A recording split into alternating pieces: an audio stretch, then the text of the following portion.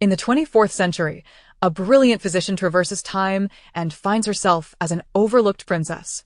Betrayed by a deceitful man and his beloved, she suffers a broken leg. Fortunately, a small child saves her life. A scheming rival teaches her the harsh realities of existence. The ungrateful prince, blind to her suffering, still seeks to exploit her. She smiles with unparalleled grace. You dog of a man, who do you think you are? Chapter 1. A broken leg ***. You venomous woman, what have you given to Rower? Why is she still in a deep slumber? The door was violently kicked open, letting in a torrent of wind and snow. Before WanYue could comprehend the situation, a strong hand grasped her throat, choking her.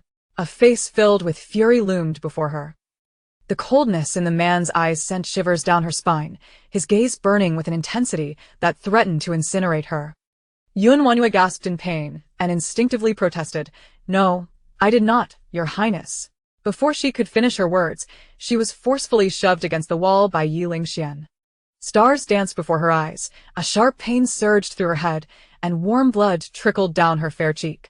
Her body was in agony, yet it was her heart that ached the most. She had adored Ye LingXuan, falling deeply in love with him at first sight for 5 long years. Since she was 17, she had cherished him. Yet, Ye LingXuan loathed her profoundly. Even after becoming the Princess of Jin, he had never regarded her with a kind glance. His heart was as cold and unyielding as stone, and she could never warm it. A month prior, Ye LingXuan had found his beloved and brought Su Xiuero into the manor. Fearing that WanYue might harm her rival, he confined her, the rightful princess, to the back courtyard, forbidding her from stepping outside. Having never left the manor, how could she have harmed Su Xiuero? Ye LingXuan looked down upon her with disdain, his eyes filled with revulsion, still refusing to admit your guilt even when facing death. It seems you won't shed tears until you see the coffin. With a wave of his hand, a maid was summoned. Princess, just confess. It was you who instructed the maid to procure poison and place it in Madame Ro's food. Now that the truth has come to light, if you confess, the prince may show you mercy. WanYue stared in disbelief at the maid before her, her face as pale as a sheet. Xiao Lian, I have treated you well. Why would you slander me? Xiao Lian, avoiding her questioning gaze, replied, I have not slandered the princess. The poison was hidden beneath the bed. If the prince does not believe me, let him search and see. Ye LingXuan tilted his head slightly, gesturing for someone to investigate. The corner of the bed was lifted, revealing a small cloth pouch that fell to the ground. The manor's physician stepped forward to open it, his eyes widening in shock. Your Highness, this is the Qianji poison. Prolonged consumption will lead to madness, ultimately causing one to cough up blood and perish. Ye LingXuan's expression darkened, his gaze toward WanYue sharp as a blade. Before he could speak, the physician produced another object. Ah, this, he exclaimed, presenting a human-shaped puppet, his face filled with horror. Your Highness, behold. The puppet bore a note inscribed with birth dates, with dozens of silver needles piercing its chest. Ye LingXuan stared at the puppet, his eyes blazing with fury. He slowly turned to WanYue, throwing the puppet at her feet, and coldly inquired, WanYue, what a vile heart you possess. Do you have anything to say for yourself? WanYue gazed at the puppet on the ground, her body turning cold. The dates inscribed were Ye LingXuan's, and the back of the puppet bore malevolent curses. The items had been discovered beneath her bed, leaving her with no defense. Yet, how could she, who loved him dearly and had devoted herself to marrying him, ever wish him harm? It was not me. I did not do this. What must I do for you to believe me, Your Highness? A look of horror crossed her eyes. The mere accusation of cursing him could lead to her demise. Who is it that sought to ruin her so? With such a malicious heart, you dare hope that I would believe you? Ye LingXuan spat, kicking her as she crawled toward him. His voice, cold as jade, rang out. Seize the princess and administer 30 lashes. WanYue, filled with fear, lifted her head, panic evident in her eyes. Your Highness, I am the Princess of Jin, bestowed by the Emperor. You cannot treat me this way. Had it not been for your despicable schemes, do you think you would ever have been made the Princess of Jin? The esteemed General Foam, with his illustrious lifetime of honor, reduced to a stepping stone for you, such a disgrace to him as a granddaughter. Ye LingXuan waved his sleeve dramatically, commanding, take her away. WanYue was dragged to the execution platform, where an elder woman approached the executioners, saying, Madame Ro has requested that you show some restraint. 30 lashes would surely be fatal. Breaking her leg should suffice. WanYue's eyes widened in horror, pleading with a shake of her head. No, please do not break my leg. Before she could finish her sentence, the rod struck her leg, pain coursing through her body, and she could not suppress a scream. As she lost consciousness, the sound of her bones cracking echoed in her ears. Her leg was broken. A servant rushed to inform Ye LingXuan, "Your Highness, the princess has fainted from the punishment. Lock the princess in the woodshed to fend for herself." Chapter 2. A princess lesser than a dog. WanYue lay in a pool of her own blood as she was dragged to the woodshed and carelessly tossed onto the ground. Daring to poison Madame Ro, breaking your leg is a mercy. Next time, it will cost you your life. After the elder woman finished scolding, she turned and locked the door with a heavy clang. No one noticed as the unconscious woman's breath began to fade. WanYue slowly opened her eyes, taking in her unfamiliar surroundings, momentarily bewildered. She was a dual-degree doctor in medicine and toxicology, who, while researching a mutated vine in her laboratory, had accidentally been stung by its thorns. Upon waking, she found herself in this place. A throbbing pain enveloped her head, and memories that did not belong to her surged forth.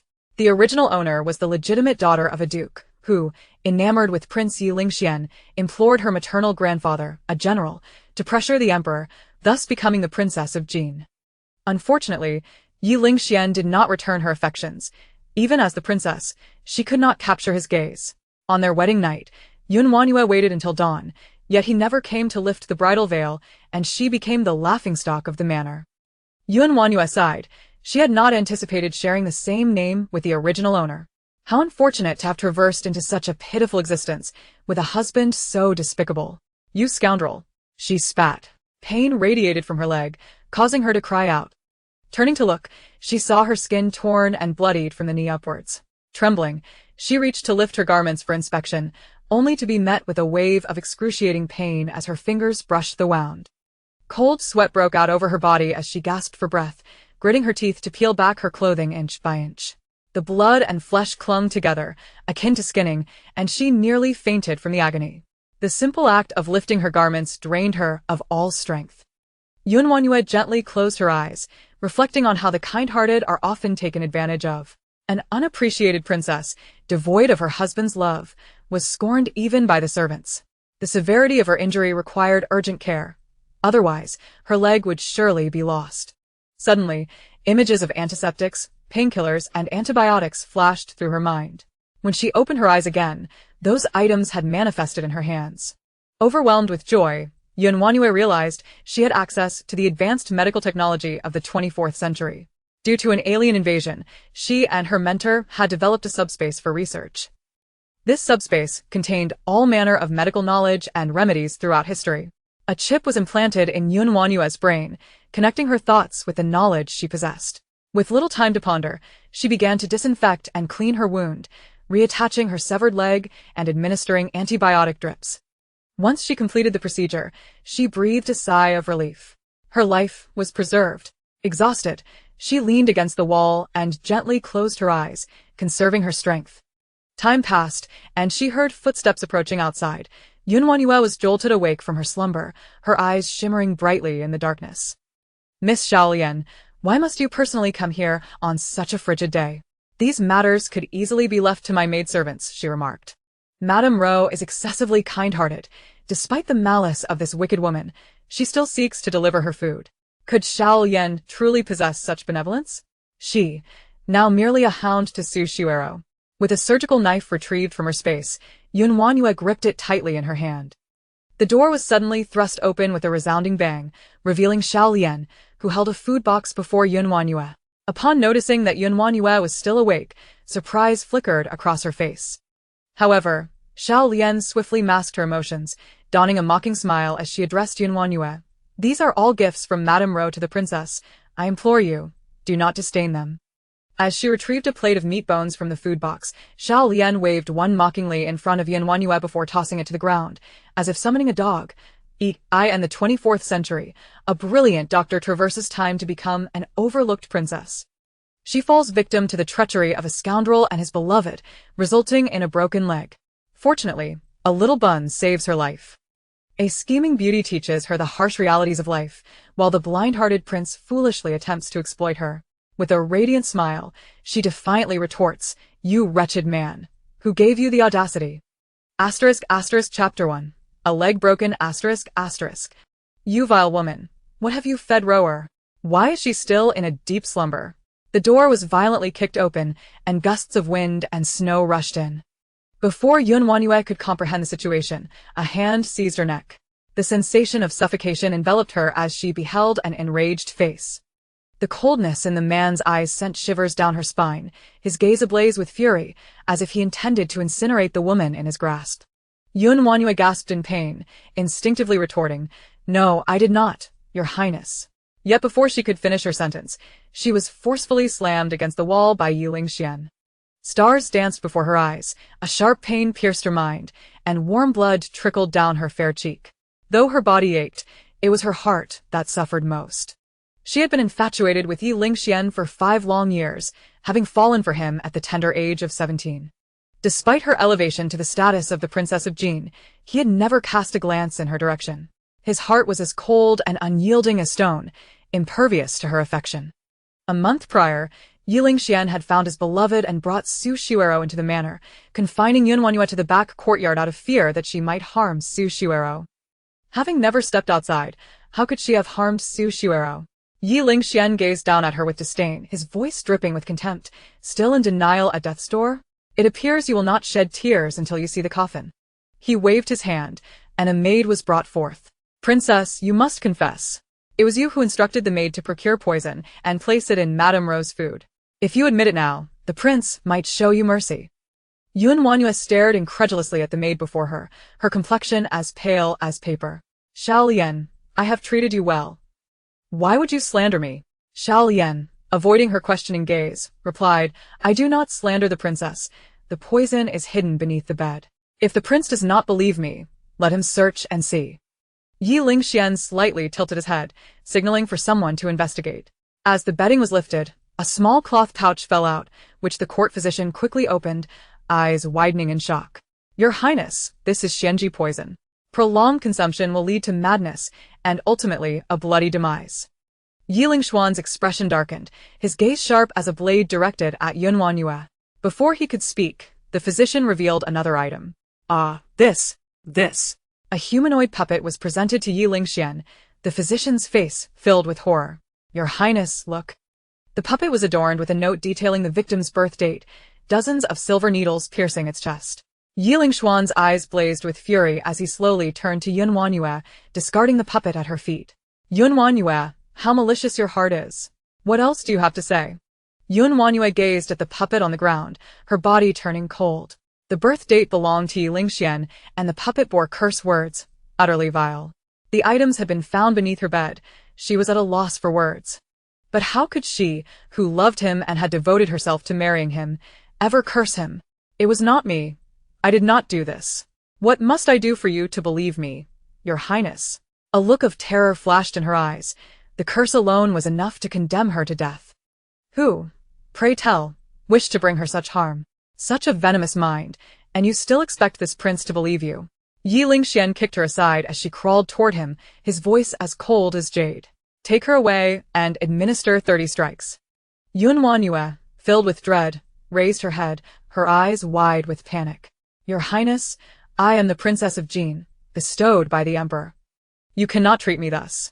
Were it not for your despicable means, you think you could ever be the Princess of Jin? How tragic for General Feng, who earned his glory through a lifetime of service, to have you as his granddaughter, a stain on his legacy." With a sharp sweep of his sleeve, Ye LingXuan commanded, "Take her away." WanYue was dragged off and forced onto the torture bench. An old maid approached the executioners and remarked, "Madame Ro said to take care. The princess is to be given 30 strikes, but that may very well cost her life. Breaking her leg will suffice." WanYue's eyes widened in horror, shaking her head in desperation. "No, please do not break my leg." Before she could finish her plea, the staff struck her leg, pain surging through her, forcing a scream from her lips. As she lost consciousness, she heard the unmistakable sound of bone fracturing. Her leg was broken. The servants reported to Ye LingXuan, "Your Highness, the princess has fainted from the punishment." Lock the princess in the woodshed to fend for herself. Chapter 2. A princess worth less than a dog. WanYue lay in a pool of her own blood, dragged to the woodshed and carelessly thrown onto the floor. Daring to poison Madame Ro, a broken leg is too lenient. Should you attempt it again, it will cost you your life. After scolding, the old maid turned and locked the door behind her. Unnoticed, the unconscious woman's breath slowly faded. WanYue gradually opened her eyes, taking in her unfamiliar surroundings with a moment of bewilderment. She was a doctor of both medicine and poison, having been inadvertently injured by a thorn while researching a mutated vine in her laboratory, and upon awakening, she found herself in this place. A sharp pain throbbed in her head, and memories that did not belong to her surged in frantically. The original owner was the legitimate daughter of a duke, who, enamored with Prince Ye LingXuan, had pressured the emperor through her general-grandfather to become the princess of Jin. Alas, Ye LingXuan held no affection for her. Even after becoming his wife, she remained invisible to him. On their wedding night, WanYue sat waiting until dawn, yet he never came to lift the bridal veil, turning her into the laughingstock of the manor. WanYue couldn't help but sigh, realizing she shared not only a name but also a tragic fate with the original owner. How unfortunate to have traversed to such a woeful existence, with a husband as despicable as he. You wretched man, I spit on you. Pain shot through her leg, causing her to cry out. Turning to inspect her injury, she saw her flesh torn open from the knee up, blood and tissue a gruesome sight. Trembling, she reached to lift her garments, but the moment her fingers brushed the wound, a wave of excruciating pain coursed through her.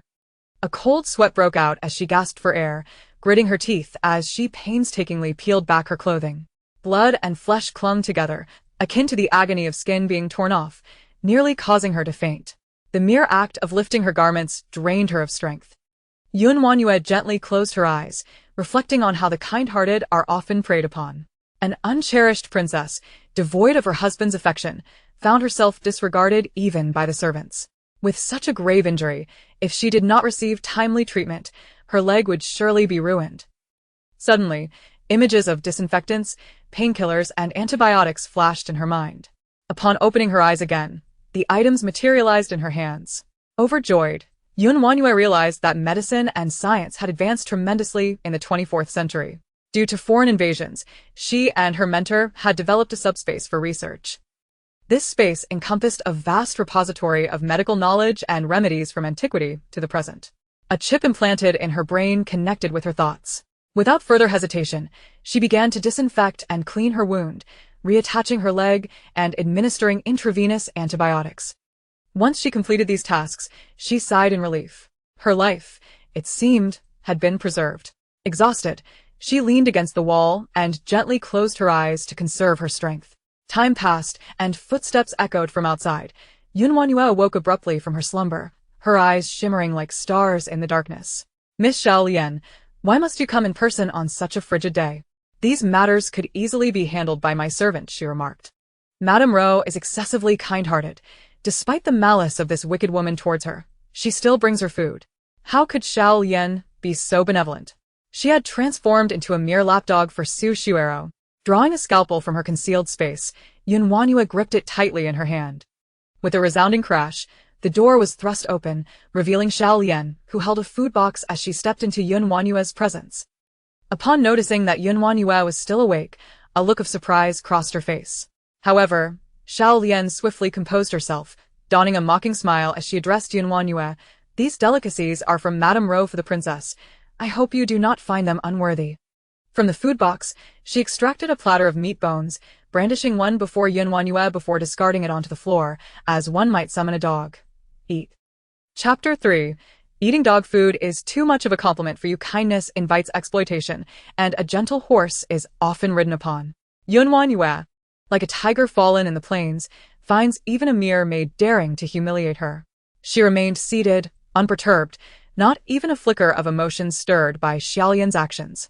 Her tranquil gaze bore an invisible weight, reminiscent of one observing their prey, as if ready to rend it apart in the next moment. Xiaolian felt a chill creep up her spine under that piercing stare. At this moment, WanYue's disheveled hair and pallid complexion rendered her akin to a ghost. What are you looking at, venomous woman? Being made to eat dog food would be a compliment for you. Xiaolian, do not disrespect the princess. A soft voice floated in, capable of rendering even the most hardened hearts tender. Goosebumps rose swiftly on WanYue's skin as she turned her head toward the newcomer, her lips curling into a slow smile. Just when she thought she had no opportunity for revenge, the White Lotus presented herself. Su Shuero, clad in a white gown and draped in a fox fur cloak, moved with the grace of a willow swaying in the wind. She needed only a gentle smile to awaken the protective instincts of men. It was no wonder that Ye LingXuan was utterly captivated by her. Xiaolian, acting as her sycophant, clung to Su Shuero's arm and turned to spit at WanYue. Madame Ro, your health is not yet restored. Why venture into such a filthy place? Be careful not to hurt your foot. Su Shuero cast a reproachful glance at Xiaolian, who reluctantly fell silent. Sister, your injury is grave, clearly indicating the prince's true anger. Su Shuero sighed deeply, her expression one of genuine concern. The prince has decreed that you must fend for yourself. But I cannot bear to see you in such a state.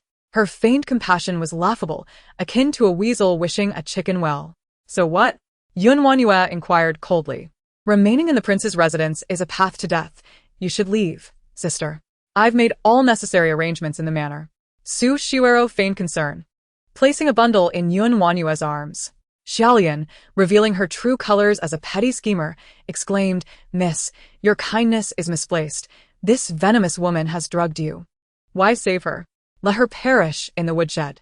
After all, a life is at stake. How could I bear it? Su Shuero's acting was commendable, her eyes reddening with feigned sorrow. WanYue weighed the bundle in her arms, noting its heft. She smiled at Su Shuero. Madame Ro, you truly care for me. In the next moment, her smile vanished, her tone turning sharp. You dare push me toward my doom. With a swift motion, she tore open the bundle, revealing its contents. One by one, she lifted the items, exclaiming, Look at this. Oh my, gold and silver, precious things abound. If I were to leave the prince's residence with these, I wager I would be apprehended within the hour, branded a thief, and my life forfeit. Do you think I can survive that? Su Shuero's complexion paled inch by inch. This WanYue had unraveled her scheme. Damn it, when did she become so astute? What are you saying, princess? Rower cannot comprehend. I sincerely wish to help you, yet you do not appreciate it. My efforts are in vain. With no one around, Su Shuero dropped her pretense, commanding Xiaolian, Why are you still dawdling? Hurry and escort the princess away, lest she truly freezes to death here. Xiaolian stepped forward to grasp WanYue's arm, but as her fingers brushed the fabric, a flash of cold steel appeared before her. A scream erupted as Xiaolian crumpled to the ground, clutching her hand, the fingers severed. Miss, help me, it hurts. Xiaolian writhed on the ground, pleading with Su Shuero. WanYue aimed the surgical knife at Su Shuero, her smile twisted. If you do not leave now, you shall be next. The severed finger fell at Su Shuero's feet, sending her into a panic, but her gaze caught sight of Ye LingXuan's hem, and her venomous words transformed. Sister, even if you are angry with Rower, you should not vent it upon Xiaolian. If you wish to kill, then take me instead. WanYue, taken aback, looked to see Ye LingXuan standing behind Su Shuero, his face contorted with rage. He regarded her with disgust, as if she were a piece of refuse. WanYue, you are exceedingly bold. Chapter 4. If you dare, strangle me, Su Shuero, belatedly realizing the situation. Feigned innocence. My lord, do not blame the princess. It is all Rower's fault for angering her, which led to Xiaolian's injury. While she pretended to wipe tears, she tugged at Ye LingXuan's sleeve, signaling Xiaolian to comply. Xiaolian, understanding, scrambled to Ye LingXuan's feet. My lord, save me. The princess wants to kill me. Ye LingXuan's countenance darkened as he thundered. What is happening here? Madame Ro kindly brought food for the princess. But the princess not only refused it but also hurled it to the ground. She harbors resentment against the maid for exposing her poisoning of Madame Ro. Hence the severing of the maid's fingers. Blood pooled on the ground, a ghastly sight. With Xiaolian and Su Shuero's accusations, Ye LingXuan's fury ignited. WanYue, you truly possess a heart of malice. If you seek death, I shall grant it. Ye LingXuan's face was cold as he issued a decree. From this day forth, the princess shall not step foot beyond the courtyard, and no one shall deliver her food. Violators shall be executed. It was cruel, exceedingly so. Gazing into Ye LingXuan's icy eyes, WanYue felt her heart tear as if it were being rent apart. The remnants of the original owner's emotions surged within her. She forcefully suppressed those feelings, meeting Ye LingXuan's gaze with unwavering resolve. Her defiance, sharp as a blade, pierced his heart. His heart trembled violently. This was a WanYue he had never encountered, yet the more she defied him, the more his anger flared. She should have known her place. Living like a dog with her tail tucked between her legs, rather than gazing at him as a victim. WanYue, what grievance do you hold? A derisive laugh escaped her lips, filled with scorn. What do you find amusing? Ye LingXuan demanded, voice laced with fury. I laugh at how foolish WanYue is, blind to the truth, mistaking a stubborn stone for a gem, a fisheye for a pearl. Were it not for her youth and ignorance, she would not even be worthy of begging me for the title of princess. With that, she spat in Ye LingXuan's direction. Bah, dog of a man. Ye LingXuan's rage erupted, and he seized WanYue's delicate neck, his grip tightening like a vice. Say that again. WanYue clung to his arm. Fighting back. Dog of a man, if you dare, strangle me. Let the world see how you favor your concubine over your wife. His countenance shifted, disbelief flooding his features. She dared to threaten him. Was this the same WanYue who once endured in silence? Ye LingXuan's eyes filled with confusion. She grew increasingly inscrutable to him. WanYue struggled for breath, nearly suffocating. Did this man truly intend to kill her? In a moment of desperation, she struck Ye LingXuan across the face. The sound echoed sharply, and in his dazed state, he was caught off guard, the sting of the slap igniting his humiliation. His grip on WanYue tightened, his eyes burning with a desire to consume her. Watching WanYue's plight, Su Shuero felt a surge of delight. But then a thought struck her. If Ye LingXuan truly killed WanYue, her own reputation would be tarnished. Everyone would say she seduced Ye LingXuan, and the position of princess would slip from her grasp forever. No, WanYue must not die at Ye LingXuan's hands in front of everyone. Furrowing her brow, she suddenly spoke. My lord, Rower feels unwell. Please summon the physician. Ye LingXuan's focus shifted, and seeing Su Shuero clutching her chest in a feigned state of weakness, he forcefully threw WanYue to the ground. Someone fetch the physician. He scooped Su Shuero into his arms, hastening toward Tingxue Garden. With a thud, WanYue's head struck the ground. A buzzing sensation enveloped her mind, and before her eyes, golden stars danced. The pain emanating from her broken leg was sharp and unmistakable, causing a thin sheen of sweat to form on her skin. Blood seeped through the bandages, and the wound reopened. Propping herself up with her hands, she lay half on the ground, watching the retreating figure of Ye LingXuan. Gradually, she raised her middle finger towards him. Fool. This grudge, she would remember. Chapter 5. I didn't die, are you disappointed? The north wind howled fiercely, invading from all directions, rendering the woodshed as frigid as an ice cellar. A thin layer of ice coated the floor, and WanYue, lying atop a pile of firewood, felt as if she were on the brink of freezing. Her wound had grown numb, devoid of pain, a foreboding sign. Gazing at the overcast sky, she feared a blizzard would soon strike. Her injuries were grave. Without the warmth of a fire, she might succumb to the bitter cold of the night. Fortunately, there was ample firewood. WanYue retrieved a lighter from her space, an item she had tucked away during her experiments, now proving invaluable. The feeble flame ignited hope within her, casting flickering light upon her pallid face, infusing it with a hint of vitality. Warmth slowly enveloped her, and her blood began to flow once more. As she sat by the fire, her frozen fingers regained their dexterity. Scanning the room, she noticed a broken jar in the corner, which she brought over. After wiping it clean with her sleeve, she placed it in the crevice of the door. Before long, large snowflakes drifted inside, quickly filling the jar with snow. Dragging her injured leg, she laboriously retrieved the jar and positioned it beside the fire. The snow melted, yielding a bowl of clear water. She drank a couple of sips, and her stomach gurgled in response. Touching her emaciated belly, her eyes brimmed with the desire to survive. They all wished for her demise. Yet she was determined to live for their disappointment. From her space, she produced a bottle of glucose, taking a small sip before gently leaning against the wall, allowing sleep to take her. For several days, she relied on glucose to sustain her life. Her leg wound, treated with medicine, gradually improved, and she could now support herself with a stick. However, the glucose merely sustained her basic needs, and after days without food, WanYue felt as if she might faint at any moment.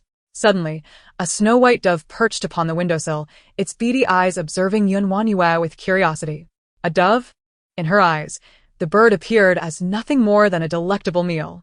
She could almost smell its savory aroma, and she swallowed hard. Using her stick for support, WanYue cautiously approached the dove and swiftly struck. The dove's broth was renowned for its healing properties.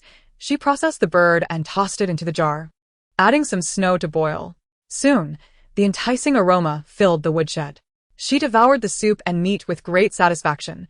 It was the best meal she had enjoyed since her confinement. Rejuvenated, she leaned against the wall and drifted into a contented slumber. Time passed, and she was jolted awake by a resounding kick against the door.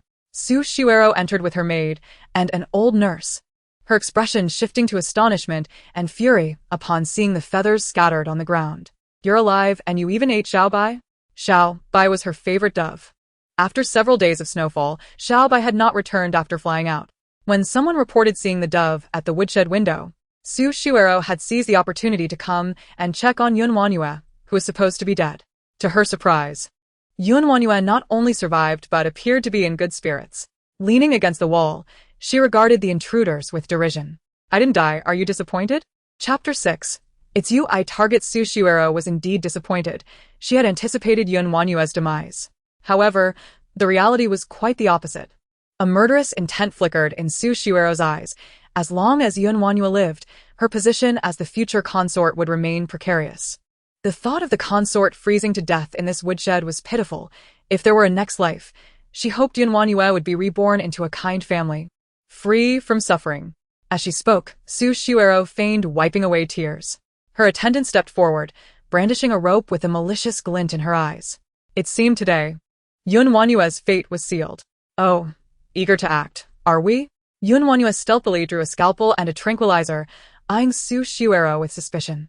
While everyone deemed Su Shuero benevolent, they were oblivious to the malice that lurked within her. Unfazed by the potential exposure, Su Shuero nonchalantly took a seat on the chair brought by her servant. "The prince has decreed that should you die, your body will be discarded in a mass grave to feed wild dogs. WanYue, you can blame no one but your own misfortune." "Oh, is that so?" WanYue chuckled softly. "Yet my fortune seems to be quite the opposite." As soon as the words left her lips, she swiftly scattered the tranquilizer. The servants and the old nurse collapsed almost immediately. Su Shuero, realizing the danger, covered her mouth and nose with her sleeve. But the potency of WanYue's drug proved overwhelming. She fell, though her consciousness lingered. "What poison did you give us?" Su Shuero's eyes darted about in a panic, attempting to rise but finding herself immobile. WanYue limped towards her, the scalpel poised threateningly before Su Shuero, who screamed in terror. With a resounding slap, WanYue struck her twice across the face. The sharp sound reverberated painfully in WanYue's ears. Had the woodshed not been secluded, Su Shuero's cries would have drawn numerous onlookers. Rubbing her ears in irritation, she frowned. "What are you screeching about?" Su Shuero, pale with fear, desperately tilted her head to avoid the scalpel. The force behind WanYue's slaps released the pent-up frustration she had harbored for days. Su Shuero's cheeks were swollen, and blood trickled from her nose. "If you dare to kill me, the prince will not spare you." "Kill you? That would be too merciful," WanYue retorted coldly. "I would relish the opportunity to slice you to pieces. Have you ever considered that you too might face this day after attempting to take my life time and again?" WanYue raised the scalpel and lunged at Su Shuero, who shut her eyes and screamed. Suddenly, a chilling voice commanded, "Stop." As the words fell, a concealed weapon hurtled through the air. WanYue sidestepped, narrowly evading the attack. A dart grazed her sleeve, embedding itself in the wall behind her. Mere inches from her hand, WanYue's ability to evade the attack astonished Ye LingXuan. Not only him, but even WanYue herself was bewildered. She had no martial skills and had never received training. Yet, when danger approached, her body reacted faster than her mind could process. What was happening? Before WanYue could contemplate further, Ye LingXuan's furious voice echoed. "You dare to kill? Seize the princess consort." At his command, guards rushed in, surrounding WanYue. She employed the same tactic, releasing the tranquilizer once more. "Be careful, your highness." Su Shuero cried out, but it was too late. The guards crumpled to the ground. Ye LingXuan hastily covered his nose, but he too inhaled some of the drug. His steps faltered, yet he struggled to maintain his composure. Vile woman! How dare you harm others before my very eyes? With a sharp crack, Ye LingXuan's face turned as he received a resounding slap. A vivid red mark blooming against his pale skin. Chapter 7. I share no common language with dogs. WanYue rubbed her aching wrist, a cold smile gracing her lips. Dog of a man, which of your eyes saw me harm anyone? Dark clouds gradually gathered on Ye LingXuan's face, and in WanYue's eyes. There was a glimmer of murderous intent. Dare you strike this king? A crisp slap echoed through the air. So, what if I hit you? A slap is still a slap. It would be better to deliver several. WanYue's demeanor was one of triumphant release, the humiliation of recent days dissipating in an instant. Can you not distinguish right from wrong, black from white? You still dare to call yourself a prince. Are your eyes merely for venting anger? With a swift kick to Su Shuero, the latter began to sob. It hurts, my prince, save me. Silence. If you cry again, I will seal your mouth shut. Terrified, Su Shuero ceased her cries, tears streaming down her face, as she gazed at Ye LingXuan. Whatever grievances you have, feel free to unleash them upon me. Just spare Rower. In a fleeting moment, WanYue had incapacitated several individuals, and Ye LingXuan's gaze towards her grew wary. This woman, I truly underestimated her. The gentility and grace she once displayed were merely a facade. Truly a match made in hell. You both are utterly repulsive. WanYue scoffed coldly. If you wish for me not to harm her, then agree to my condition. Ye LingXuan's expression darkened as he inquired. What condition? Divorce. From this moment forth, we shall each walk our own paths, never to cross again. You may choose whomever you desire as your consort. How does that sound? WanYue's proposition left Su Shuero wide-eyed with unexpected joy. She had never imagined such a proposal would be uttered. My prince, do not concern yourself with Rower. I am fine. Though the princess is of questionable character and often vexes the prince, she is still the consort bestowed upon you by the emperor. If a divorce occurs, who would want my sister? Have mercy, and allow her to remain in the manor. Ye LingXuan gazed at WanYue in disbelief, as if he had heard the most ludicrous joke. Previously, this woman had clung to him like a leech, and now she dared to propose a divorce? Perhaps this was merely her ploy for affection, an attempt to draw his attention. WanYue, the more you approach me in this manner, the more I detest you. Should you reform your ways and start anew, for Rower's sake, I might grant you a morsel of food, Ye LingXuan declared with disdain. WanYue rolled her eyes dramatically. Oh, what a typical man you are. Which of your eyes sees me vying for your affection? The mere sight of you makes me nauseous. I wish I could cleanse my eyes. Please, spare me your misplaced confidence. Her expression and tone suggested she was not feigning. Ye LingXuan found himself momentarily lost, unable to discern the truth in her words. If she were not vying for his affection, then why had she personally prepared the soup? What a conundrum. Why had she personally sewn garments for him? I was mistaken. I shall never sew for you again, not even for a dog, he seethed. WanYue, can you not speak properly? No, I cannot. I have no common language with a dog, WanYue retorted, her eyes filled with disdain. Su Shuero gasped. Sister. How can you insult the prince? Another slap resounded. WanYue shook her numbed hand, displeased. Why must you always speak? Is silence a death sentence for you? Chapter 8. Writing the divorce decree. Ye LingXuan's face darkened. WanYue's audacity was intolerable. Today, he would expel this venomous woman from the manor. I offer you a chance. Yet you refuse. Bring me paper and ink. He commanded, but no one responded. The effects of WanYue's drug were too potent. Only Ye LingXuan's robust constitution kept him standing, while all the guards lay incapacitated. This was the first time Ye LingXuan had fallen prey to a woman, experiencing the bitter taste of defeat. I shall write the divorce decree. With no one to attend to her, WanYue tore a corner from her garment, glancing around for an appropriate writing instrument. Finding none, she drew a knife and made a cut on Su Shuero's hand. Su Shuero screamed as blood poured from her wound, fainting in shock. Useless creature. Using the blood-staining Su Shuero's hand, WanYue began to write. Ye LingXuan, of corrupt character and violent nature, strikes and scolds the princess of Jin, condones servants breaking her legs, and plots against her life. WanYue, unable to endure further, demands a divorce and 100,000 taels in compensation for mental anguish, henceforth severing all ties. With each word she inscribed, Ye LingXuan's expression darkened further. This was no divorce decree, it was a slanderous attack on the Jin prince's household. When WanYue presented the document to him, he cast it aside without a glance. Utter nonsense. When did I break your legs or allow anyone to harm you? WanYue, do not twist the truth. WanYue slowly smiled, a cold laugh escaping her lips. If it were not your command, how then did my leg become injured? She pointed to the fallen servant and continued to question. Or do you claim ignorance of the servants sent to take my life? Observing the confusion on Ye LingXuan's face, WanYue scoffed. Do not tell me you are unaware of Su Xiuero's machinations. Rower is not as incapable as you claim. She wouldn't even dare crush an ant. You truly are blind. The evidence is before you, yet you still defend her. WanYue no longer wished to argue. Her only desire now was to claim her compensation and depart. Ye LingXuan was still vexed by WanYue's slander against Su Xiuero. I can see clearly. Yet you possess a heart so wicked. If I had not arrived in time, Rower might have perished at your hands. He had witnessed WanYue nearly kill Rower. Taking a deep breath, WanYue lifted her skirt to reveal her injured leg.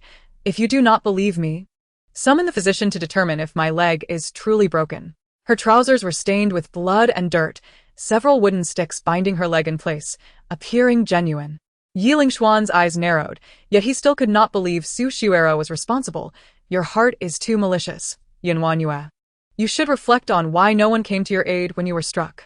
Even if Rower was involved, it was merely an attempt to save you. You should be thankful that only your leg was broken, and not your life.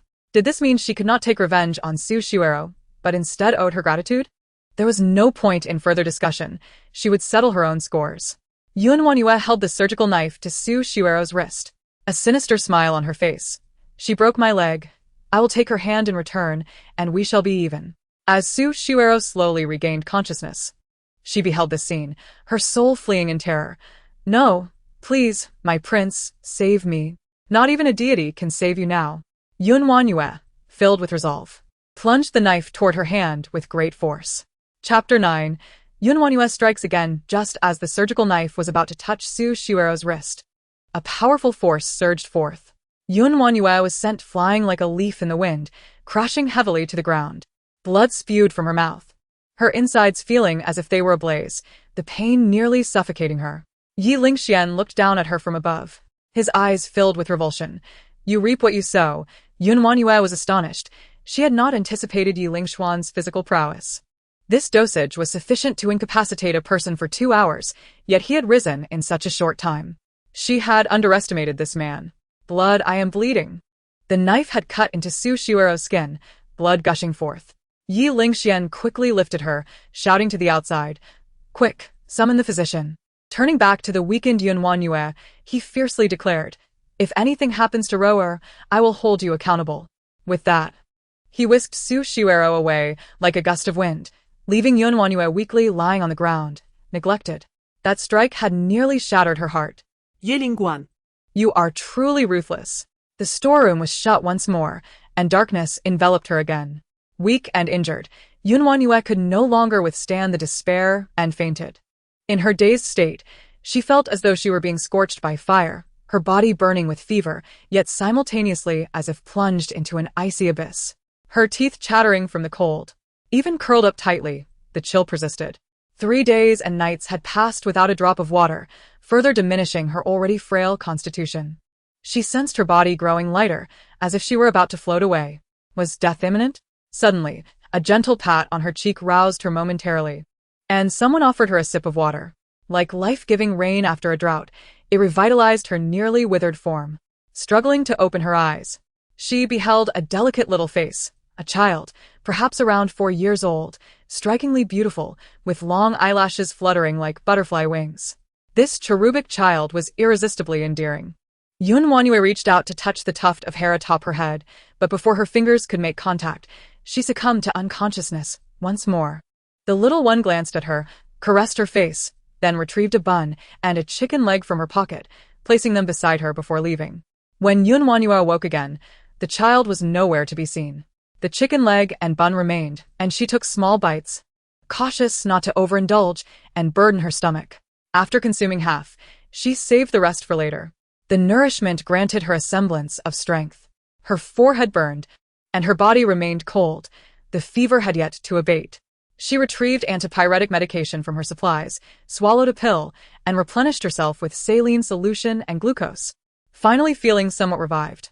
Leaning against the wall, WanYue recalled the child's identity, Ye Zijing, affectionately nicknamed Jinjin, the daughter of her and Ye LingXuan.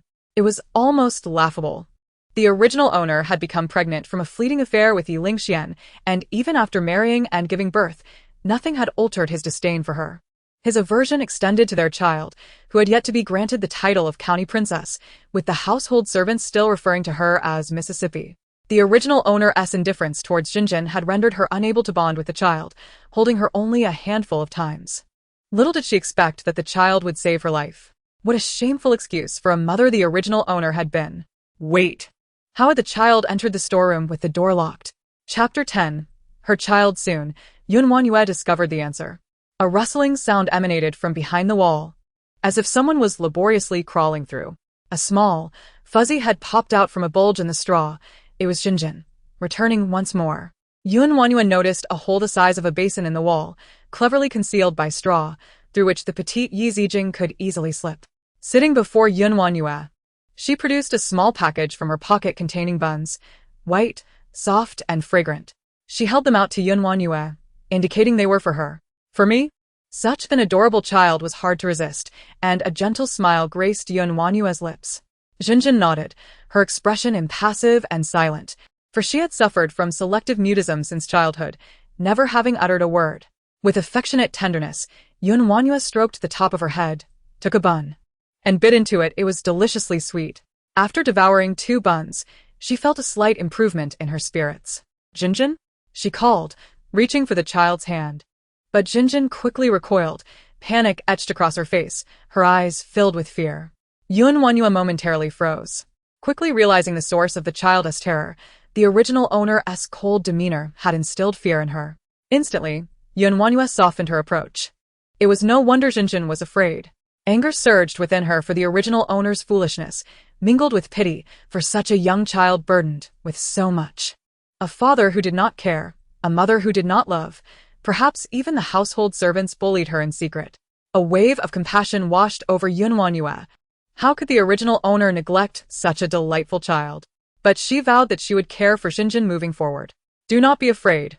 Come here to mother. She beckoned, extending her arms with concern in her gaze. Jinjin's eyes widened, filled with doubt, as if questioning whether this woman truly was her mother. Would she finally embrace her? WanYue smiled gently at Jinjin, took a step forward, and tenderly wrapped her arms around the child. Unexpectedly, the little one gasped, an expression of pain crossing her face.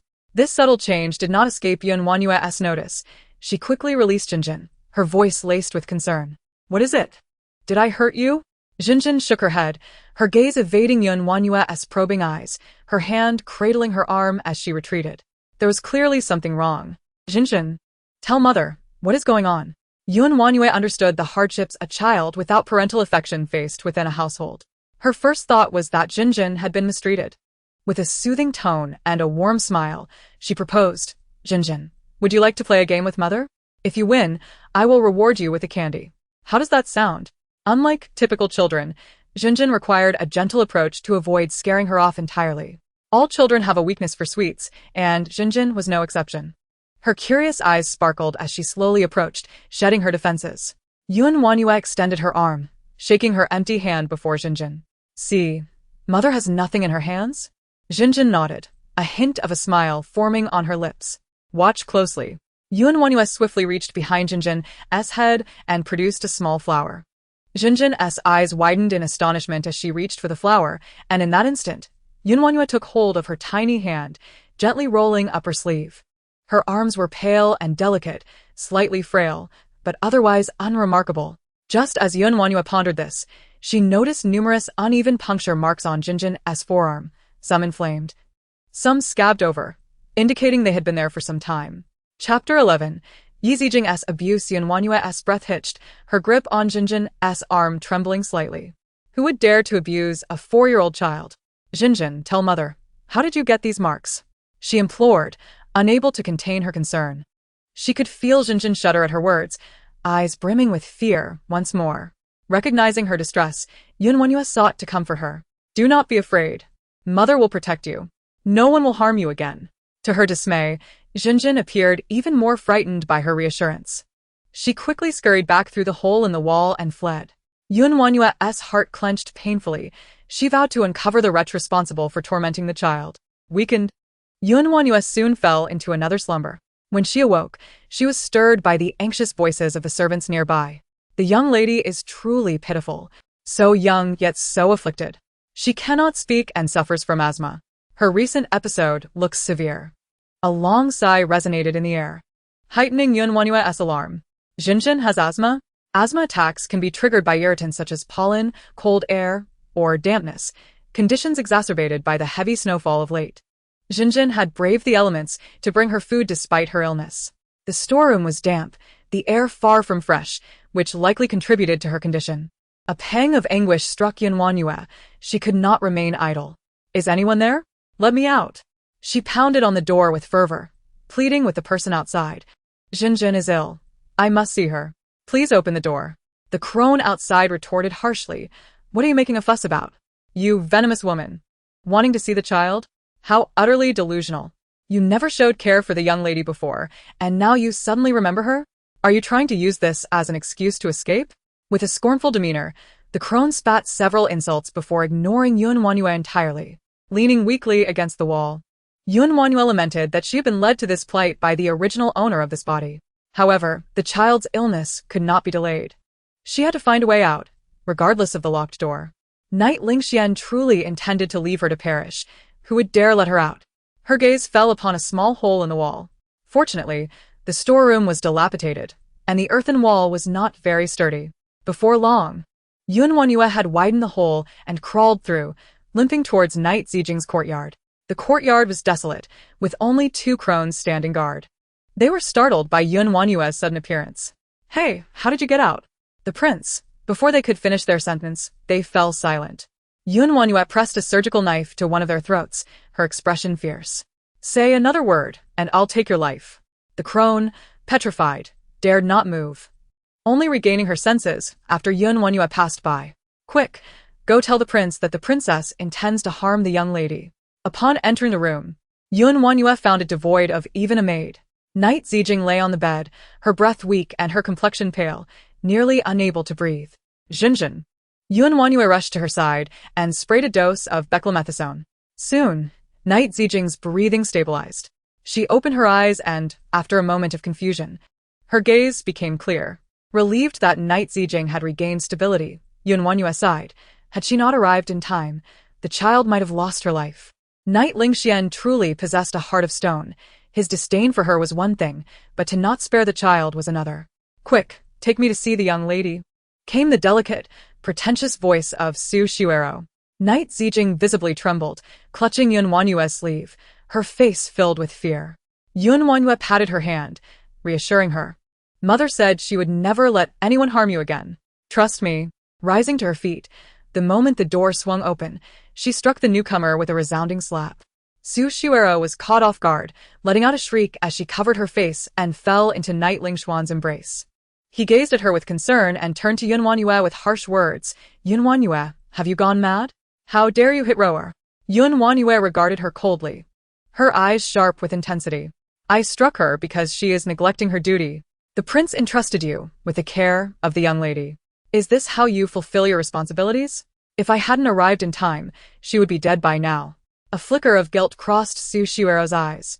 She had initially volunteered to care for Knight Zijing to impress Knight LingXuan. In public, she feigned kindness, but behind closed doors, she subjected the child to cruelty. While she basked in the warmth of the heater, Knight Zijing trembled from the cold. The child, being small and voiceless, suffered even more under Su Shuero's tyranny. Your Highness, how can you say such things? Madame Ro is kind-hearted and treats the young lady as her own. Xiao Lian began to interject in defense of Su Shuero, but was cut off by WanYue. If she truly cared for the young lady, how could the child have been ill for so long without a physician being summoned? Su Shuero clenched her teeth in secret, yet displayed a facade of remorse. Your Highness, It is all my fault. How unfortunate that she fell ill at this moment, cough, cough. Your Highness, it's not like that. Madame Ro has already sent someone to fetch a doctor. It's just that the roads are slippery at night, and the doctor hasn't arrived yet. I didn't inform her of the young lady's condition out of concern for Madame Ro. Xiao Lian hurriedly defended su suero. Fearing that Knight LingXuan would not believe her, Su Shuero attempted to explain further, but was stopped by him. I trust you. Thank you, Your Highness.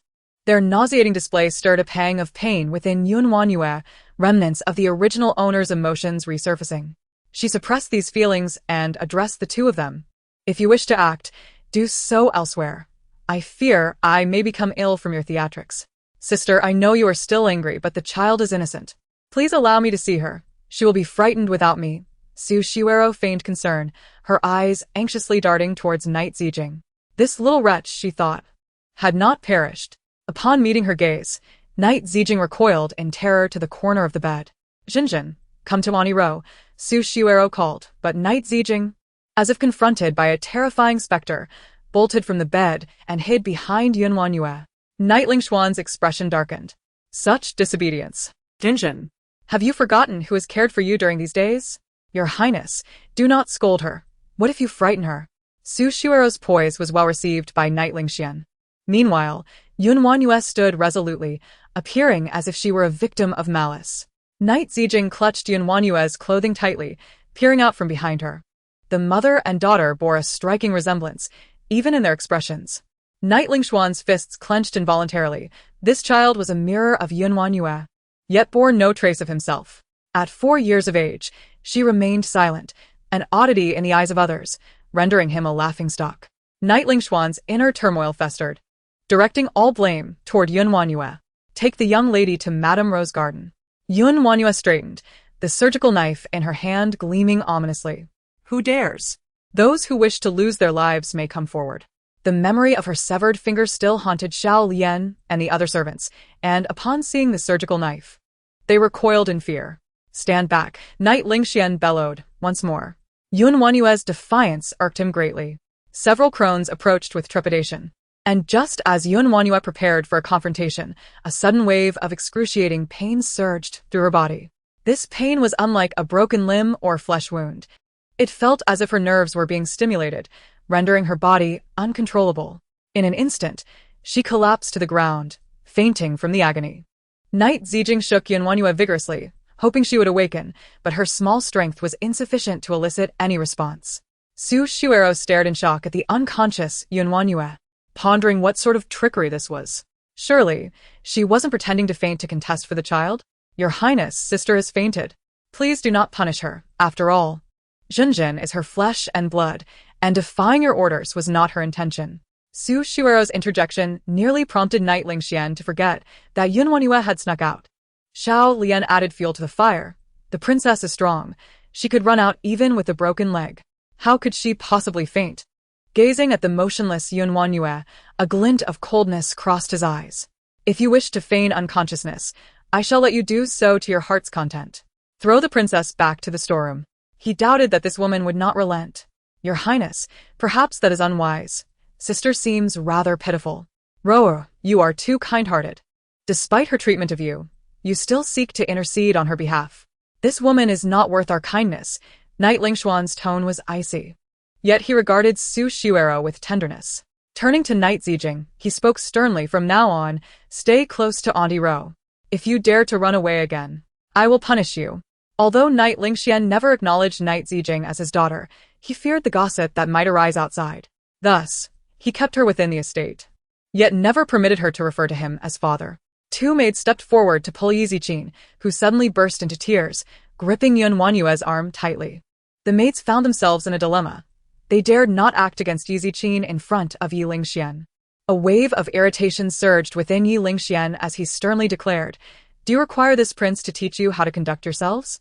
Upon hearing this, the maids steeled themselves and forcibly separated Yiziqin from WanYue.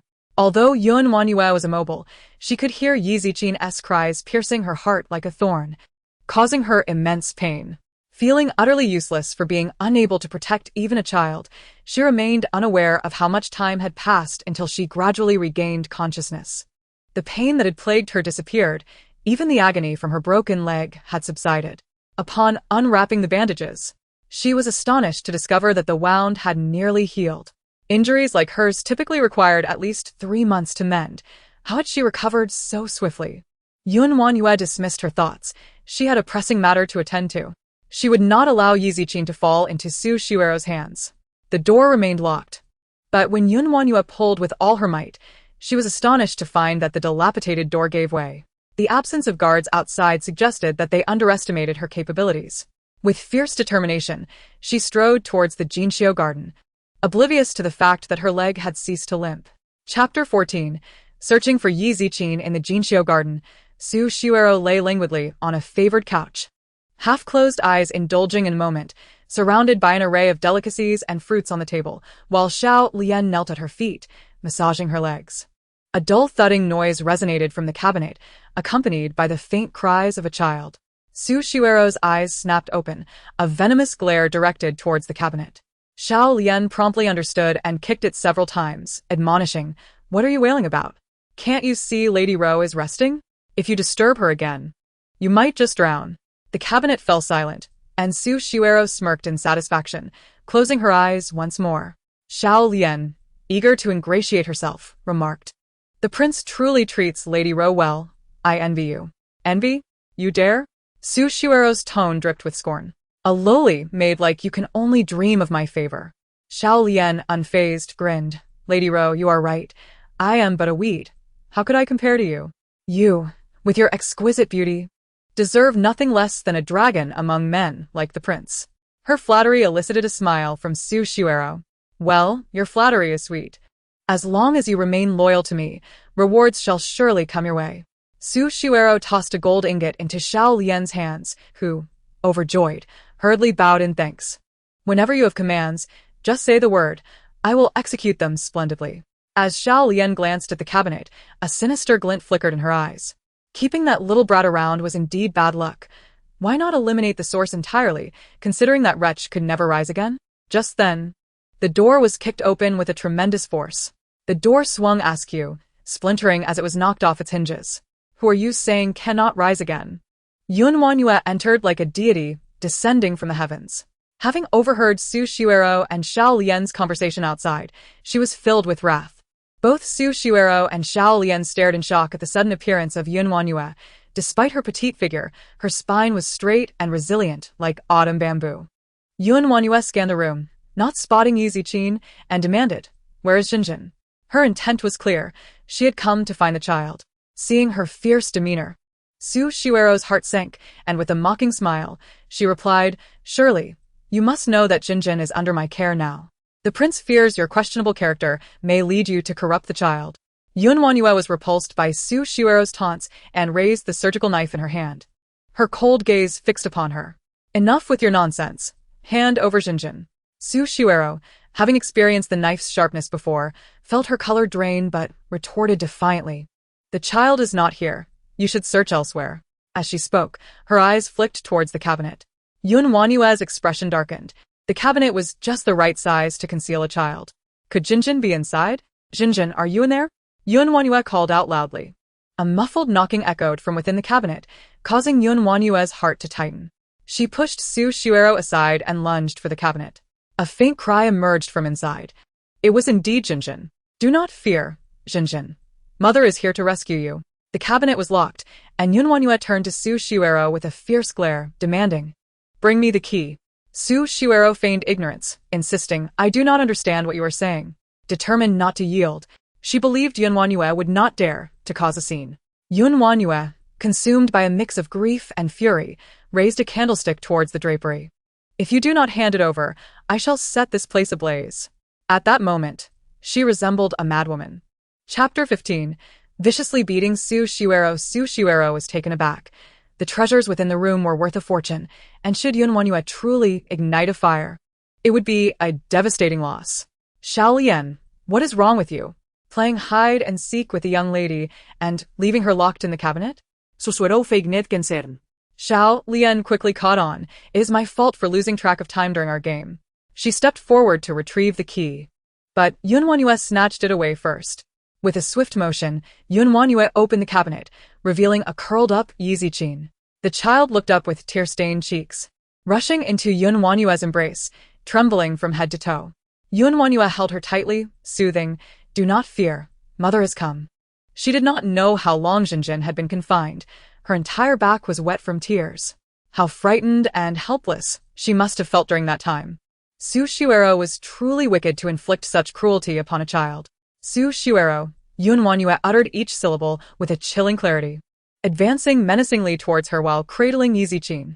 Today, she would seek vengeance for both Ye Ziqin and herself. Su Shuero's face blanched as she stammered, "Don't come any closer. If the prince learns you have harmed me, he will not spare you. Now you know fear? What about when you locked Jinjin in the cabinet? Did you not feel afraid then?" WanYue pressed on relentlessly. "I was merely joking with her." Even at the brink of death, Su Shuero continued to argue. A resounding slap struck her face. Su Shuero screamed as she fell to the ground, calling for help, but no one responded. She had dismissed all the servants to hide her maltreatment of Jinjin. Xiao Lian, paralyzed by fear, was of no help. WanYue looked down upon Su Shuero. Her eyes filled with hatred. "Su Shuero, today you shall face the consequences of your actions. I will show you what it means to be trapped between life and death." She stuffed a rag into Su Shuero's mouth, who struggled fiercely, attempting to flee, but WanYue struck her unconscious with a vase. The vase shattered into pieces. Terrified, Xiao Lian fainted on the spot.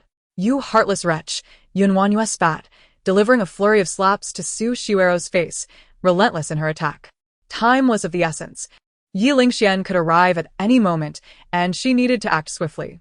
Laboriously, she dragged both women to the hidden chamber, where a foul stench assaulted her senses. WanYue held her breath as she pushed Su Shuero and Xiao Lian down into the pit. In this concealed and filthy place, who would ever think to look for Su Shuero and Xiao Lian? Having completed her task, WanYue embraced Ye Ziqin and departed, returning to their own courtyard. WanYue examined the injuries on Ye Ziqin's body and discovered that, aside from the puncture wounds, there were numerous burns and bruises. Every part of her body, including her back and thighs, bore no unscathed flesh. The sight of these wounds was shocking, some fresh and others old. WanYue gritted her teeth in hatred, lamenting the foolishness of the original owner. For the sake of a worthless man, look at the torment inflicted upon herself and her child. "Where have you hidden Ruru?" WanYue? Ye LingXuan arrived faster than she had anticipated, bursting through the door with a whip in hand, his eyes filled with murderous intent. If Ruru was not surrendered today, he would take her life. Chapter 16. Ye LingXuan comes knocking with a fierce demeanor. Ye LingXuan had just returned to be informed by his servants that Su Shuero was missing. Before her disappearance, WanYue had visited the Jinxiu garden and taken Ye Ziqin with her. WanYue gently stroked Ye Ziqin's head and turned to him. Her eyes filled with mockery. "Your precious darling is missing, and yet you dare to come here causing a ruckus. Perhaps she has gone out to seek solace from the old king. Do not attempt to argue. Ruru is vulnerable and unfamiliar with the old king. You must be envious of her receiving my affection, thus resorting to foul play against her."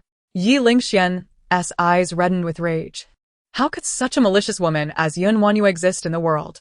WanYue felt nauseous.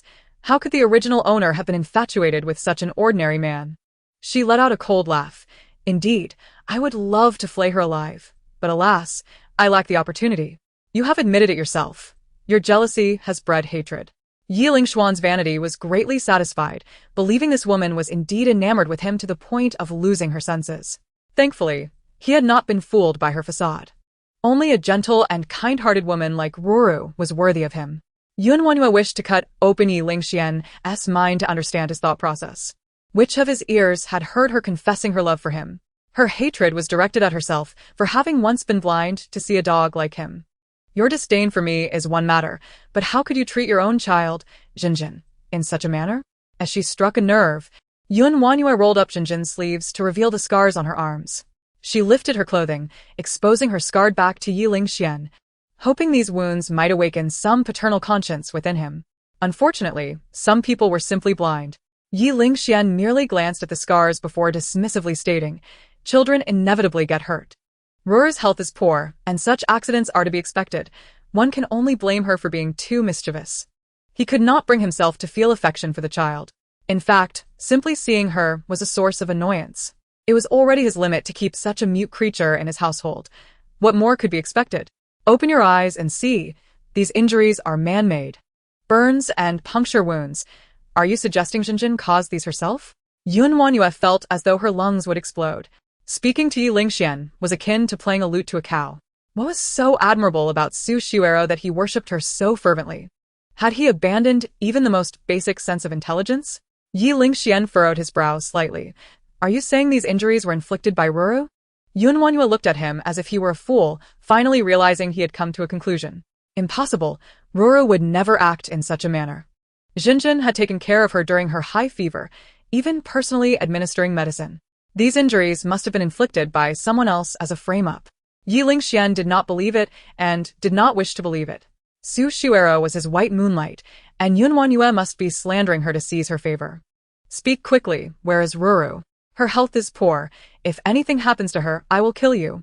Ye LingXuan's patience was waning, and the grip on his whip creaked ominously. WanYue was unafraid, raising her chin defiantly. Can you not understand human speech? She is not here. Ye LingXuan was momentarily stunned by her piercing gaze, as if he glimpsed a strange soul through her flesh. Yet this thought was quickly dismissed. She was indeed WanYue, the woman devoid of morality and compassion. You are truly obstinate. Suddenly, Ye LingXuan raised his whip to strike WanYue, but at that moment, Ye Ziqin cried out, speaking for the first time. No, do not strike. Chapter 17. Su Shuero falls into the latrine. WanYue was stunned. The usually silent Ye Ziqin had spoken up to protect her, filling her heart with surprise and emotion. Ye Ziqin spread her arms and stepped in front of her mother. Undeterred by her own frailness. Jinjin, are you also going to oppose this king? Ye LingXuan glared at Ye Ziqin with cold eyes. She was his daughter, but bore no resemblance to him. Just like her mother, she seemed devoid of compassion. His tone was harsh, and his gaze was devoid of any paternal warmth. Such a man was unworthy of fatherhood. Ye Ziqin shook her head, timidly looking at Ye LingXuan, yet she did not budge an inch. Step aside. Ye LingXuan's voice grew more forceful, his cold gaze fixed on WanYue. Today he was determined to extract Ruru's whereabouts from her. As he stepped closer, Ye Ziqin trembled slightly. WanYue placed her hand on Ye Ziqin's shoulder. Her voice gentle yet resolute. Jinjin, do not be afraid. Mother has said that no one can harm us again. She looked at Ye LingXuan, her eyes filled with scorn. If you dare to lay a finger on us today, I will take you down with me, even at the cost of my own life. It is acceptable to harm me, but not the child. Despite her own pain, WanYue stood tall, her demeanor proud. The small Ye Ziqin stood resolutely beside her, their expressions mirroring each other. Even though one was small and frail, neither would yield an inch to the imposing Ye LingXuan. Such an aura was formidable, instilling fear. For a moment, Ye LingXuan was taken aback, his hand gripping the whip trembling slightly. This was rebellion. They had united against him, truly risking their lives. The atmosphere was tense, ready to explode. Neither Ye LingXuan nor WanYue backed down. Her gaze held no hint of submission, even more forceful than his. Very well. Today, I shall grant you both your wish. WanYue's eyes were terrifying, filled with a resolve to fight to the death, even if Ye LingXuan wished to spare her.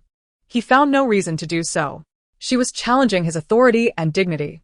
Just then, a panicked voice from outside interrupted. My lord, Madame Ruru has been found.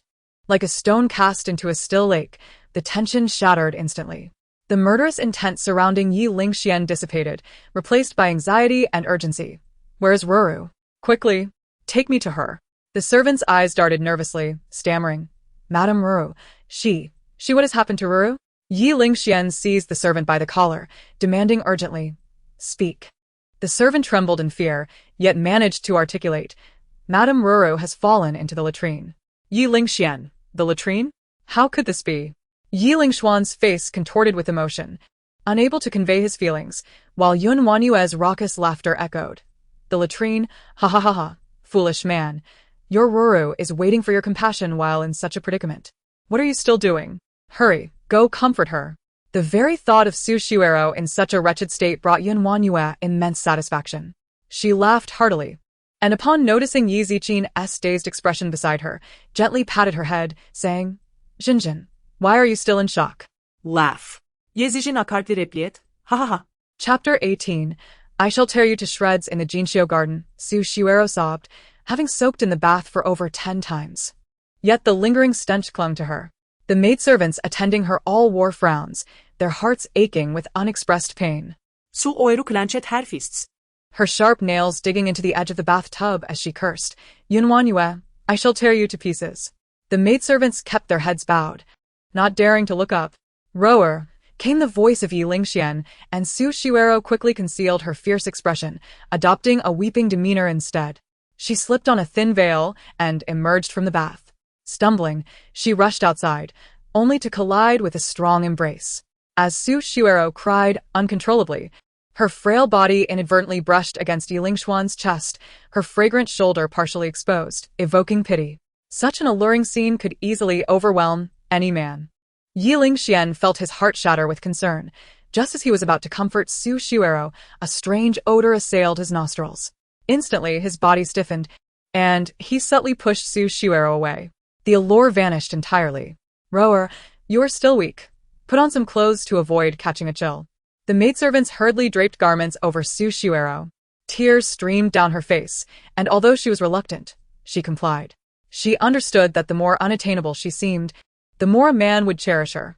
Yet, that wretched WanYue had caused her to fall into the cesspit, ruining her pure image.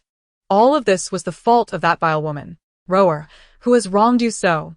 Ye LingXuan could not believe that Su Shuero could be foolish enough to fall into the cesspit by herself. Someone must have harmed her. Who else could it be but WanYue? Su Shuero merely sobbed quietly, refusing to speak. Seeing her like this, Ye LingXuan's anger flared. It must be that poisonous woman. WanYue. I should never have trusted her. What does the prince not believe? WanYue entered uninvited, clearly eager for the spectacle. She not only wished to witness it but also brought Jinjin along. The two figures, one large and one small, entered the room together. Upon seeing WanYue and her child, Su Shuero felt a twinge of unease, but with Ye LingXuan backing her, she felt unafraid. What did it matter that she brought a child? It was still a mute oddity. Sister, you have arrived, Su Shuero greeted with a feigned smile. While WanYue's indifferent expression curved into a smirk, her gaze slicing through Su Shuero like a knife. Su Shuero felt as if that gaze cut into her very soul. She clenched her teeth in secret, wondering when this wretched woman had become so formidable. WanYue looked at Su Shuero's duplicitous demeanor with disgust. Indeed. I came to see Madame Ro. It is truly delightful. Oh no, how tragic that something like this has occurred. Her words dripped with feigned concern, but her expression was clearly one of amusement. Su Shuero's eyes reddened with anger. WanYue truly deserved punishment. Silence. Ye LingXuan suddenly erupted, gritting his teeth as he demanded, WanYue, did you conspire to harm Roa? Su Shuero made an effort to maintain her pitiful facade, weakly interjecting, Your Highness, please do not scold my sister. It is my own fault. Look, she even admits it was her own carelessness.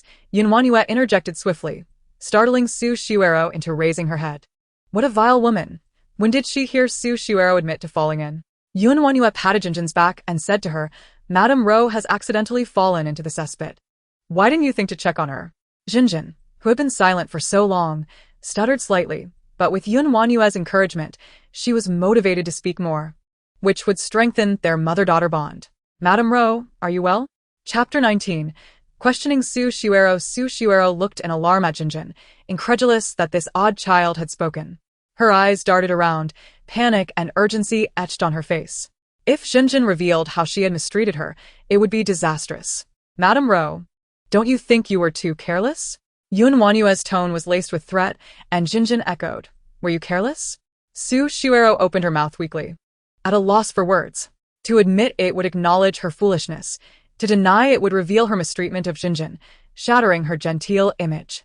What a clever WanYue, forcing her into a corner. Just as Su Shuero was caught in this dilemma, Ye LingXuan spoke. WanYue, have you had your fun? Do not think this prince is unaware of your schemes against Rower. Am I tormenting her? WanYue laughed coldly.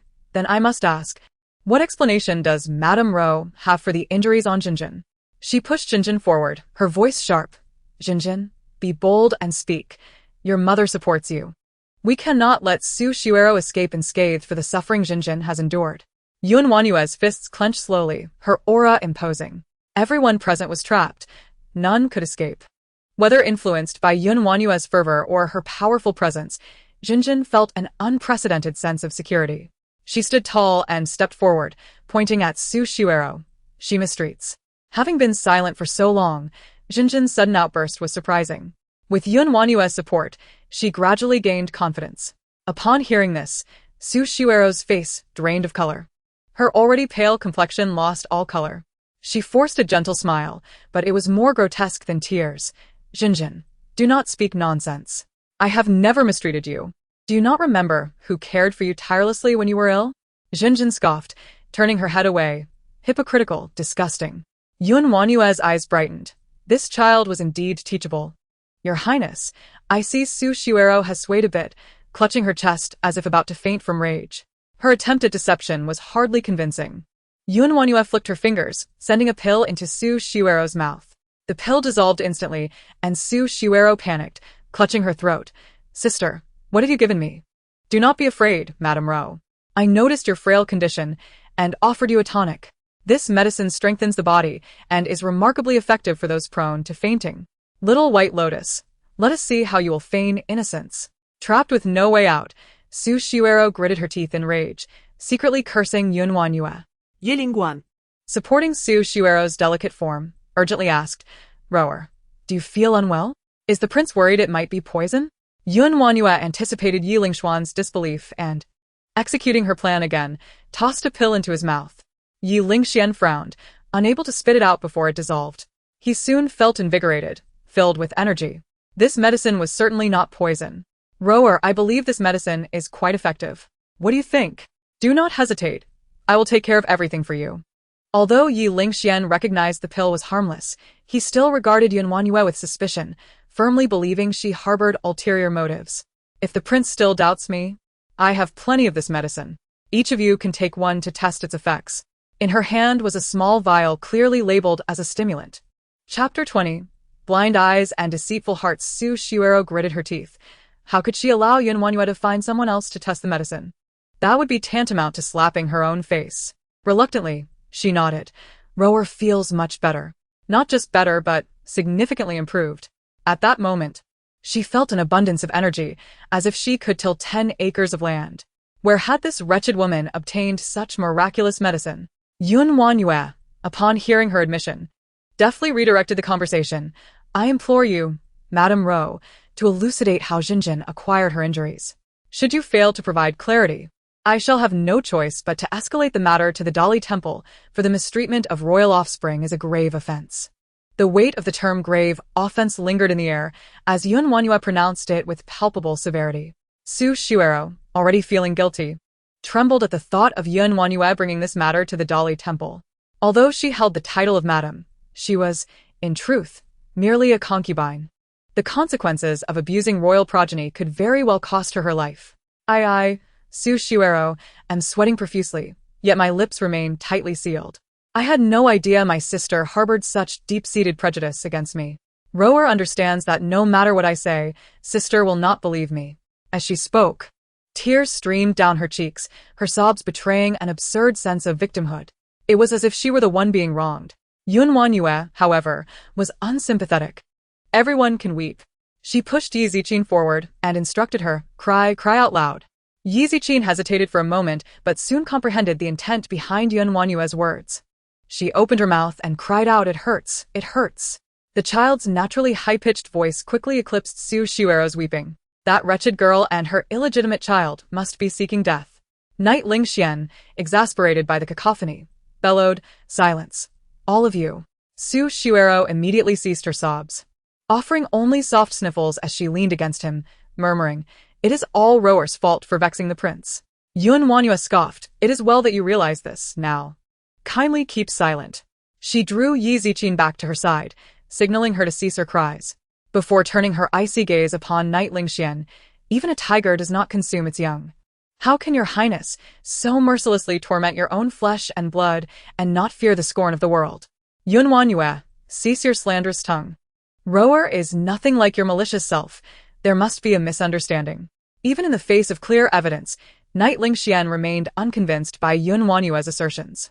He stood protectively before Su Shuero, casting WanYue as a villain of the highest degree. Thank you, Your Highness, for believing in Rower and sparing her from unwarranted accusations. I am entirely unaware of how Jinjin was harmed. It must have been those servants, knowing Rower's gentle nature, who feigned compliance while secretly undermining her. I am willing to accept all blame. In mere moments, she deftly shifted the blame onto the servants, emerging unscathed. Knight LingXuan, blinded by affection, accepted her words without question. I know your character all too well. The child is still young and easily influenced. Truly, Rower has suffered greatly. WanYue felt nauseated. Indeed, there was no common ground between humans and dogs. This matter shall be thoroughly investigated, and should you continue to make a scene, I shall show no mercy. Knight LingXuan declared, his expression filled with disdain as he regarded WanYue, his patience wearing thin. He had not even inquired about Jinjin's condition, allowing Su Shuero's vague statements to dictate his judgment. Did he truly regard her and Yi Ziqin as so inconsequential? Today, she would not rest until justice was served for Jinjin. WanYue stepped forward, confronting Knight LingXuan. If your Highness so despises us, why do you continue to keep us in your household instead of granting me a divorce? Chapter 21. The truth behind his reluctance to divorce faced with WanYue's inquiry. Knight LingXuan found himself speechless. Indeed, why did he not divorce her? Rather than endure mutual disdain, it would be far better to part ways amicably. Yet he could not. The crown prince had the empress backing him, wielding immense power with a firm foundation. The other princes had their own advisors infiltrating the court, watching him with predatory eyes. Only he, Knight LingXuan, stood alone and vulnerable. Despite having the favored concubine Su as his mother, her family was inept and often caused more trouble than assistance. Furthermore, the court was rife with the 9th prince, who commanded an army of 300,000. Wealth and influence he possessed none. What could he possibly use to contend against them? No matter how much he loathed WanYue, her grandfather had been a renowned general, and though he had passed, his legacy endured. The entire Tianshan dynasty recognized the valor of the Feng family army. In their prime, General Feng had led his troops of 50,000 to vanquish an enemy force of 100,000, snatching victory from the jaws of defeat. Such a formidable army was akin to a ferocious beast. As long as WanYue remained in the Jin prince's residence, the Feng family army would be available to him, and the other princes would remain wary of his power. This was the reason he could not sever ties with WanYue. Observing Knight LingXuan's silence, WanYue pressed for a divorce again. At this juncture, if your Highness still refuses to grant me a divorce, could it be that you have ulterior motives? Her words struck a chord within Knight LingXuan, stirring his thoughts, yet he denied it vehemently. What could you possibly offer that would entice me? The only reason I have not divorced you is out of pity. WanYue, do not overestimate your worth. You must remain aware of your situation. Seeking a divorce would yield you no benefits. Regardless of her royal status, a divorce would subject her to scorn and ridicule from society, and her family would likely cast her aside to preserve their reputation. WanYue understood well the injustices faced by women in ancient times. Even when marriages were unsatisfactory, one had to endure, for defiance could lead to dire consequences. Yet, she was not bound by the norms of the past. She had received a modern education. She could not endure it. However, every point Knight LingXuan made was valid. A divorce would serve her no purpose at present. Only by becoming powerful could she carve out a semblance of existence in this era of unyielding authority. Since your Highness does not desire a divorce, let us coexist without interference. From this day forth, I am no longer the WanYue of old. Should anyone dare to bully us again, I shall retaliate tenfold. With clarity of mind, WanYue recognized that confronting royal authority directly would yield no advantage. Rather than meeting with futility, it was wiser to conserve her strength and bide her time. The day she grew powerful would be the day she severed ties with the Jin prince's residence. As she uttered these words, her gaze turned icy towards Su Shuero, who recoiled at the chill of her stare, feeling as though she had been pierced by daggers. Instinctively, she clutched Knight LingXuan's sleeve, adopting the guise of a delicate flower, feigning vulnerability. Your Highness, my sister must be ill. How could she possibly wish to sever ties with you? She loves you dearly after all. Do you not recall how she cast aside everything to be with you? Su Shuero alluded to the infamous incident where WanYue, inebriated, had spent a night entwined with Knight LingXuan. This event was no longer a secret. Yet Knight LingXuan regarded it as a disgrace, a stain on his dignity as a prince, having been ensnared by a woman. This loathing for WanYue festered deep within him. Knight LingXuan clenched his fists, his eyes filled with derision. WanYue, are you attempting to entice me by playing hard to get? Let me assure you, your efforts are in vain. Even if you were to perish before me, I would not flinch. The two of them, in their sordid duet, were utterly revolting. Which eye of yours perceived my actions as a ploy? Please, curb your misplaced confidence. WanYue retorted, her disdain for the pair palpable. I wish you both a long and enduring union. With that, she seized Yi Ziqin's small hand and strode away, leaving behind a final warning. Su Shuero, from this day forth, you would do well to tread carefully. Should you attempt any further schemes, I will not hesitate to eliminate you. The silhouettes of the two retreated into the encroaching night. Su Shuero gritted her teeth in fury. How dare that wretch speak to her in such a manner? Your Highness, do you find Rower insufferable? She feigned innocence, wiping away her tears. Had I known my sister would become so loathsome, I would never have followed you back. Perhaps it would be better for Rower to perish. As she spoke, she feigned a dramatic gesture, attempting to throw herself against the wall, but Knight LingXuan swiftly caught her small hand, pulling her back into his embrace.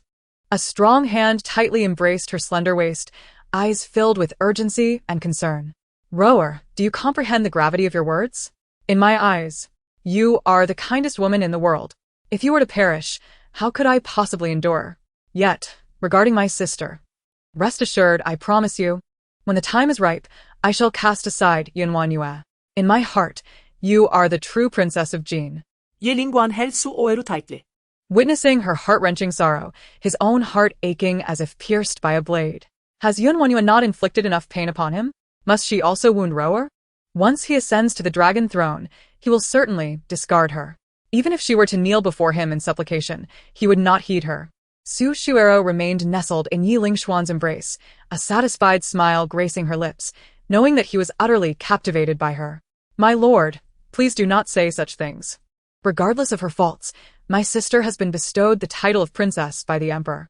Even if you harbor disdain for her, you cannot simply abandon her. Yi LingXuan scoffed lightly. Just because I cannot discard her now does not mean I will not in the future. I am not a fish confined to a pond. One day I shall leap through the dragon gate. Su Shuero was taken aback. She had long known that Yi LingXuan would not settle for being merely a prince, but she had not anticipated such grand ambitions. It seems she has indeed placed her bets wisely. My lord, whatever you choose to do, Rower will support you. I knew you would be so understanding. On their way back, Yi Ziqin tightly clasped WanYue's hand, frequently glancing up at her with eyes brimming with admiration. Jinshin, you have watched mother all this way. WanYue gently stroked her head, her eyes sparkling with joy. Yi Ziqin's bright, dark eyes shone like fallen stars, captivating and radiant. Such purity and clarity of gaze could only belong to a child. Mother is beautiful.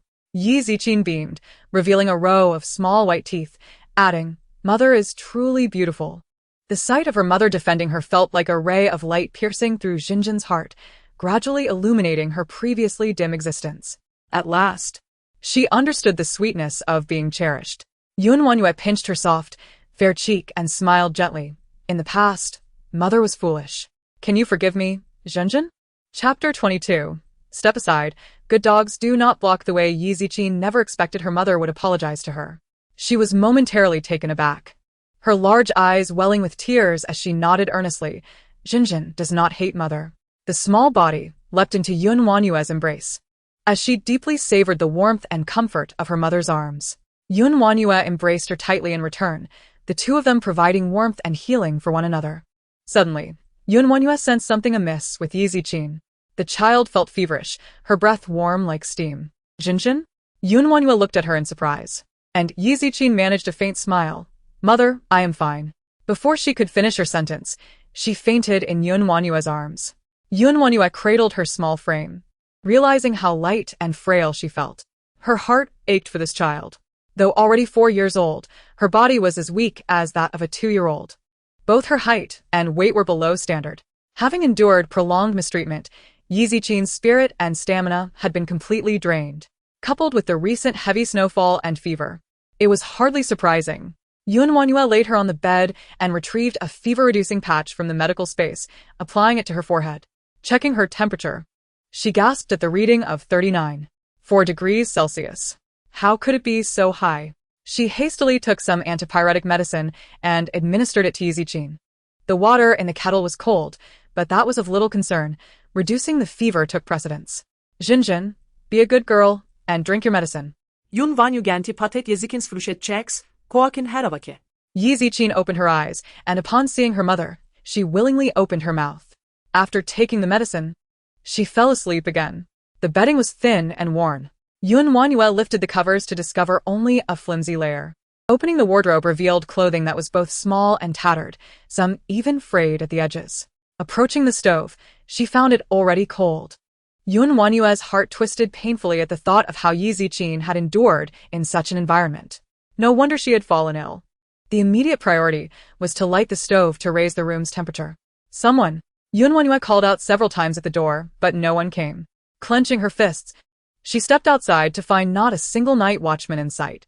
Realizing the servants were unreliable, she decided against calling out any further and closed the door. Heading to the storeroom to fetch the charcoal herself. The princess intends to fetch charcoal? Steward Li was taken aback, looking at WanYue with disdain. Without the prince's orders, no one is permitted to take anything from the storeroom. The charcoal is allocated by quota. How could the princess run out? WanYue smiled slowly, though her eyes were icy cold. It was time to teach these contemptible servants a lesson. She stepped forward to enter the storeroom, and in a moment of desperation, Steward Li reached out to push her, exclaiming, "You cannot go in there." "Very well, you no longer even address me as princess." With a sharp slap, WanYue struck Steward Li, sending him spinning in place. He covered his face, eyes wide with shock as she stepped closer, looking down at him with fury. "What are you, to dare show disrespect to this princess?" Steward Li spat out a tooth, his eyes filled with rage. This woman had knocked out a tooth, yet he dared not obstruct her. Only gesturing to a young servant, "Quickly, fetch the prince." The young servant slipped away, while the adults were preoccupied. WanYue noticed but did not care, intent on obtaining what she needed and leaving swiftly. The storeroom was well stocked, with neatly arranged silver-gray charcoal, along with new bedding and furs. The silver-gray charcoal was the finest, burning long without producing smoke. WanYue gathered all the silver-gray charcoal, only for Steward Li to jump out again, blocking her. "Your Highness, must not. These are reserved for Madame Ro. The prince has said she is frail and cannot withstand the cold. If you take all the charcoal, what will happen to Madame Ro? Her life is of value. Yet my daughter S is not?" WanYue retorted fiercely, pointing at Steward Li's nose. "When it comes to nobility, can Su Shuero truly surpass a royal offspring? She hoarded Jinjin's charcoal, causing my daughter to fall ill.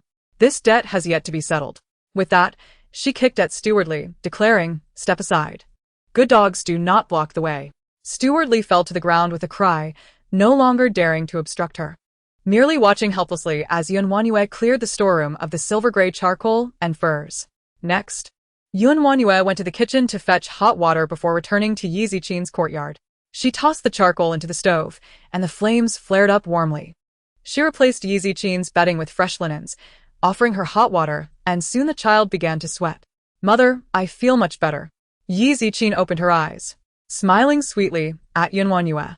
WanYue touched her forehead, which was no longer burning. The medication served merely as an aid.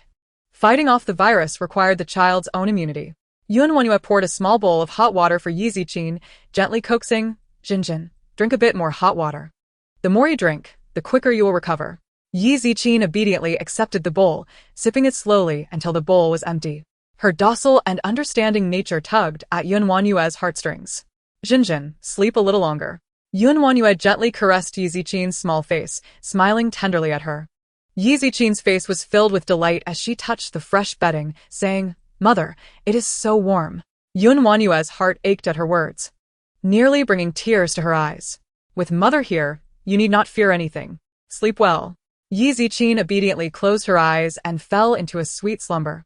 Her garments had all become too small. WanYue selected some beautiful fabric, contemplating finding a tailor the following day to craft new attire for her. Just as she settled down, the door was kicked open.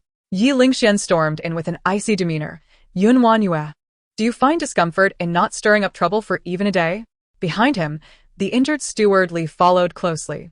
Upon seeing WanYue, Steward Li trembled and shrank behind him. Are you unaware of Rower's frail condition? She desperately needs silver gray charcoal, yet you maliciously took all the charcoal away. Do you intend to freeze her to death? Ye LingXuan repeatedly referred to Rower, completely oblivious to the sorrow etched on Ye Zijing's face. Although he was her father, he disregarded the lives of his children entirely for the sake of a woman. Such a father was better left unacknowledged. WanYue too felt anger boiling within her. Sneering coldly, I am malicious? No matter how malicious I am, I cannot surpass your Rower. You only see her need for silver gray charcoal. Yet are you blind to the fact that Jinjin has already fallen ill from the cold? Had I not brought back the charcoal, she might have perished this winter. Hearing her words, Ye LingXuan finally noticed Ye Zijing's pallid complexion. Surprise flickered across his face, but he quickly regained his composure. Chapter 23. Dare to harm my daughter. Seek death. His indifferent gaze chilled WanYue's heart to the core. Even without silver gray charcoal, was there not ordinary charcoal?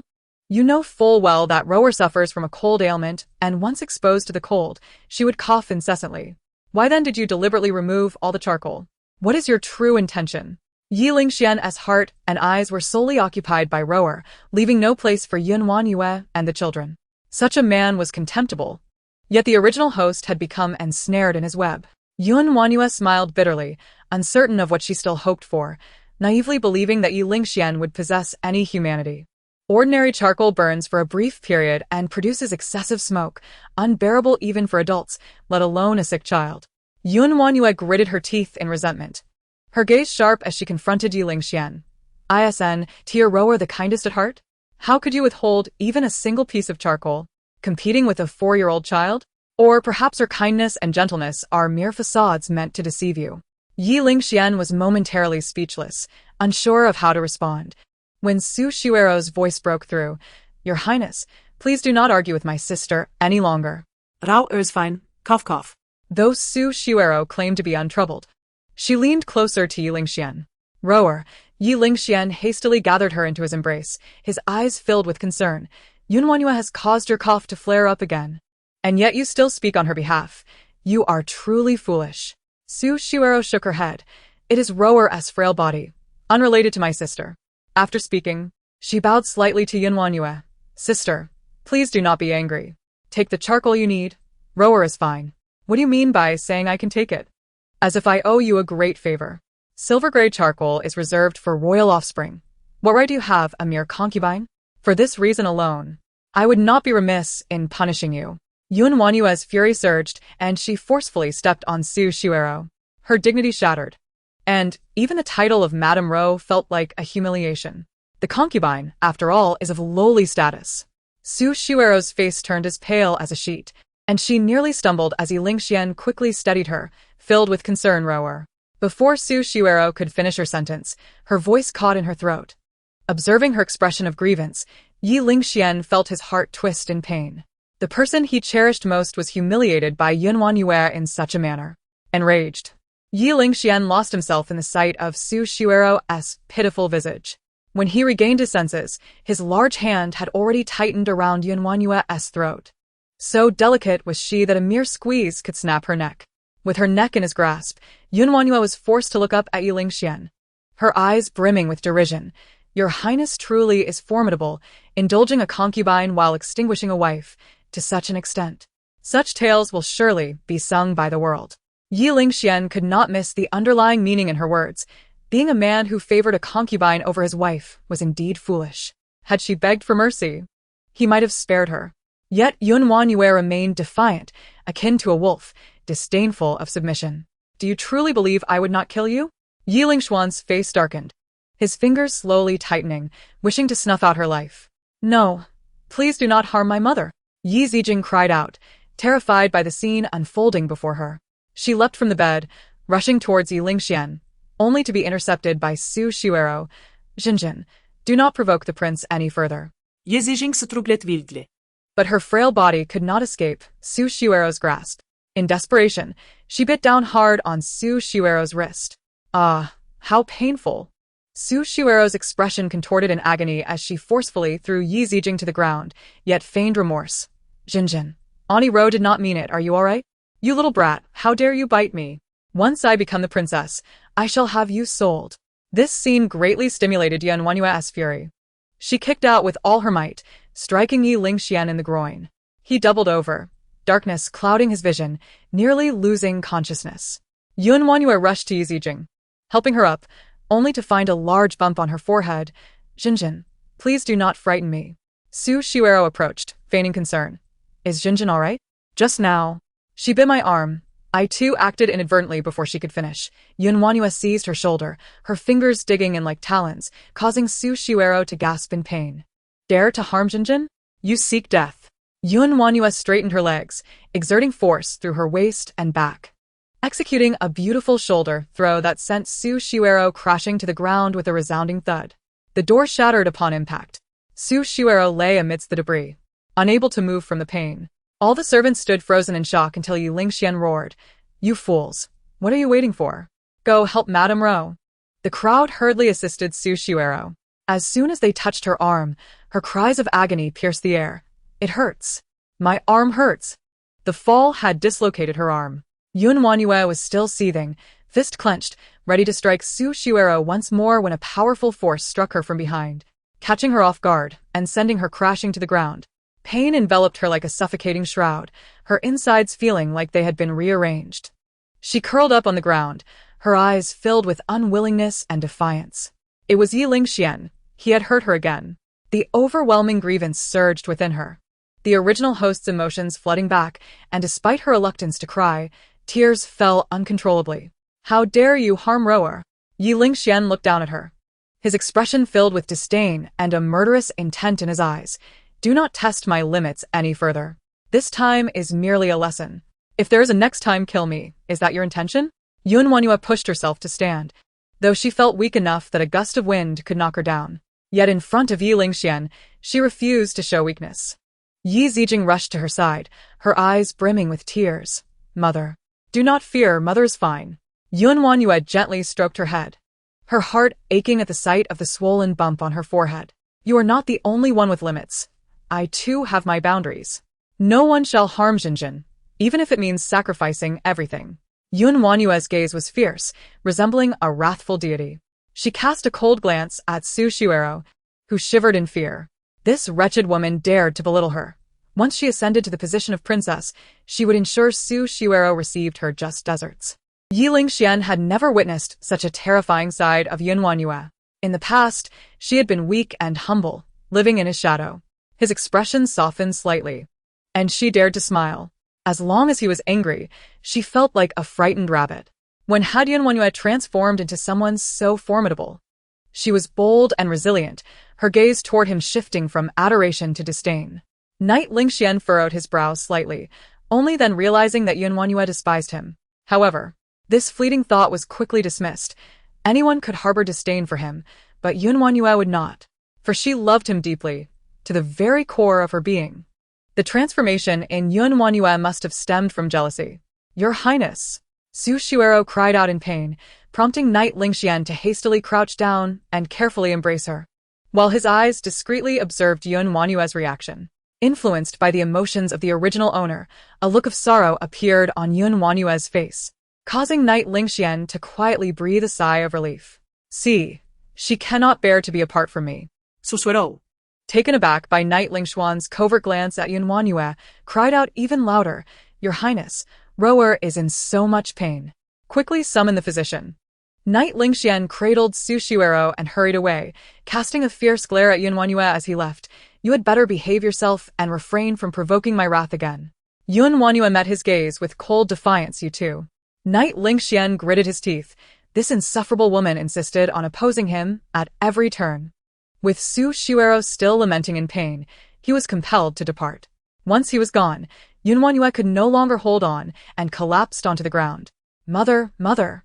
Knight Zijing desperately shook her shoulder, but no matter how much she called, WanYue did not open her eyes.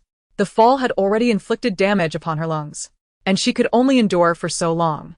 Knight Zijing rubbed her eyes, murmuring to herself, I must not cry, I must not cry.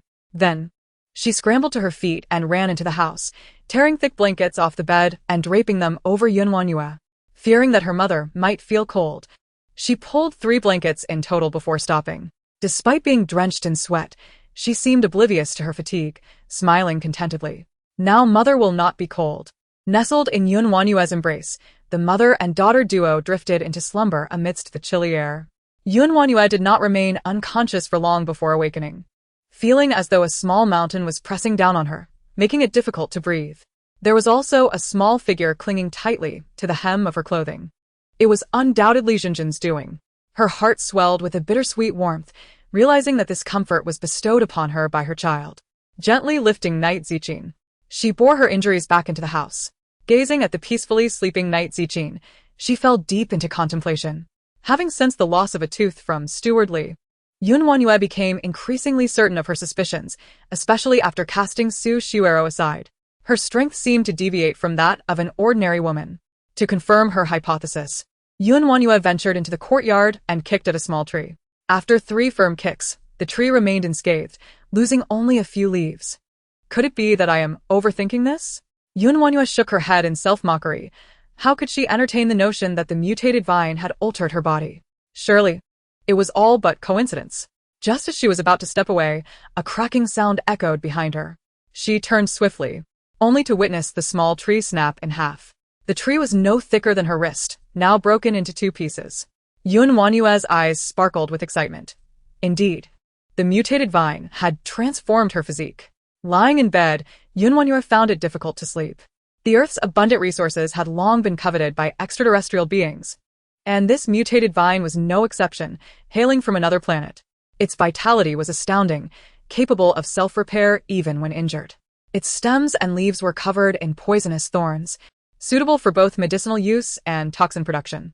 Furthermore, it possessed many astonishing properties, though she regretted not having the opportunity to explore them before being poisoned and transported to this foreign realm.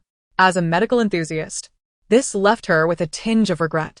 As dawn broke, casting a pale light across the sky, WanYue, unable to sleep, quietly rose. She gently touched Knight Ziqin's forehead, relieved to find her fever had subsided. The child, still young with a weak constitution, should avoid overly rich foods. WanYue decided to check the kitchen for millet porridge, her mind racing with thoughts of how to nourish Knight Ziqin's frail health. Goat's milk would be ideal. Upon entering the kitchen, she found the staff already bustling about. The sudden appearance of WanYue caught them off guard, and they quickly put down their tasks to pay their respects. The news of Steward Li's injury had spread, and even the prince and Su Shuero had failed to gain any advantage over the newly appointed princess. Who would dare to provoke her now? Only one cook, not even glancing up, seemed oblivious to WanYue's presence. Frowning slightly, WanYue stepped forward to inspect the pot, asking, "Is there millet porridge?" A medicinal broth was simmering on one stove, evidently prepared for Su Shuero, while another pot contained a delicious soup along with several small dishes, all meant for Su Shuero's exclusive use. Only then did the cook reluctantly put down her work and respond, "Your Highness, we do not have millet porridge this morning." "Then prepare some," WanYue instructed. To her surprise, the cook did not budge. "Your Highness, forgive me, but there is no precedent for this in the household. The kitchen stoves are currently in use, and if I were to make porridge solely for you, it might delay breakfast. If you are in a hurry, you may take these instead." She produced a food container and placed it before WanYue. Opening the lid revealed 2 steamed buns and a bowl of leftover vegetables. An unvalued princess was only worthy of such meager fare, yet she still dared to request special treatment. It was truly shameless. WanYue's expression darkened, while the cook remained blissfully unaware, seemingly pleased with herself. Everyone in the household knew WanYue's lowly status, and the servants secretly mocked her, delivering the cold, hard buns and leftover dishes to her quarters. With a cold smile, WanYue retorted, "If there are no extra stoves, then free one up." "That may not be appropriate," the cook replied, underestimating WanYue's resolve. "These dishes are all meant for Madame Ro, and if they cool down, the prince will hold me accountable." All 6 stoves were occupied by Su Shuero. If she waited for her to rise for breakfast, the sun would be high in the sky. The cook attempted to use Knight LingXuan to intimidate her, which was utterly ridiculous.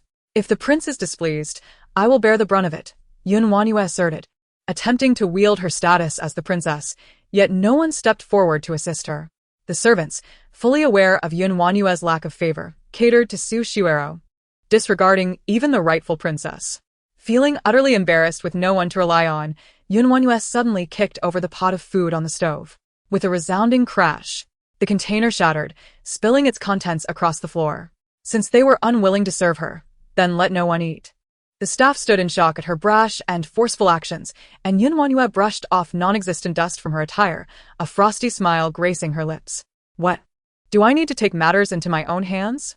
Only then did the cook snap back to reality, hurrying to command the maidservants.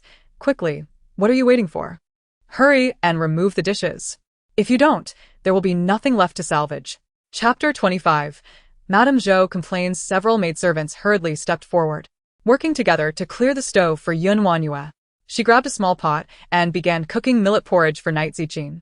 With no trustworthy individuals in the household, she took it upon herself to prepare the meal. After finishing the porridge, she made 2 light dishes before finally leaving the kitchen. The cook watched her retreating figure, her previously furrowed brow gradually easing. She then commanded a nearby maidservant, "Go report this to Madame Rou. Once she tells the prince, you will pay the price." In the exquisite garden, Su Xiuero reclined languidly on a noblewoman's couch as a servant recounted the kitchen's events with embellishments. Madame Rou, the princess cannot stand to see you favored, which is why she took out her frustrations on your special dishes. That chicken soup was simmered on low heat all morning, packed with nourishing herbs, and now it's all ruined. Su Xiuero's fingers tightened gradually, her sharp nails digging into her palm, causing her face to twist in pain. WanYue was increasingly dismissive of her. The consequences of disrespecting her were self-inflicted. She removed a bracelet from her wrist and pressed it into the cook's hand. "Zhou, my dear, you have truly worked hard these days, enduring the princess's ire for my sake. This is a token of appreciation. Please accept it." The bracelet was entirely emerald green, clearly a precious piece. The cook, taken aback, felt even more charmed by Su Xiuero, who appeared gentle and amiable, while WanYue seemed like a venomous woman in comparison. "Madam, I cannot accept this," Zhou protested. Though her hands hesitated to return the bracelet, her eyes greedily fixed on its beauty, her face alight with joy. Su Xiuero noticed her expression and feigned a sigh. "Please keep it, or I shall be troubled in my heart." She continued with a soft sigh. "Sister has never cared for the child, and I worry about Jinjin. If she were to consume something harmful, the prince would surely be furious. I truly fear for her well-being." Upon hearing the implications in her words, Zhou understood Su Xiuero's intentions. No matter how arrogant WanYue might become, she was still beholden to the prince's favor, and if Yi Zijing were to fall ill, the blame would likely fall upon her. It was not impossible for WanYue to be cast aside, and then we would see how brazen she could remain. Madam is truly kind-hearted. If the princess possessed even half of your benevolence, the prince would not disdain her, Zhou thought, her demeanor revealing her true colors. Su Xiuero waved her hand, dismissing her. Once outside the Jingxiuan, Zhou clutched the jade bracelet tightly, her mind racing with ideas. Under WanYue's careful nurturing, Yi Zijing's health improved day by day. Seizing the fine weather, she took Yi Zijing for a walk in the garden. The sun bathed them in warmth, and Yi Zijing, like a bird released from its cage, joyfully darted around. "Mother, come chase me." Laughter echoed in the garden as Yi Zijing ran ahead, while WanYue pretended to chase after her, both mother and daughter relishing the moment. Soon, beads of sweat formed on Yi Zijing's brow, prompting WanYue to call a halt. "All right, enough play for now. You're still recovering. What if you catch a chill?" Obediently, Yi Zijing stopped, and WanYue handed her a small bag of dried fruits. "Take your time eating." Suddenly, Yi Zijing pointed to a corner of the garden and whispered, "Mother, can I share some with that little brother?" "Little brother?" WanYue looked over in confusion, only to see a timid boy peeking at them from behind some bushes. Upon noticing WanYue, he quickly withdrew in fear. She recognized him as Ronggur, the son of the cook Zhou, who was 3 years her daughter's senior. A good child. Indeed, though his mother possessed a rather domineering nature. WanYue remained focused on the situation at hand, patting Yi Zijing's small hand. Go on. Yi Zijing scampered over, extending her hand towards Ronggur. "Here, you can have some. They're delicious." Ronggur looked at her in confusion, but upon receiving her sweet smile, he shyly accepted a few dried fruits. "Thank you for your kindness." Mississippi WanYue nodded approvingly from a distance, This Ronggur seemed to understand manners well. "Mother, let us go," Ye Zijing called as she returned to Yunyue's side, waving goodbye to Ronggur, who smiled back, surprised. The innocence of childhood friendships is indeed simple and pure. Ronggur cradled the dried fruits as if they were treasures, his little face radiant with joy. However, a stern reprimand from Zhou startled him, causing him to instinctively hide his hand behind his back, though he was still caught by her sharp gaze. "How many times must I tell you? That woman harbors a wicked heart. Stay away from her. Yet you disregard my words." She seized the dried fruits and crushed them underfoot, disdainfully declaring, "These will ruin your insides." Ugh. Tears streaked down Rongur's face as he cried out, "Mother, Don't. the princess is good, and so is the young lady. What do you know of goodness at your age? Some wear a kind face yet harbor malice. I am protecting you. Otherwise, one day you won't even know how you perish." Zhou dragged Ronggur away, who looked back longingly at the ruined dried fruits. Sorrow etched on his face. "Mother, why does everyone dislike us?" Ye Zijing and Yunyue witnessed the entire exchange. Ye Zijing wished to share her remaining dried fruits with Ronggur, but overheard Zhou's words instead. Seeing her distressed expression, Yunyue knelt down to gently stroke her head, asking, "Do you think Mother is a bad person?" She shook her head emphatically. "Mother is not a bad person. She is the best mother." Yunyue smiled softly, then inquired, "Does Zhou think the prince is a bad person?" Ye Zijing tilted her head, pondering before shaking her head again. "The prince is a royal. Zhou wouldn't dare." Precisely. As long as one holds power, even if they are vile, others will remain silent. Mother lacks influence. Even servants dare to slander her. Ultimately, we are too weak. This world is one where the strong prey upon the weak, and I shall not impart any naive notions of compassion to you. Being too soft-hearted is a weakness that can lead to one's downfall. Only by becoming strong can we deter others from bullying us. She wished for her child to possess a gentle heart tempered with strength. Excessive kindness equated to vulnerability, which could harm both oneself and others. Ye Zijing nodded. Her understanding dawning. "I understand, Mother. I will grow strong to protect you." Yunyue ruffled her hair affectionately, her smile warm, yet her gaze followed Zhou as she departed. Her eyes chillingly resolute. If she was not mistaken, the bracelet Zhou wore was one frequently donned by Su Shuero. Chapter 26. Zhou's deception during dinner. Ye Zijing expressed a desire for meatballs, prompting Yunyue to personally prepare them in the kitchen. Zhou approached with unexpected warmth, offering, "Princess, allow me to take care of this small matter." Her smile appeared sincere, her manner exceedingly respectful, yet her demeanor was laced with insincerity and cunning. Had Yunyue not been aware of her true nature, she might have been deceived. "No need for that. Zhenjin prefers my cooking. She is not accustomed to others' food." Though Ye Zijing had not spent long with her, she heavily relied on Yunyue, practically glued to her side. Especially after tasting Yunyue's meals. She refused to touch any prepared by others. Yunyue delighted in this, also ensuring that no one tampered with her food. Zhou, rebuffed, retreated awkwardly. Yet her eyes remained fixed on Yunyue as she continued working. Accidentally, she shattered a bowl, an unusual blunder for her typically careful self. Yunyue remained composed as she packed the prepared dishes into a container to take back to Luoying courtyard. "Princess, let me handle this rough work," Zhou insisted once more, her eagerness growing. Yunyue's smile deepened, though her eyes remained icy. It seemed that today, Zhou would not relent until she was given an opportunity. Very well. Without luring the snake from its den, how could one strike at its vital point? "Then I shall rely on you, Zhou," Yunyue replied with an ever gentler smile. "This is all part of a servant's duties." Zhou sighed in relief. "Please return to Luoying courtyard first, Princess. I still have a soup that will be ready shortly, which I will send to the young lady." Despite her feigned innocence, Zhou's true intentions were beginning to surface. Yunyue nodded and indeed left the kitchen. Once she was out of sight, Zhou retrieved a small medicine pouch from her waist.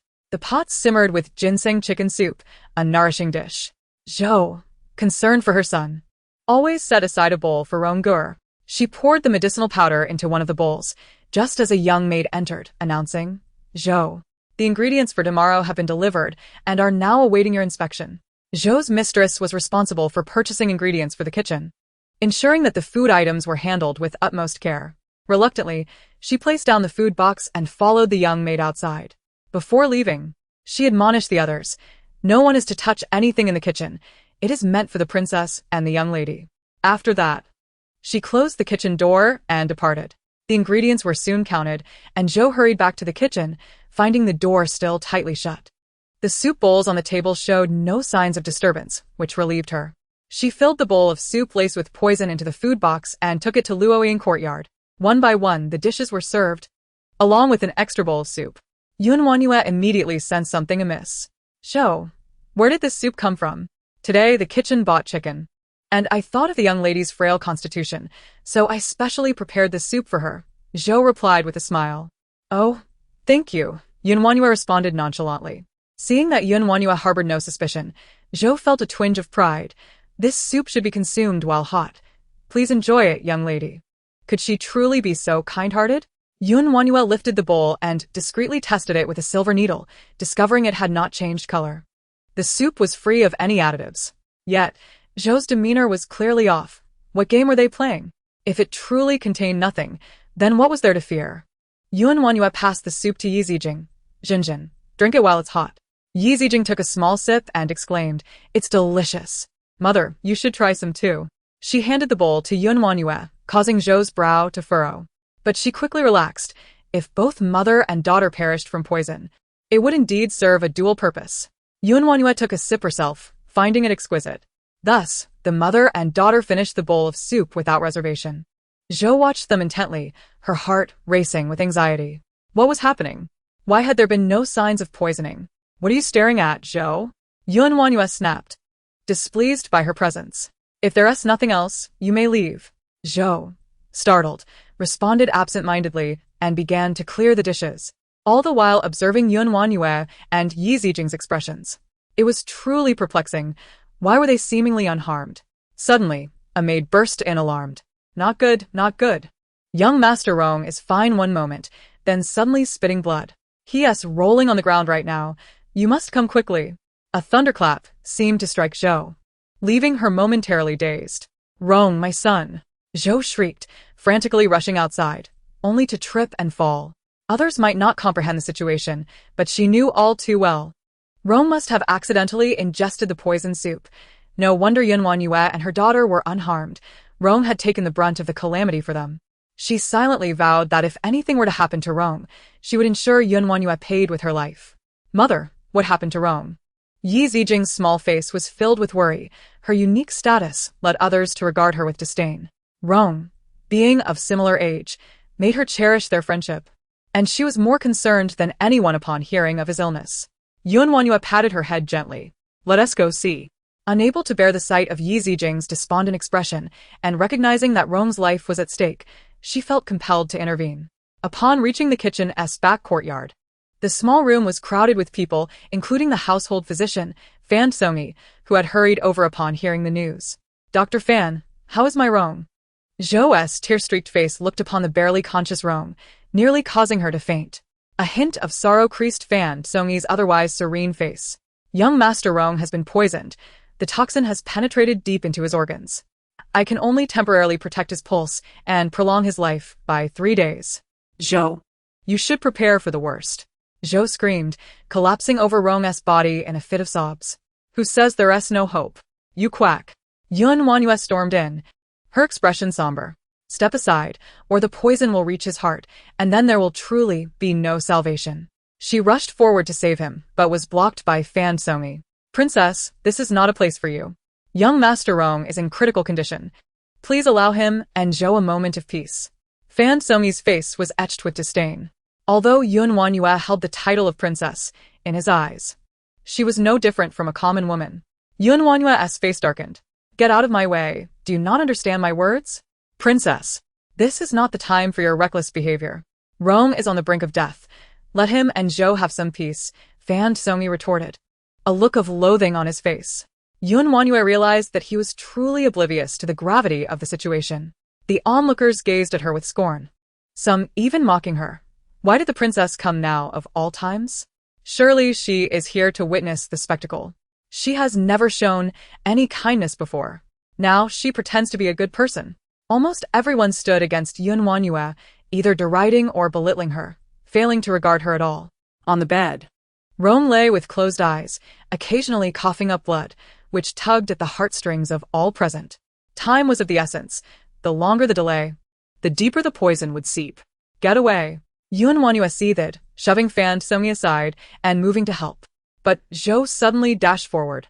Her face contorted in fury as she pointed at WanYue and spat. You wicked princess. I merely failed to serve you properly, and you harbor resentment. But the child is innocent. Why poison my son? The audacity of her accusation left WanYue astounded. She had come to save a life, and instead, she was met with blame. Even more repugnant were the eyes of those around her, all casting suspicious glances. What? Could it be this wicked woman who poisoned him? Not receiving any respect and feeling utterly disregarded as a princess, WanYue's anger flared. She began to question whether she had overstepped her bounds. Mother. A warm hand grasped hers. Yi Zijing looked at her with concern, her eyes brimming with empathy. In that moment, WanYue felt an unexpected sense of relief. What did it matter if others misunderstood her? What did it matter if she was misjudged by the world?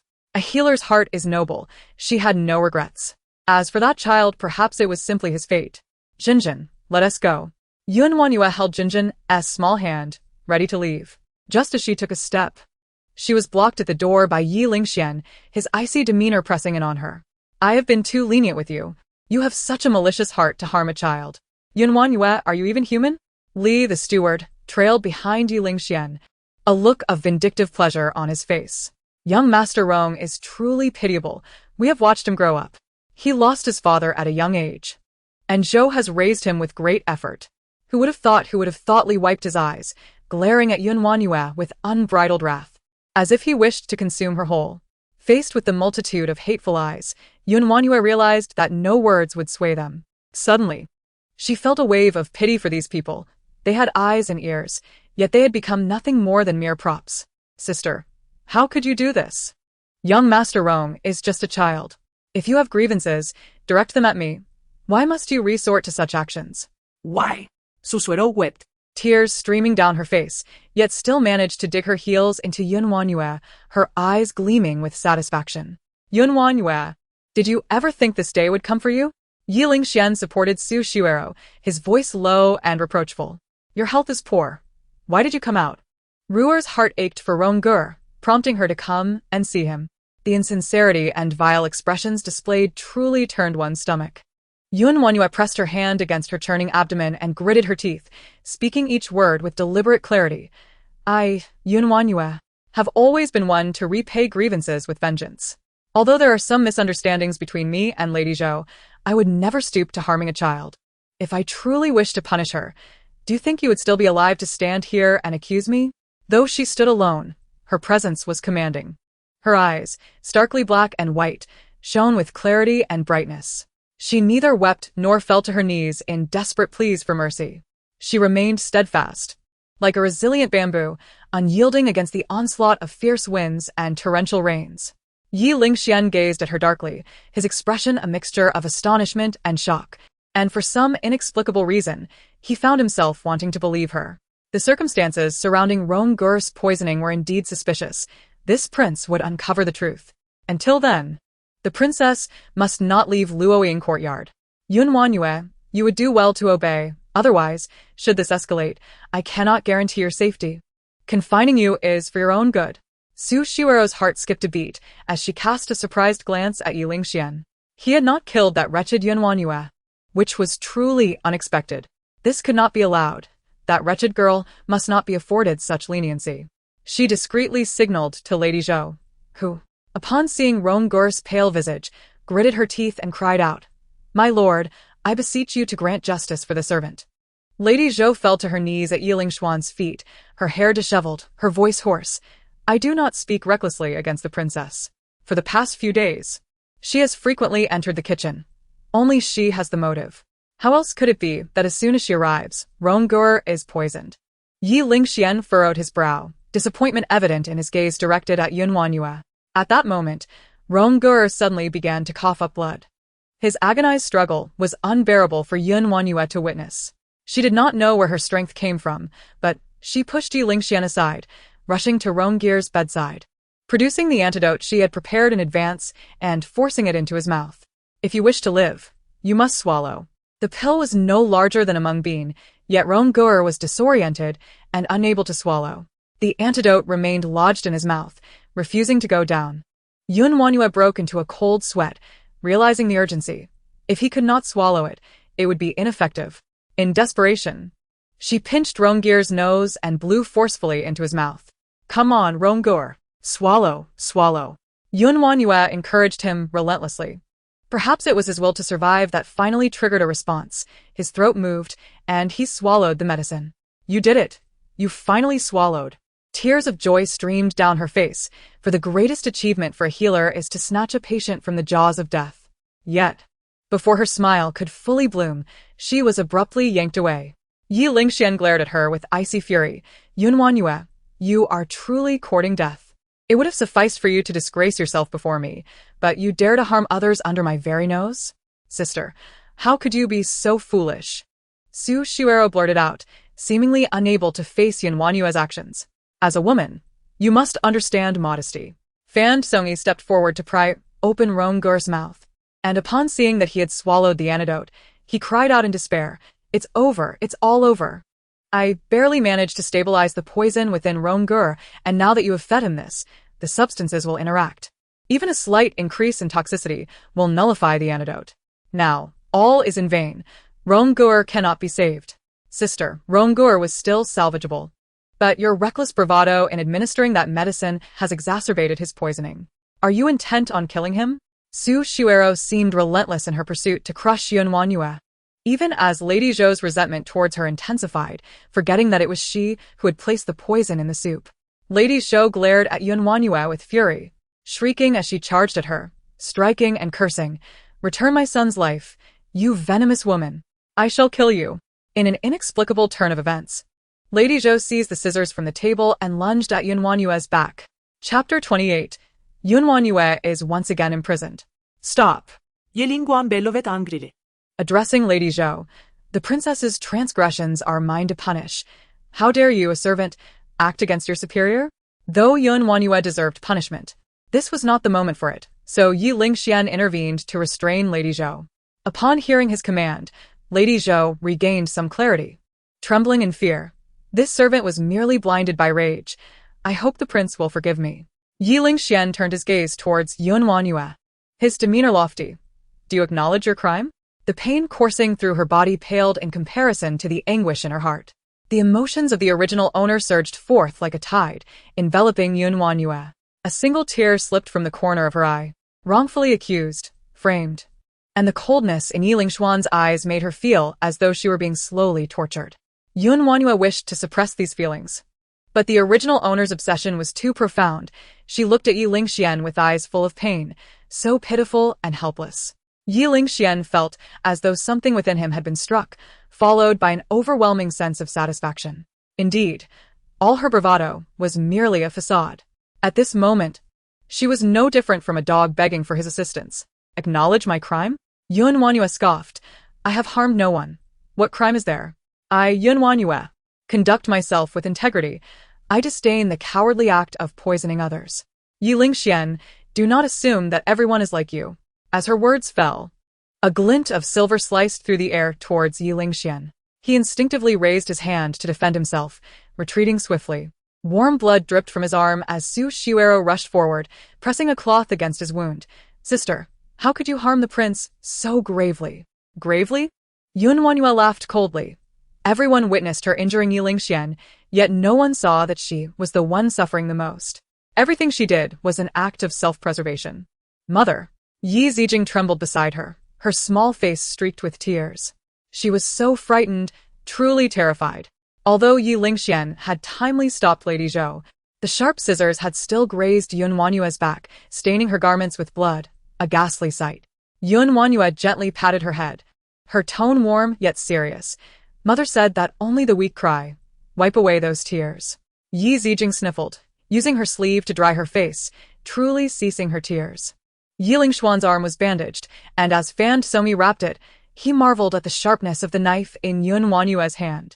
What material is it made from? My lord, spare my sister's life. She did not mean it. Su Shuero began to make her presence known again. WanYue shot her a glare, Silence. Does this princess require your intercession? Sister, I call me sister one more time, and I shall remind you that I have no such sister.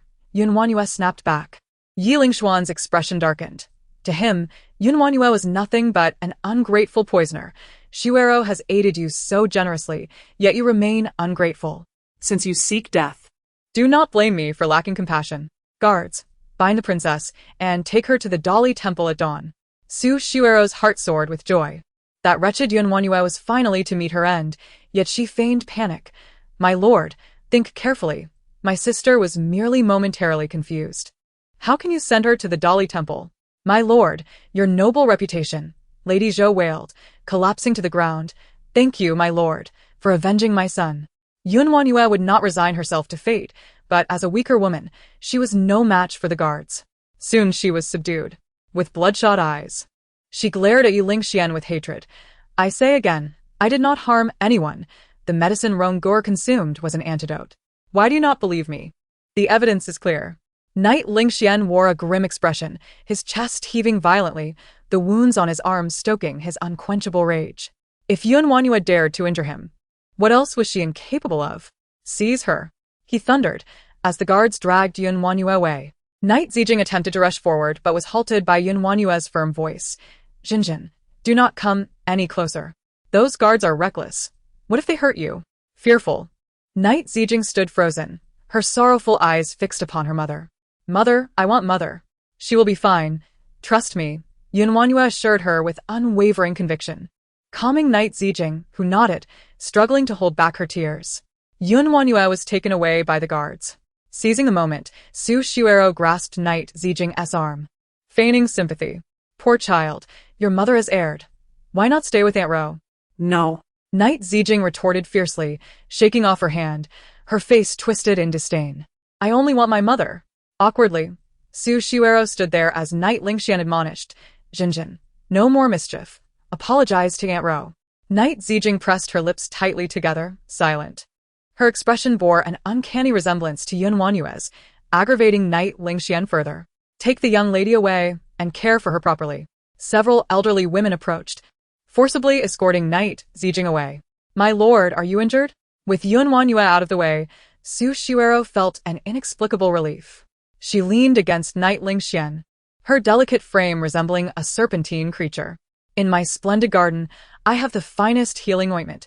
Allow me to tend to you. Knight LingXuan, charmed by Shuero's tender attentiveness, nodded and strode towards the garden. As he departed, he instructed Madame Zhou, take good care of Ronggur. Do not hesitate to ask for anything you need. Grateful, Madame Zhou expressed her thanks profusely. Seated beside the pale-faced Ronggur, she lamented, it is all my fault. In the absence of others, she dared to voice her thoughts. It must be the princess's doing that has poisoned you. Otherwise, how could you have ended up like this? Tears streamed down her face, placing all blame on WanYue. Glancing at Ronggur's tattered clothes, she rose to retrieve a new outfit from the cupboard, intended for the new year. As she turned, she noticed Ronggur's eyes fluttering open. Ronggur, you're awake? Struck by disbelief, she rubbed her eyes. Indeed, he was awake. Heavenly mercy. Madame Zhou dropped to her knees, fervently bowing in gratitude, overwhelmed with emotion. She urged Ronggur to lie still and hurried outside, calling, Dr. Fan, Dr. Fan. What? Ronggur is awake. Dr. Fan was astonished when Madame Zhou relayed the news.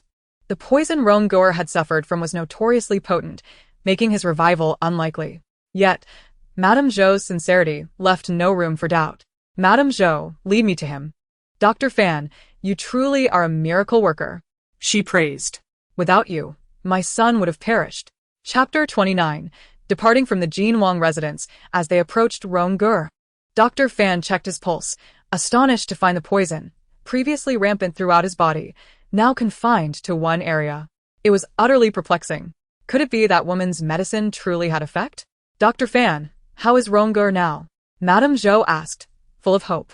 Dr. Fan, a disciple of the renowned Yawang Valley, had served the Jin Wang since leaving the valley. While he had gained some recognition, he had yet to achieve true prominence. If news of Ronggur's recovery spread, his reputation would soar. Seizing the opportunity, Dr. Fan claimed the credit. The poison within Ronggur has been suppressed. Allow me to prescribe a few more remedies to solidify this progress. Once the toxin is fully expelled, he will be out of danger. Madame Zhou was overjoyed. Dr. Fan, you are a divine healer. I shall never forget your kindness. Dr. Fan, feeling a twinge of guilt, began writing the prescription without denial. In the splendid garden, Knight LingXuan had no intention of departing that night. Su Xuero, brimming with excitement, immersed herself in the bath, envisioning their imminent union, her heart racing with anticipation. Little Yen quietly entered, whispering a few words, causing Su Xuero's expression to darken. What? He is awake? Alarmed, Su Xuero realized that if Ronggur had awakened, WanYue would escape unscathed. This cannot be. Ronggur must not awaken. Little Yen, do you know what to do? Su Xuero's eyes glinted with malice. Little Yen's heart raced as she inquired, My lady, what do you mean? Su Xuero mimicked a throat-cutting gesture, to which she nodded. If you succeed, there will be great reward. You've longed to leave the Wang residence to find your cousin, and I shall grant you that along with 500 taels of silver. The temptation was irresistible for little Yen. It was much more gratifying than servitude. If she married her cousin, she would never have to bow to others again. Thank you. My lady, I will ensure it is done. Little Yen replied eagerly, and Su Xuero smiled slowly. Go. In the kitchen, Madame Zhou prepared medicinal soup for Ronggur when Little Yen's sudden appearance startled her. Little Yen, what brings you here? Having only partially succeeded in her task, she was unsure how to explain to Madame Zhou. She feared Little Yen had come to confront her. Little Yen smiled faintly. My lady knows you have inadvertently harmed Ronggur and feels quite remorseful. She sent me to deliver this. Handing over a pouch of money, Madame Zhou weighed it in her hands, relieved at its heft. Then I thank you, my lady. Little Yen urged her to take the money inside to avoid prying eyes. Madame Zhou hesitated, but I'm still brewing the medicine, and I cannot leave. Let me help you, Little Yen offered, fanning the stove. With that, Madame Zhou left gratefully. Once she was gone, Little Yen stealthily tossed a packet of poison into the pot. All of this transpired unnoticed, while Madame Zhou expressed her heartfelt gratitude, oblivious to the fact that she had once again jeopardized Ronggur's life. In the storage room, WanYue was bound tightly to a post. The previously damaged wall had been repaired, preventing Knight Zijing from sneaking through again. After a day and night without food or water, although she felt dizzy from hunger, her eyes shone brightly. A faint sound caught her attention, lifting her spirits. A pair of small feet appeared beneath the door, and with a creak, it swung open to reveal Knight Zijing, mother. WanYue smiled. She had been right not to let Knight Zijing follow her. During this time, she had taught her daughter various medical and toxicological skills, including the use of sedatives. Su Xuero had confined Knight Zijing to the splendid garden to prevent her from sneaking food to WanYue as she had done before. Little did she realize that Knight Zijing possessed remarkable medical talent and had become proficient in the application of sedatives and basic medical tools. Taking advantage of a moment when the caregiver relaxed her vigilance, Knight Zijing had managed to incapacitate her and escape. Jinjin, are you alright? WanYue inquired with concern. Knight Zijing shook her head, using a knife to cut through the ropes. Mother, let's South leave this place, shall we? To escape the predatory confines of the Wang residence. WanYue readily agreed, for with her medical skills, she could easily provide for a child. WanYue nodded solemnly, stating that her mother would take her away. But before they departed, there was a matter her mother needed to attend to. Mother, I'll listen to you, the obedient and understanding daughter replied, almost breaking WanYue's heart. She pinched the child's cheek and said, I have always believed in retribution. Su Xuero has harmed us too many times. I will not let her go unpunished. Knight Zijing's large eyes were filled with fear. The mere thought of Su Xuero terrified her, even invading her dreams where she envisioned being pricked by needles. WanYue reassured her, Do not be afraid. Watch how I avenge you. Under the cover of darkness, mother and daughter circumvented the guards of the estate. Arriving at the exquisite garden, only a few elderly maids were on duty, and WanYue's gaze fell upon a barrel of wine in the corner. This was the plum blossom wine Su Xuero had brewed by hand to win Knight LingXuan's favor. A chilling smile crept across WanYue's lips as she thought, Green tea BTCH, it's time for you to pay your debts. She retrieved a bottle of alcohol from her medical space, doused the barrel with it, and tossed a fire starter into the mix. With a resounding explosion, flames erupted, igniting the alcohol and intensifying the blaze. The flames leaped high, illuminating the entire Prince's estate. Su Shuero was confident she would keep Knight LingXuan tonight. At that moment, she was nestled against him, her bosom partially exposed, as he wrapped his arms around her slender waist, gently guiding her towards the bed. Just then, a deafening blast echoed through the air as the burning barrel exploded. The panicked cries of the servants echoed, "Fire! Fire! Knight LingXuan sat up abruptly, his voice grave. What happened? Xiao Lian rushed in, breathless. Your Highness, something is wrong. The wine barrel caught fire for some unknown reason, and the entire courtyard is ablaze. You and Madam should leave quickly. Su Shuero was fuming, her meticulous plans now in ruins. A series of explosions followed, smoke billowing into the room as someone shouted in alarm. The wine barrel has burst into the room.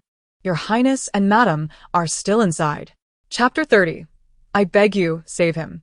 The prince's estate was engulfed in flames, the sound of explosions relentless.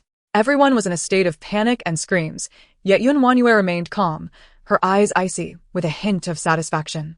She stood tall, holding Knight Zijing's small hand, their steps determined and swift. The two of them dashed like caged beasts yearning for freedom. Though young and frightened, Knight Zijing felt courage in her mother's grasp, unafraid even if the path ahead was fraught with peril. Amidst the chaos of the fire, the patrolling guards were preoccupied with extinguishing the flames, leaving WanYue and Knight Zijing unnoticed. However, the darkness and treacherous paths of the estate made their escape challenging. The little girl struggled to keep up, so WanYue scooped her onto her back, treading lightly and cautiously to avoid detection, progressing swiftly. Fortunately, they managed to evade being seen. As they neared the side gate, smiles broke out on their faces. Knight Zijing gently wiped the sweat from WanYue's forehead, whispering, "Mother, let me down. You're not tired." Just the thought of escaping this prison invigorated WanYue. She had already devised a plan to seize a horse from the rear courtyard amidst the turmoil and flee with Knight Zijing. Approaching the side gate, the lanterns illuminated the surroundings as bright as day. WanYue had timed it perfectly, waiting for the guards to change shifts before bringing out the horse. However, this night, for reasons unknown, the guards delayed their shift. In the frigid air, several guards huddled around a charcoal stove, warming themselves with a few drinks. Their spirits lifted. This young lady is pitiful. If the princess is imprisoned, she would lose her mother. With a mother like that, the young lady would be better off without her. Even that little Rong has been poisoned. What worse could she do? Enough talk. Let us drink a bit more to warm ourselves. If Ronger dies, we'll have to make our way to the Dali Temple. Hiding in the shadows, WanYue was taken aback. Although her medicine could not cure Ronger's poison, it could preserve life. Why were these individuals so certain of Ronger's imminent death? Feeling the situation was more complex than anticipated, she decided to lead Knight Zijing back, waiting to see how events would unfold. Just as they concealed themselves behind a low wall, suddenly, a figure darted out from the servant quarters. "Help! Help! Dr. Fan!" It was none other than the cook, Lady Zhou, her hair disheveled as she stumbled out, only to be intercepted by a matron. "Lady Zhou, what are you screaming about? Don't you know that the prince and madam have been injured? Dr. Fan has no time for anyone else. Ronger's condition is critical. Please, Mama Zhang, let me find Dr. Fan. Ronger's illness is worse than before. He is on the brink of death." Lady Zhou pleaded, kneeling and bowing repeatedly. Mama Zhang merely regarded her with pity, saying, "Lady Zhou, we are but lowly servants, compared to the prince, who is more important. Don't make this difficult for me. Prepare for Ronger's funeral instead." With that, she swept away, leaving Lady Zhou on the ground, hopelessly watching her retreating figure. That old hag is clearly taking revenge. You wanted to give the cook's position to your niece, but I got it first, and you've harbored resentment ever since.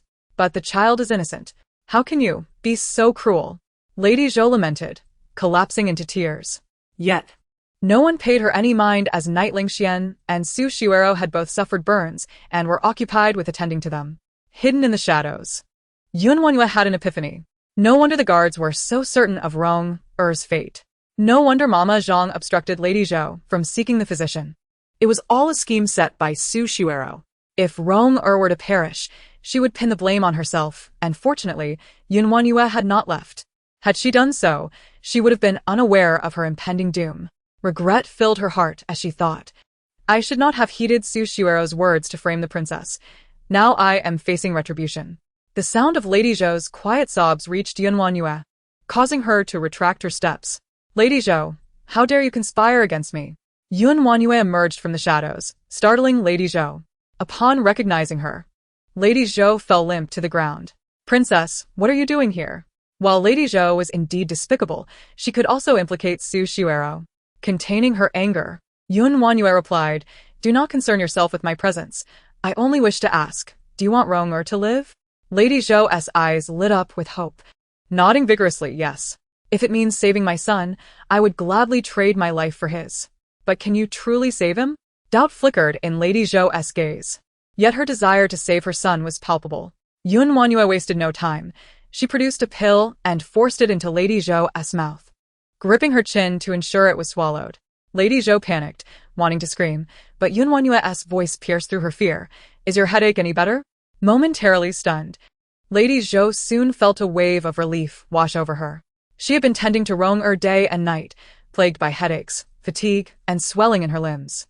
With the medicine coursing through her, those symptoms began to dissipate. She looked at WanYue in shock, realizing the woman's medical skills were remarkable. Lady Zhou, you are a clever woman. Even though the prince and madam need Dr. Fan, Mama Zhang is preventing you from summoning him. Have you not pondered the reason behind this? WanYue's words sent a chill through Madame Zhou's entire being.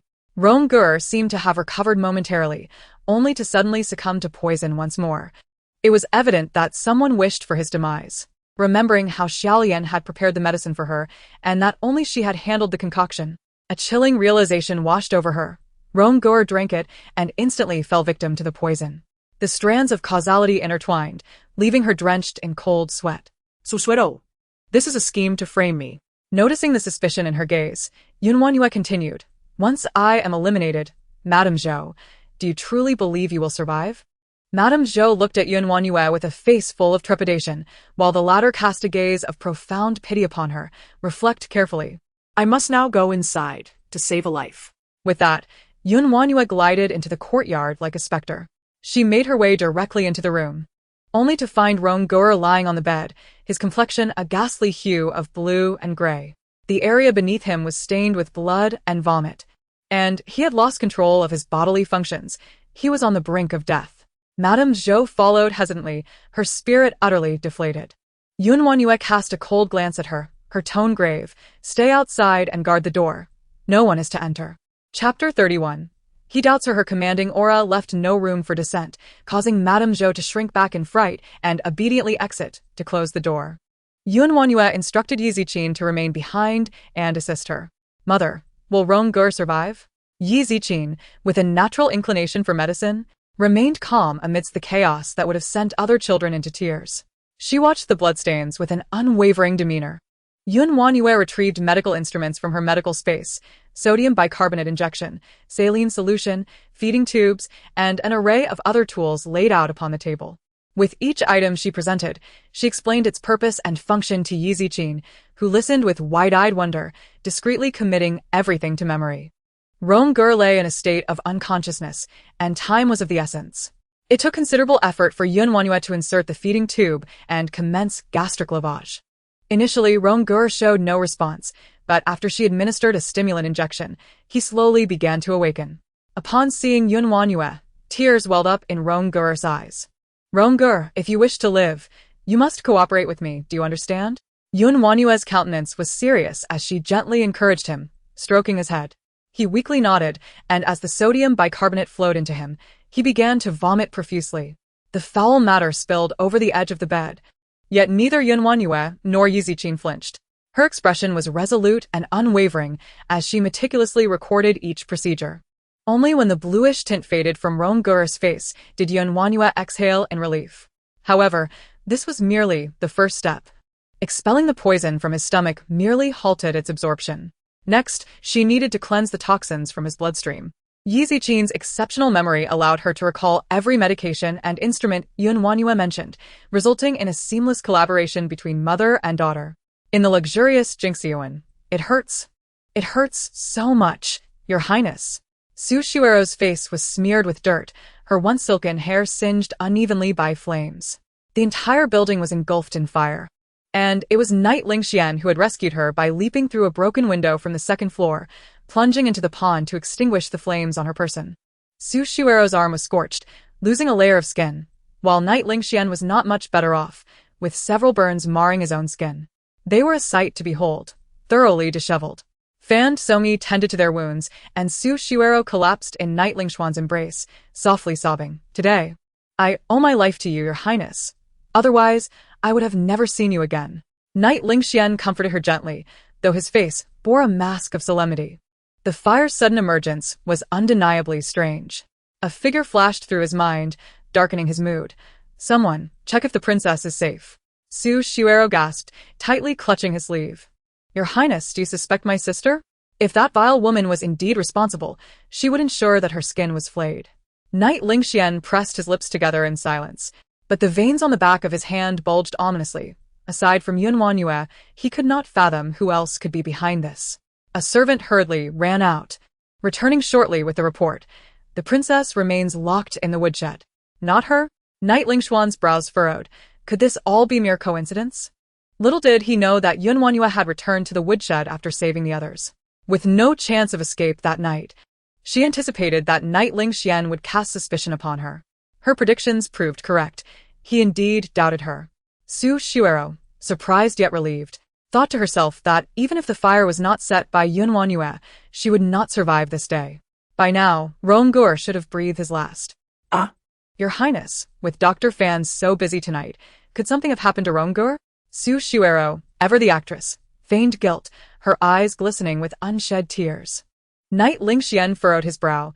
Though he felt a twinge of compassion, he did not prioritize Ronggur's life.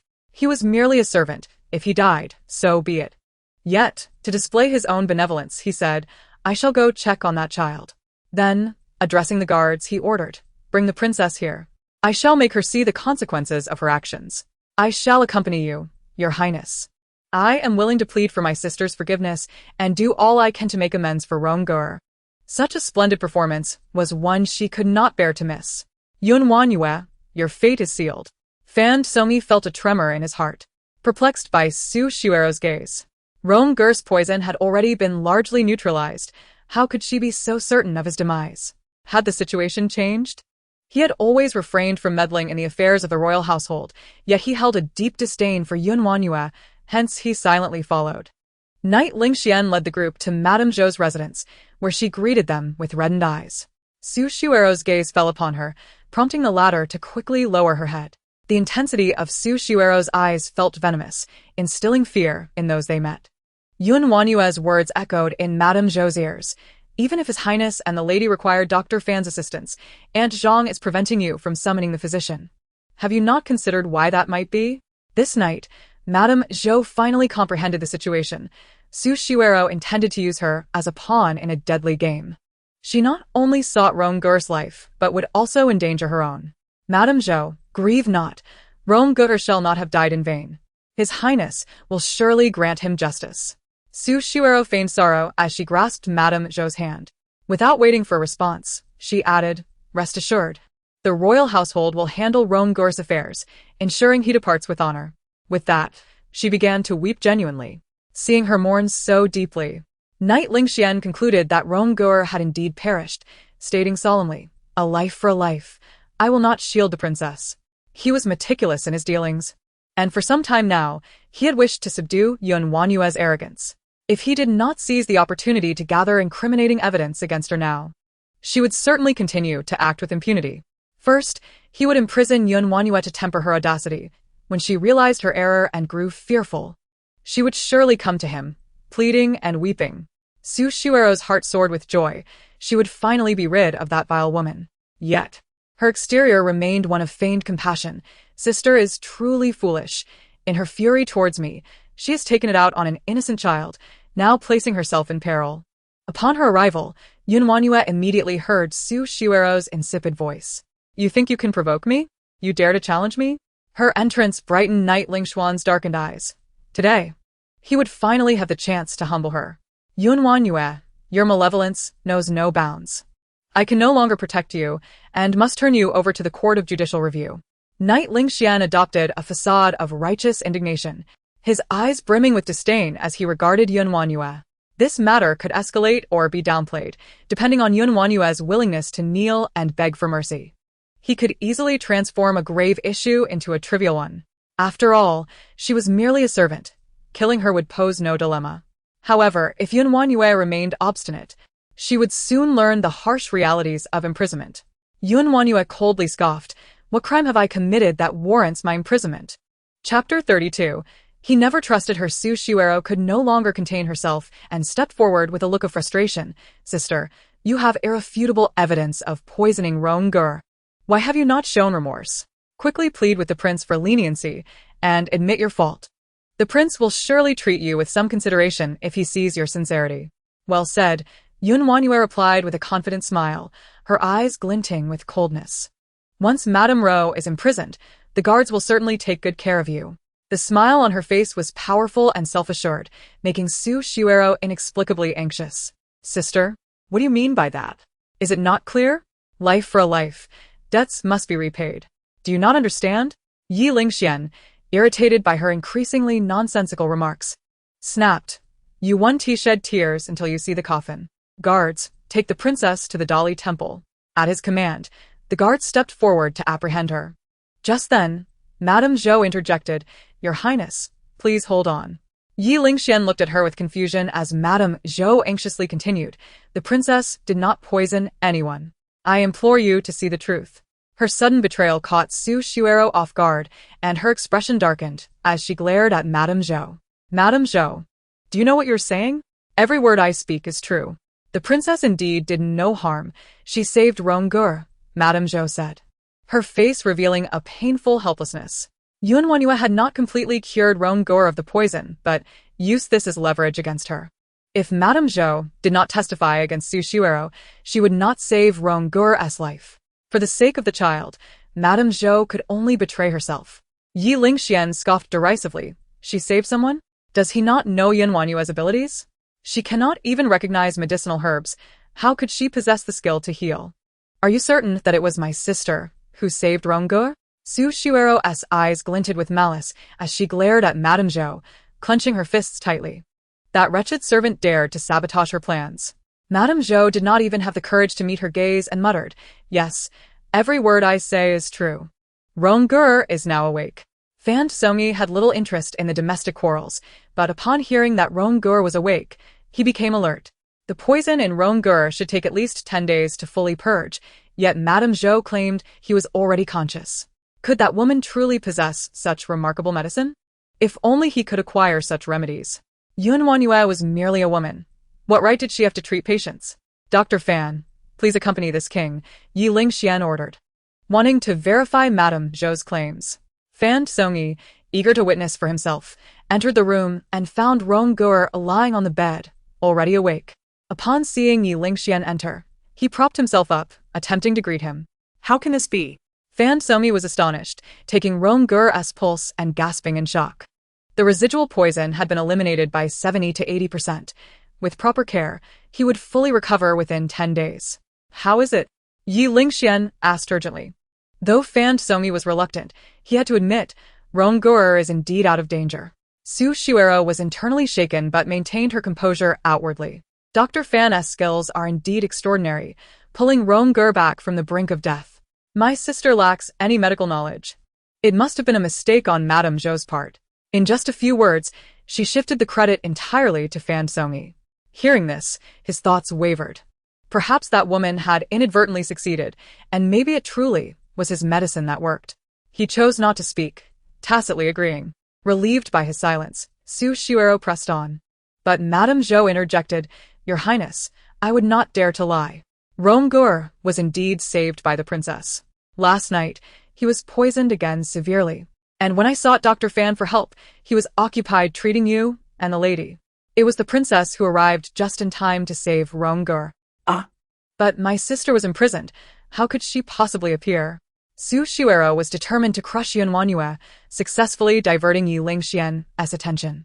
Ye LingXuan glared at WanYue, his voice cold with anger. "You dare to leave your confinement without permission? You disregard my orders. Even if she saved him, disregarding commands is a serious offense." Su Shuero puffed out her chest, intent on ensuring WanYue's downfall. I was the one who released Mother. If the prince must punish someone, let it be me. With a sweet voice, Yi Zhirong entered at the opportune moment, smiling at WanYue and standing beside her. WanYue gently wrapped her arm around the little girl's shoulders, adopting a protective stance as she addressed Ye LingXuan. Your Highness, why such a long face? Do you intend to punish Xinjin? Ye LingXuan was fuming, his dislike for WanYue's assertive demeanor evident. Do not use the child as an excuse. You left your confinement without permission, and I will still punish you. Punish me? How absurd, WanYue retorted coldly. If Xinjin had not come to find me, Ronggur would likely be dead from poisoning. Do you not wish to know how it is possible that Ronggur was poisoned twice in such a short span? Her words caused Ye LingXuan to falter, realizing he had overlooked that detail. The palace's provisions were meticulously recorded. Who would dare poison someone under his watch? Su Shuero's face turned pale, her gaze fixated on Madame Zhou, as if she could devour her whole. Madame Zhou, why don't you quickly tell His Highness how Ronggur was poisoned? WanYue noticed Su Shuero's expression, a sneer forming on her lips. Su Shuero. Watch as I peel away your deceitful facade. Indeed, Madame Zhou, you must clarify the situation to His Highness. Ronggur has no other kin. Do not speak recklessly. Whatever grievances you hold, speak freely, and His Highness will surely seek justice. Su Shuero's words dripped with threat as she subtly revealed the jade pendant at her waist. This pendant granted one access to the treasury of the palace, and even the shops outside. Ye LingXuan seemed to favor Su Shuero immensely, contrasting sharply with WanYue's pitiful state of confinement or injury. The disparity in their status was palpable. Madame Zhou hesitated, bowing her head to the ground. Gritting her teeth as she finally spoke, yes, it was Ronggur who accidentally ingested the poison. Upon hearing this, WanYue clenched her fists tightly. She had anticipated that Madame Zhou would take the blame upon herself. Considering the circumstances, it made sense. After all, Ronggur was still in the Jin Wangfu, and Su Shuero held significant power within the estate. It was only natural for her to consider the child as safety. Yet, with this, Su Shuero escaped another disaster. As expected, Su Shuero's tense demeanor relaxed, though she feigned surprise. What? Ronggur was careless? How could he be so reckless? Is it truly that Ronggur mistakenly consumed something? WanYue asked coldly. Zhou Nyangzi dared not lift her head and insisted. He simply ate the wrong thing. Where did the poison come from? WanYue pressed again. It was the rat poison I bought. I momentarily lost track of Ronggur, which led to this calamity. Zhou Nyangzi had made up her mind. Su Shuero enjoyed the unparalleled favor of the prince, and WanYue was not someone she could provoke. Ronggur's life was still in her hands, and she could not afford to act recklessly. Thus, she offended no one and bore the burden herself. WanYue intended to ask further, but Ye LingXuan coldly interjected, "That is enough. The matter is clear. What more do you wish to inquire?" "Nothing much. I merely find some individuals to possess a heart as cruel as a wolf's and a lung as vile as a dog's." WanYue's words were double-edged. Her gaze fixed on Su Shuero and Ye LingXuan. "Whom do you call cruel and vile?" Ye LingXuan's irritation flared as he shot her a sharp glance. WanYue retorted coolly, "I did not mention you. Why do you leap to defend yourself?" "Defend? Are you implying I am a dog?" Ye LingXuan pronounced her name with deliberate slowness. Unfazed, WanYue casually dug at her ear and responded, "There is no need for such volume, my prince. One might think you are hard of hearing." Ye LingXuan's expression darkened, and he moved forward, intent on seizing her by the neck, but WanYue deftly dodged, leaving him grasping at air. "Is your tolerance as narrow as a needle's eye? Resorting to violence against a woman when you cannot win an argument? You, a man, ought to be embarrassed." The exchange continued, completely disregarding Su Shuero, who was unwilling to remain invisible. She stepped forward to defend Ye LingXuan. "Your Highness, regardless of the circumstances. He is our husband. How can you treat him so? I would not dare to criticize him even slightly." WanYue laughed lightly. "You cherish him as a treasure. Yet in my eyes, he is merely a pile of filth." Su Shuero furrowed her brows. What was this filth she had never heard of? Ye LingXuan also struggled to comprehend WanYue's words, sensing they were far from complimentary. "WanYue, do you wish to court death? You have trampled on his dignity time and again, treating him like a wooden puppet?" Ye LingXuan's face turned ashen, his fists tightening. Even if today's events had nothing to do with WanYue, her insolence was sufficient grounds for punishment. Through their days together, WanYue had discerned Ye LingXuan's temper. He was like a rabid dog, prone to sudden bursts of aggression. Thus, she wisely chose to retreat, ensuring she did not provide him the opportunity to unleash his wrath. I merely wish to remind the prince that the manor has always been managed by your Shuero. If servants can casually procure poison, it is only a matter of time before a greater disaster occurs. Instead of wasting time on me, it would be prudent to investigate Zhou Nyangzi. When did she leave the manor to acquire the poison? And from where? If she could obtain poison this time, what is to stop her from bringing thieves into the manor next time? WanYue spoke decisively, determined not to let the matter slide easily. Su Shuero's complexion shifted between shades of pale and green as she anxiously turned to Ye LingXuan. Your Highness, it is due to my lax management. And I humbly accept punishment. Cursed be WanYue for attempting to drag her down. You deserve punishment. But I wish to ask, how did your jade bracelet end up on Zhou Nyangzi's wrist? WanYue stepped forward, seizing Zhou Nyangzi's arm to reveal the jade bracelet on her wrist. Ye LingXuan recognized it immediately. It was indeed Su Shuero's bracelet. He shot a puzzled glance at Su Shuero, who first displayed astonishment, then anger. Isn't this the bracelet the prince gifted me? I wear it daily. And I lost it a few days ago. How could it have been stolen by you, you vile maid? Zhou Nyangzi trembled, pressing her head to the ground. Having privately purchased poison was already an unforgivable crime, and now, with theft added to the charges, it seemed no one could save her. Ye LingXuan. Seeing Zhou Nyangzi silent for too long, assumed her silence was an admission of guilt and thundered, You audacious wench. Take Zhou Nyangzi away and administer 50 lashes, expelling her from the manor forever. My lord, it is all due to my inadequate supervision. I am willing to accept punishment. Su Shuero knelt at Ye LingXuan's feet, convinced he would show her mercy. In fact, her gamble paid off. Ye LingXuan hastily helped her up. Shuero, you need not blame yourself. I understand you did your best. With such a large manor, oversights are inevitable. But my lord, if you do not punish me, I fear for my sister and what she might do. Though your rank does not surpass hers, in my heart, you are the princess of Jin. Ye LingXuan cared little for WanYue's feelings, openly praising Su Shuero in front of everyone. He wished to convey that in his eyes, Su Shuero was the only princess of Jin. As for WanYue, she was nothing. Su Shuero's heart swelled with joy. Your Highness, please do not say such things. I do not deserve it. Ye LingXuan glanced at WanYue, frowning slightly. Her expression revealed no hint of emotion. Even as he held Su Shuero's waist, she displayed no sign of jealousy, her indifferent gaze treating them as inconsequential. They appeared as two jesters, humiliating themselves. Was this woman feigning indifference? WanYue, witnessing their charade, felt nausea rise within her and let out a light laugh. What are you laughing at? Ye LingXuan, as if someone had stepped on his tail, nearly leaped up. He recalled WanYue's earlier words, bitches and dogs are destined for eternity. Whenever she bore that expression, it involuntarily reminded him of that phrase. WanYue replied flatly, I laughed at nothing, my prince. If you wish to name anyone the princess of Jin, do so at your leisure. Embrace whoever you desire. As long as you grant me a divorce, you may even embrace a dog, and I would have no objections. Ye LingXuan's chest heaved violently. His face dark as he pointed toward the door, shouting, Get out. Damn woman, always speaking of divorce. Do you have no other tricks up your sleeve? He refused to concede to her wishes. Su Shuero wore a face of displeasure, inwardly desiring to eliminate WanYue. This wretched woman.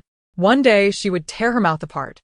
WanYue seized the hand of Ye Ziqin, boldly declaring, Jinjin, do not stare too long lest you grow a needle eye. She strode out, casting a cold glance at Zhou Nyangzi as she departed. Chapter 34. May I follow you? Zhou Nyangzi gathered her courage to look at her. Her voice tinged with earnestness. I have no face to plead with the princess, but the child is innocent. I hope you can overlook past grievances and save his life. Her eyes were filled with longing as she gazed at WanYue, her heart heavy with guilt. WanYue promised to save Ronggur, anticipating that Zhou Nyangzi would be expelled from the manor. To alleviate Zhou Nyangzi's worries and encourage her to disclose Su Shuero's misdeeds, she agreed to let Ronggur stay in Luoying courtyard. However, she did not expect Zhou Nyangzi to become timid, fearing Su Shuero's retribution, and instead took the blame upon herself. WanYue halted, her voice devoid of emotion. Zhou Nyangzi, all of this is your own doing. After a pause, she continued, a healer's heart is one of compassion. I shall not stand idly by and watch someone perish. Henceforth, WanYue shall accompany me. Zhou Nyangzi was overwhelmed with joy, tears brimming as she deeply bowed in gratitude. Thank you, my princess. Guards stepped forward to drag her away, while Ye LingXuan ordered all servants in the manor to witness the punishment as a deterrent. Ye LingXuan surprisingly consented to let WanYue stay with WanYue, prompting Su Shuero to voice her discontent. Your Highness, you are gracious to allow WanYue to remain, yet I am concerned about him being with my sister. She feigned hesitation, and Ye LingXuan assumed her worry was genuine, responding, her desire to take in this child serves merely to present a kind facade to me. Rest assured, that venomous woman will not treat him well. When she falters, I will ensure she pays for it. Su Shuero's heart surged with delight. Though her face feigned sympathy, I hope my sister does not vent her frustrations upon the child. Alas, poor WanYue. Days later, WanYue's health began to improve. His spirits were low, and he refrained from engaging in conversation with others.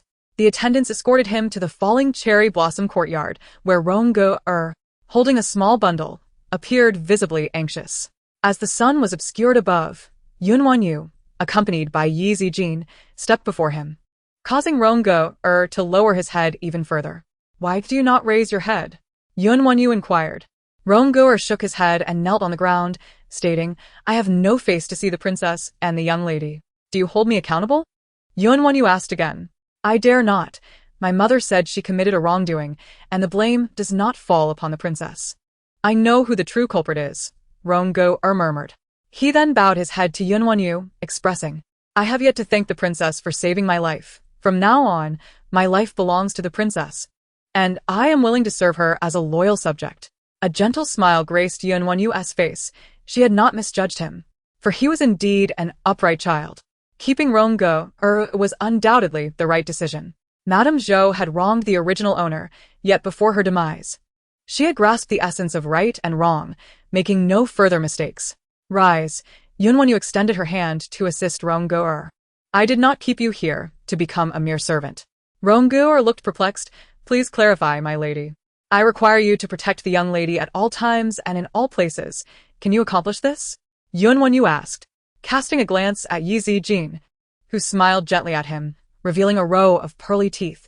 He nodded emphatically. I can do it, as long as I am present. No one shall harm the young lady. Good. Remember your words today, WanYue affirmed with satisfaction. From this day forth, you shall no longer refer to yourself as a servant. I bestow upon you the surname Yun. Henceforth, you shall be known as Yuning.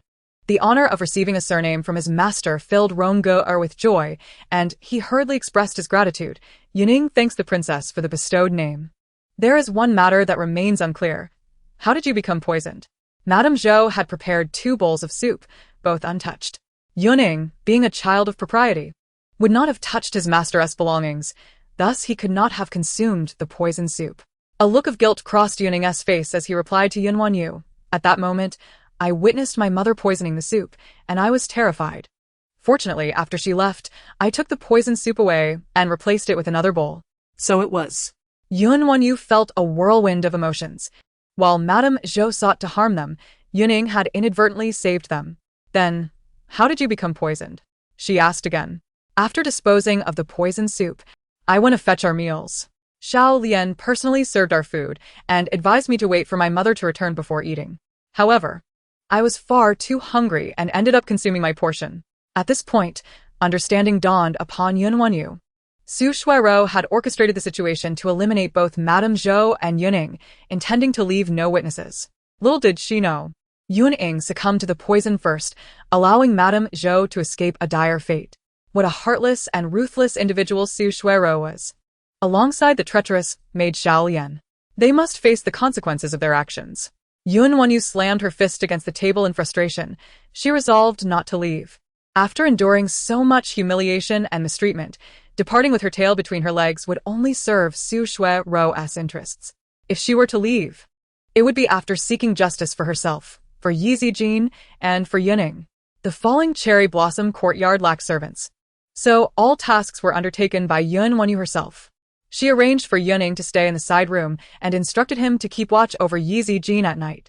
He obediently complied, maintaining his vigil throughout the night. Ye Zijin, however, felt a pang of compassion and discreetly asked WanYue, "Mother, why do you have Yuning keep watch all night?" Her small face was filled with curiosity, prompting WanYue to smile gently and pat her little nose, saying, "Mother has her reasons for doing this." Ye Zijin nodded, seemingly understanding, and refrained from asking further. Over the next few days, Yuning kept watch over Ye Zijin every night. Though he was young, he possessed a remarkable tenacity, enduring fatigue without complaint. WanYue observed him secretly and noted that whenever exhaustion threatened to overwhelm him, he would bite into a chili pepper. The spiciness often brought him to tears. Yet he remained silent, wiping his face with his sleeve while maintaining an upright posture. After several nights of vigil, WanYue assigned him the task of fetching water. The courtyard possessed 2 large water vats, and filling them would require no less than 20 buckets. Being small and slender, Yuning found the task strenuous. At times, his strength faltered, causing him to stumble. Yet, he uttered no complaints, diligently transporting bucket after bucket of water to the vats. The biting cold wind reddened his hands, leaving them cracked and sore. Ye Zijin, unable to bear the sight, pleaded with her mother, "Mother, may we allow Yuning to rest?" WanYue turned to Yuning and asked, "Do you need a break?" In response to the princess, "I do not require a rest," Yuning replied with determination. Then turned to Ye Zijin with a cheerful smile, saying, "Miss, I am not tired." He returned to the well, and upon his return, he presented a branch of plum blossoms to Ye Zijin.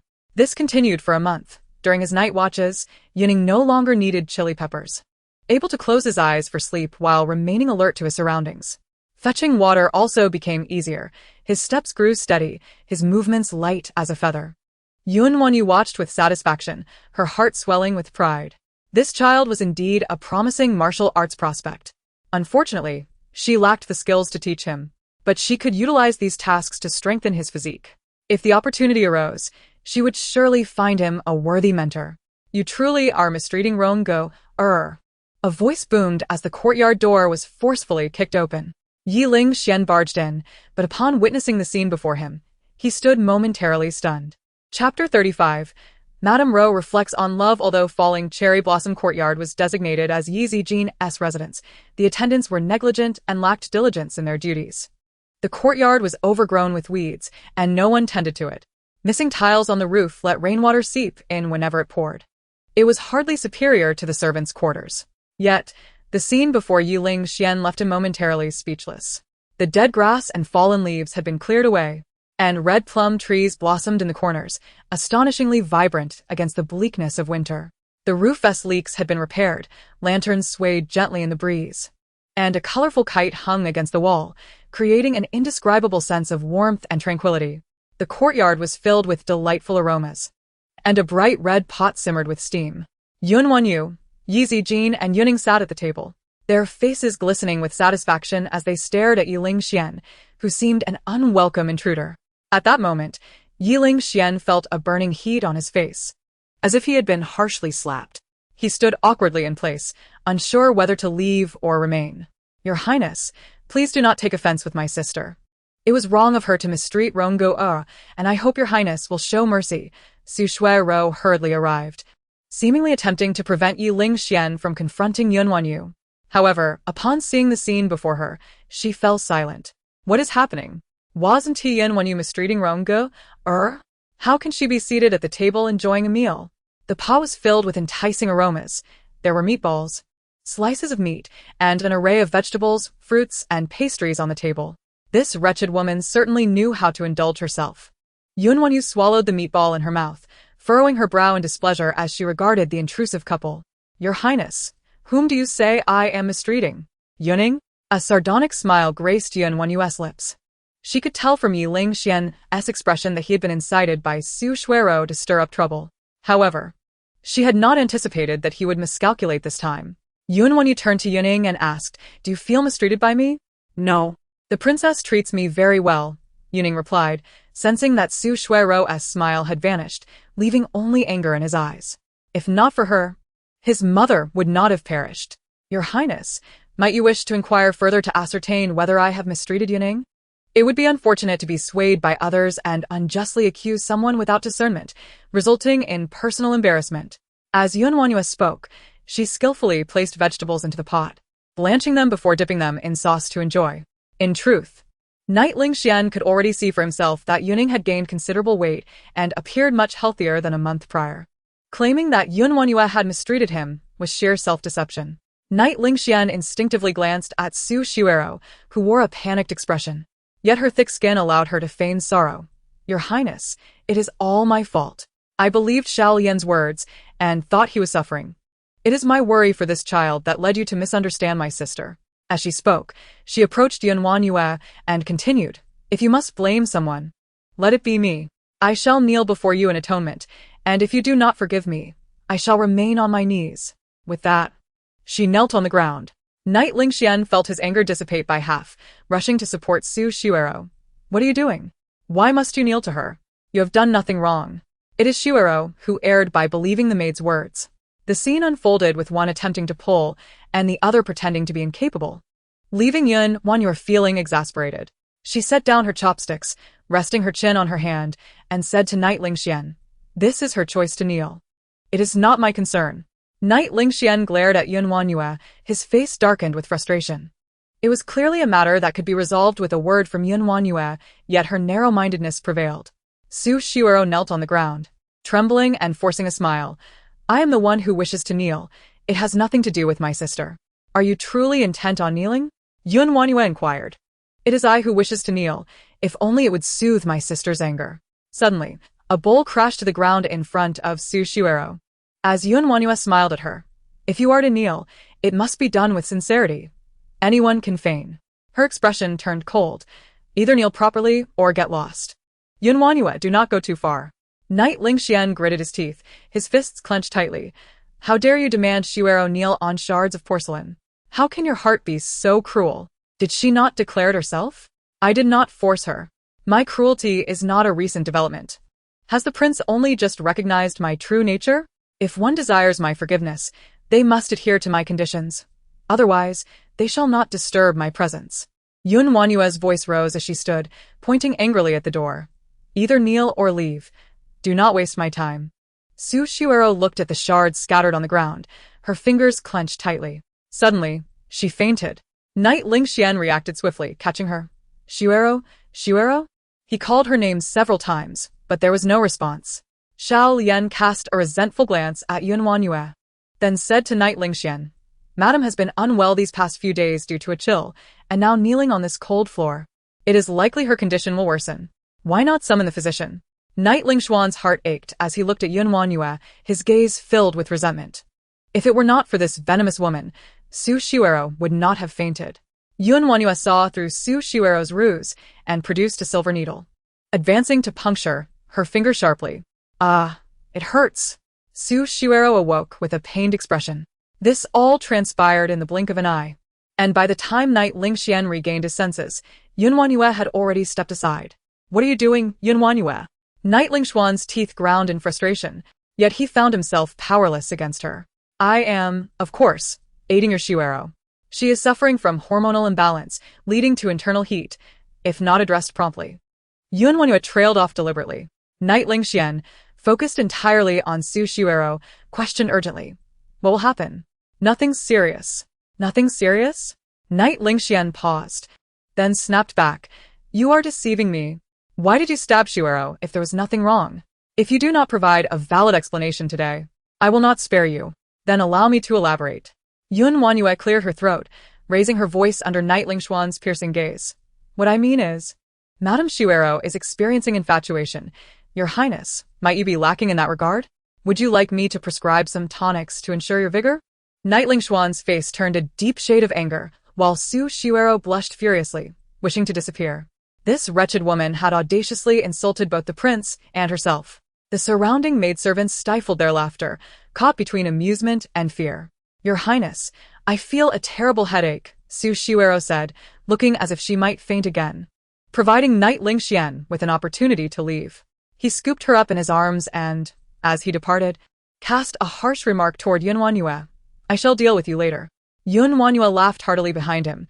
"I will keep the tonics ready for the prince." Free of charge. Chapter 36. Su Shuero's desire for conception. Su Shuero became the subject of ridicule within the estate, infuriated to the point that she did not leave her room for several days.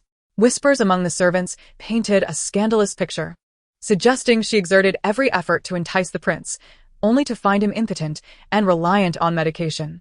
Such slander filled her with rage, nearly driving her to destroy her own quarters. This wretched maid dares to speak of me in such a manner. Su Shuero lashed out with her whip, striking Xiao Lian, who gritted her teeth, suppressing any sound. Only when Su Shuero had vented her fury did she allow Xiao Lian to breathe again. Looking at the bruises covering Xiao Lian's body, Su Shuero wore a satisfied smile. This is your reward. She presented several gold ingots to Xiao Lian. Upon seeing the gold, Xiao Lian's eyes lit up, and she quickly grasped them, repeatedly expressing her gratitude. As long as Madame is appeased, even death would be a welcome fate for Xiao Lian. You are indeed loyal. Exhausted from her outburst, Su Shuero reclined on the favored couch, while Xiao Lian eagerly attended to her, kneading her shoulders and legs. Mistress, we have encountered a setback this time. That wretched woman must have been prepared, or how could we have suffered such a loss? The mere mention of this provoked Su Shuero's anger. Knight LingXuan had not visited her for several days. Even when he did come, he remained only briefly before leaving again. She gazed out at the blooming peach blossoms, lost in thought about how to entice Knight LingXuan. Xiao Lian's eyes lit up with a clever idea. Mistress, I have a splendid plan that will ensure you and the prince can consummate your union. Su Shuero's expression softened, curiosity piqued. What is your plan? Xiao Lian whispered a few words in her ear, causing a blush to rise on Su Shuero's face. Will it truly work? Rest assured, mistress. This time it will undoubtedly succeed. Su Shuero, filled with anticipation, declared. If this matter is handled well, I shall reward you handsomely. Yes, I shall not disappoint Madame's expectations. Xiao Lian exited cheerfully, thinking to herself, WanYue, just wait and see. Once Madame has consummated her union with the prince and becomes pregnant, there shall be no place for you in this estate. After leaving the Prince Jin's residence, Xiao Lian went to a silk shop to purchase a few items. Then, ensuring no one was around, she headed straight for the Yi Honglu. At that moment, WanYue was seated at the tavern discussing matters with the proprietor. Upon seeing Xiao Lian, she paused in surprise, wondering what she was doing there. This Yi Honglu was one of the most renowned establishments in the capital. Could it be that young Master Yun had developed an interest?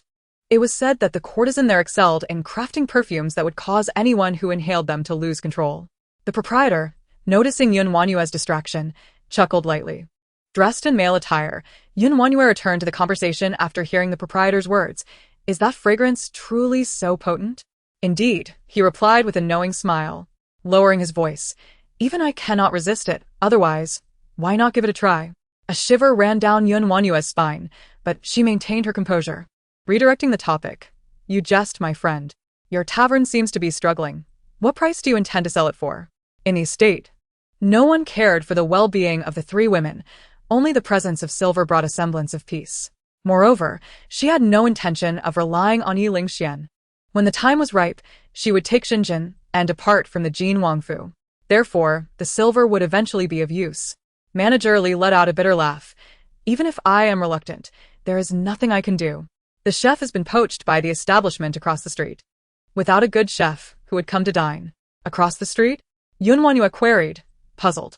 Manager Li pointed angrily at a 3-story tavern opposite, exclaiming, that is the Jin Wang's tavern, reportedly opened specifically for his beloved concubine. The dishes served are all her favorites. Yi LingXuan had indeed lavished affection on Su Shuero, acquiring the entire tavern just to serve her preferred delicacies. Such a flamboyant display of affection. If she did not bring the rival down, would she not be doing herself a disservice? Manager Li shook his head repeatedly. Young sir, do not blame me for not warning you. It would be best not to take over that tavern. No, I shall take it, WanYue declared resolutely. Name your price. Manager Li was taken aback. He had struggled for 3 years to sell the tavern, only to be thwarted by this favored establishment. As people heard it was associated with the Jin Wangfu, they would turn and walk away. Yet, WanYue not only refused to leave but insisted on taking it. He could hardly bear to dissuade her further. Are you truly intent on acquiring it? Manager Li inquired again. WanYue smiled slightly. Are you implying that I cannot afford it? Very well if you are earnest. Then let us settle on this sum. Manager Li tremulously extended 5 fingers, his expression one of reluctance. 5,000 taels, and the tavern shall be yours. The tavern, though somewhat dilapidated, would shine anew with a fresh coat of paint. Its location was excellent, attracting many patrons. Manager Li's price of 5,000 taels was already quite reasonable. WanYue decisively agreed. Agreed, it is settled. Manager Li, still in a daze, thought her youthful bravado was fearless, but upon seeing her unwavering determination, he fetched the property deed. Once in possession of the deed, WanYue turned to Manager Li with a smile. What are your plans now? Manager Li sighed. I am but a solitary man. I have no plans. Would you be interested in managing the tavern again? Young master, are you inviting me? WanYue smiled. With you managing the tavern, I shall be at ease. I will pay you 100 taels each month. How does that sound? Upon hearing this, Manager Li perked up. Very well, I shall not disappoint your trust. Now, regarding the renovations, you have full authority over that. As for the chef, as long as the dishes are delectable, you need not concern yourself with anything else. Manager Li gazed at WanYue in astonishment. He had intended to offer further counsel. Yet her demeanor radiated confidence and poise, prompting him to swallow his words. It seemed WanYue had already made up her mind. He would follow her lead. After leaving the tavern, WanYue procured some food and pastries before returning to the Jin Wangfu, her face alight with joy, humming a tune as she walked. Her spirits seemingly elevated. Ye LingXuan, standing in the corridor, was inexplicably drawn to her laughter, captivated to the point of distraction. He had never seen WanYue so exuberantly happy. The memories he held of her were either filled with deep sorrow or marked by their confrontations. So this was how she appeared when she was content. Suddenly, WanYue glanced in his direction, and upon seeing Ye LingXuan, the smile evaporated from her face, replaced by a profound disdain, as if she had encountered something vile. The swift change caught Ye LingXuan off guard. This woman dared to display such contempt towards him. It was a clear affront. Ye LingXuan's anger ignited, and he stepped forward to block her path. Halt. How can the esteemed Jin Wangfei present herself in such a manner? WanYue scoffed, rolling her eyes. What business is it of yours? How can it not be? You are the Jin Wangfei, and as such, I have every right to oversee your conduct. Chapter 37. The Princess Consort desires to be a widow. WanYue laughed as if she had heard the grandest joke. The Jin Wangfei resides in a side courtyard, with a leaky roof and doors that let in the wind. There isn't even a servant to attend to her. And the meals are pathetically simple, just cabbage and tofu or gruel. If I want a meat dish, I must purchase it myself. Would you consider such a Jin Wangfei? Her barrage of questions left Ye LingXuan's face flushed with embarrassment. Frowning, he retorted, What nonsense are you spouting? I have never treated you harshly. But I have yet to scold you. Do you believe it? Ye LingXuan fell silent, knowing full well he could not accept her words. Yet, the household expenses were regulated. What was she trying to convey through her remarks? You see, you do not believe me. WanYue sneered, her demeanor suggesting they were speaking past one another. Kindly step aside. If others see us, they might think I am reporting you. Her attitude made Ye LingXuan furrow his brow. Is it not the truth? I merely speak candidly. Furthermore, it was you who stopped me.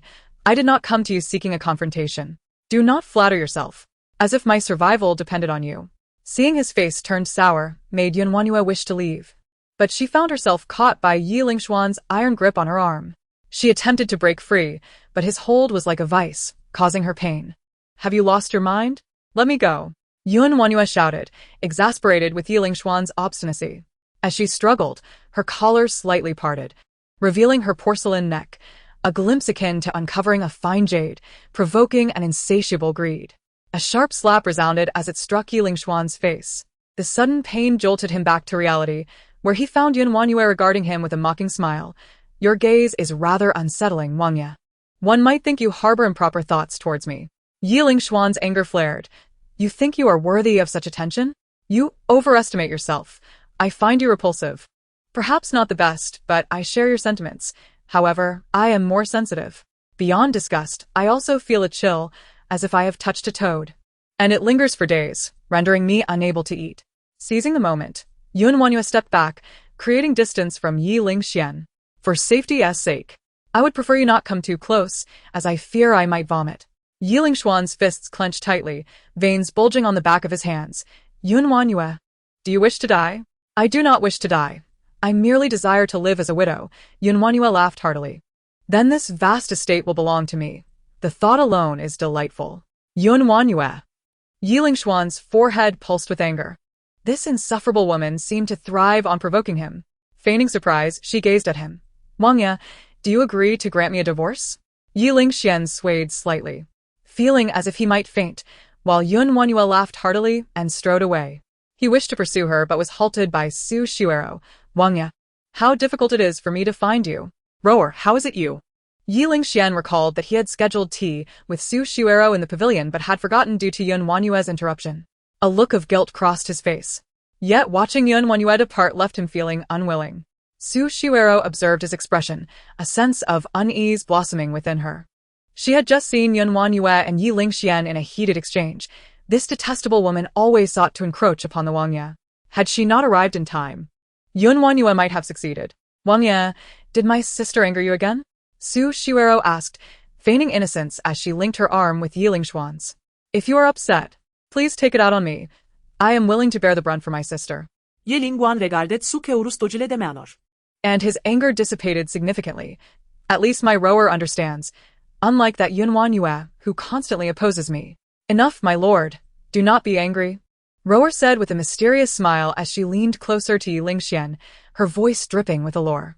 At the hour of the Highness, meet me at the hot spring pool. The fragrance emanating from Su Shuero enveloped Ye LingXuan, leaving him entranced. She appeared particularly enchanting today. Unable to resist, he grasped her wrist and drew her into his embrace, inhaling deeply. Ruea, you smell divine. A secretive smile graced Su Shuero's lips, Confirming that the useless Xiao Lian had spoken the truth. This rosemary truly had the power to incite uncontrollable desires. Men tend to cherish most what they cannot possess. Thus, she resolved to tantalize Ye LingXuan's appetite. With a swift turn, Su Shuero escaped his hold and coyly said, My lord, I shall await you later. With that, she departed gracefully. Ye LingXuan stood on the corridor, gazing wistfully in the direction she had vanished, picking up the handkerchief she had dropped and inhaling its scent. Lost in reverie. After spending the day outside, WanYue returned home to find Ye Ziqin and Yuning eagerly awaiting her. Mother, why did you take so long? Ye Ziqin clung to WanYue's leg, her big, innocent eyes filled with anticipation. WanYue hurriedly lifted her into her arms and planted a kiss on her cheek. I brought back some delicious treats for you. Setting Ye Ziqin on a stool, she unveiled the pastries. Golden almond crisps and sweet candied hawthorn immediately lit up the children's faces with delight. Wow, it smells amazing. Ye Ziqin clapped her tiny hands joyfully. Though Yuning also smiled, he maintained a reserved demeanor, standing a respectful distance behind Ye Ziqin. Yuning, come here, WanYue called. He stepped forward, standing beside her, ready to assist. Sit down. These are for both of you, WanYue said with a smile. Yuning appeared astonished, his expression tinged with anxiety, as he had never received such kindness in the household before. Ye Ziqin, already having snatched a pastry, pressed it into his hand. Brother Yuning, you eat. The aroma of the pastry was unlike anything he had ever encountered. He took a small bite, and indeed, it was sweet and delightful. Is it good? Ye Ziqin displayed her adorable, pearly teeth, a picture of innocence. Yuning nodded earnestly, delicious. Thank you, Mississippi. Later, as Ye Ziqin grew tired from playing, she fell asleep. WanYue tucked her in and stepped outside, where she found Yuning waiting by the door. Princess, I have something to discuss. What is it? Speak, WanYue replied. Yunying's small face was serious as he stepped forward. I just saw Xiao Lian go to the back courtyard's hot spring. She even decorated the pavilion. I do not know what she intends. Oh, is that so? WanYue couldn't help but chuckle, sensing the motive behind Xiao Lian's actions. Once again, she was headed to the Yi Hong courtyard, preparing to unleash her grand scheme. A smile crept upon WanYue's lips. She would ensure Su Shuero would remember this day for all time. In the back courtyard, the hot spring pool awaited. Xiao Lian had transformed the pavilion into an enchanting dreamscape, surrounded by ethereal mist, as if one had stepped into a fairyland. Lanterns dotted the ground every few meters, their soft glow resembling stars fallen to earth, a breathtaking sight.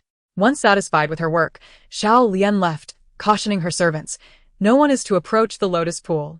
Keep your distance. Now, as Su Shuirou's favorite attendant, her words were as authoritative as commands from her mistress. Observing the submissive demeanor of those around her, Xiao Lian felt increasingly validated in her choice of allegiance. WanYue, the incompetent, could not even capture a man's heart. Following her would only lead to starvation. Su Shuirou, on the other hand, had the means to ensnare the prince completely. Even Xiao Lian was riding the wave of success, relishing her elevated status. With a sense of pride, Xiao Lian departed, leaving the others to disperse in discontent. What was there to be so proud of? She was merely a servant seeking favor. Yet she acted as though she were the mistress. Xiao Lian had become more generous lately.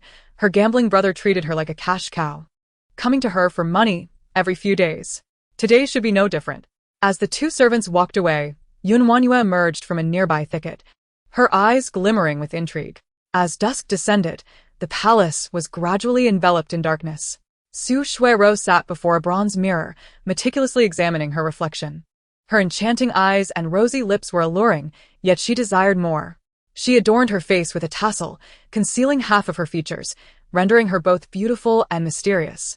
Xiao Lian watched in awe. Madam, you are stunning. Am I? Su Shuirou smiled proudly, her graceful neck and alabaster skin reminiscent of exquisite jade, delicate and flawless. Every expression captivated the heart. Even men would be unable to resist, Xiao Lian flattered. Not just men.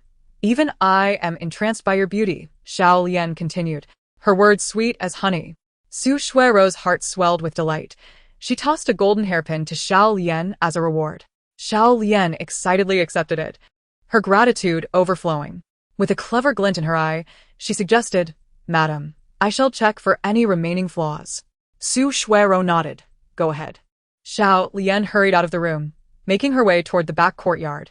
She paused by an artificial hill and coughed a few times, a secret signal for her brother. 3 coughs indicated safety. However, after waiting for a while without seeing anyone, Xiao Lian frowned and coughed again, but still, no one appeared. What is happening? We agreed to meet here. Where could he be? Did he not come? Pondering this, she grew anxious, realizing that lingering too long could cause trouble if Su Shuirou could not find her. Just as she turned to leave, a noise came from beneath a large stone by the hill. A man with a shifty gaze sat up, clutching his head in pain. Damn it. The man was none other than Xiao Lian's brother, Zhang San. Having waited for Xiao Lian for what felt like an eternity, he had been struck from behind and lost consciousness. He vaguely remembered that the assailant was a woman and assumed it was Xiao Lian's doing. You wretched girl. How dare you hit me? I shall make you pay. Zhang San seethed, eager to find Xiao Lian and retaliate. Then, he overheard a maid's voice from the other side of the wall. Xiao Lian said we should not go near the hot spring. It must be that Lady Ro is there again. She is truly favored by the prince. Even her jewelry is worth a fortune. How enviable. Hot spring, women, priceless jewelry. Zhang San chuckled to himself, relishing the thought of seeing beautiful women and acquiring silver. Most importantly, Xiao Lian would be punished. What could be better? Thus, he stealthily made his way toward the hot spring. WanYue, observing his departure, wore a satisfied smile. Dog bites dog, a mouthful of fur. A good show is about to unfold. Back in the room, Su Shuirou was indeed growing impatient. Why did you take so long? I was ensuring there were no oversights and that everything was perfectly arranged for you, madam, Xiao Lian replied cautiously. Su Shuirou's expression softened slightly as she placed her hand on Xiao Lian's. Rising slowly, she inquired, Where's the prince? Has he left? Do not worry. I will guide the prince to you. That is good. With confidence, Su Shuirou made her way toward the hot spring, determined to leave an indelible mark on Ye LingXuan's heart this evening. The absence of any servants along the way was precisely to her liking. Upon recalling the playful moments shared between her and Ye LingXuan in the warm spring waters, a blush crept upon Su Shuirou's cheeks, her heart racing. Xiao Lian, keep your distance, she commanded. Yes, I shall obey, came the reply. As they approached the hot spring, Xiao Lian halted, allowing Su Shuirou to venture forth alone. The flickering candlelight danced in the breeze, while the gentle silk curtains swayed, filling Su Shuirou with delight. Xiao Lian had executed her task splendidly. The mist rising from the pool created an ethereal ambience. She gracefully shed her garments and stepped barefoot into the water. The warmth enveloped her instantly. prompting a soft sigh of contentment, her expression one of pure bliss. The sight of the beautiful woman frolicking in the water was undeniably alluring, hidden in the shadows. Zhang San's eyes widened in disbelief, his gaze greedily fixed on Su Xiuero in the pool, a rush of blood surging through him. He longed to leap into the water, to embrace her and savor her sweetness. A faint fragrance hung in the air, intensifying Zhang San's restlessness, compelling him to plunge into the water, charging towards Su Xiuero. Aware of the commotion behind her, Su Xiuero feigned ignorance until she was suddenly seized, exclaiming, "Your Highness, what are you doing? You're hurting me." The man behind her was indiscriminately exploring her body, his movements coarse, as if he wished to devour her whole. "Your Highness, the scent of the rosemary has intoxicated me," Su Xiuero confessed, her body yielding helplessly in his embrace. Without warning, a thunderous voice erupted. "Adulterers, what are you doing?" Su Xiuero snapped back to reality, her eyes meeting the furious countenance of Ye LingXuan standing before her, his eyes ablaze with wrath. Ye LingXuan was not in the water. Who, then, was the one playing with her? A cold shiver cascaded down her spine, and as she turned, she was met with the unscrupulous face of Zhang San, prompting her to scream, "Who are you? Why are you here?" She hastily covered her exposed form, feeling shame and anger surge within her. At that moment, shouts of "Catch the thief" echoed from the courtyard. The clamor of hurried footsteps approached the hot spring, numerous servants wielding torches drawing near. Chapter 39. Green is healthier. Su Xiuero's face drained of color as she cast a pleading glance at Ye LingXuan, whose complexion was ashen. Fists clenched in fury as he bellowed, "Get out of my sight." The servants, upon recognizing Ye LingXuan nearby, hastily turned to retreat. "Your Highness," Su Xiuero cried out, covering her body, her eyes filled with terror. "Is this the surprise you prepared for me?" Ye LingXuan yanked Zhang San from the water and hurled him against a rock formation. Zhang San fell silent, unconscious. Su Xiuero trembled, tears streaming down her face. "Your Highness, please allow me to explain." "Explain what?" Ye LingXuan scoffed. "I have seen everything." Disappointment etched across his features. He cast a brief glance at Su Xiuero before turning away in silence. "Your Highness." Su Xiuero's heart-wrenching calls trailed behind him, yet Ye LingXuan did not look back. Xiao Lian rushed in upon hearing the commotion, nearly fainting at the sight before her. "Brother, how could it be you?" Su Xiuero's eyes were bloodshot as she furiously grasped Xiao Lian by the throat. "You vile servant, you have betrayed me." Struggling for breath, Xiao Lian pleaded, "Madam, spare me. I had no idea this would happen." Consumed by rage, Su Xiuero disregarded Xiao Lian's words, striking her to the ground and commanding the servants outside, "Seize this wretched maid and beat her to death." "Madam, please spare me," Xiao Lian cried in sheer terror. Yet Su Xiuero remained unyielding, her stomach turning at the thought of Zhang San's touch. "Take her brother too, and dispose of them both." Xiao Lian crawled to Su Xiuero's feet, only to be kicked away. The servants hurriedly gagged Xiao Lian with a rag and dragged her off.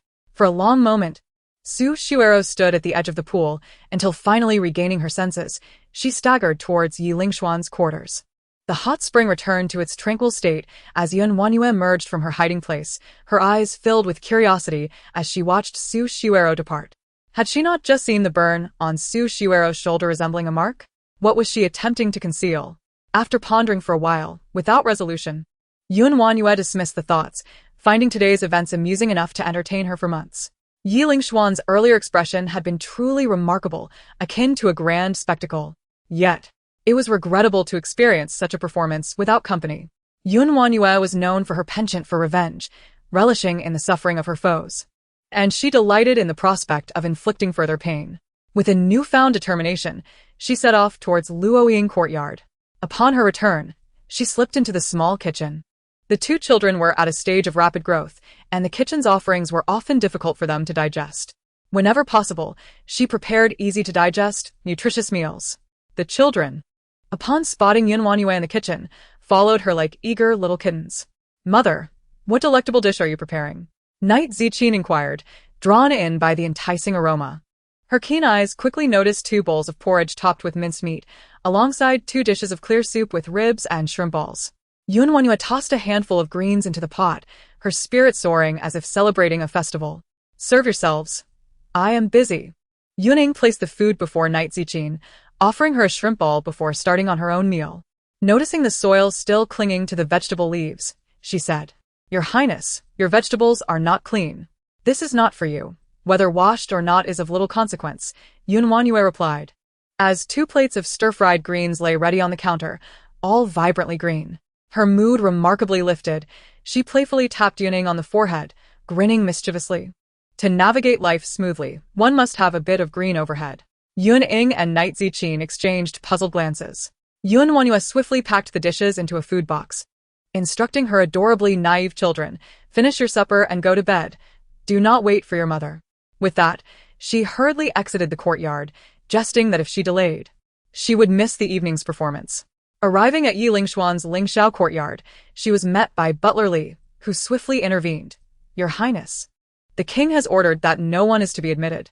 WanYue tiptoed to peek inside, and indeed, she saw Su Xuero kneeling at the courtyard entrance, prompting her to smile knowingly at Butler Li.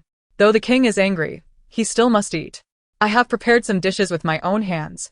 I would trouble you to deliver them." As she pressed a coin into Butler Li's hand, he swallowed his refusal, recognizing her good intentions. The king will surely be pleased. Not just pleased, he would be overjoyed, perhaps even grateful to Butler Li for managing the situation.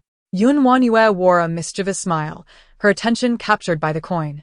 As she stepped into the courtyard, Su Xuero had been kneeling for an hour, and Ye LingXuan had yet to relent and see her. Upon noticing WanYue's arrival, she shot her a resentful glare. Unwilling to relent, she cried out to the house, "Your Highness, would you please grant me an audience? If you refuse, I shall remain here until I perish." Su Xuero's desperate pleas reached Ye LingXuan's ears as he stood behind the window, observing her frail form swaying in the cold wind. A flicker of compassion stirred within him.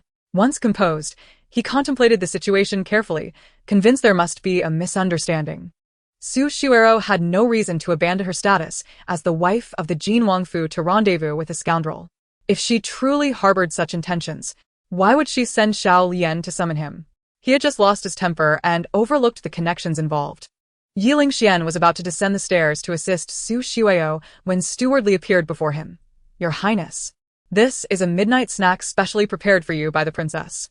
She mentioned that even if you are upset, you should not take it out on your own body." Look. To his surprise, it was sent by WanYue. He gazed heavily at the food box and instructed Steward Li, "Dispose of it." Li was momentarily taken aback, but then carried the box away, only for Ye LingXuan to call him back. "Come back." Taking a few steps forward, he opened the box, revealing a plate of green vegetables. Opening the second layer, he found more green vegetables. One after another, all 3 layers contained nothing but greens. Ye LingXuan's face flushed crimson. This wretched woman had the audacity to use green vegetables to remind him of the humiliation he suffered. Get out. Just leave. Chapter 40. Su Xueo leaves home. Steward Li unexpectedly received a slap and, clutching his face in panic, rushed downstairs. Just as he exited the door, the food box was hurled down from above. Liquid splattered everywhere, and Su Xueo, caught off guard, was drenched in vegetable leaves. She looked up at Ye LingXuan, who glared down at her and called out pitifully, "Your Highness." She had hoped that her sorrowful appearance would soothe his anger, but he retorted harshly, "Leave. I never want to see you again." Su Xueo felt a chill run through her. Ye LingXuan had indeed abandoned her. Without the prince's affection, how could she survive in the royal residence? "Your Highness, please listen to my explanation. I had no idea how Zhongxin ended up in the hot springs. It must be that wretched maid Xiao Lian who brought him into the residence. I am wronged." Su sueño creído. Tears streaming down her face as she knelt and crawled a few steps, looking up at Ye LingXuan and weeping. "Does your Highness not know what kind of person I am? I have loved you since childhood. If it were not for that incident, we would have already been married and had many children by now."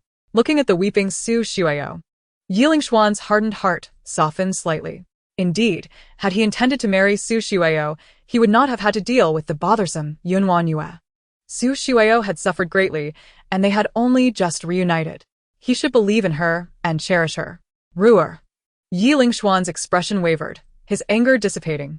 Seeing this, Su Xueo reached out her hand and softly called, "Brother Xian." The two resembled a pair of star-crossed lovers, gazing at each other across the distance. Speechless and choked with emotion, Just as the misunderstanding seemed to be dissolving, an untimely voice interrupted. Beautiful grassland, my home. The wind blows and green grass covers the ground. Wearing a green hat on my head, my heart blooms with joy. The atmosphere instantly froze, and the budding affection between Su Shuiao and Ye LingXuan vanished in an instant. Ye LingXuan retracted his outstretched hand, his eyes filled with rage as he shouted in the direction of the voice. WanYue, come in here. Why should I come in just because you say so? I refuse. WanYue, not one to be foolish, had already fled far away while singing. Ye LingXuan's face turned pale with anger, his chest heaving violently. Just wait. If I catch you, I will crush you. Your Highness? Su Shuiao looked at him with expectation, hoping to evoke his compassion through shared memories, but Ye LingXuan was too furious to pay her any mind. Return to the Jingxiyuan. Do not come looking for me these days. We both need to calm down. After leaving this remark, Ye LingXuan turned and entered the room. Su Shuiao watched as the lights inside extinguished, feeling defeated as she sank to the ground, knowing that Ye LingXuan would not see her again today. If she remained here, it would likely only serve to further irritate him. Stewardly approached, hesitantly suggesting, Madam, you should get up. Be careful not to catch a chill. Trembling, Su Shuiao stood and, in a daze, made her way back to Jingxiyuan. Yet her mind raced. She could not simply wait idly by. Ye LingXuan had already developed a shadow of doubt in his heart, and dispelling it would not be easy. The only solution was to take decisive action. Resolved, Su Shuiao returned to Jingxiyuan. Before dawn, she dressed in plain clothes, her long hair pinned up with a silver hairpin, and appeared at the gate of the Jin Prince's residence. The servants inside stared at her in astonishment as she walked out with red-rimmed eyes, not uttering a word. The guards at the entrance stopped her, asking, Madame Ro, what are you doing out so early? Su Shuiao, her expression devoid of life, replied weakly, Do not call me Madame Ro anymore. If the prince inquires, tell him that Roer is sorry. She hopes to meet him earlier in the next life to avoid this heart-wrenching pain. With that, she broke through the guard's obstruction and quickly vanished from the gate of the Jin Prince's residence. The guards, sensing the gravity of the situation, hurriedly dispatched two to follow her while one went to report to Ye LingXuan. Your Highness, it is bad news. Ye LingXuan had not slept well that night. Just as he was about to drift off, he was awakened by the commotion from the servants. Rubbing his temples irritably, he asked, What is the hurry? The guard swallowed hard and, summoning his courage, said, Madame Ro has left the Jin Prince's residence. What? Ye LingXuan's sleepiness dissipated significantly after a night of reflection. He was no longer as angry with Su Shuiao. However, just the thought of another man holding her made him exceedingly uncomfortable. Coupled with WanYue's disturbance the previous day, he felt like a green-hatted fool. This frustration weighed heavily on his chest, and he had planned to ignore Su Shuiao for a few days to cool down. Hearing that she had left home shattered that plan. At once, Ye LingXuan could no longer sit still. He mounted his horse and set out to find her. Your Highness, do not rush. I have already sent someone to discreetly follow Madame Ro. Hearing this, Ye LingXuan breathed a sigh of relief and hastily rode in pursuit of the direction Su Shuiao had taken. The news of her departure spread swiftly throughout the palace, and WanYue was no exception to this. Holding a bowl of hot porridge, she chuckled upon hearing the news. In dire straits, she resorts to such a retreat as a strategy. It seems Su Shuiao truly has run out of ideas. Yunying and Yi Zijing exchanged glances, their expressions naive. Yunying's face showed a hint of delight. Xiao Lian has already been dealt with. Letting her leave the palace is too good for her. Leave? WanYue chuckled lightly. She wouldn't want to leave. Did you not see how quickly the prince chased after her? Yunying appeared contemplative. Your Highness, do you mean that Su Shuiao is doing this on purpose? Of course. How could she let someone see her leaving if she truly wanted to go? She even spouted a bunch of sentimental nonsense. That's why Su Shuiao is so adept. Even in such circumstances, she can still make Ye LingXuan worry about her. Yi Zijing and Yunying were captivated by her words, and WanYue lightly tapped the table. What are you two standing around for? Eat your meal. Ye Zijing, sipikles. Scooped up his food while muttering. Isn't it you who wanted to say that, mother? WanYue. The little rascal dares to argue back. What a good sign. Looking at the two adorable little ones, she felt troubled. Both children had reached the age for schooling, and she needed to find a tutor for them. But who should she find? This posed a dilemma. After breakfast and settling the children, WanYue decided to check on the renovations at the inn. Just as she stepped outside, she heard a piercing scream behind her. The townsfolk hurriedly scattered to the sides as a carriage sped down the street, rapidly approaching. She had been lost in thought about the tutor, and in a moment of distraction, she realized too late that she could not evade it. Chapter 41. Saving the young master. The carriage sped forward. Even if the driver pulled the reins, it was too late. As the carriage was about to crash into WanYue, the surrounding townsfolk closed their eyes in despair. Instinctively, she raised her arms to shield herself, only to feel a sudden tightness around her waist as she was whisked away from the spot. A long whip had coiled around her slender waist, lifting her away. The carriage finally came to a halt, the driver looking utterly terrified, while WanYue was drenched in cold sweat. "How could you drive like that?" she exclaimed, her anger surging as she recalled how close she had come to losing her life. "This is a bustling market. Driving at such reckless speeds is utterly brazen." She stepped in front of the carriage, determined to confront the owner for an explanation. The driver, his face etched with anxiety, implored her, "Miss, please step aside. The situation is urgent and beyond our control." "Even in urgency, one should at least offer an apology," she retorted as bystanders gathered in curiosity, forming a thick crowd. It infuriated her that the occupants of the carriage had yet to show themselves. "My young master is injured and requires immediate medical attention. I beseech you to forgive this young lady." An elderly man with graying hair emerged from within, bowing slightly to WanYue. Realizing there was indeed an injured party, her anger subsided significantly. Drawing upon her instincts as a physician, she inquired, "May I ask, sir, what has happened to your young master?" The old man, his expression fraught with worry, replied, "He has been bitten by a venomous snake and has fallen into a coma." WanYue's heart raced at the urgency of the situation. "Please step aside and let me examine the child," she insisted, disregarding the old man's objections as she climbed into the carriage. A delay in treating a snakebite could prove fatal. Within, she found a boy of about 4 lying unconscious, his little leg bound with a rope above the knee to restrict the spread of venom. 2 dark fang marks marred his ankle, the surrounding area swollen and discolored. The old man, panic-stricken, asked, "Miss, can you treat the snake venom?" With unwavering confidence, she replied, "I can, sir, but please wait outside." "But this is a bamboo leaf green, highly toxic," he stammered, his anxiety momentarily clouding his judgment. Yet, WanYue, recognizing that time was of the essence, quickly declared, "If I cannot save him, you may do as you wish." With that, she pushed him out of the carriage and shut the door. In ancient times, survival from a snakebite was a slim hope, but for WanYue, a doctor of modern medicine, it was a mere trifle. The medical facility housed numerous antivenoms, including the precise serum needed for this child. As she slowly administered the serum, the 24th century medical technology proved its capabilities, turning the seemingly hopeless into reality. Conditions once deemed terminal, such as cancer and leukemia, now had well-established treatment protocols. A mere snakebite was trivial by comparison. Before long, color returned to the child's face, and he gradually opened his eyes. "You're awake?" she asked, her heart swelling with compassion as she noticed the child bore a striking resemblance to someone dear to her. His frail form blinked at her, attempting to speak, but lacking the strength. She gently stroked his head, reassuring him, "You are safe now. With proper care, you will soon be able to walk again." Impatiently waiting outside, the old man pushed open the carriage door, witnessing the child awaken. "Young master, you are all right," he exclaimed. The boy offered a weak smile, his eyes filled with gratitude as they turned to WanYue. The old man, overwhelmed with emotion, dropped to his knees before her. "Thank you for saving my young master, princess."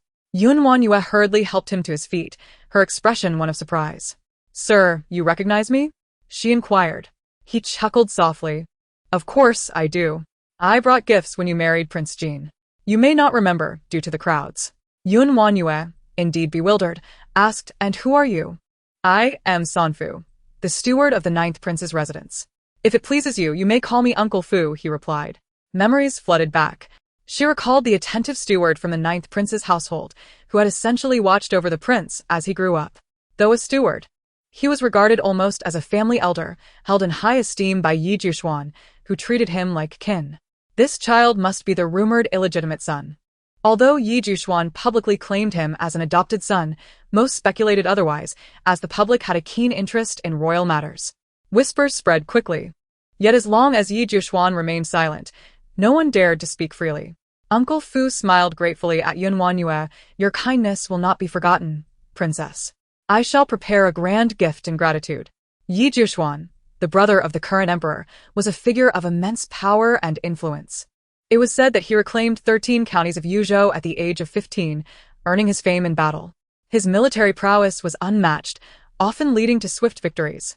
Enemy forces would retreat at the mere mention of his name, knowing they stood no chance against him.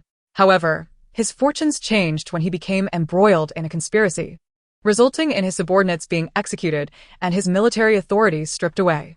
The emperor, recognizing his past valor, demoted him to the frontier, but he had since returned. WanYue felt a surge of excitement. She had never imagined she would save the illegitimate son of Ye LingXuan. Suddenly, a stir in the crowd drew her attention. Look, isn't that Prince Jin? The previously tranquil street buzzed with activity once more as people craned their necks to catch a glimpse. There rode Ye LingXuan, atop a magnificent steed, cradling the newly returned Su Xiuero in his arms. Their shared mount, a striking sight of handsome man and beautiful woman, captured everyone's attention. Su Xiuero, blushing shyly in his embrace, barely dared to raise her head. Your Highness, so many are watching, she murmured. What of it? I want everyone to see that you are the one who holds my heart, Ye LingXuan replied, his eyes brimming with affection as he tightened his hold around her waist. Do you have any idea how close I came to losing you today? Why would you act so recklessly? WanYue could hardly bear to watch their display of affection. Rest assured, even if you were to jump, she wouldn't follow, she interjected coolly. Haven't you heard? Good people seldom live long, while the wicked thrive for a millennium. Ye LingXuan's gaze darkened as he caught sight of WanYue's infuriating expression, a wave of anger threatening to spill over as he nearly leapt from his horse to silence her. Chapter 42. The princess and her infidelities. Su Xiuero, spotting WanYue, clenched her fists in fury. This wretched woman would not let her escape humiliation, would she? With the crowd surrounding them, an idea began to form in her mind. Your Highness, please let me down, she requested. Thinking she was simply weary from riding, Ye LingXuan complied. Very well, I shall accompany you. They dismounted, and Su Xiuero approached WanYue, kneeling abruptly at her feet. Princess, I know you harbor resentment towards me for taking the prince, but I cannot help my feelings for him. I do not ask for much, only that you allow me to remain by his side. Tears streamed from her reddened eyes, her delicate demeanor making it difficult for onlookers to overlook her plight. Her kneeling position only served to validate the crowd's assumptions. It was common for men to have multiple wives and concubines, and with such overt jealousy, how could the princess be deemed worthy of her title? Indeed, as a prince, Ye LingXuan should only have one concubine by his side, otherwise it would be a source of ridicule. The crowd, largely comprised of men eager for entertainment, began to jeer. Ye LingXuan had intended to assist Su Xiuero, but upon witnessing the tide turn against him, he remained still, curious to see how WanYue would respond to the crowd's taunts. WanYue gazed at the delicate Su Xiuero with a smile that seemed to flirt with mockery, lamenting the fact that such remarkable acting skills were not put to use in the realm of performance. As the saying goes, if you respect me an inch, I will respect you a mile. If you lack shame, then I shall tread upon your dignity. All eyes were fixed on WanYue's reaction. Should she support Su Xiuero, she would be deemed spineless, yet if she did not, she would be branded a jealous woman. Sister, please have mercy on Rower, Su Xiuero added fuel to the fire, hoping to stoke the flames of conflict, positioning WanYue upon the proverbial pyre. Unexpectedly, WanYue knelt on the ground, embracing Su Xiuero in a display of exaggerated sorrow. Sister, I was so worried about you. How could you leave home without a word? The prince has assured me he does not believe you would consort with another. Why must you be so reckless? Su Xiuero stiffened, panic flooding her face. What nonsense was this wretched girl spouting? The onlookers, sensing the tantalizing scent of gossip, became animated, pointing at Su Xiuero. Look at her delicate facade. Who would have thought she harbors such loose morals? Oh my, the prince's concubine in an illicit affair. What a scandal. Is the prince not being cuckolded then? Ye LingXuan's face darkened to an ominous hue, his fists clenched tightly as he growled, WanYue, what are you babbling about? His fury was palpable, causing WanYue to instinctively curl into herself. Your Highness, please do not strike me. The sight of the princess consort trembling in fear raised eyebrows. Was it possible she endured frequent beatings? Indeed, in front of so many witnesses. How fierce she appeared. One could only wonder what life was like for her within the palace walls. Truly pitiable. The spectators were unconcerned with the truth. They simply craved the spectacle of drama. Knight LingXuan gritted his teeth, lowering his voice to confront WanYue. What exactly do you intend to achieve? WanYue flashed him a mischievous smile. What do you think? Let us discuss this back at the estate. Knight LingXuan seethed. Had he known this would transpire, he might have acted differently. WanYue's smile abruptly faded. Did your rower not consider the consequences when she provoked me? At that moment, Su Shuero regretted her actions deeply. She intended to humiliate WanYue in front of everyone but found herself the most embarrassed instead. Sister, please do not be angry. Rower did not mean it. Of course you did not mean it, WanYue replied with a knowing smile, which momentarily relieved Su Shuero. However, she soon heard, you did it intentionally. Knight LingXuan felt an urge to eliminate WanYue, yet in public, he had to restrain himself. Do you derive pleasure from making Rower feel ashamed? Indeed. Why not bite me? WanYue retorted, pushing Su Shuero aside as she approached a vendor. Excuse me, may I borrow some ink and paper? The vendor, confused, handed her the items. Thank you. WanYue took the materials and began to write. The crowd craned their necks, eager to see what she was crafting. She climbed onto a raised platform and affixed her paper to the wall. With a gong in hand, she struck it while declaring, Ladies and gentlemen, as the princess consort, I should not harbor jealousy. To express my apologies, I will recruit several concubines for the prince today. Anyone wishing to join the prince's household will be treated generously. The sound of the gong echoed through the streets, and WanYue struck it joyfully, causing the crowd to erupt in excitement. Who would not wish to be a concubine of the prince? Instantly, many women rushed forward, waving their handkerchiefs at WanYue. Choose me. Choose me. I am skilled at serving. I will ensure the prince's comfort. Oh please, you look like a gaunt monkey. How could you compare to my voluptuousness? Voluptuous? You might crush the prince with your weight. How laughable. Step aside. The prince favors someone with my charm. All of you, be gone. WanYue appeared at the scene, laughter bubbling forth, as even the courtesans from the Ehome courtyard arrived. Noticing Knight LingXuan's darkened expression, she boldly waved at him. Your Highness, choose whomever you desire. The more, the merrier. Knight LingXuan shot her a venomous glare, dragging Su Shuero away. Observing this, WanYue called to the crowd. The prince is leaving. Do not you all hurry after him.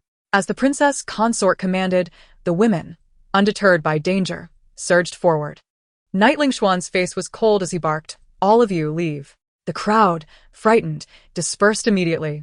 WanYue shrugged her shoulders innocently. You see, this is not jealousy on my part. The prince simply cannot handle it. Is the one who accused me of jealousy feeling the sting? She spoke loudly enough for Su Shuero to hear, who hid in Knight LingXuan's embrace, wishing to cover her ears. Your Highness, please take me away from here. Knight LingXuan, witnessing her distress, felt his anger rise. If it were not for WanYue, Su Shuero would not have suffered such humiliation. And soon everyone would know of her rendezvous with another man. Cursed be WanYue. In the Lingxiao courtyard, after her bath, Su Shuero's long hair fell messily down her back, her sheer gown clinging to her exquisite form, her long legs partially revealed. Leaning against Knight LingXuan's shoulder, her eyes glimmered seductively as she breathed softly. Your Highness, Rower has done you no wrong. You may see for yourself. She rolled up her sleeves, revealing an arm as smooth and white as jade. Knight LingXuan's gaze, however, was drawn to the mark of a secretive love on her forearm, momentarily leaving him dazed. His large hand involuntarily reached out, his eyes sparkling with surprise. Rower, everything about Rower belongs to you, my lord. I will never forget it. Will you stay with me tonight? Su Shuero's eyes brimmed with anticipation, her fragile demeanor making it difficult to refuse. Knight LingXuan's heart stirred, prepared to acquiesce, when a thunderous explosion shattered the air, as if the very heavens had trembled. Bang! Bang! Bang! The sound of explosions was rhythmic, soon followed by a singular loud blast. The servants in the estate rushed out in a panic, discovering the noise emanated from Luoying courtyard. Confused, they looked toward the courtyard, where WanYue was seen igniting a metal pot, a cloth bag tied to its mouth. With a loud bang, the bag puffed up, filling the air with a sweet aroma. Someone inhaled deeply, exclaiming, "How delightful!" WanYue gazed at the gathering crowd, bemused. She was merely making popcorn. Yet it attracted such attention. The ever-eager Yi Zijing had been waiting impatiently, pleading, "Mother, please let me taste." "Of course, dear, just a moment." WanYue disregarded the onlookers, handing the popcorn to Yi Zijing and Yuning. The two children gazed in wonder at the popcorn in their hands, grinning from ear to ear. Placing one in her mouth, it was both fragrant and sweet. "Mother, this is delicious." Yi Zijing's eyes sparkled with joy as she admired WanYue. "Mother is amazing. You can do everything." WanYue beamed with pride. "Indeed. Whatever my Zijin wishes to eat, I shall make it." In truth, her culinary skills were limited to just a few dishes. The snacks available to children in ancient times were scarce, and with limited resources, she could only manage these. The surrounding servants and attendants looked upon Yi Zijing with envy, drawn to the popcorn in her hands. Yi Zijing generously shared her titits, projlaimin proudly. "This is made by my mother. Isn't she incredible?" The onlookers, tasting such a novelty for the first time, genuinely praised, "The Princess Consort is remarkable. We are fortunate." WanYue, not accustomed to flattery, felt a bit dizzy from the compliments. "I will make more, so you can enjoy to your heart's content." With that, she poured more corn into the pot, sealing it tightly and shaking it to ensure even heating. As the moment approached, she cheerfully warned, "Step back. If it pops on me, I shall not be responsible." With a resounding thud, another can of fragrant popcorn was opened. WanYue instructed Yuning to distribute it among the crowd. Just as she was reveling in her delight, a thunderous voice erupted beside her. "WanYue, are you intent on demolishing the Wangfu?" Turning around, the crowd beheld Ye LingXuan, his face contorted with anger. Hastily, they bowed and dispersed in all directions. Her good mood abruptly shattered. WanYue expressed her displeasure, nonchalantly digging in her ear as she retorted, "Prince, do you find yourself so idle? Why do you constantly cling to me? Would it not be better for you to spend time with your favored concubine?" Her expression was rife with disdain, the aversion in her eyes unmistakably genuine. The once pitiable WanYue, who had sought his affection, had transformed into a figure that now regarded him with palpable disgust. Ye LingXuan momentarily faltered. Indeed, he had always despised this woman. Yet, why did he rush to her side at the slightest mention of her? He ought to be embracing Su Xiuero, indulging in her soft whispers and tender caresses, rather than engaging in a quarrel with this obstinate mule, WanYue. "I am merely here to inform you that the Jin Wangfu is not a place for your reckless antics. This is my residence, and you would do well to understand your place." Yi LingXuan sought to excuse himself, convinced that he must have been momentarily blinded by anger, prompting him to attend to WanYue.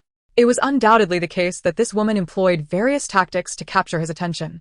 WanYue rolled her eyes in silence. "You consider this dilapidated place a treasure? Were it not for your insistence on keeping me here, I would find it beneath me." "What did you say?" Yi LingXuan clenched his fists, irritated that this obstinate woman persistently opposed him. "Submitting would not kill you, would it? I mentioned a divorce, yet you refuse to acquiesce. Am I mistaken in my words? You incessantly speak of divorce. Have you no other tricks up your sleeve?" As WanYue spotted Su Xiuero rushing toward them, she suddenly smiled brightly. "Oh, I do have other talents. I can sing, and I shall sing for the prince." A wave of foreboding washed over Yi LingXuan as he attempted to intervene, but it was too late. Love is a radiant light, illuminating the path ahead with its verdant glow. Su Xiuero swayed precariously, nearly fainting, as she clutched Yi LingXuan's sleeve, pleading, "Prince." With a booming voice, Yi LingXuan bellowed at WanYue, "Silence. Do not let me hear you singing in the residence again, lest you wish for my wrath." WanYue shut her mouth but defiantly glared back, "If you do not wish to hear it, then do not come to my lying courtyard. Otherwise, should you encounter anything unpleasant, do not say, 'I did not warn you.'" Yi LingXuan was taken aback, realizing that lying courtyard was indeed transformed. The red lanterns had all turned green, and the ever-present pine trees accentuated a singular hue, green. Su Xiuero's complexion drained to that of a sheet of paper. Remaining there would only lead to her humiliation. She staggered slightly, murmuring, "Prince, I am feeling unwell." Ye LingXuan cited her faltering form, grinding his teeth in frustration as he took Su Xiuero away without a backward glance. "Why must you seek trouble when you could remain peacefully in your own courtyard?"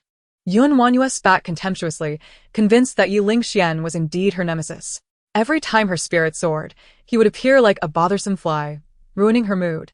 A warmth enveloped her palm as her little hand was grasped by Yi Zijing, who held up a piece of sweet popcorn, striving to feed it to WanYue. Mother. Eat. A rush of warmth surged through WanYue's heart. With such an adorable child, why should she feel sorrow? Her spirits lifted instantly, radiating joy. She embraced one child in each arm, exclaiming, "Let us go and enjoy some delicious food." As Su Xiuero's splendid garden remained under repair, it was only natural for her to take residence in Ye LingXuan's quarters. "Prince, allow me to assist you with your attire." Su Xiuero's expression was tender as her small hand moved toward Ye LingXuan's belt. Ye LingXuan allowed her to assist him. Clad only in a light garment, her shoulder slipped free to reveal her fair skin, lightly brushing against his chest. "Prince, today let me serve you well." Ye LingXuan had long anticipated this moment, and he embraced Su Xiuero passionately. However, his gaze inadvertently fell upon a verdant vase, causing him to momentarily lose his composure. Noticing his disquiet, Su Xiuero, feeling somewhat bashful, inquired, "Prince, what troubles you?" Ye LingXuan, vexed, lamented internally. He had been so enamored moments ago, yet inexplicably, he found himself unable to proceed. Susurró over through his students. "It is all right, Prince. Perhaps it was merely an accident." Ye LingXuan furrowed his brow, his mood soured. Lacking the desire to continue, he apologetically told Su Xiuero, "You should rest, my dear. I have some matters to attend to." With that, he exited without a backward glance. Su Xiuero stood there, some trepidation evident on her face. Why had her encounter with Ye LingXuan been so tumultuous? She fervently hoped no further issues would arise. Chapter 44. A veiled critique. Ye LingXuan spent a restless night in the study, his mind a whirlwind of thoughts. One moment, he envisioned Su Xiuero's pitiful visage, and the next, WanYue's face filled with disdain. The two expressions intertwined, ultimately crystallizing on WanYue's countenance. Her demeanor was cold, her eyes brimming with contempt as she mockingly smiled while holding Yi Zijing's hand. "Ye LingXuan, this time it is I who rejects you. Remember, it is I, WanYue, who has cast you aside." With a derisive laugh, she departed with Yi Zijing in tow. "You dare to abandon me? Come back." Ye LingXuan's chest felt as if it had been struck with a heavy blow, anguish swelling within him. He yearned to reach for WanYue, but she vanished as if into thin air. "Come back! Come back!" Ye LingXuan roared, jolting awake from his dream. Upon opening his eyes, he found Su Xiuero's concerned gaze upon him. "Prince, you had a nightmare." Realizing it had merely been a dream, Ye LingXuan wiped the sweat from his forehead. A pristine white handkerchief was offered to him as Su Xiuero tenderly remarked, "Prince, wipe your face." Ye LingXuan setet internale. How absurd it was to dream of being cast aside by that woman, WanYue. "I had fallen asleep in the study," Ye LingXuan said apologetically to Su Xiuero. "I did not mean to worry you." With a gentle smile, Su Xiuero shook her head, personally attending to his washing. "Though spring has arrived, the study remains chilly. Be cautious not to catch a cold." Her touch was incredibly gentle as she wiped his face and assisted him in dressing. Ye LingXuan found great comfort in her attentiveness. Su Xiuero's thoughtfulness was invaluable, and he regretted having neglected her feelings. "In a while, I shall take you to Luoyun Pavilion to purchase some jewelry and garments. Your attire is too plain, and I do not wish for you to be treated poorly." Ye LingXuan caressed Su Xiuero's cheek, his voice tender. Su Xiuero's heart soared. The jewelry and gowns at Luoyun Pavilion were unique, often requiring advance reservations to acquire. The prices were exorbitant, beyond imagination. Ye LingXuan's initiative to buy her gifts left her so elated she could scarcely express her joy, yet she managed to say, "As long as I can be by the prince's side, I am content. Do you not like it?" Su Xiuero's cheeks flushed as she lowered her head, giggling. "As long as it is from the prince, I shall cherish it. However, the items at Luoyun Pavilion are too expensive. I do not wish for the prince to incur such expenses." Ye LingXuan smiled. "As long as it is something you desire, I shall procure it for you." The two walked out of the study, leaning against one another. Su Xiuero occasionally cast affectionate glances at Ye LingXuan, who held her close, and they seemed quite intimate. "Isn't that my sister?" Su Xiuero spotted WanYue playing in the garden with Yi Zijing from a distance. Eager to show off, she approached WanYue, smiling, "Sister, the prince is taking me to Luoyun Pavilion to buy jewelry. Would you care to join us?" Ye LingXuan observed WanYue clad in simple attire, devoid of any adornments. Yet she appeared refreshingly captivating. Her natural beauty surpassed even the most elaborate makeup. WanYue's voice was cool as she remarked, "I have no desire to dress like a common hen. It holds no interest for me." Su Xuero's eyes reddened, nearly spilling tears. And as Knight LingXuan regained his composure, his previous fondness for her faded entirely. He snapped angrily, "Bringing her along is no better than bringing a dog. Rower inquires out of kindness, yet you respond with veiled insults. Knowing full well you'll be scolded, you still insist on approaching. How disgraceful." WanYue let out a cold snicker. "Put away your tricks in my presence, otherwise, next time my words will be far harsher." Su Xuero was on the verge of tears. "Sister, that is not what I meant. Stop trying to get close to me. Kindly refer to me as your Highness. We are not familiar." WanYue remained unmoved, leaving Su Xuero speechless, her eyes brimming with tears. Knight LingXuan let out a resentful huff, gripping Su Xuero's wrist as he glared at WanYue. "Rower, let us go." "Why bother with this madwoman?" WanYue retorted, "Get lost. No need to see you off." The two embraced and exited, heading straight to Luoyuan Pavilion. As expected. Just as Knight LingXuan had said, the items within were indeed unique and exquisite. Su Xuero's eyes lit up at the sight of a white jade hairpin inlaid with gold. Its transparent body showcased a beautiful jade hue that instantly captivated her. She fondled the hairpin with reluctance, asking the shopkeeper, "May I see this white jade hairpin?" To her dismay, the shopkeeper replied apologetically, "I'm sorry, madam, but this hairpin has already been reserved." Su Xuero's face fell, realizing she had arrived too late.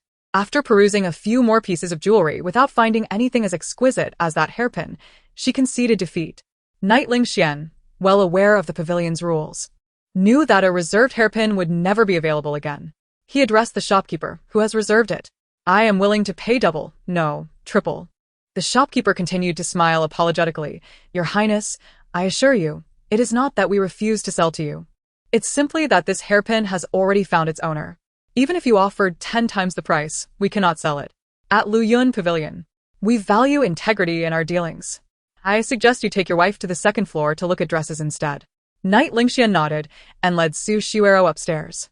Su Xuero then selected a flowing silk gown made of celestial silk, its fabric shimmering with an ethereal glow, making anyone who wore it appear as if they had descended from the heavens.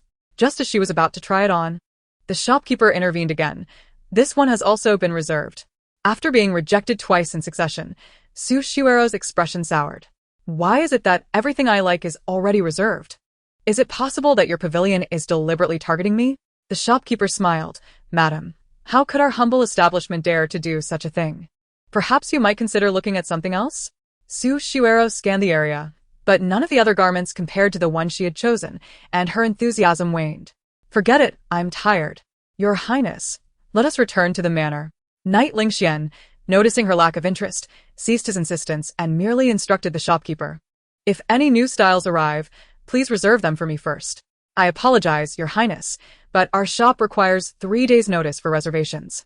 I hope you will keep an eye on our store's updates." Knight LingXuan's face darkened as he angrily waved his sleeve.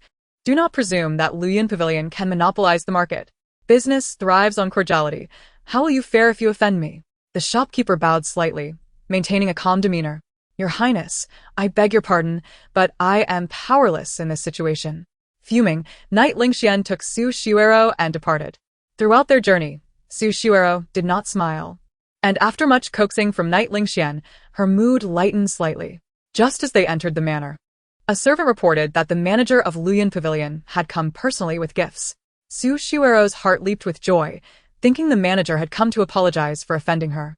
"Your Highness, let us not hold grudges against those of lesser status. I will not blame the manager of Luoyuan Pavilion." Knight LingXuan's expression softened a bit as he replied, "Rower, had you not interceded, I would not have spared him. However, a lesson must be imparted. Otherwise, what authority would the Jin Prince's manor possess?" "Yes, I will heed your wishes, Your Highness." In the courtyard, the manager of Luoyuan Pavilion arrived with a dozen attendants, each carrying a tray adorned with silks, garments, and jewelry, along with a mysterious red box. Among the items was a flawless blood jade coral, a rarity to behold. The assortment dazzled the eyes and left Su Xuero speechless. Luyun Pavilion had indeed spared no expense to win her favor. It seemed they had brought nearly everything from their establishment. Overjoyed, she maintained her composure. "Are you the manager of Luyun Pavilion?" she asked, attempting to assert her authority and alleviate her grievances. Manager Qi nodded politely. "Indeed, that is correct. Take these items back. I shall not accept them. Someone see him out." Su Shiwero turned her back, pretending to dismiss Manager Qi. However, a smile crept onto her lips, realizing that Luyun Pavilion had come seeking her favor. After a moment of silence, Manager Qi cleared his throat, addressing Su Shiwero. "Madam, I am not here to see you." Su Shiwero turned to see him scanning the garden. "May I inquire where the Jin Princess is? What do you want with my sister?" Susuero questioned, confused. "These items are for the Jin Princess." A shockwave hit Su Shiwero as if struck by lightning. "These items are actually for WanYue?" Her face twitched in disbelief as she stubbornly asked, "All for my sister?" "Manager Qi, are you certain this is not a form of apology to me?" Manager Qi looked at her with an odd expression. "Why would we need to apologize to you? Our pavilion caters to noble ladies. Even the Empress must reserve in advance. You, a mere madam." He left his statement unfinished, but his eyes appraised Su Shiwero with a smile, shaking his head slightly. "Perhaps you are not worthy." Fury coursed through Su Shiwero, her face paling as she shouted, "How dare you belittle me?" "I beg your pardon, madam. I merely speak the truth." Manager Qi remained unperturbed, even chuckling lightly. The sound of his laughter pierced Su Shiwero's ears sharply. Never before had she endured such an insult. "Guards, seize him," she commanded. The guards surrounded Manager Qi in response. Unfazed, he calmly produced a token from his sleeve, presenting it to Su Shiwero. "This pavilion is entrusted by the Xianwang Manor. Who dares to act recklessly?" The gilded token bore the character for Xian, inscribed below with the words "Authorized by the Xianwang Manor." Su Shiwero felt as though her throat had been constricted, her face ashen and speechless. She had not anticipated that these items were sent by the 9th Prince, Ye LingXuan, through Luyun Pavilion. "Since it was sent by the 9th Prince, please, Manager Qi, come inside." Knight LingXuan arrived just in time to defuse the situation, treating Manager Qi with utmost courtesy. Su Shiwero, pale-faced, hid behind him, trembling slightly. She had nearly committed a grave mistake. Who does not know of the 9th Prince's cold and ruthless nature? Offending him could lead to dire consequences. Manager Qi retracted the token and respectfully addressed Knight LingXuan.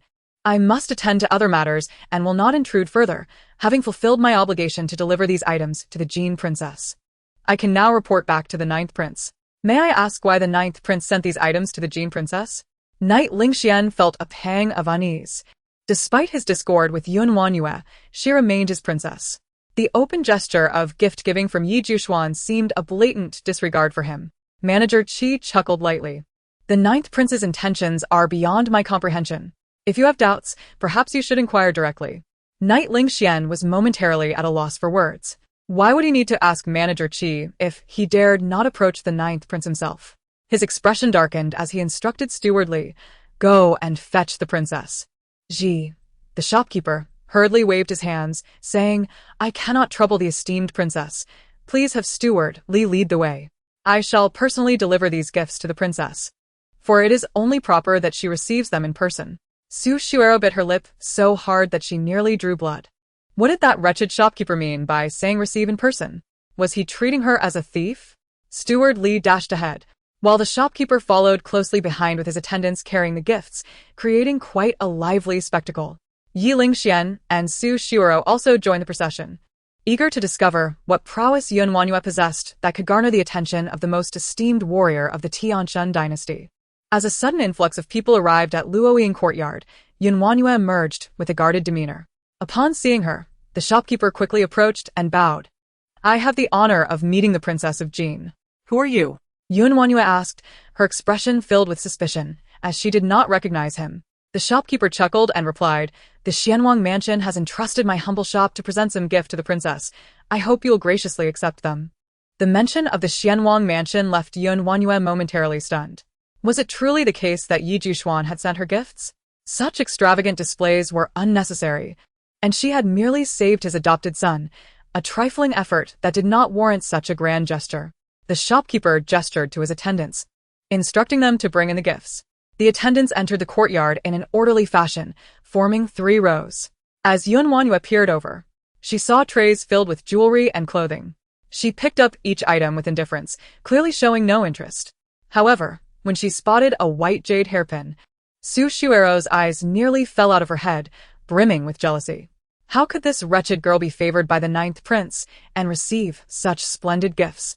WanYue's fingers glided over the exquisite garments and jewels, her face betraying no emotion. Observing her reaction, the shopkeeper nervously stepped forward to inquire, "May I ask, princess, do you not fancy these items? The hairpin is valuable and the garments luxurious, but they are mere trinkets."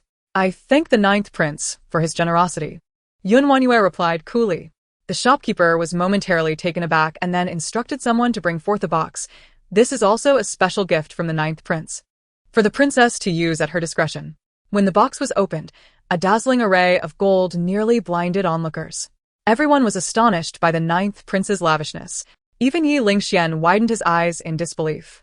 There was easily 1,000 taels of gold, all intended for WanYue. Su Shuero's nails nearly cracked from the pressure as she seethed with envy. The 9th prince's gifts for her sister illustrated just how significant she was in his eyes. Yet, Su Shuero hesitated to voice her thoughts. Ye LingXuan, with a stern expression, said, "If you have something to say, feel free to speak." Su Shuero forced a smile. "Yet, how can we forget that my sister is the princess of Jin? With such extensive gifts from the 9th prince, will it not invite gossip?" Her words echoed Ye LingXuan's unspoken concerns. The shopkeeper glanced at Su Shuero, his brows furrowing. How dare she slander the 9th prince? Chapter 46.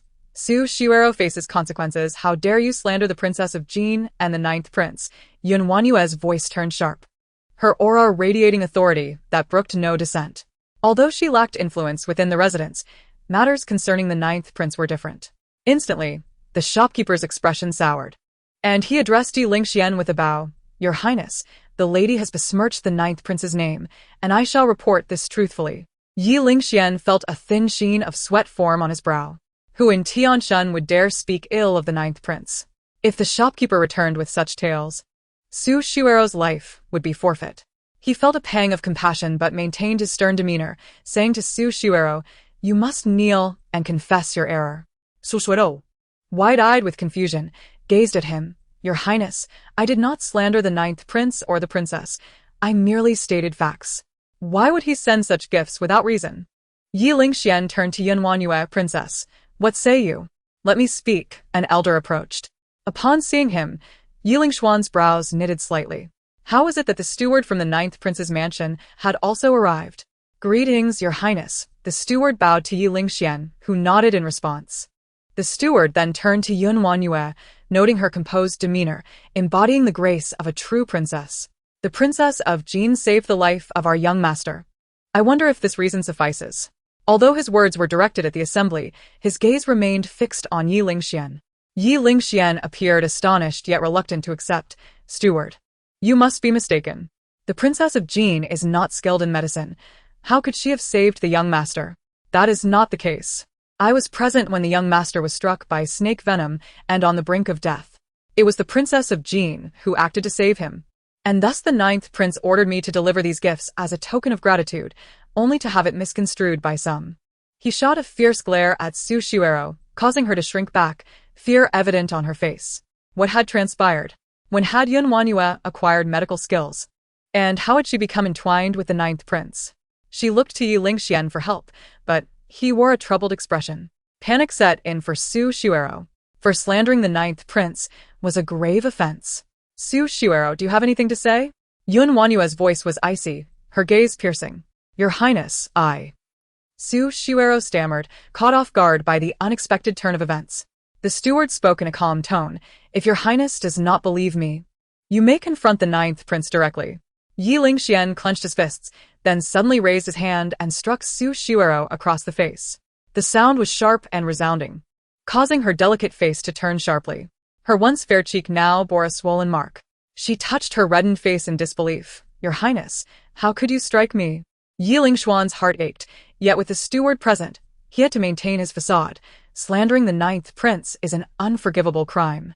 "You shall kneel here and reflect on your actions." WanYue could not suppress a derisive scoff. "Ye LingXuan, how blatantly you shield her." A mere slap for such a grave offense? The steward was unyielding. It appears the prince does not recognize the severity of the lady's transgressions. The 9th prince is a renowned warrior, and for a mere lady to dare slander him is quite astonishing. The decorum of the Jin prince's abode has indeed opened my eyes. Though the steward was merely a housekeeper, he represented the Xianwang mansion today.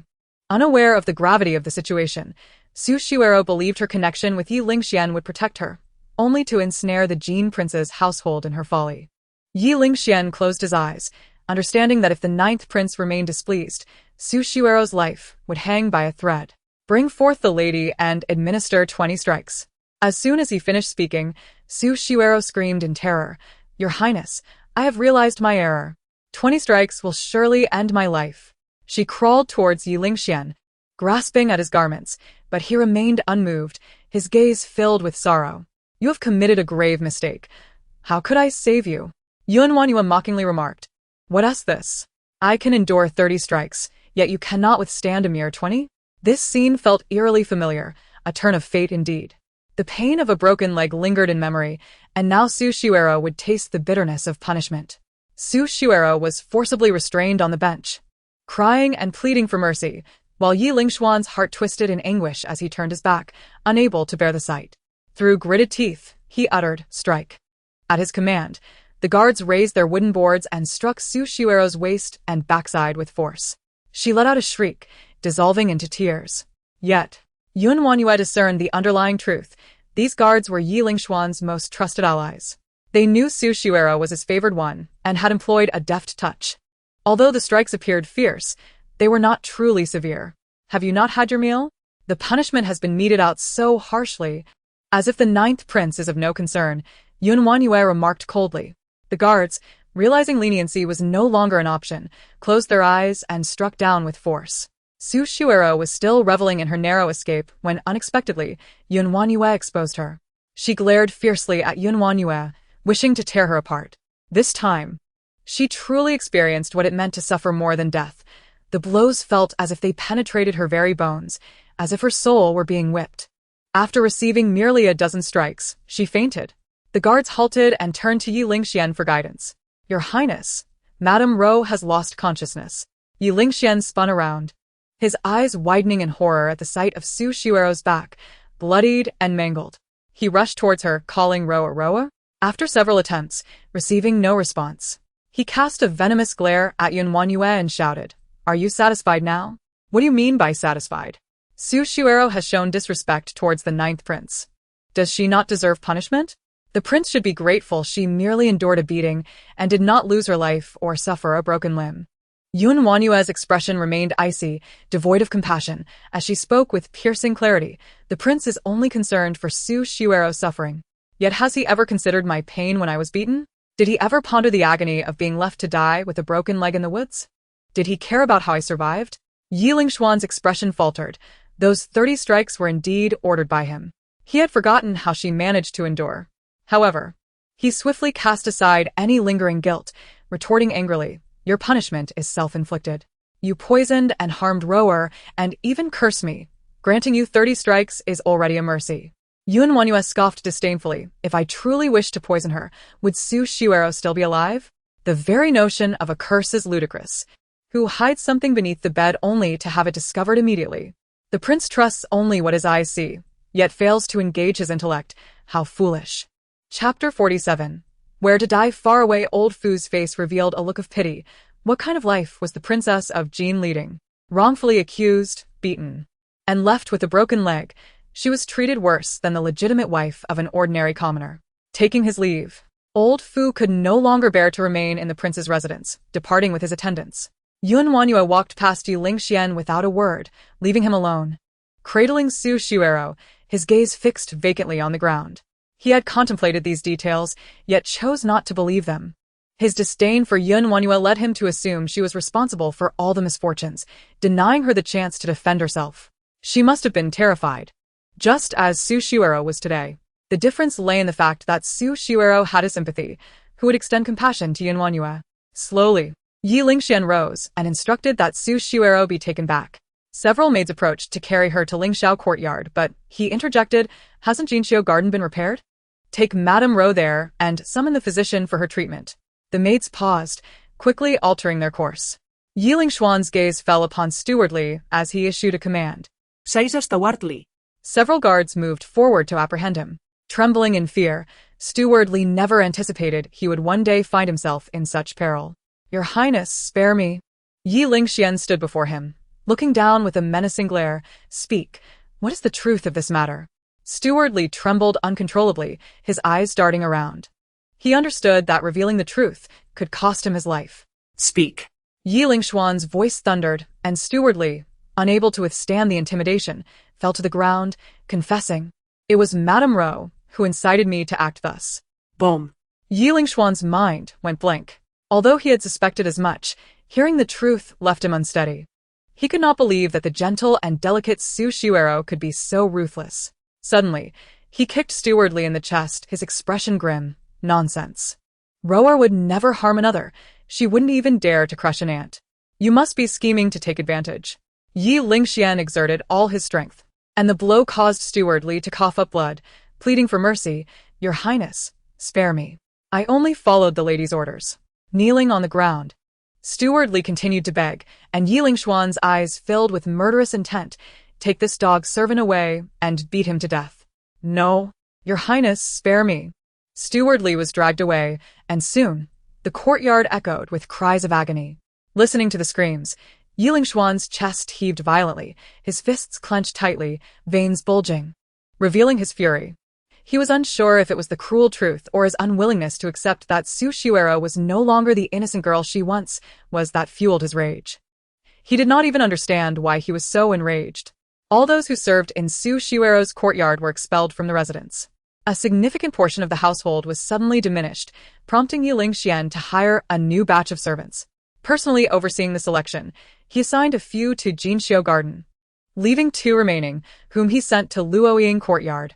Ye LingXuan did not visit Su Shuero in Jinxiu Garden but summoned Fan Songyi to the study, inquiring, How is Madame Rou's condition? Fan Songyi, feeling a pang of sympathy, replied, Her skin is torn and flesh exposed.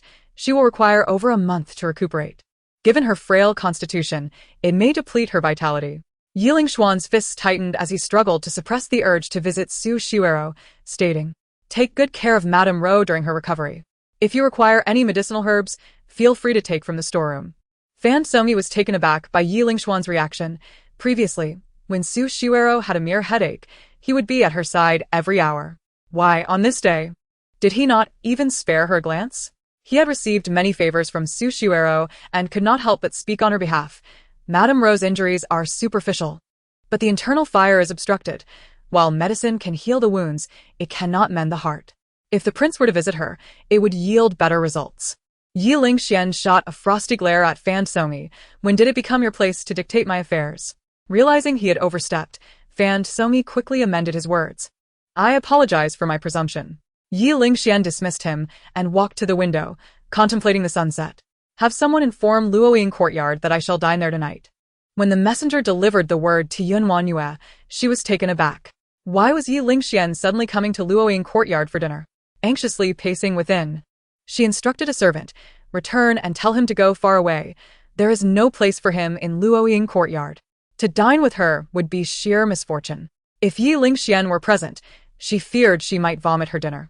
The servant stood hesitantly, glancing at WanYue, unsure how to convey her message. What are you standing there for? Go. Deliver my message word for word, she commanded, resolute that even with such harsh words, Ye LingXuan would not dare to show up for dinner. With a furious shout, WanYue sent the servant on his way. 2 maidservants remained in the courtyard. And before WanYue could address them, Ye LingXuan delivered an unexpected blow. With a long sigh, WanYue scrutinized the 2 maidservants. They were of similar height, yet one had an oval face, while the other had a round face. The oval-faced girl was beautiful, her almond-shaped eyes brimming with spirit, exuding an air of grace and intelligence. The round-faced girl appeared somewhat simple-minded, her sleeves bulging with hidden fruits, revealing her gluttonous nature. WanYue felt overwhelmed by the presence of these 2. She desired neither. Return from whence you came.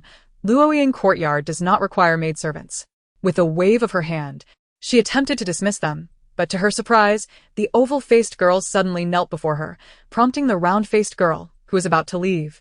To follow suit and kneel as well. The slender-faced girl pleaded, "Your Highness, have mercy on us.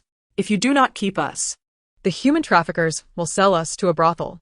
As she spoke, she began to weep softly, while the round-faced girl bowed her head and knocked it against the ground in silence. WanYue found herself in a dilemma. The thought of sending them away to such a fate tugged at her heart. She approached the two and said, "If you wish to stay, you must adhere to my rules. Do you understand?" The slender-faced girl cleverly nodded and declared, "My life belongs to your Highness. I am willing to serve you as a loyal maid." The round-faced girl echoed her sentiments. "Very well, rise," WanYue said indifferently. Yet, they remained kneeling, speaking in unison. "Please bestow names upon us, your Highness." WanYue scrutinized their figures, contemplating before pointing at the clever one. "You shall be called Qiuxiang." "Thank you, your Highness." For the name, Qiuxiang replied gratefully, rising to her feet. "And you shall be named Adai." Adai looked up, a hint of dissatisfaction in her eyes, and protested. "I am not foolish at all." WanYue regarded her round face, suppressing a smile. "Oh, what abilities do you possess?" "I can fight and am as strong as an ox. Protecting you will be no trouble at all." Adai took a few steps back and suddenly struck a tree in the courtyard with great force, causing it to snap with a loud crack. WanYue could not help but look at Adai with newfound respect. "I did not expect you to possess such skills." Adai proudly lifted her chin, revealing a row of small white teeth. Qiuxiang quickly pulled her back and addressed WanYue, "Your Highness, please forgive my sister. She grew up in the countryside and is unaware of etiquette. I shall teach her properly." WanYue found Adai's spirit quite endearing and smiled. "As long as you both serve me loyally, I shall not treat you poorly." "We are willing to serve you, your Highness," they replied in unison. WanYue arranged for them to stay in a side room and introduced them to Yi Zijing and Yining. Since Jinjin was a girl, it was inconvenient without female companions. Qiuxiang, being clever and resourceful, was the perfect match for Zijing. Adai, with her straightforward nature and martial skills, could teach Yining some self-defense. What delighted WanYue the most was Qiuxiang's impressive culinary skills.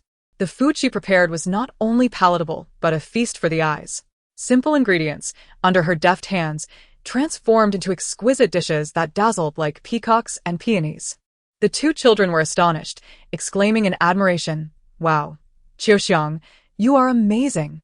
The fragrant aroma wafted through the air, tantalizing WanYue's appetite. As they sat down to eat, Qiuxiang and Adai stood respectfully to the side. WanYue waved them over. "Join us for the meal." "Your Highness, that would be improper," Qiuxiang replied with poise, refusing WanYue's kind offer. Adai wished to eat but hesitated, watching Qiuxiang. WanYue decided not to press the matter further. She would observe them a little longer. While they were laughing and chatting, Ye LingXuan suddenly barged in, his icy demeanor and dark expression casting a shadow over WanYue's cheerful mood. "Has the prince of the manor fallen on hard times, coming here to mooch off my food?" she quipped, swiftly serving the dishes to Yi Zijing and Yining. "Eat quickly. Can't you see the windfall has arrived?" The two children dug into their food like squirrels with cheeks full of nuts. Ye LingXuan's face turned a shade of iron, suppressing his anger as he sat down, his tone surprisingly calm. "WanYue, do not take my kindness for granted. I come to share a meal, and yet you dare to mock me." He sat there, visibly seething, but did not storm off as he usually would. Had the sun risen from the west today? WanYue felt a surge of frustration rising within her. She turned to Ye LingXuan and asked earnestly, "Have you taken leave of your senses?" A subtle fragrance wafted past her, neither as overpowering as roses nor as delicate as jasmine, but refreshingly natural. Just as Ye LingXuan was about to find common ground for conversation, she doused him with cold water. He glared at her, his expression a mix of annoyance and incredulity. "WanYue, do you find it amusing to be at odds with me daily?" "Indeed," she replied nonchalantly. "Your anger brings me joy. Your discomfort fills me with delight. If you cannot tolerate me, why not seek a divorce?" "Divorce, you say?" "The day I die comes before that," Ye LingXuan retorted, his expression darkening. "You wish to part ways? I shall not grant you that wish." WanYue's countenance grew serious. "Ye LingXuan, if you continue to dangle me like this, what will become of your beloved rower? Do you plan to let her remain a mere concubine forever?" Striking at Ye LingXuan's soft spot, she believed he would not allow his beloved light to languish in such a role. Ye LingXuan's brow furrowed, his expression inscrutable. My bond with Rower is unbreakable. I trust she is not one to value status. As long as she knows my feelings are genuine, what is there to complain about? Today, Ye LingXuan seemed not only to have taken leave of his senses, but also to have lost his wits entirely, leaving WanYue utterly astonished. Ye LingXuan, she said, gazing at him with sympathy. Do not utter my name, he replied, though his tone betrayed a hint of pride. WanYue had never addressed him so formally before. Did this foolish woman finally come to her senses? Night dog? She mused, a mischievous smile spreading across her face. Ye LingXuan glared at her, his expression thunderous. If you wish for death, just say so. I will gladly oblige. You see, you do not permit me to call your name. Yet you refuse to accept Night Dog. As he appeared ready to explode, WanYue straightened her expression and said, let us discuss serious matters. Ye LingXuan, Taken aback by her sudden shift, asked, what do you wish to say? You have slept with Su Xiuero for so long, yet her belly shows no signs of movement. Are you truly incapable? She remarked, feigning concern. A problem must be addressed. The longer you delay, the worse it becomes for you. That Ye LingXuan would believe her words was surprising. His expression stiffened before breaking into a sly smile. If I am indeed incapable, how did you give birth to Jinjin? Now it was WanYue's turn to be taken aback. The misdeeds of the original owner had become a weapon against her. However, she was not one to be easily outdone. Perhaps I was blind at the time, but I am magnanimous and adept at self-comforting. I shall simply consider it as being bitten by a dog. It is nothing of significance. Ye LingXuan's face darkened immediately. This woman had become sharp-tongued, and he found himself unable to gain any advantage over her. Adai, Qiuxiang, come and clear the table. WanYue stood, waving a handkerchief about as she grumbled. Where did all these flies come from? It's truly disgusting. Adai, with her innocent demeanor, replied, in such cold weather, where would flies come from? That is a large one. WanYue pointed toward Ye LingXuan. The handkerchief waved above Ye LingXuan's head, and he could no longer endure it, rising from his seat in frustration. Why had he come to share a meal with WanYue? She was a heartless and ungrateful creature. My lord, Madame Ro is gravely ill. You must go see her. A servant's report sent Ye LingXuan into a flurry. He abandoned WanYue and hurried toward the Jinxiu garden. In the Jinxiu garden, Su Xiuero lay pale upon her bed, her long hair obscuring her face, revealing only a pair of eyes filled with intense hatred. Her delicate hand clutched the bed sheet tightly, her visage twisted with malice. WanYue, I shall ensure you meet a most wretched demise. Her body bore wounds that were raw and festering, every slight movement igniting excruciating pain. Yet, she bit her lip to stifle any sound. Fan Somi's face betrayed a flicker of sympathy as he urged, Madame Ro, why endure this suffering? Drinking the medicine will alleviate your pain. He extended the bowl towards Su Xiuero, only to have it violently swept from his grasp, shattering on the floor. After being beaten to this extent, the prince doesn't even spare me a glance. Why should I drink this concoction? She harbored resentment towards Ye LingXuan for his neglect, but her greatest ire was directed at WanYue, who had somehow managed to secure his company at dinner, a situation that had never occurred before. A profound sense of crisis engulfed Su Xiuero, leaving her in a state of turmoil. She had exhausted all her options and could only rely on her battered body to elicit Ye LingXuan's pity. Fan Somi lowered his gaze, unwilling to become embroiled in the palace's strife, and turned to leave. Dr. Fan, Su Xiuero called out, her eyes pleading, you must assist me. I have no one left to turn to. The prince must have sensed something amiss and cleared my people from the garden. She looked at Fan Somi with tear-filled eyes, a sight that would soften even the hardest of hearts. Yet, he merely glanced at her before averting his gaze. I cannot help you. You must help me. Su Xiuero raised her voice. Do you not wish to make a name for yourself, content only to be a mere physician? I can aid you. A hint of mockery flickered in Fan Somi's eyes. You are barely able to save yourself. How can you assist me? The prince's neglect is but temporary. He has promised to make me the princess of Jin. Do you not believe that with a small maneuver he will shower me with affection again? In this regard, Su Xiuero was unwaveringly confident. Her bond with Ye LingXuan was profound, and she believed that the likes of WanYue could never usurp his love.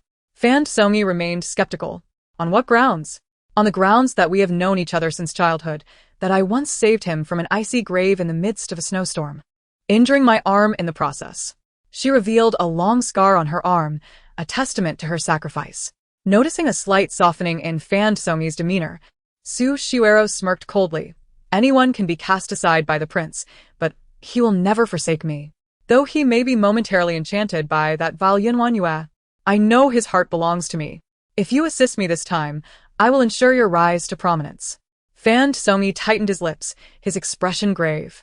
The Jin Wangfu offered little opportunity for him to flourish.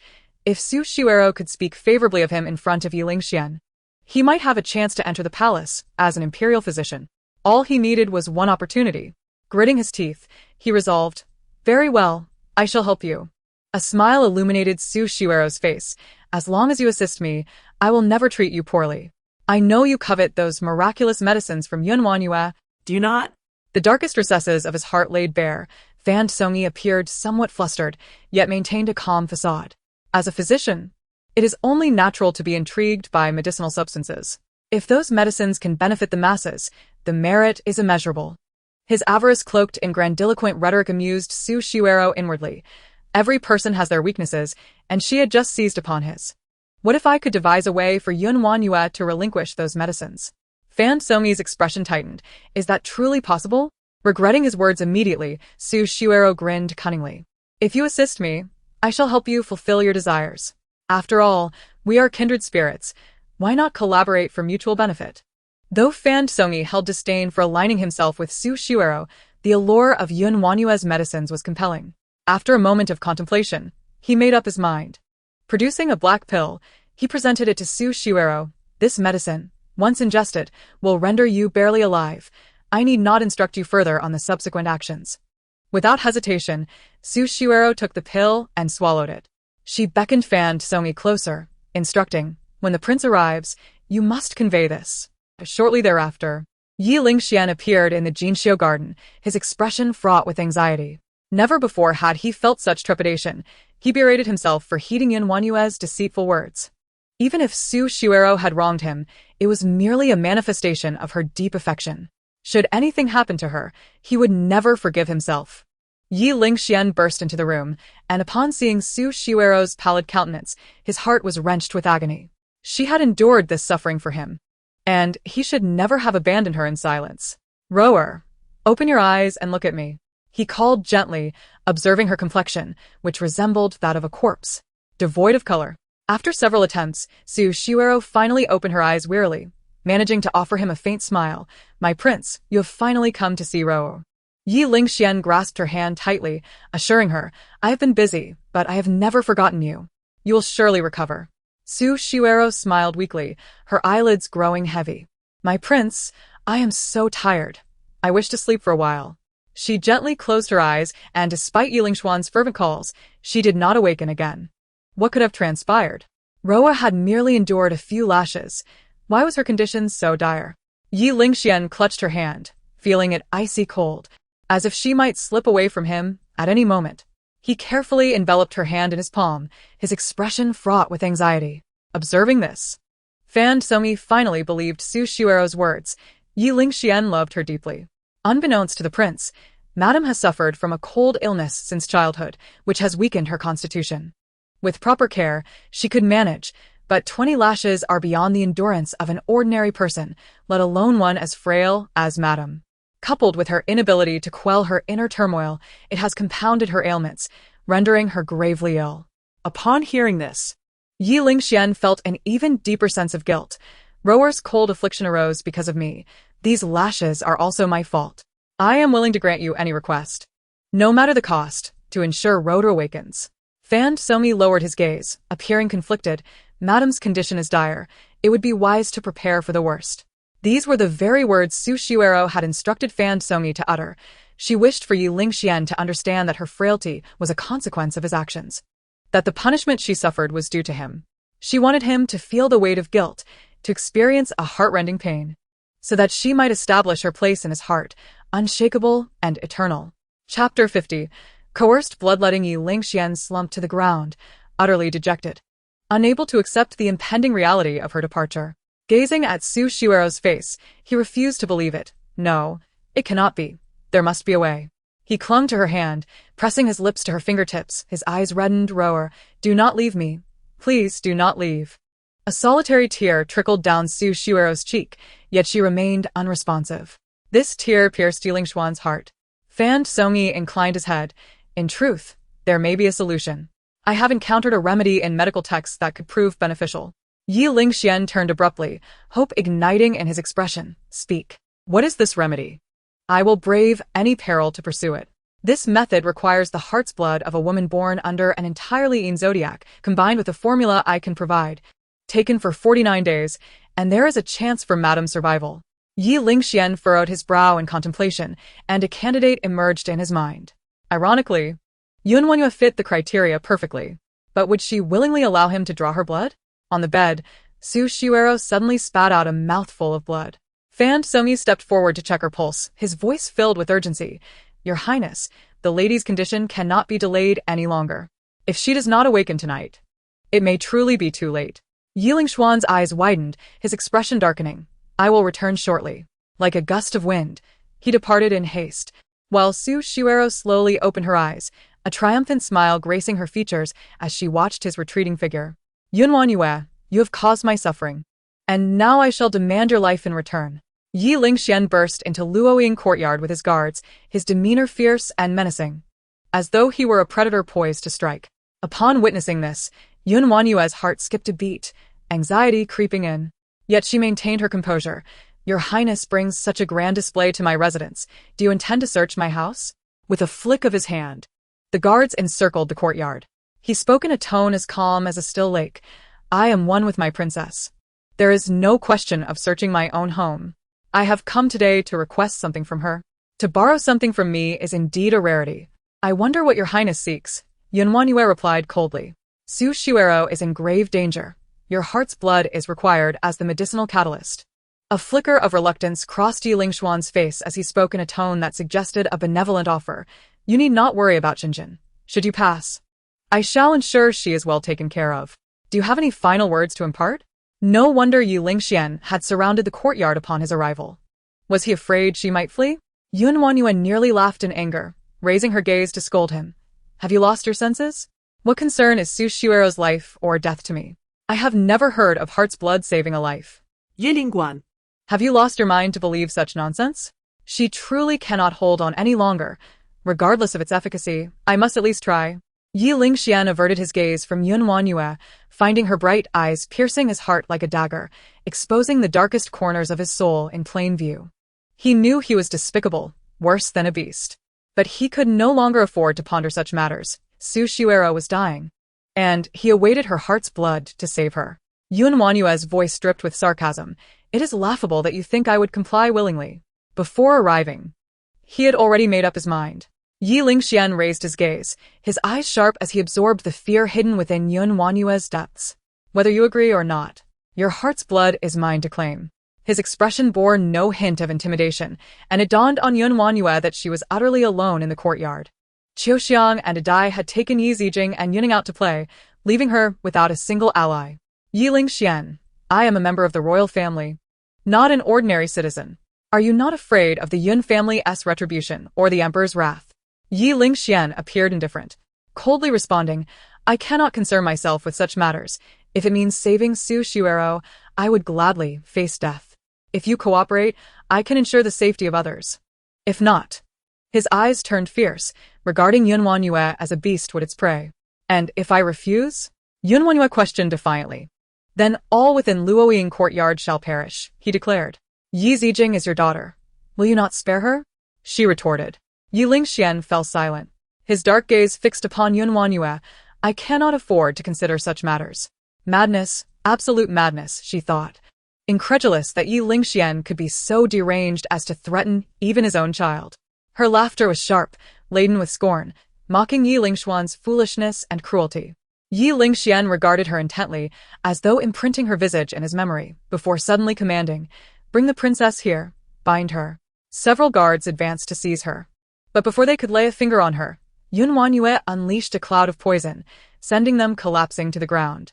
She shouted defiantly, Who dares to touch me? The fallen guards writhed upon the ground, foaming at the mouth, their eyes rolling back as they swiftly succumbed. Witnessing WanYue's formidable power, the remaining guards hesitated to approach. Ye LingXuan gritted his teeth, his voice rising in fury. WanYue, I give you one last chance. Willingly provide your heart's blood. Or, do you wish for the deaths of those in Luoying courtyard? He had already made concessions. What more did she desire? WanYue's smile was hauntingly beautiful. I am known for my rebellious spirit and my desire for vengeance. I would rather be shattered than yield. If I am destined to die today, I will not allow you to achieve your goal. I will take her down with me, and even in death, I shall not spare her. Ye LingXuan, do you truly wish to force my hand? Her lips curled into a slight smirk, her eyes glacial. Ye LingXuan recognized that WanYue was resolute in her determination to die. If he pressed her too hard, she might resort to anything. The only course of action was to stabilize her. I understand I owe you a debt. If you agree to give me your heart's blood, I will comply with any condition you propose. Moreover, not all who offer their heart's blood perish. With timely treatment, you may yet survive. Should you wish to divorce, I shall grant it. WanYue scoffed. Do you take me for a mere child? Ye LingXuan, I am no longer the naive WanYue you once deceived. Since you claim not all will die, then why do you not take your own heart's blood for your beloved? Do you not adore her to the point of madness? A few drops will not cost you your life. Why not proceed? Chapter 51. If you desire my heart's blood, come and take it. A profound sense of helplessness washed over Ye LingXuan. If my blood could save Su Xiuero, I would not hesitate to offer it. Alas, my blood cannot. Your blood cannot. But mine can? WanYue laughed as if she had heard the grandest joke. If blood could cure ailments, why would we need physicians? Everyone would simply share a bowl, and living to 100 would be effortless. How is it that you, a learned man, fail to grasp such a basic principle? Pray, consider why others' blood fails, yet mine is the only solution. Do you not find that absurd? Ye LingXuan's expression faltered. He sensed something amiss, but was unwilling to ponder further. For this was Su Xiuero's sole chance at survival. Even if it were a mistake, he had to try. Ye LingXuan's voice remained as cold as ever. Do not be obstinate. I have indulged you in this discourse out of respect for our union. I advise you to comply, or you will suffer the consequences. Ye LingXuan, do you believe that without heart's blood, Su Xiuero will be safe? Do you dare to wager with me? WanYue's voice rose in anger as she took a few steps towards him, prompting him to retreat. What? Are you afraid? Are you concerned that your wager might reveal the truth, that Su Xiuero is not the paragon you envision? Your self-deceiving love is merely a trap she has set for you, is it not? Ye LingXuan clenched his fists, suddenly shouting, Silence. You have no right to speak of Su Xiuero. She is 1,000, 1,000,000 times superior to you. Guards, seize the princess. The guards surged forward once more, their sharp spears aimed at those within the courtyard. WanYue clenched her fists, aware of her disadvantage in numbers and strength. A direct confrontation would yield no favor. The only strategy was to strike when they least expected it, carving a bloody path to freedom. If you desire my heart's blood, come and take it, WanYue declared, employing her previous tactic, throwing poison towards Ye LingXuan. To her surprise, he had anticipated her move, covering his mouth and nose with a cloth. While the guards at the front collapsed, those behind remained unharmed. Nonetheless, this gave WanYue enough time to muster her strength. She ran while dispersing the poison, managing to reach the entrance. Just as she was on the verge of escape, Ye LingXuan remained unperturbed, gesturing for the gate to be closed. The only path to freedom was now blocked, and panic washed over WanYue's expression. You cannot escape. Surrender now, Ye LingXuan declared coldly. WanYue scoffed. Stop dreaming. I have said that I would rather die than let your Wuru take the fall for me. Glancing around, she spotted a ladder near the corner. If she moved swiftly enough, she could scale the wall and escape. Ye LingXuan's Bryce furrowed sharply, perceiving her intent. No, he could not allow her to flee so easily. He signaled a guard nearby, who understood, and attempted to sneak up on WanYue from behind. However, WanYue was highly alert and sensed the approach immediately. Like a cornered beast, she confronted Ye LingXuan, declaring, If you wish to live, come at me. The atmosphere grew tense, as WanYue deliberately stalled for time, while urgency flickered in Ye LingXuan's eyes. If he could not obtain the blood soon, Su Xiuero would be beyond saving. Suddenly, a soft voice broke through the tension. Mother.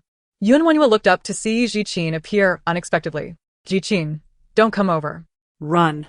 WanYue shouted at her daughter. Jiqin hesitated for a moment, but in the next instant, Ye LingXuan whisked her away. Let go of Jiqin. WanYue glared at Ye LingXuan, her voice filled with fury. Are you even human? Jiqin is your daughter. Ye LingXuan gripped Ye Jiqin's neck tightly, shouting in a frenzy, my daughter? She bears no resemblance to me. She is clearly your illegitimate child. Ye LingXuan, WanYue enunciated each syllable of his name, her chest aflame with indignation. You may despise me and slander me, but you cannot tarnish my honor. Since our one night together, I have carried your child. It was only through my grandfather's intercession that I became the Princess Consort. I thought that having your offspring would soften your heart towards me, yet you only grew more disdainful, even cruel enough to personally feed me the miscarriage soup. To protect her child, the original host had fled to the countryside and only returned to the palace after giving birth. Yet Ye LingXuan showed no interest, not even a glance at the child. Out of disdain for the original host, he took Ye Jiqin from her and entrusted her to a wet nurse. The original host had once believed that persistence would eventually sway Ye LingXuan, but she had not lived to see that day. Memories surged forth, and the original host's emotions erupted uncontrollably. WanYue found herself unable to suppress them.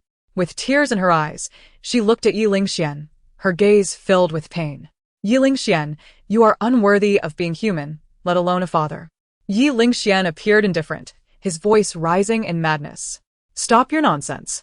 I ask you again. Will you give me your heart's blood or not? His large hand tightened, choking Ye Jiqin's slender neck, causing her face to turn purple. Fear filled Ye Jiqin's eyes as tears streamed down her cheeks. She reached out to WanYue, struggling to speak. Mother, run. Please run.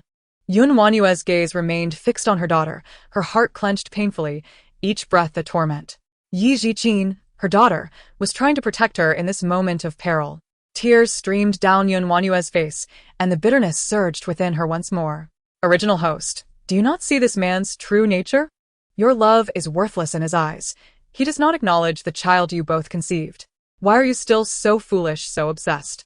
WanYue realized that continuing to converse with this madman was futile. He had lost all semblance of humanity. Ye LingXuan, if you desire my heart's blood, release Jiqin, and I shall give it to you. Her voice was calm, yet her eyes were devoid of life. Ye LingXuan, sensing her concession, responde deigerli. You truly will give it to me? He released Ye Jiqin, demanding, let her go, or I swear I will not allow you to have what you seek. Surrounded by guards, WanYue knew escaping with her child was nearly impossible. After a moment's contemplation, Ye LingXuan loosened his grip on Ye Jiqin's neck, declaring, I have released her. Now you must fulfill your promise. Mother, no. Ye Jiqin clung to WanYue's leg, crying in fear. Jiqin doesn't want you to die. Please don't agree.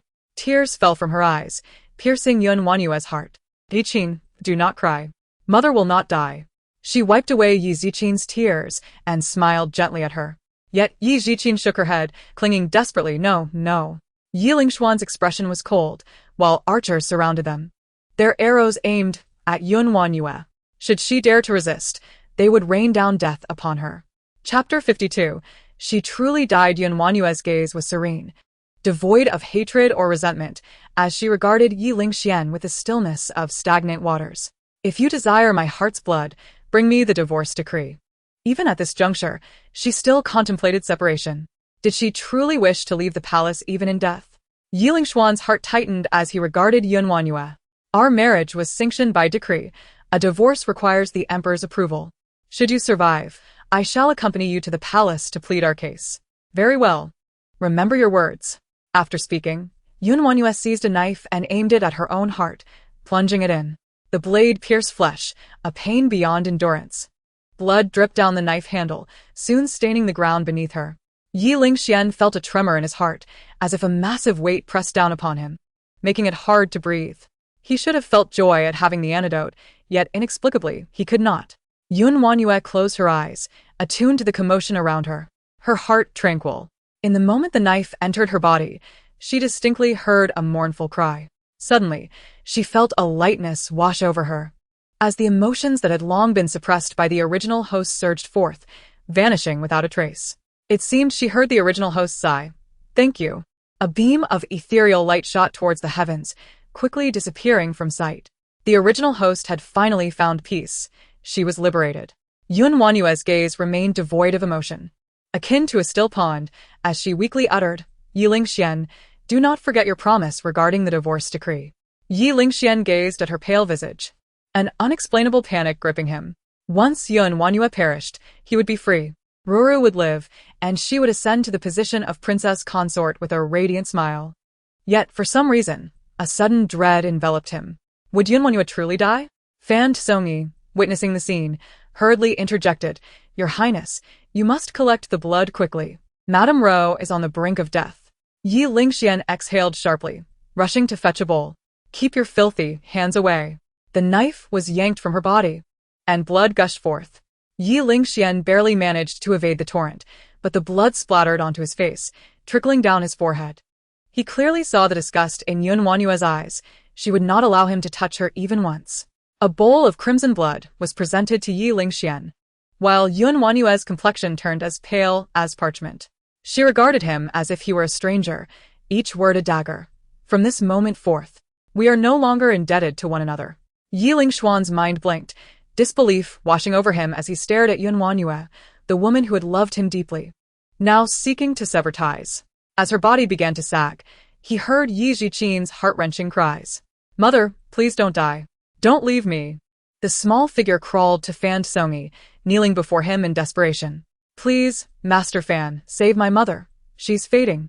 Fan Tsongi shook his head, sighing, Miss. It is not that I do not wish to save your mother, but her injuries are too severe. There is no hope. You must grieve. No.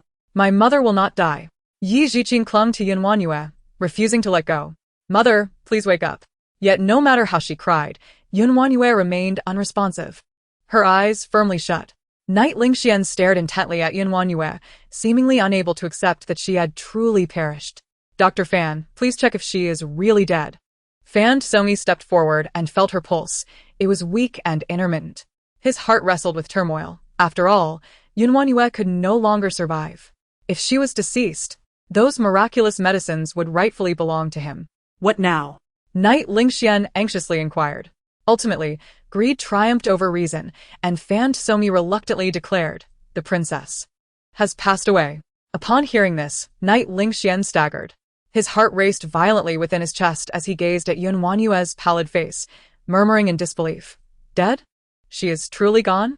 Just moments ago, she had been fighting fiercely for her life, and now she lay lifeless.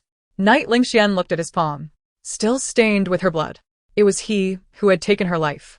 Noticing Knight LingXuan's distress, Fan Tsongi, wishing to avoid further complications, remarked, A life once lost cannot be restored. Now that we possess the medicinal catalyst, Lady Ro can be saved.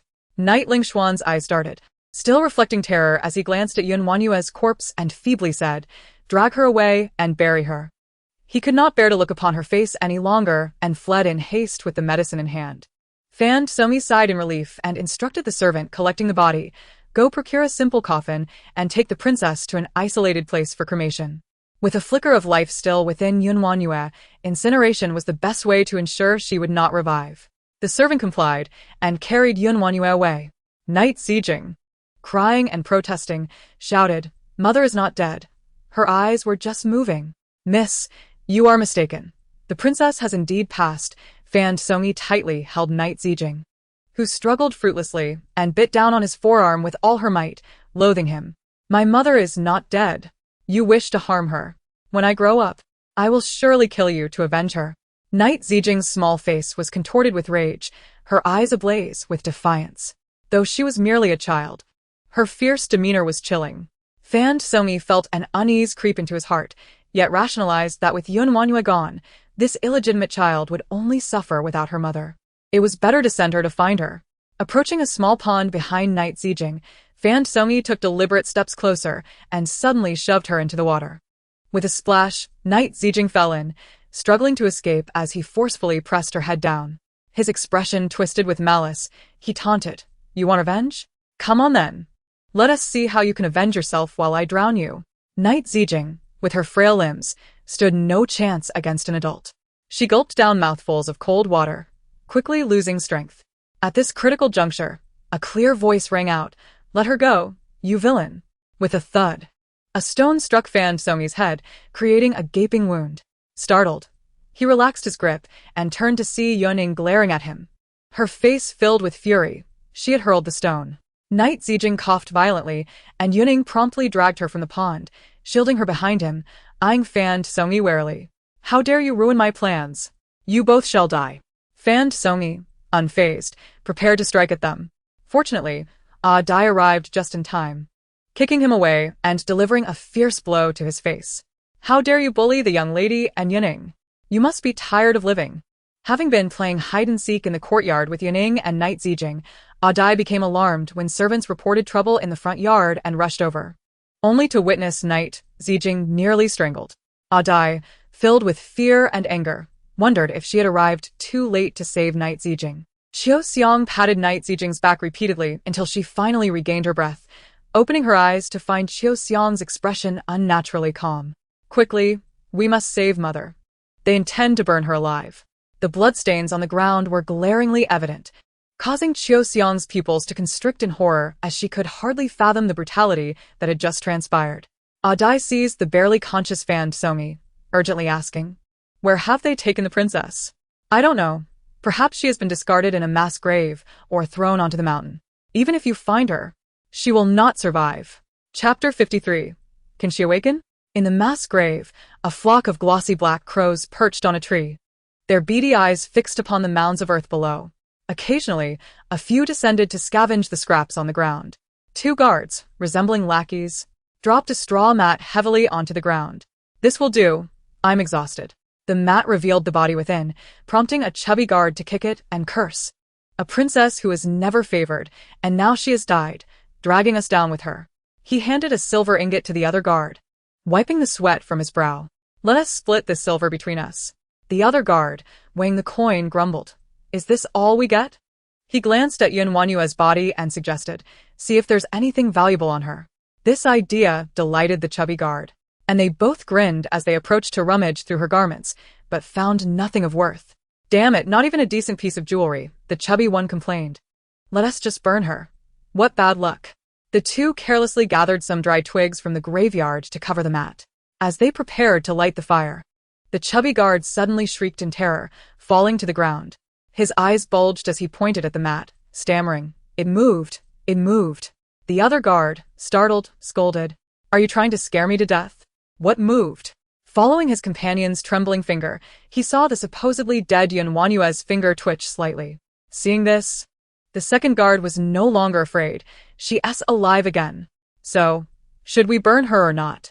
The chubby guard asked anxiously. "Of course we burn her. But before that, I want to have some fun."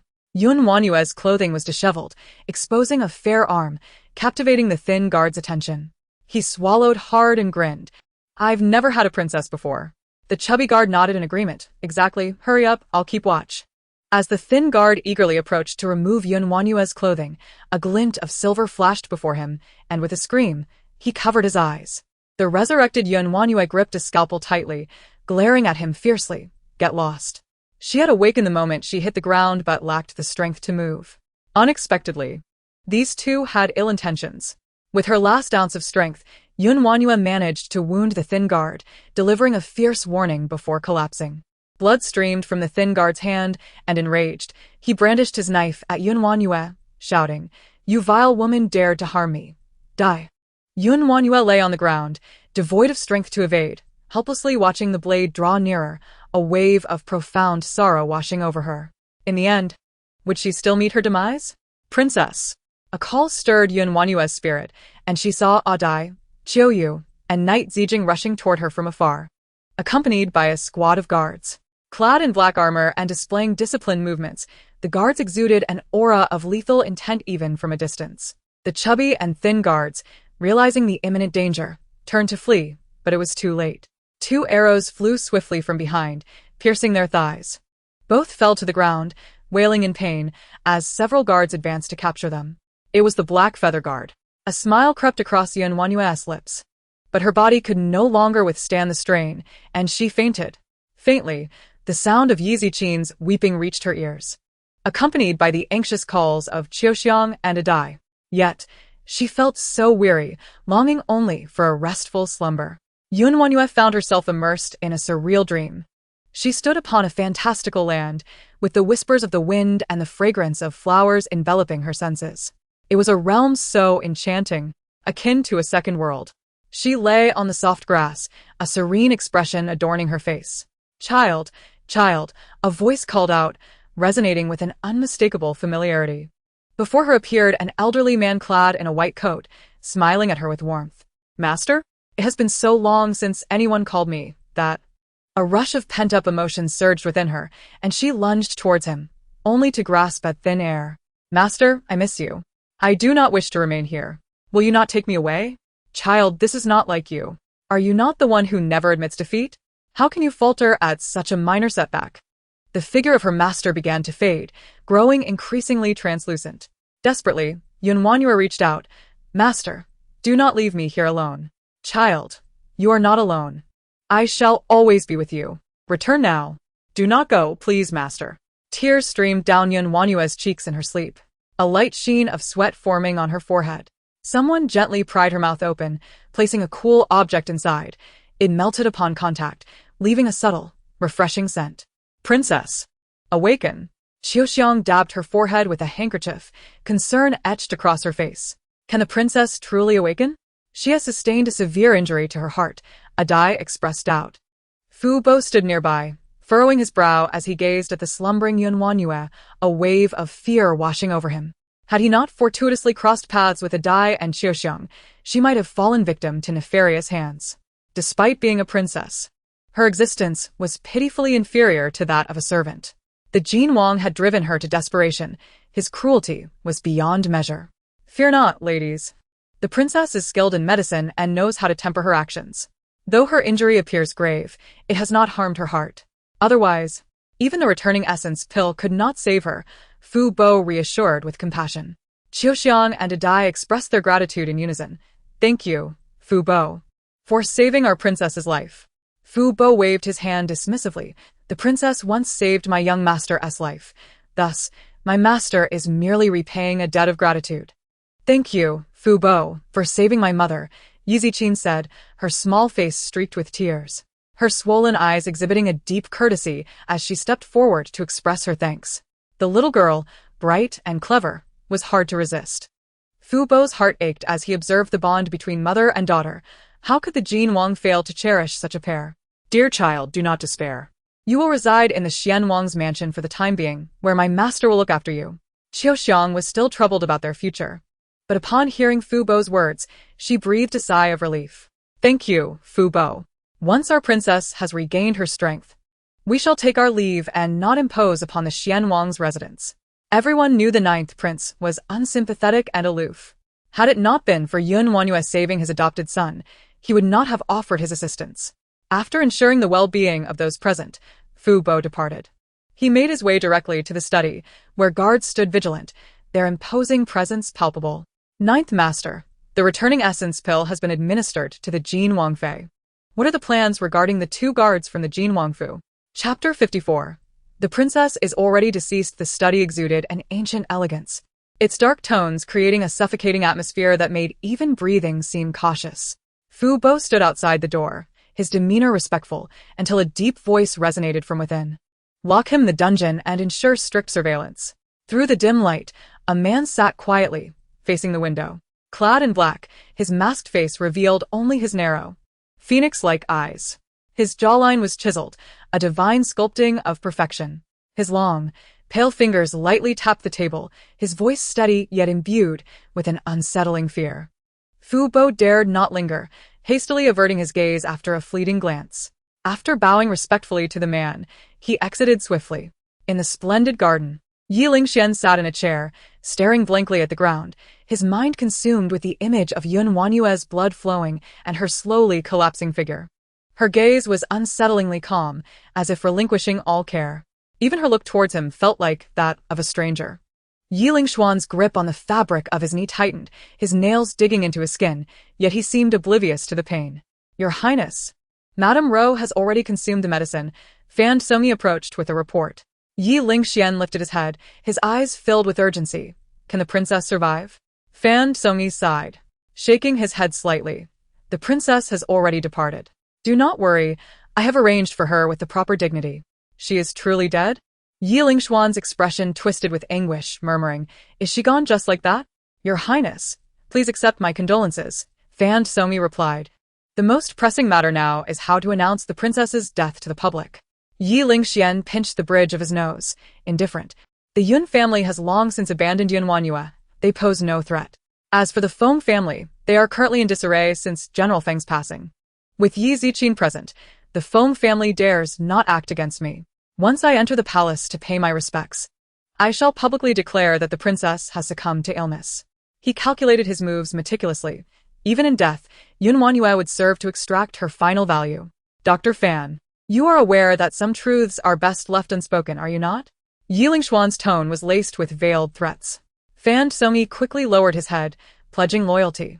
The princess has not been well since giving birth. The herbal remedies have failed to yield improvement, and it is a miracle she has lasted this long. Ye LingXuan scoffed coldly, "You know the stakes." He strode into Su Shuero's chamber, finding her pallid form lying there. Gently, he grasped her hand, calling softly, "Rower." Su Shuero had not been asleep. She had overheard his conversation with Fan Somi. Upon hearing Ye LingXuan's voice, she slowly opened her eyes, offering him a feeble smile. "Your Highness, I thought I might never see you again."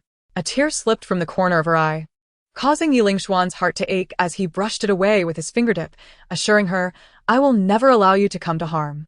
Susurró Smail's Chaili.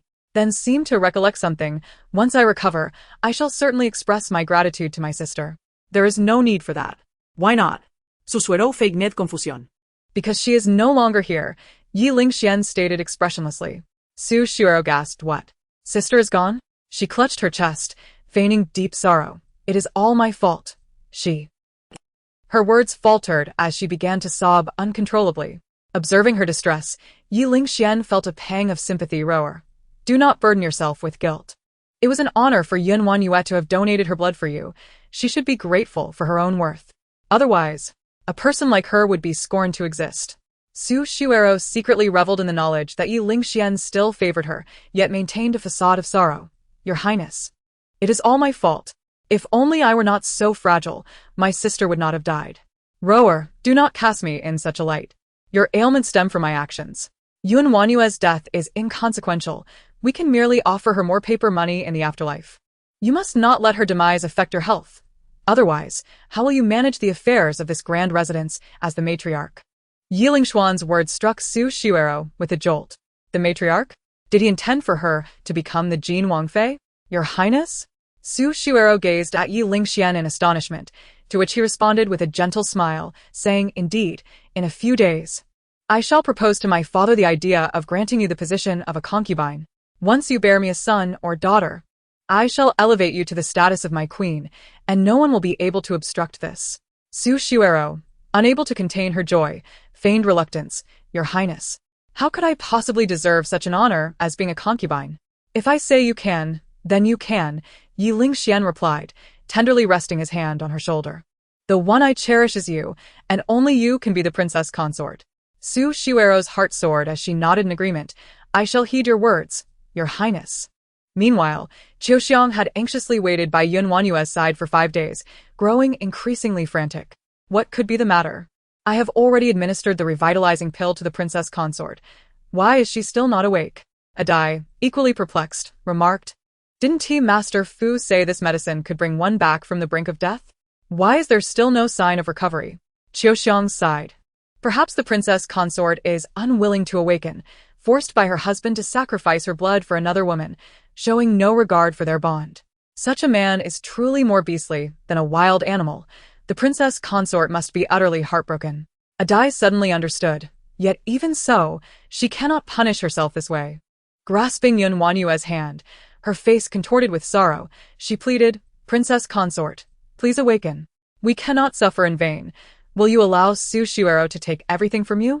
After a prolonged silence, without any response from WanYue, Adai pressed on. "What about Jinjin? She is still so young. If you do not awaken, who will protect her? That Shuero is as venomous as a viper. Without her mother, Jinjin will suffer, far worse than a mere cabbage in the field." WanYue stirred from her slumber, startled awake by Adai's cries. Weakly furrowing her brow, she murmured, "Adai, you are so loud. Princess consort, you are awake?" Adai exclaimed in delight. Having feared she might never see her again, Qiuxiang hurriedly approached, saying, "Princess Consort, you have finally awakened." WanYue nodded gently, her body sore from the prolonged slumber, her throat feeling as if it were on fire. She licked her lips and requested water. Qiuxiang quickly poured a cup of warm water and handed it to her. After taking a small sip, the dryness in her throat dissipated. Observing her unfamiliar surroundings, confusion flickered across WanYue's face. It was Master Fu who saved you. Adai hastily explained. Master Fu? Yes, if he had not fortuitously passed by that day, you would have surely met a tragic end, Qiuxiang added. WanYue recalled the day she lost consciousness. She had indeed seen the Black Feather Guards. So, I am in the residence of the Ninth Prince? Chapter 55. They bear a striking resemblance. Adai expressed her indignation. The prince is utterly heartless. After all, you are his rightful wife. Yet he has resorted to such cruel measures. The thought of WanYue nearly losing her life filled Adai with fury. Qiuxiang's eyes reflected disappointment. She had no words for the Jin prince.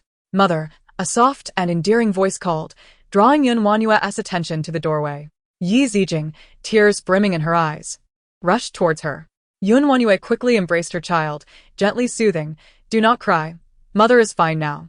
"Mother," I thought Yi Zijing's words tumbled out amid her sobs, her worries and grievances pouring forth as she wept uncontrollably. Qiuxiang felt her own eyes moisten, saying, "Miss has not eaten or slept these days." Waiting by the Princess Consort's side day and night, refusing to listen to anyone's counsel. I truly feel for her. Indeed. Miss even learned to feed the Princess Consort soup like we do, Adai chimed in. Let her cry as much as she wishes. She has held back tears for too long, which is truly heart-wrenching. WanYue cradled Yi Zijing's small face and gently kissed her, apologizing. It is Mother's fault for causing you worry. As long as Mother wakes up, I am willing to do anything, Yi Zijing replied, her little face now considerably thinner, with pronounced shadows beneath her eyes. For 5 days, WanYue had been unconscious, and for 5 days, her daughter had been consumed by worry, unable to eat or sleep. WanYue, seeing her daughter's frail form, felt a pang of sorrow. Is there anything to eat? She asked. Qiuxiang and Adai exchanged glances, their faces lighting up with joy, as if they were chicks pecking at grains, nodding vigorously. Yes, it will be ready shortly. One rushed to the kitchen to prepare food while the other brought tea and water. The meal was quickly prepared, knowing that WanYue might awaken without anything to eat. Qiuxiang had been preparing varied dishes each day, keeping them warm in anticipation of her return. The table was laden with fragrant dishes and millet porridge. Sitting at the table, WanYue continuously served Yi Zijing, Jinjin eat more. Yi Zijing mirrored her actions, serving her mother. Mother, you must eat more too. Only then will you recover swiftly. The mother and daughter exchanged smiles, their reunion deepening their bond. Has the Princess Consort awakened? Master Fu appeared, his face adorned with a kind smile. WanYue quickly stood, expressing her gratitude. Thank you, Master Fu, for saving my life. Master Fu waved his hand dismissively. Please do not mention it, Princess Consort. If not for your miraculous recovery, my young master's life would have been in peril. For now, please rest and recuperate in the residence. WanYue replied with a smile. Then I shall trouble you. Master Fu. Master Fu smiled, but seemed hesitant to speak further. Noticing this, WanYue inquired, Master Fu, do you have something to say? Given that the Princess Consort has just awakened and is still quite weak, this matter may not be appropriate to discuss, Master Fu said, his smile strained. WanYue encouraged him, please, if you have something to say, do not hesitate. Then I shall speak candidly. Master Fu cleared his throat and continued. May I allow my young master to join you and the young lady during meals? WanYue widened her eyes in surprise, while Adai and Qiuxiang wore puzzled expressions. Yi Zijing, however, seemed to grasp the situation. Is it that brother who sneaks peeks at us? Master Fu chuckled shyly before explaining. My young master has been frail since childhood and seldom ventures out, lacking companions. However, these days he has shown interest in the young lady and often watches her secretly, even willing to share his favorite toys with Jinjin. From his sleeve, Master Fu produced a finely crafted wooden sword, presenting it to Yi Zijing. The small sword was exquisitely made, adorned with gems on the hilt, and its blade polished to a sheen, indicating its owner's affection. Yi Zijing was immediately captivated. Wow, it is so beautiful. This is my young master's most cherished wooden sword. I never expected he would part with it for Jinjin. Master Fu beamed. Yi Zijing lifted her face, looking sweetly at WanYue, seeking her approval. Mother, I like this brother. If you like him, then mother naturally likes him too. WanYue responded with a smile. Seeing this, Master Fu's joy was palpable, as if it were a festive occasion. I shall fetch young Master Wuqing right away. With that, he turned and departed. Before long, he returned with a boy of similar age to Yi Zijing. The boy had delicate features, but possessed a maturity beyond his years. He bore an air of vigilance and nobility. Truly, the offspring of the 9th prince was unlike any common child. Perhaps because they were of similar ages. WanYue felt an inexplicable fondness upon seeing Yi Wuqing. I have met the princess consort. Yi Wuqing politely greeted her. Instead of addressing her as aunt, he referred to her as princess consort. Master Fu disapproved, saying, Young master, you should call her aunt. Yi Wuqing pursed his lips tightly. Shaking his head with a serious expression, the prince has harmed the princess consort to such an extent. He is unworthy of her. I would rather call her aunt than princess consort. Master Fu awkwardly chuckled, explaining to WanYue, Please do not mind, princess consort. My young master has such a temperament. And if he dislikes something, no one can compel him otherwise. WanYue found the title endearing, saying, If Wuqing calls me that, it feels even more intimate. She gazed tenderly at Yi Wuqing, who, much to her surprise, began to blush. What a little proud one he is. Adeo gazed at Yi Wuqing and Yi Ziqing, a look of confusion crossing his face as he quietly remarked to Qiuxiang, Do you not think these two children bear a striking resemblance? Qiuxiang nodded in agreement. Indeed, they do resemble each other, perhaps due to their familial ties. After all, the 9th prince and the WanYue are of the same lineage. Do not mention the WanYue. It is inauspicious. Adeo rolled his eyes. That very night, Yi Wuqing stayed at WanYue's place. Despite his usual aversion to human interaction, he surprisingly allowed Yi Ziqing to hold his hand.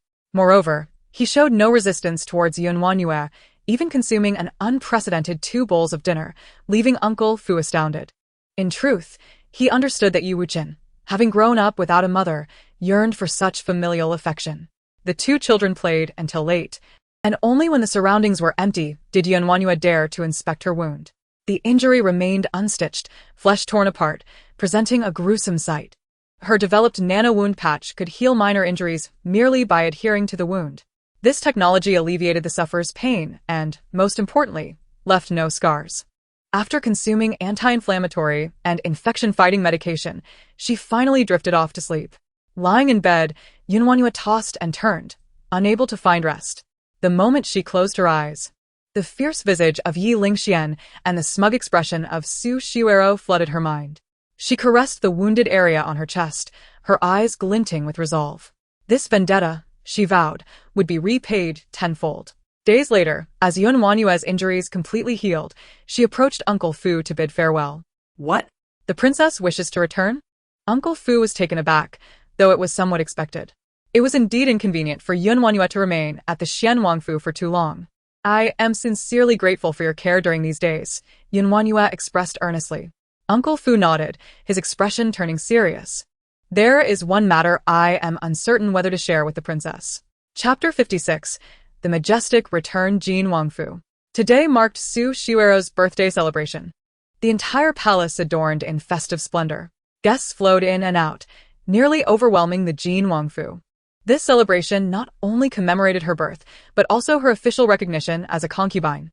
In a bid to elevate her stature, Ye LingXuan had invited a significant portion of the capital's nobility to extend their congratulations. The WanYue specifically chose this day for her enthronement, signifying his genuine affection for her. A young maid named cunning, newly assigned to serve Su Xiuero, flattered her with honeyed words, bringing a radiant smile to her face. Dressed in vibrant red ceremonial attire, adorned with a golden hairpin, Su Xiuero exuded an air of nobility. Today, she would finally show everyone that she was the true mistress of Jin Wangfu, and that the future Wangfei could only be her. Let us proceed, Su Xiuero commanded, and Cunning eagerly offered her support. As they reached the main hall, Su Xiuero reveled in the worship of the servants, her face alight with pride. The hall was filled with noble women and esteemed daughters, and Su Xiuero's heart swelled with satisfaction. Today, she was no longer a mere concubine. No one would dare to scorn her or label her as a secondary wife again. Congratulations, concubine.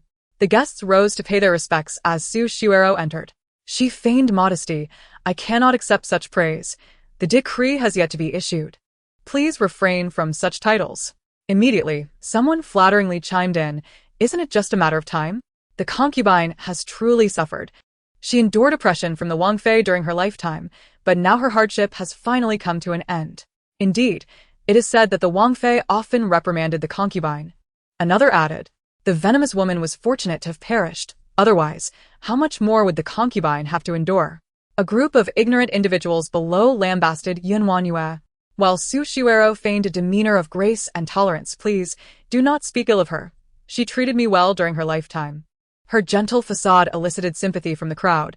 As someone remarked, the concubine is truly kind-hearted. The Wangfei could not accept the title while she was alive, but thankfully, the WanYue petitioned for her favor, and the decree will be issued shortly. To secure her position as concubine, Su Xiuero had put in considerable effort. A few days prior, an influx of refugees had troubled the emperor. She brought people to the city gates to distribute porridge and offered silver as dispersal fees, thus persuading the refugees to leave. The emperor was pleased, and Ye LingXuan seized the opportunity to secure her title. Ye LingXuan grasped Su Xiuero's hand, offering her a gentle smile. This is all you deserve. I am fortunate to have such a wise partner. Today's achievements are all thanks to the WanYue's protection, Su Xiuero replied sweetly. Their affectionate exchange sparked envy among the onlookers when a sharp voice cut through the air. The decree has arrived. Su Xiuero's eyes brightened, her heart racing. Ye LingXuan urged her, rower, quickly accept the decree. They stepped forward together, and the official delivering the decree wore a benevolent smile. Su concubine, received the decree. Su Xiuero, overwhelmed with joy, lifted her skirts, preparing to kneel. Just then, a clear voice rang out, hold on. The voice resonated with authority, akin to a sword piercing the heavens. Commanding attention, all present fell silent, turning in astonishment to see a woman clad in dark robes at the entrance. She approached, backlit, her expression grave, exuding an air of lethal intensity, reminiscent of a vengeful spirit reborn from the ashes. Su Xiuero's eyes widened, her heart racing uncontrollably, her body trembling involuntarily. How could this be? WanYue was supposed to be dead. How could she still be alive? Was she witnessing a ghost? Yet there she stood, undeniably present. What was happening? Upon seeing WanYue, Ye LingXuan's eyes also widened in disbelief, his gaze fixated upon her, murmuring, she is not dead. She is truly alive? In that moment, an unexpected joy surged within him. Subconsciously, he had hoped for WanYue's survival. Ye LingXuan gazed at WanYue with an infatuated expression, while Su Xiuero felt a surge of disdain. That wretched woman. Why was she still alive? Why must she return to be a thorn in her side? Why could she not perish completely? Isn't this the Jin Wangfei? The official delivering the decree was visibly startled, beads of sweat forming on his forehead. Wasn't it said that Jin Wangfei passed away due to illness? He turned to Ye LingXuan with a questioning expression. WanYue, what on earth is happening? Ye LingXuan was equally perplexed. WanYue, you are still alive? I am alive. Does this disappoint you, WanYue? She retorted coldly. The indifference in her demeanor and the disdain in her tone could only belong to WanYue. Ye LingXuan exhaled in relief, his expression swiftly returning to normal. It seems it was a false alarm. As long as the Wangfei is alive, that is sufficient. He made no mention of how he had coerced WanYue to provide her heart's blood, hoping to brush it aside. How could WanYue allow him to evade responsibility so easily? WanYue truly has a propensity for forgetting. Do you not wish to share with everyone how I met my demise? Her eyes burned with hatred, her gaze sharp as a blade. Ye LingXuan sensed her intent. A wave of unease washing over him. He stepped closer, speaking softly to WanYue. Do not act rashly. I can promise you anything. Oh, is that so? She countered. Am I to take it that my life holds no weight? If I were to demand her life instead? Su Xiuero recoiled slightly, her face paling in an instant. She had anticipated WanYue would not let her off easily. Sister, you are alive. You are truly alive. In the realm of performance, Su Xiuero never backed down. Even if WanYue had come prepared, she felt no fear. Ye LingXuan would undoubtedly protect her. She feigned joy, attempting to grasp WanYue's hand but met with empty air. WanYue stepped aside, her expression one of disdain as she regarded her adversary. Who are you pretending for? Did you not crave the blood of my heart? The crowd turned to Su Xiuero with expressions of sheer terror, murmuring amongst themselves. The notion that she would drink blood was repugnant, especially that of a princess. Was this not a form of harm? The cacophony of whispers pierced Su Xiuero like arrows, leaving her on the brink of collapse. Sometimes, words can be more lethal than swords. The color drained from Su Xiuero's face as she stood there, unable to defend herself, stirring feelings of pity in Ye LingXuan. Enough. This is sheer nonsense. Your Highness, do not slander her. Ye LingXuan interjected quickly, vehemently denying any previous actions, leaving WanYue utterly astonished. What manner of scoundrel could deny their own deeds? Chapter 57. Distortion of Truth. Ye LingXuan understood the dire consequences of this situation escalating. As long as he maintained his denial, WanYue would be unable to stir the waters. Please cease this commotion. I know you have been wronged, and I shall treat you well moving forward. When firmness failed, Ye LingXuan decided to adopt a gentler approach, knowing that WanYue was particularly susceptible to such tactics. A slight change in his demeanor would have her groveling at his feet. However, WanYue felt as though she had ingested a fly, preferring harsh words over his honeyed phrases. The sensation was akin to being smothered by a toad's embrace, utterly repulsive. She took a step back, creating distance between them, and remarked, "My lord, please refrain from speaking to me in such a manner. My stomach cannot bear it."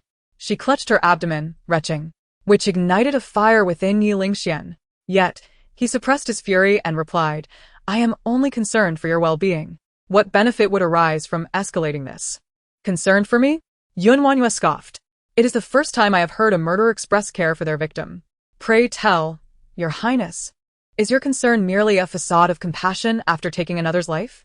What difference is there between this and a harlot erecting a monument to virtue?" Ye LingXuan's face darkened with a mix of rage and shame, but he suppressed it, thinking of his ulterior motives. "I understand your resentment towards me, yet I am left with no choice. Would you not consider this a good deed? Furthermore, you are unharmed now, and Su Xiuero's ailment has been resolved. Is this not a cause for mutual joy?" "It is not," WanYue replied, her tone resolute. Ye LingXuan inhaled deeply, lowering his voice. "What do you truly desire?" "Justice." "I seek nothing more than justice," WanYue declared, her gaze filled with hatred.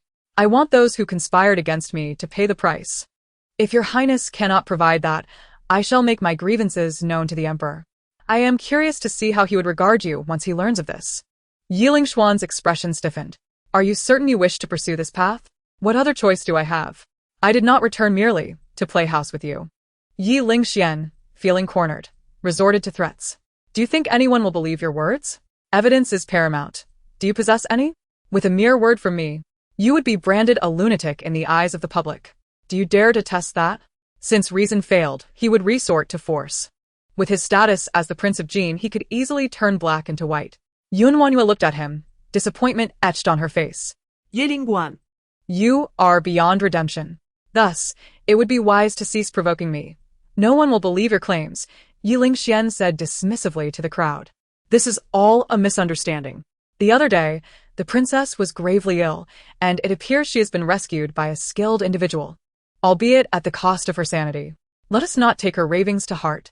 The crowd exhibited expressions of dawning realization, understanding the situation.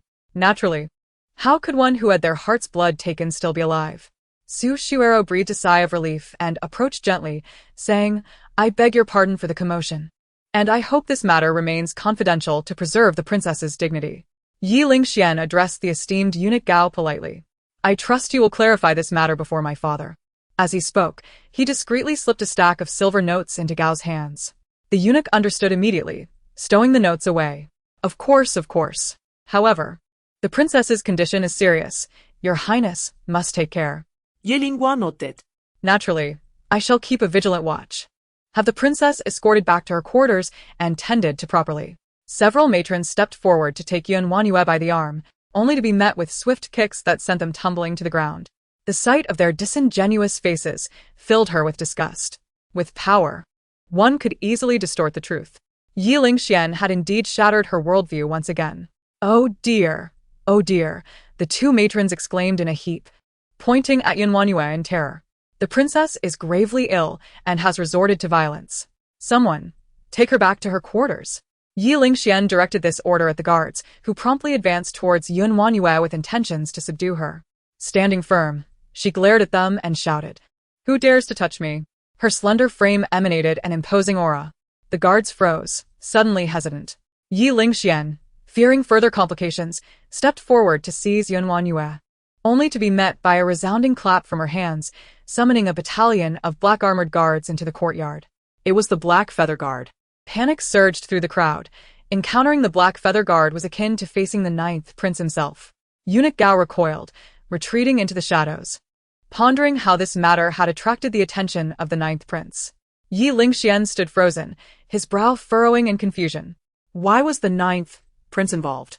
Your Highness, save us. Help! Cried two guards, one stout and the other lean, as they were brought before Ye LingXuan, promptly kneeling and pleading for mercy. WanYue's icy demeanor radiated mockery as she looked at Ye LingXuan. Did you not demand evidence, Your Highness? Here it is. These two carried me to the mass grave. What more can you say? Ye LingXuan's face twitched violently, heat creeping up his cheeks. He had just insisted on the need for evidence, and WanYue had delivered it on a silver platter. These two were indeed from his estate. Their uniforms and insignia were irrefutable. All eyes were upon him, waiting to see how he would extricate himself from this predicament. Su Shuero's expression shifted to one of alarm. Your Highness? Your Highness? Ye LingXuan closed his eyes, formulating a plan. I should not have heeded the physician's counsel, for I nearly harmed the princess. Seize Fan Songyi and throw him into the dungeons. Fan Songyi, caught off guard by his scapegoat status, had no opportunity to protest before being apprehended. He looked to Su Shuero in panic, but she feigned ignorance. In that moment, he comprehended that Su Shuero had never regarded him with any importance. Her promises of obtaining the antidote were all lies.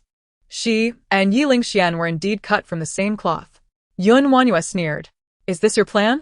To use Fan Songyi as a scapegoat? You must first see if I will allow it. Shuero knows nothing. This is all the physician's doing, Ye LingXuan replied coldly, determined not to let any harm come to Su Shuero. Su Shuero feigned innocence, bursting into tears. I never imagined the physician could be so ruthless, deceiving even me and nearly harming my sister. Fan Songyi, pinned to the ground, shouted desperately, it was not me, not me. It was all Su. Before he could finish, Ye LingXuan swiftly drew his sword and severed his throat, his eyes wild with fury. A mere physician dares to disrupt my estate? His death is no loss. Fan Songyi's eyes widened in terror, his throat gurgling as he could only stare at Su Shuero with horror. She sighed with relief. With Fan Songyi's demise, she had nothing left to fear. As long as Ye LingXuan maintained that Fan Songyi was the culprit, what did it matter if WanYue had the backing of the ninth prince's Black Feather Guard? She would still be powerless against him. Chapter 58. Forcing her to confess on the spot, WanYue could hardly anticipate that Ye LingXuan would resort to murder to silence witnesses in broad daylight to protect Su Shuero. He believed that by placing the blame entirely on Fan Songyi and ensuring his demise, he would escape unscathed. Unfortunately, he overlooked a crucial detail. WanYue was no longer the naive girl she once was. She was a medical doctor from the 24th century, capable of reviving even the deceased. Moreover, Fan Songyi was a key witness who could not afford to die. Was the prince intent on silencing him? With a commanding tone, WanYue ordered the Black Feather Guards to surround her, coldly issuing, "No one is to approach me." Understood, the guards responded in unison, forming a protective barrier around her with their blades pointed outward. The onlookers gazed at WanYue in confusion as she deftly applied gauze to stem Fan Songyi's bleeding. Her movements skilled and demeanor composed. A rubber tube was inserted into his trachea to allow a small amount of blood to escape, preventing infection. She then administered antibiotics and tetanus antitoxin. Fan Songyi could breathe steadily again, his astonishment directed at the woman before him. Just as he was about to speak, WanYue interrupted him, "You need not thank me. My motive is solely your value as a witness. Once the matter is clarified, your fate will still be sealed." The light in his eyes dimmed once more. He could not help but smile bitterly. He had nearly brought death upon WanYue and almost killed Ye Zijing. How could she possibly wish for his survival? As she stated, he was merely a temporary witness who could not die just yet. WanYue focused entirely on saving Fan Songi, oblivious to the astonished expressions of those around her. Could a man with a slit throat truly be saved? Ye LingXuan. Initially dismissive, was rendered speechless upon witnessing Fan Songi's revival. How had this woman acquired such formidable medical skills? Could she truly resurrect the dying? Was she still the foolish WanYue he once knew? The one most fearful was Su Shiuero. If Fan Songi lived, he would surely expose her. After ensuring Fan Songi's safety, WanYue stood up unhurriedly. She turned to Ye LingXuan with a mocking smile. Are you disappointed, Your Highness? Your scapegoat has been saved by me. Though Ye LingXuan felt a tempest of frustration within, his exterior remained calm. What did it matter if Fan Songi lived? If WanYue sought to manipulate the genie prince's residence, it would depend on his consent. Your Highness, the 9th prince wishes for me to convey a message to you. Fu Bo stepped forward, cupping his hands in respect. Ye LingXuan's brow furrowed at the sight of Fu Bo, his impatience evident. What is it? The 9th prince said that if you cannot provide justice for the genie princess, the Xian prince's residence will not stand idly by. As the genie princess has shown kindness to my young master. Ye LingXuan's expression darkened instantly. He glared at Fu Bo, begrudgingly swallowing his indignation. Drawing a deep breath, he addressed WanYue. What do you truly desire, WanYue? With a steely tone, WanYue replied, 2 choices. First, you deal with Su Shiuero and restore my honor. Second, you accompany me to the emperor and divorce me. Ye LingXuan's brow tightened, his grip on the armrest turning pale. He had underestimated WanYue. She had presented him with an overwhelming dilemma, knowing full well he would never punish Su Shiuero and that this matter could not reach the emperor's ears. She still dared to make such demands. Su Shiuero's face paled slightly as she leaped before Ye LingXuan, pleading, Your Highness, I am innocent. I am truly innocent. She feared that Ye LingXuan might punish her again. The last beating had nearly cost her life.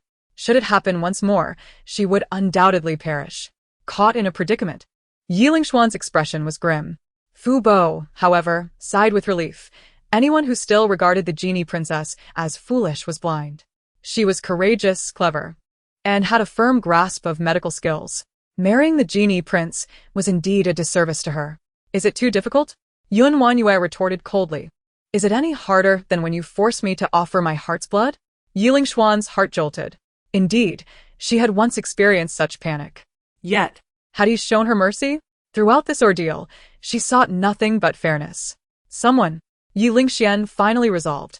It is true that Madame Ro has been misled by a villain and has harmed the princess. Her status is hereby demoted to a concubine. After a pause, he reluctantly added, to a secondary wife.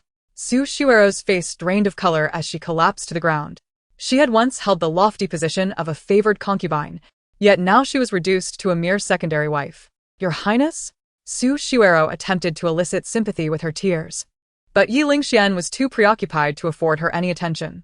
He cast a fleeting glance in her direction before shifting his focus away entirely. Despair washed over Su Shiuero as she realized the matter had reached an irrevocable conclusion. Are you satisfied, princess?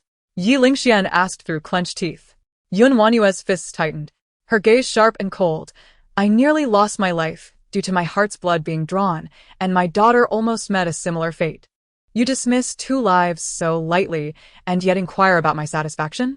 How can you possess such audacity and shamelessness? I tell you, I am not satisfied. I have already dealt with Roer. What more do you want? Do you truly wish for me to kill her before you are content?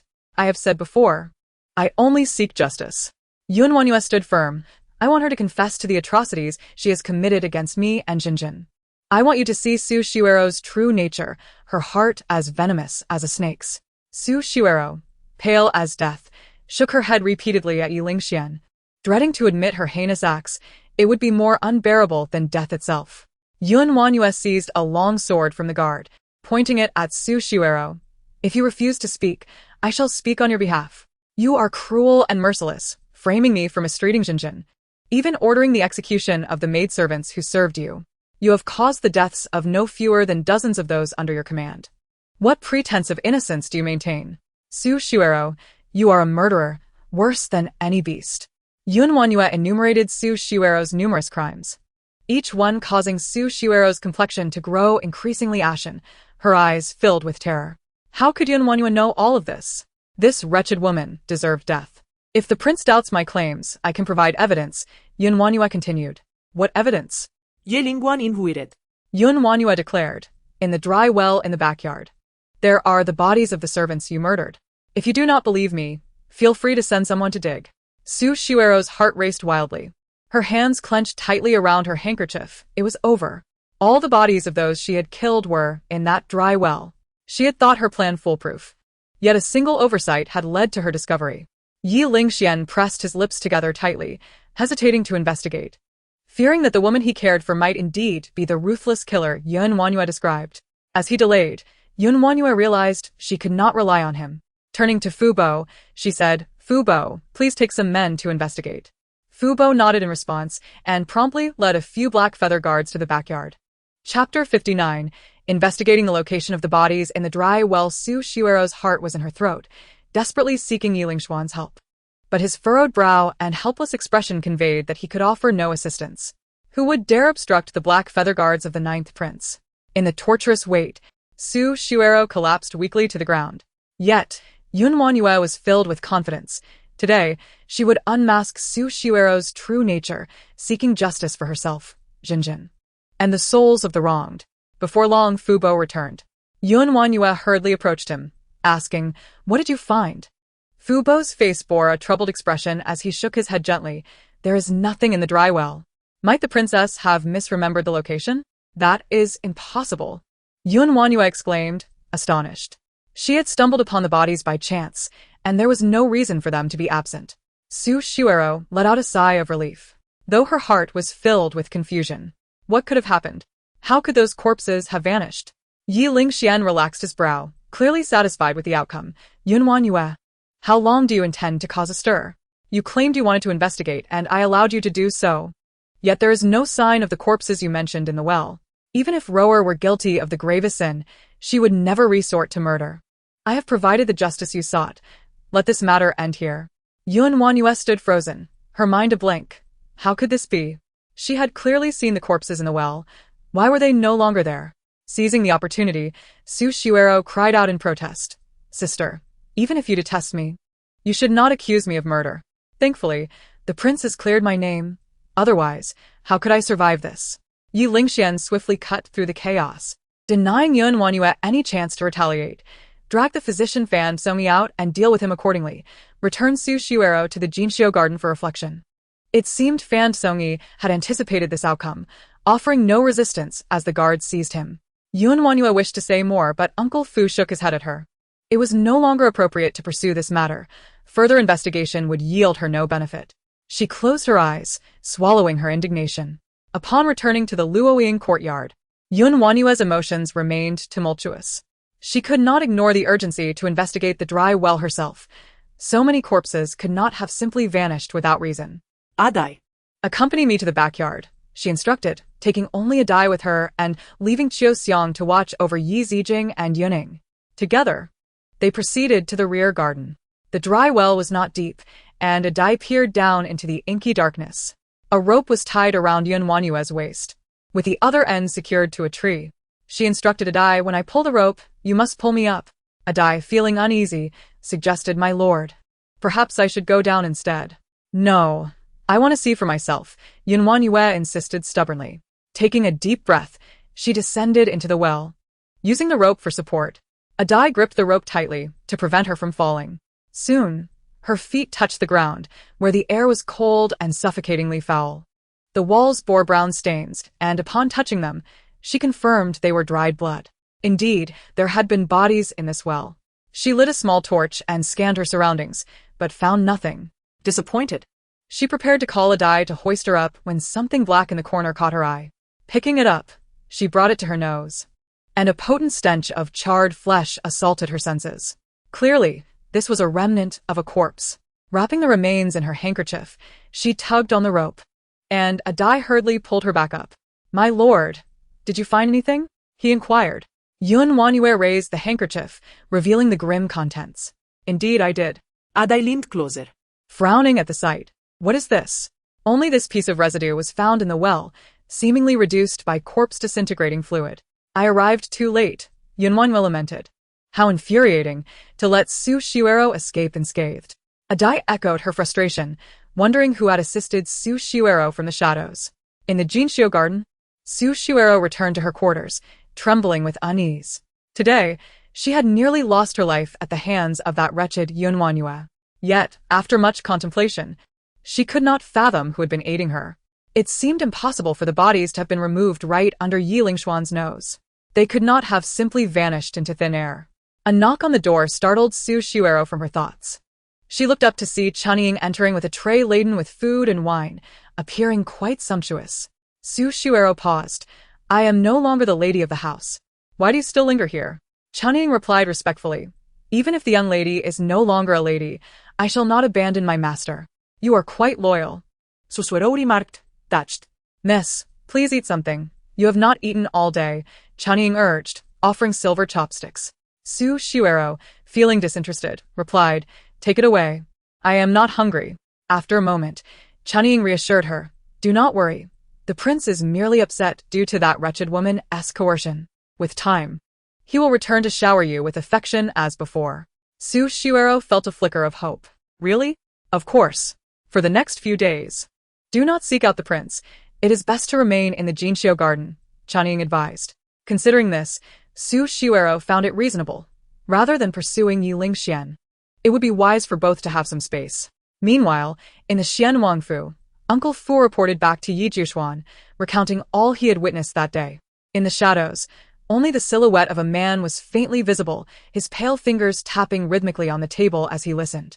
"A person with their throat slit could still be saved," came his deep voice, resonating like jade striking stone, a sound both haunting and beautiful. He lowered his gaze, his long eyes resting coldly on his lap. Uncle Fu, sensing the gravity of the moment, bowed his head lower, nearly afraid to meet Ye LingXuan's gaze. Since his leg was injured, he had not stood again, despite having consulted numerous physicians and consumed countless remedies without improvement. With a deep breath, Uncle Fu spoke with a determined expression. "Ninth Master, the Princess Consort possesses remarkable medical skills. Perhaps she could find a way to heal your leg." Before he could finish, a loud crash echoed through the room. Chapter 60.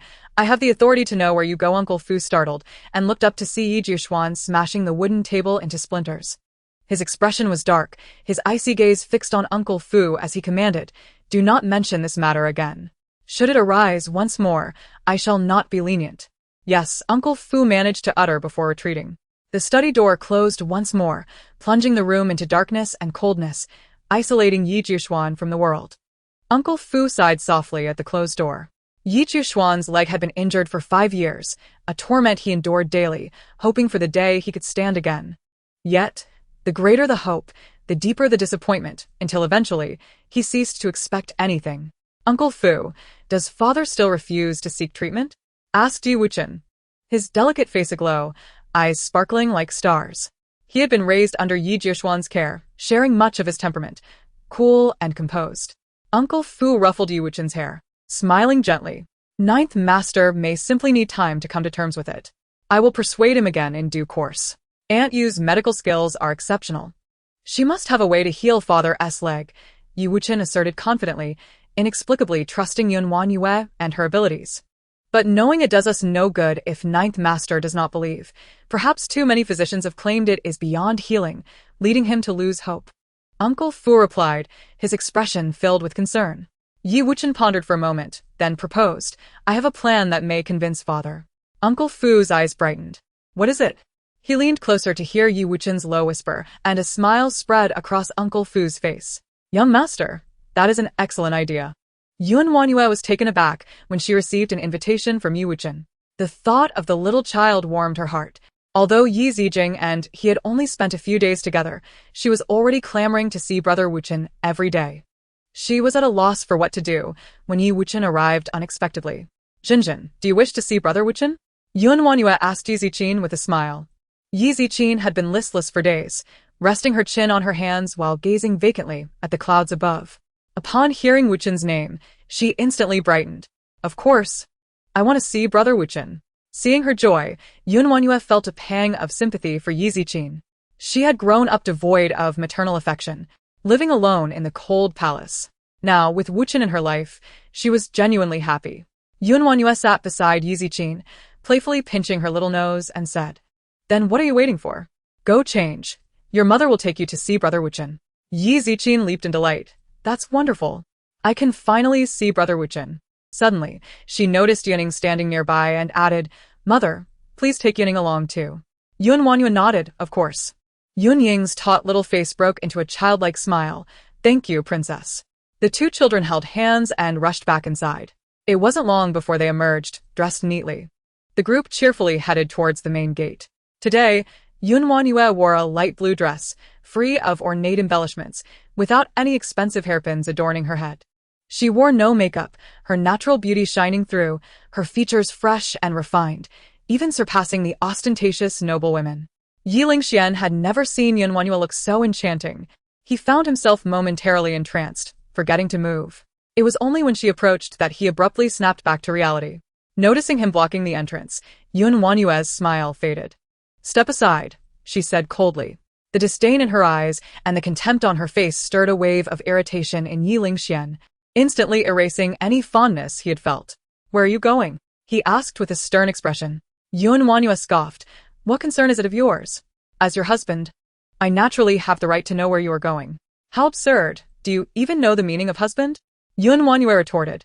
Ye LingXuan's expression faltered, impatience creeping into his tone. "What are you trying to say?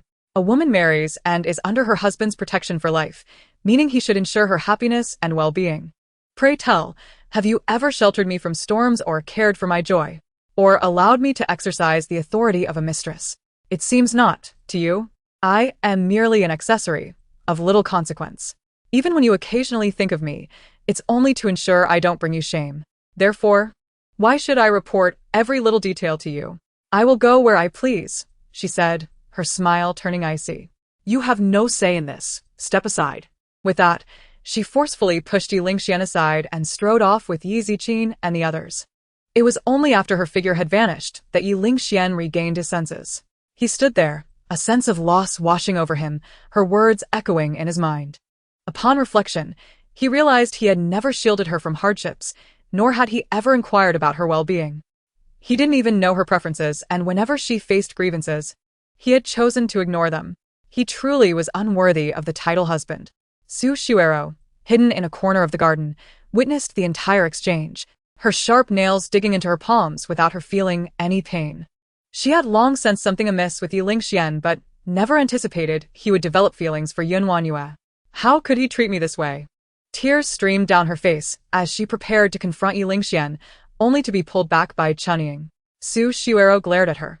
"Do you dare to stop me?" "Miss, please calm down," cunning replied unperturbed. "I only have your best interests at heart.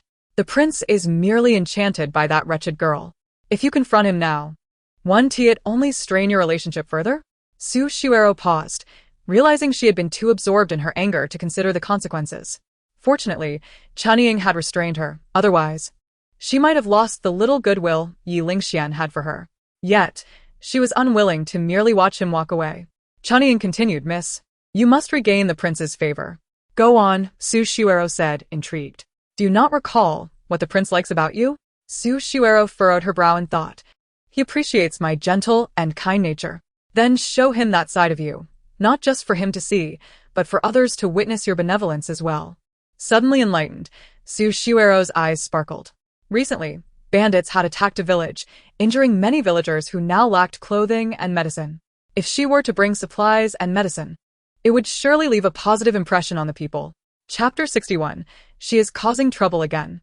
After leaving the Jin Prince's residence, WanYue paused in a corner of an inn in the city. Yi Ziqin, curious, asked Mother, "Why aren't we moving?" Having not left the palace for so long, her eyes were nearly overwhelmed by the sights. Yuning stood beside her, frequently offering her tea, embodying the role of a protective older brother. Hearing Yi Ziqin's question, he too looked at WanYue with curiosity. "Is our master waiting here for young Master Wuchen?" Qiuxiang speculated.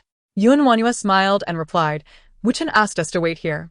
He said he wanted to take us somewhere, and I am quite curious." This young Wuchen was remarkably mature for his age, even engaging her in riddles. Where could he possibly be taking her? The street bustled with activity, vendors calling out their wares. A Dai with keen eyes spotted a vendor selling sweet pastries and drooled. "Jinjin, would you like to eat some sweet pastries?" Yi Ziqin hesitated, remembering her mother's warning against too many sweets. I'll buy some for you.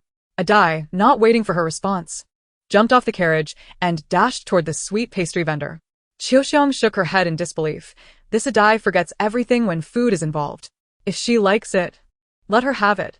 WanYue appreciated Adai's straightforward nature. She was neither delicate nor pretentious, and was quite righteous. You spoil her, master. If she keeps eating like this, she'll become a ball, Qiuxiang joked. WanYue was not indulging Adai. She merely noticed how Yi Ziqin and Yuning, both little gluttons, were eyeing the sweet pastries. Adai stood before the vendor, excitedly rubbing her hands together, 2 of each flavor, please, and wrap them up. The vendor quickly packaged the pastries, and soon a crowd gathered around the stall. Adai was gradually pushed out of the way, just as a familiar figure swept by. By Lianhua. Why is she out here? A carriage passed in front of her, lifting the curtain, and Adai caught a glimpse of Su Shuero inside. Confused, she returned, clutching the pastries, and found Yi Ziqin and Yuning gazing at her expectantly. Adai hurriedly handed them each a bag of pastries. Eat slowly, don't rush. The 2 children's eyes sparkled as they smiled like crescent moons, waiting for WanYue to speak before nibbling on their treats. Amidst the commotion, Adai forgot to mention to WanYue that she had seen Su Shuero.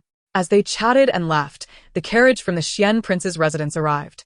Before it had even come to a halt, Yi Ziqin waved cheerfully, Brother Wuchen, we're over here. The curtain was lifted, revealing Wuchen's youthful face. He smiled at Yi Ziqin. Then, supported by Fu Bo, stepped down. Greetings, Aunt Yu. Yi Wuchen greeted WanYue, his usually solemn face adorned with a hint of a smile.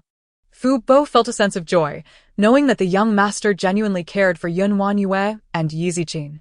No need for such formalities, WanYue quickly replied. Yi Wuchen straightened his back and turned his gaze towards Yi Ziqin, producing a piece of jade from his sleeve. He addressed her, this is exquisite Hetian jade. Given your frail constitution, it will nurture you well. Please wear it. The jade, oval in shape, was translucent and devoid of any impurities. Yi Wuchen delicately cradled the jade in his fair hand and presented it to Yi Ziqin. Her eyes sparkled with delight as she examined the jade before glancing at WanYue, seemingly seeking her approval. Aware of the jade's value, WanYue gently declined. How can this be? Jinjin cannot bear such a precious gift. If I say she can, then she certainly can, Yi Wuchen insisted, taking hold of Yi Ziqin's small hand and placing the jade in her palm. Yi Ziqin felt a mix of surprise and appreciation as she cupped the jade, looking towards WanYue, who was taken aback by Yi Wuchen's regal demeanor despite his tender age. She nodded at Yi Ziqin, prompting her. You should thank your elder brother Wuchen. Thank you, elder brother Wuchen, Yi Ziqin replied sweetly. Yi Wuchen then fastened the jade around her neck and affectionately ruffled her hair, saying, let us board the carriage and converse as we travel. Recognizing that he had matters of importance to discuss, WanYue allowed Qiuxiang to escort Yi Ziqin and Yuning into the Jin Wangfu carriage, while she accompanied Yi Wuchen into the Xian Wangfu carriage. As the carriage moved slowly, Yi Wuchen began to address the pressing issue at hand. Today, I sought Aunt Yu to discuss a matter that requires her assistance. His tone was neither subservient nor arrogant, and his clarity of expression was remarkable for a mere 4-year-old. WanYue found it impossible not to like him and replied with a smile. Please, do share your concerns. Yi Wuchen glanced at Uncle Fu, whose face was etched with worry. Ever since the 9th master sustained his leg injury, his temperament has grown increasingly peculiar. He refuses to allow anyone near him and shuns communication, even dismissing doctors. I fear that if this continues, his condition will worsen. Therefore, I hope the Jin Princess can assist in treating his ailment. Understanding dawned upon WanYue. I see, but effective treatment requires a proper diagnosis of the 9th master's leg. Uncle fu nodded in agreement. Indeed, Your Highness, but the 9th master no longer trusts any physician. That is why the young master proposed that if the 9th master comes to believe in Your Highness's medical prowess, he will naturally permit you to examine his leg.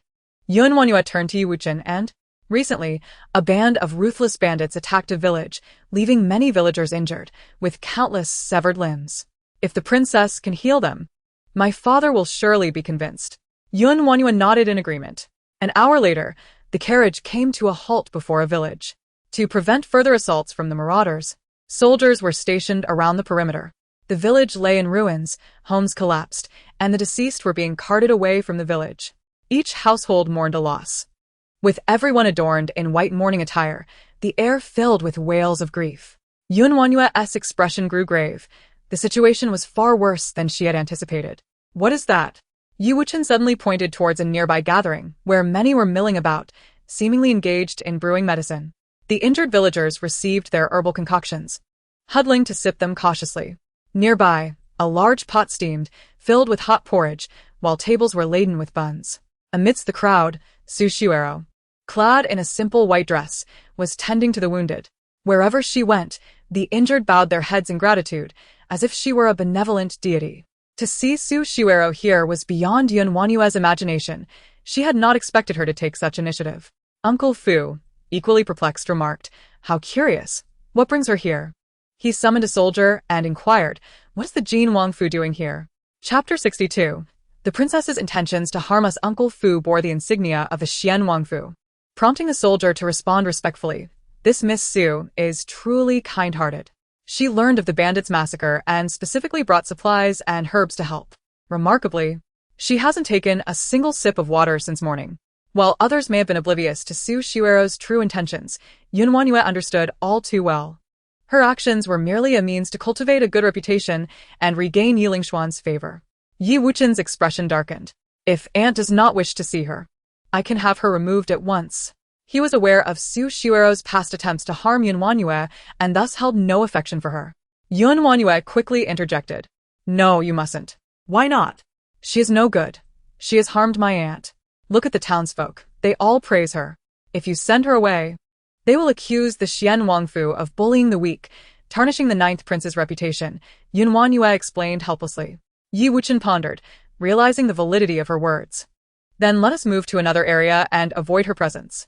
He took WanYue's hand and led her towards a section with the most severely injured, where medical attention was desperately needed.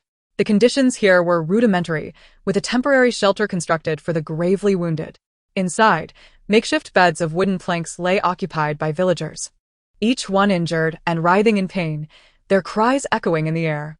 WanYue approached a critically injured villager, lifting the bandage to reveal a gash that exposed bone, stretching from the chest to the underarm. The flesh around the wound was raw, with hemostatic powder applied, but blood continued to seep through. To stop the bleeding, the wound required suturing. Nanometer wound dressings were inadequate for larger injuries. This required stitches. WanYue took out a medical needle and thread the needle fine as a hair, which would significantly lessen the patient's pain. Once stitched, the scar would be nearly imperceptible. "Please bear with me," she instructed the injured man before beginning the suturing process. The needle moved swiftly in her skilled hands, gradually closing the gaping wound with each precise stitch. Uncle Fu watched in astonishment, unable to contain his curiosity. What is the princess doing? For WanYue, stitching was a simple task. Her hands moved deftly, and she was able to respond to Uncle Fu's inquiry. "The wound is too deep. By suturing the flesh together, it will heal more quickly, alleviating the patient's suffering and preventing infection. This is truly enlightening. Such techniques, if applied on the battlefield, could greatly reduce casualties," Uncle Fu praised. Once the suturing was complete, WanYue stowed the needle and thread and produced a capsule of cephalosporin. Offering it to the injured man, "Take this. It will help you heal faster." The patient obediently swallowed the medication, grimacing. "It's so bitter." Bitter is good. Good medicine is often hard to swallow. Noting that the patient still had the energy to complain, WanYue's tone lightened. Many more injured awaited treatment. So she rose and moved towards another victim. Just as she was about to unwrap the bandage on the next patient, a shrill voice interrupted.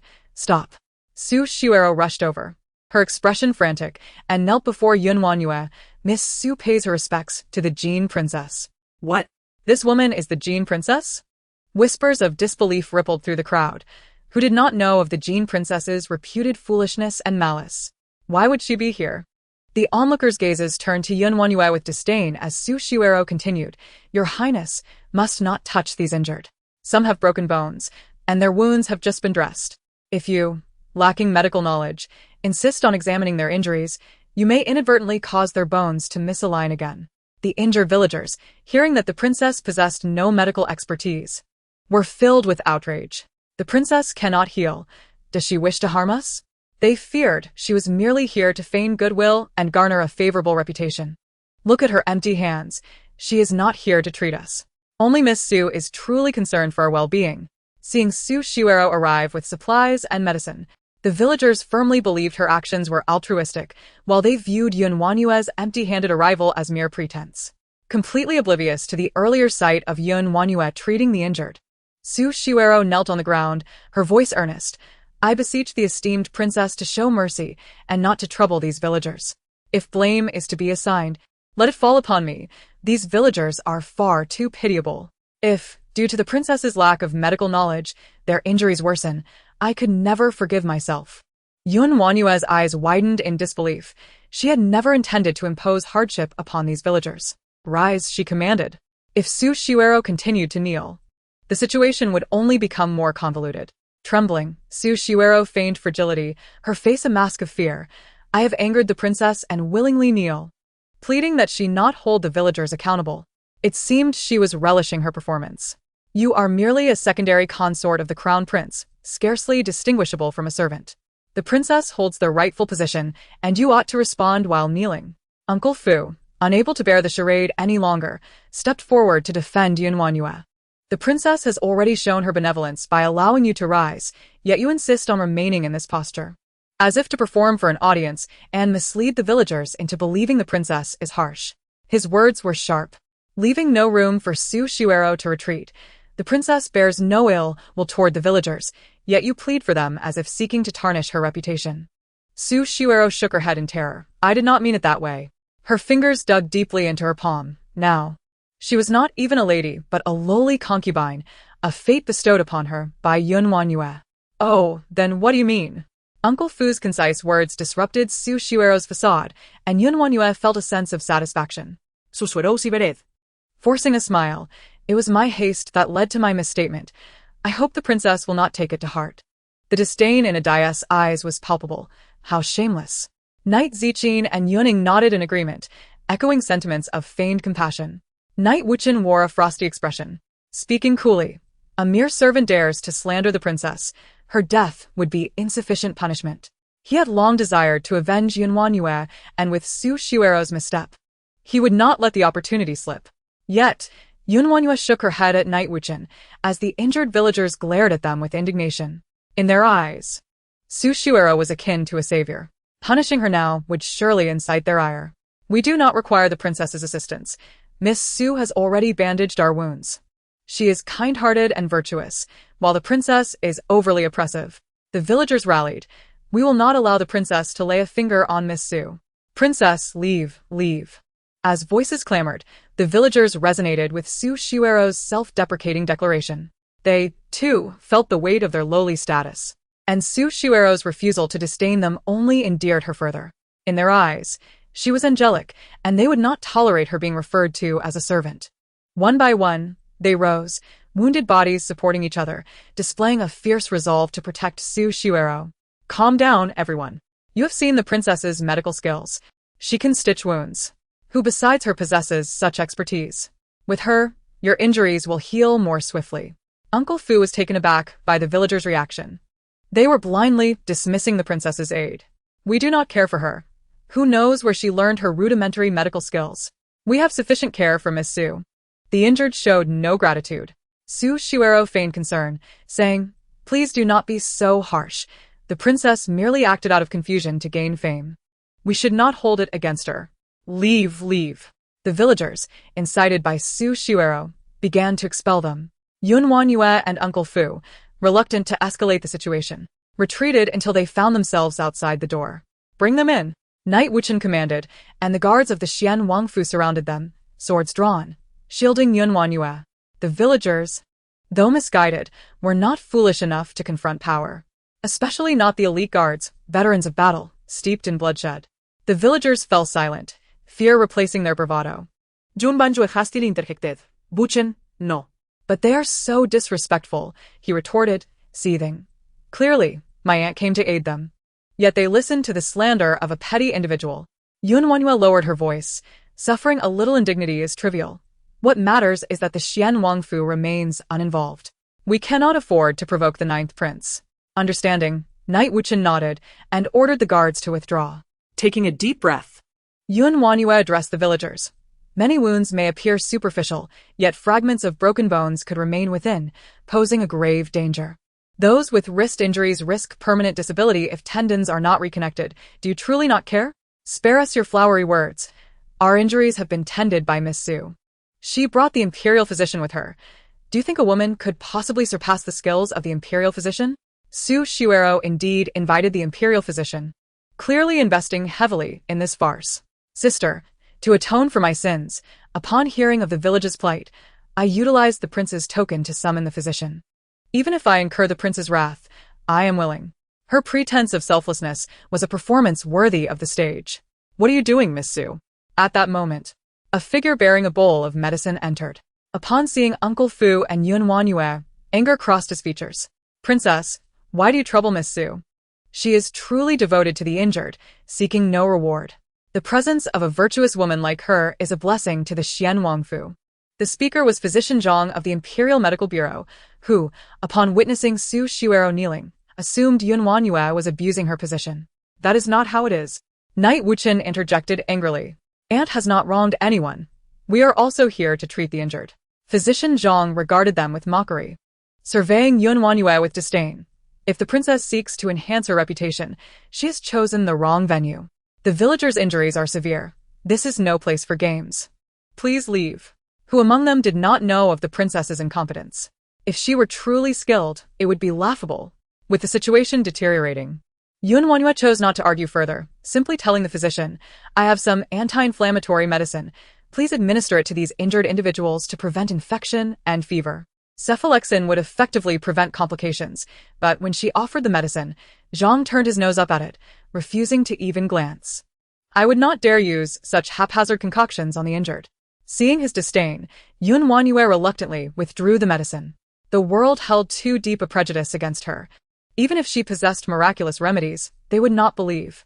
Uncle Fu, let us depart. With a sigh, Uncle Fu shook his head, lamenting the villagers' ignorance, fearing they might one day regret their choices. As they left, Knight Wuchen cast a cold glance at Su Shuero. His icy stare left her momentarily stunned. Such intensity in the gaze of one so young was akin to a sword, piercing the heart. Physician Zhang misinterpreted her expression as concern for WanYue and reassured her. Miss Su, there is no need to fear. Regardless of the princess's status, your actions are noble. Solely for the benefit of the crown prince. Even Consort Su would stand by your side. Consort Su, mother of Ye LingXuan, had long held contempt for WanYue and sought her removal. Su Shuero was taken aback. Her humble status made her acutely aware that with Su Guifei as her ally, she could easily topple that despicable WanYue. Dr. Zhang, serving as Su Guifei's physician, could help her gain favor. A few kind words from him would surely leave a favorable impression on Su Guifei. This exquisite Hongfu Zue, favored by the prince, was brought along because it was known to please the doctor. Zhang's eyes lit up at the sight of the fine wine. Hongfu Zue, a tribute from the small nation of Yu, last seen at the emperor's birthday banquet. Alas, my humble position prevented me from tasting it, a great regret indeed. Dr. Zhang's beaming smile revealed that Su Shuero's flattery had succeeded. He was eager to ally himself with the powerful Knight LingXuan. Despite his years at the Imperial Medical Institute, he had never attained the rank of deputy director. While Su Guifei refrained from meddling, Knight LingXuan had the authority to intervene. Su Shuero, Perceptive to the implications of his words, replied with a smile. Dr. Zhang, your medical skills are exceptional. Surely, you will have the opportunity to attend banquets in the inner palace. Dr. Zhang laughed heartily, clearly pleased, and assured her, upon my return to the palace, I shall faithfully report to Her Highness. Thank you, Dr. Zhang. Su Shuero hurriedly expressed her gratitude, then shifted her tone to reveal a troubled expression. There is one more matter I hope you might assist me with, if you please. Chapter 64. As a princess, one must maintain dignity. Dr. Zhang, completely taken in by Su Shuero's charm, inquired eagerly, What can I do for you, Miss Su? I shall spare no effort. I wonder if you possess any potion that could incite uncontrollable desire in a man? Su Shuero asked, her face flushed with shyness. Dr. Zhang paused momentarily, then quickly comprehended her meaning. With a chuckle, he produced a small green vial from his sleeve, saying, This is Huani Xiang. I trust you know how to use it. Huani Xiang, a common fragrance among the concubines of the palace, was colorless and odorless when mixed with ordinary scents, yet could evoke an irresistible allure. Su Shuero's eyes brightened as she grasped the vial eagerly. Thank you, Dr. Zhang. With this, I can finally consummate my union with Knight LingXuan. On the way back, Knight Wuqing wore a sullen expression, not uttering a word. Despite Knight Ziqin's best efforts to cheer him up, he remained unamused. Wuqing, are you still upset about what happened earlier? WanYue inquired. Knight Wuqing lifted his gaze to her and nodded. If not for him, she would not have faced such humiliation. Furthermore, it troubled him that her medical skills went unrecognized, preventing Knight Jiuxuan from allowing her to treat him. Uncle Fu was equally indignant. We ought to confront King Jin for an explanation. It is outrageous for a mere concubine to act so brazenly. That is not advisable, WanYue interjected. Knight Wuqing looked confused. Aunt, how long must you endure this? Who says I am enduring? She retorted. Then why not allow us to seek out King Jin? WanYue smiled slyly. Why should we go to him when he could come to us? Knight Wuqing and the others exchanged puzzled glances, failing to grasp her meaning. The carriage halted in front of the Jin King's residence, and WanYue gestured for Knight Ziqin and the others to disembark. Turning to Knight Wuqing, she said, This is a matter for adults. You are but a child. Focus on eating and drinking. Overthinking will not help you grow. She playfully pinched his fair cheek. Knight Wuqing's face flushed. Aunt, why are you pinching my face? Is it wrong to pinch your face? Your complexion is as tender as tofu. The more I touch it, the more I like it.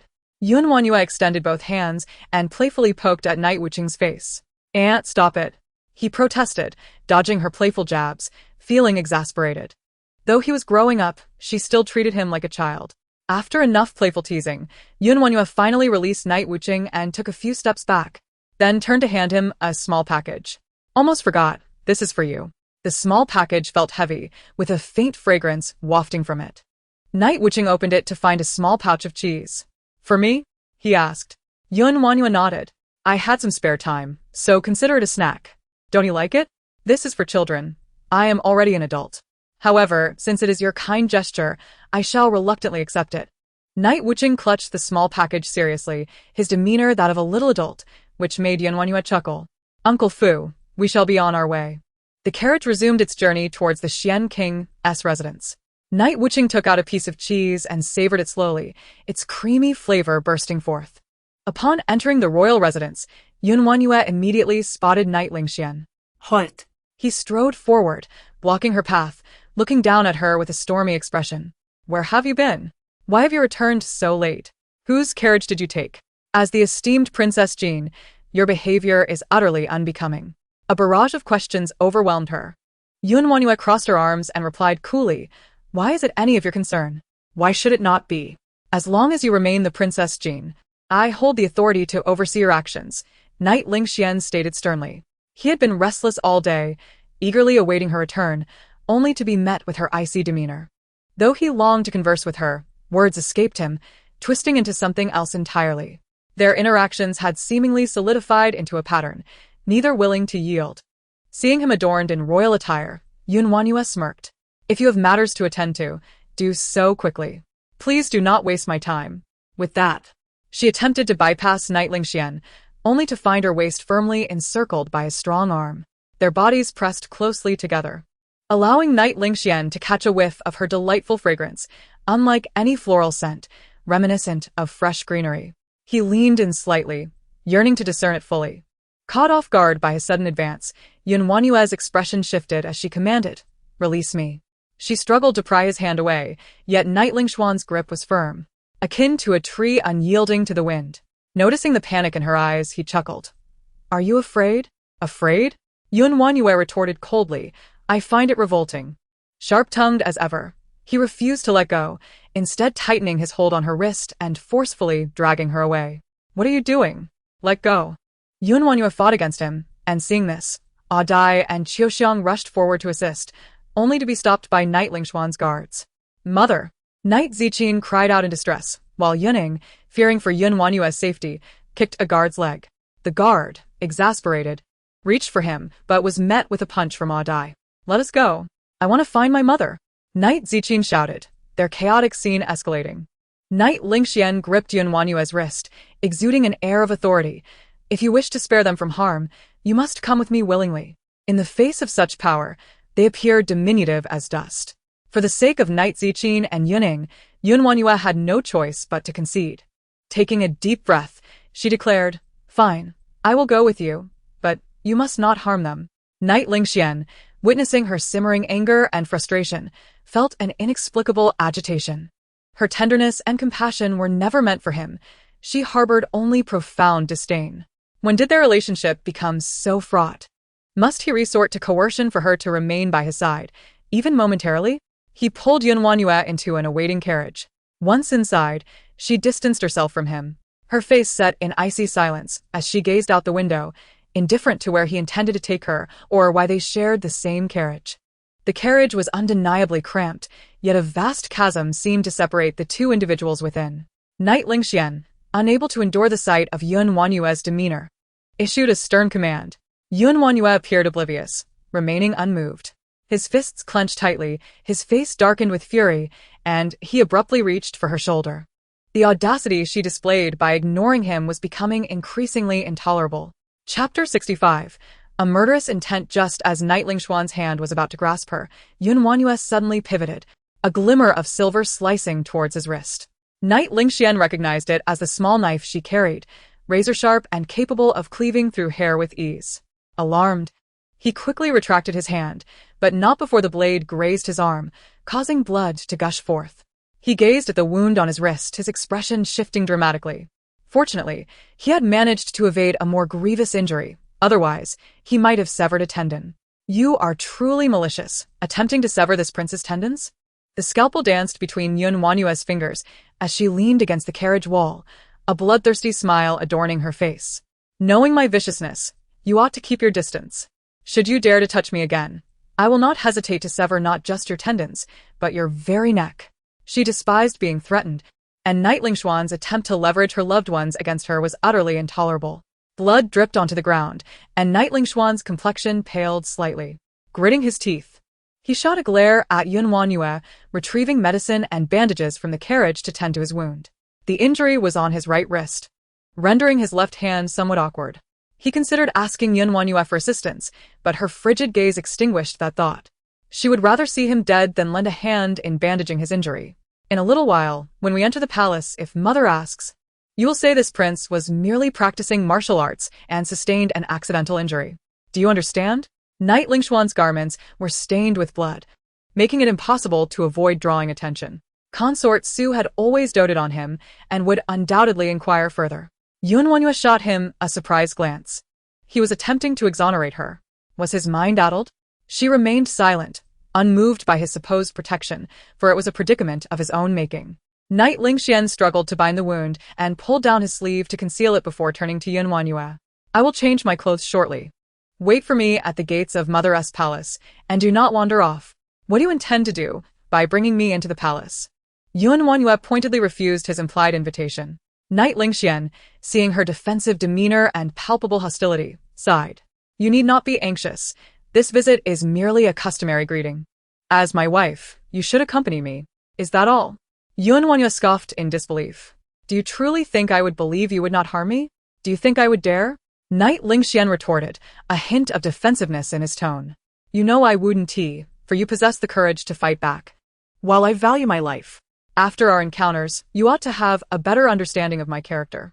To put it bluntly, you are merely a coward, choosing only to bully the weak, and now that you face someone formidable, you are filled with trepidation." Knight LingXuan's face paled from her scornful words. "WanYue, do not continuously provoke this prince's limits. Do you not believe that speaking to me with such venom is the norm? Since there are no feelings between us, why maintain this facade?" WanYue emitted a cold snort, her eyes brimming with disdain. In her current state, she was impervious to his attempts to manipulate her. The carriage halted at the palace gates, and the two disembarked, WanYue hastening to distance herself from him, even refusing to share the same air. Knight LingXuan, his face darkened, caught up to her. "Are you truly so eager to vex me? Indeed. This is the imperial palace. Could you not at least feign decorum?" he implored patiently. WanYue's expression was one of disdain. "I shall not. You desired to come, Not I. Knight LingXuan's frustration mounted, wishing he could strangle her. But with palace attendants bustling about, he begrudgingly swallowed his anger. With a sharp flick of his sleeve, he commanded, "Wait for me here while I change my clothes." The palace of Consort Su lay just ahead, and appearing before her stained in blood would undoubtedly raise her suspicions. WanYue waved her hand dismissively, urging him to hurry. Knight LingXuan cast her a final glance before departing. As soon as he left, WanYue turned to leave as well. She had no intention of waiting idly for him to take her to see Consort Su.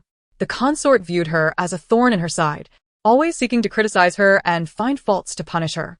Although WanYue was the princess consort of Jin, she had scarcely visited the palace. Strolling along a narrow path, the landscape suddenly opened up before her. The gentle breeze carried the essence of spring, uplifting her spirits. The willows by the lake had begun to sprout tender shoots, painting the desolate garden with a soft green hue. As she meandered alongside the water's edge, her mood gradually lightened, calculating the time until she could exit the palace. Suddenly, a faint sound drifted from the pavilion nearby. The voice was barely audible, yet she discerned it clearly. Following the sound, WanYue discovered an elderly matron lying on the ground not far ahead. The voice originated from the old woman. Hey. "Are you all right?"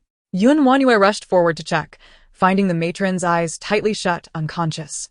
She quickly placed her fingers on the matron's wrist, feeling a weak pulse, and noticed her lips had taken on a faintly purplish hue. Myocardial infarction, the words flashed through her mind. She promptly positioned the matron face up on the ground, unfastened a few buttons at her collar for unobstructed breathing, and began administering CPR.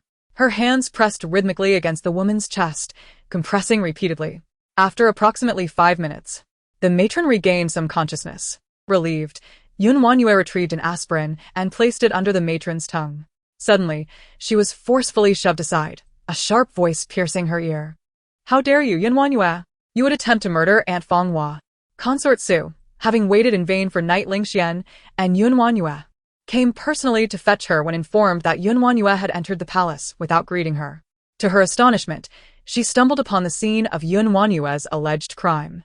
WanYue turned to see Consort Su's furious expression, with Knight LingXuan standing beside her, equally astonished. Just moments ago, she had been performing CPR on the matron, and now they assumed she was the perpetrator. "I was saving her," she asserted, but any words seemed futile. She had uttered the phrase saving someone countless times, yet no one would believe her.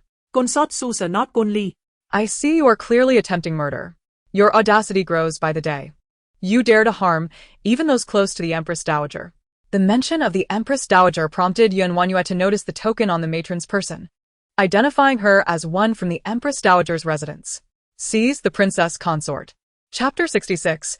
This is the affection you speak of. WanYue had never encountered the Empress Dowager and never imagined her first meeting would unfold in such a manner. She was forced to kneel on the ground, akin to a heinous criminal facing judgment from the crowd. Upon learning of Aunt Fanghua's plight, the Empress Dowager emerged, supported by palace maids. Seeing WanYue kneeling, she trembled with rage. "It is said that the Princess Consort possesses a heart of malice. I never imagined the rumors to be true. Fanghua has served this palace for over a decade, and her life has been extinguished by your hands." Consort Sufa again saw thou. Dabbing at her eyes with a handkerchief. "Your Majesty, forgive me. It is my failure to educate her properly that has led WanYue to commit such a grave offense. Grandmother, I too am at fault." Ye LingXuan closed his eyes briefly and spoke. "She has caused such a calamity that the prince's manor can no longer harbor her. Everything shall be left to grandmother to decide." The Empress Dowager's face turned pale with rage as she pointed at WanYue and commanded in a stern voice, "Someone, take this wicked woman out and execute her." Hearing their words, WanYue felt a surge of desperation. Aunt Fanghua still had a chance. If the medicine was not administered in time, she would undoubtedly perish. Moreover, she herself would be unjustly branded as a murderer. "Your Majesty!" WanYue cried out. "Aunt Fanghua is not dead. She can be saved. If you do not believe me, let the physician check her pulse." Aunt Fanghua had been carried into the palace alongside WanYue and was now at her side. The Empress Dowager, who had initially lost hope, turned to the physician. Her eyes filled with suspicion. "Is what she says true?" The physician stepped forward to examine Aunt Fanghua's pulse, then shook his head. "Her pulse is intermittent and extremely weak. She is beyond saving. How can she be beyond saving? It is your lack of skill. Aunt Fanghua is merely in a state of shock. She is not dead. WanYue was determined not to be wrongfully convicted, clinging desperately to every opportunity. The physician raised an eyebrow and scoffed. I have practiced medicine for decades. I have seen all manner of ailments. Princess Consort, you may not understand medicine, yet you pretend to. You only wish to buy time. I advise you to confess early and live a good life in your next incarnation, so as not to harm others again. Your Majesty, if I cannot save Aunt Fanghua, I would accept 1,000 deaths. But she can be saved. Can you bear to watch her die? WanYue turned to the Empress Dowager, clutching her leg. If only she would nod, there might still be hope. However, concubine Su interjected, Princess Consort, do you not feel embarrassed enough? Does the Empress Dowager not know your medical capabilities? The esteemed chief physician, known as a divine healer, has declared there is no hope. You still claim there is a chance. I believe you have lost your sanity. Stirred by concubine Su's words, the Empress Dowager hesitated, looking at Ye LingXuan. Prince, do you believe the Princess Consort has any medical knowledge? WanYue gazed at Ye LingXuan with anticipation, but his expression was complex as he replied. I have not seen the Princess Consort practice medicine. Whether she possesses any skill, I do not know. He had hoped WanYue had changed, yet she remained obstinate. Ye LingXuan cast her a look of self-preservation and fell silent. In this moment, WanYue felt utterly forsaken, as though her cries fell upon deaf ears. Before such overwhelming power, she felt as insignificant as dust. Despite her struggles, death loomed inevitable. The Empress Dowager gazed at Aunt Fenghua's body, closed her eyes, and then commanded, drag the Princess Consort out. Before she could finish her sentence, Ye LingXuan suddenly spoke, Grandmother, I recognize the Princess Consort's grave sins. To give Aunt Fanghua a proper resolution, perhaps we should strip her of her title and administer 80 lashes, sparing her life to demonstrate the royal family's mercy. Concubine Su was taken aback by Ye LingXuan's plea for WanYue, ready to protest, but then sat back down upon hearing his words. 80 lashes would be unbearable even for an adult man. WanYue was doomed. With a face full of hatred, WanYue glared at Ye LingXuan and whispered fiercely, Ye LingXuan, you have a cruel heart. Silence. I am trying to save you, Ye LingXuan retorted in a low voice. If not for this, you would undoubtedly perish. You have committed a grave error, and I can only do so much for you. Soon, I will instruct the executioners to spare you a breath. Whether you live or die will depend on fate. Then you might as well kill me, WanYue scoffed. Seeing her defiance, Ye LingXuan clenched his teeth in frustration. Grandmother. After all, she is Jinjin's mother. For the child's sake, I hope you will be lenient. The Empress Dowager appeared contemplative, as if weighing Ye LingXuan's words. From today forth, I shall strip you of your title as Princess Consort and demote you to commoner status. In light of my grandson's plea, you shall receive 80 lashes, with your life hanging in the balance, and be expelled from the capital. The Empress Dowager's word was final. Concubine Su breathed a sigh of relief, casting a scornful glance at WanYue, pleased to have removed this thorn in her side. Such a woman was unworthy of being the Princess Consort. Thank you, grandmother, Ye LingXuan said, relieved, as he hurriedly bowed in gratitude. WanYue clenched her fists tightly, her face resolute. 80 lashes, if she could endure them, she might escape this torment. Yet the price would be bearing the stigma of murder. Divorce had always been her desire, but not in this manner. She would not accept it. She could not accept it. I refuse. Her unwavering declaration echoed in the empty hall. WanYue straightened up, casting a compassionate glance over the crowd, then suddenly lunged toward Aunt Fanghua.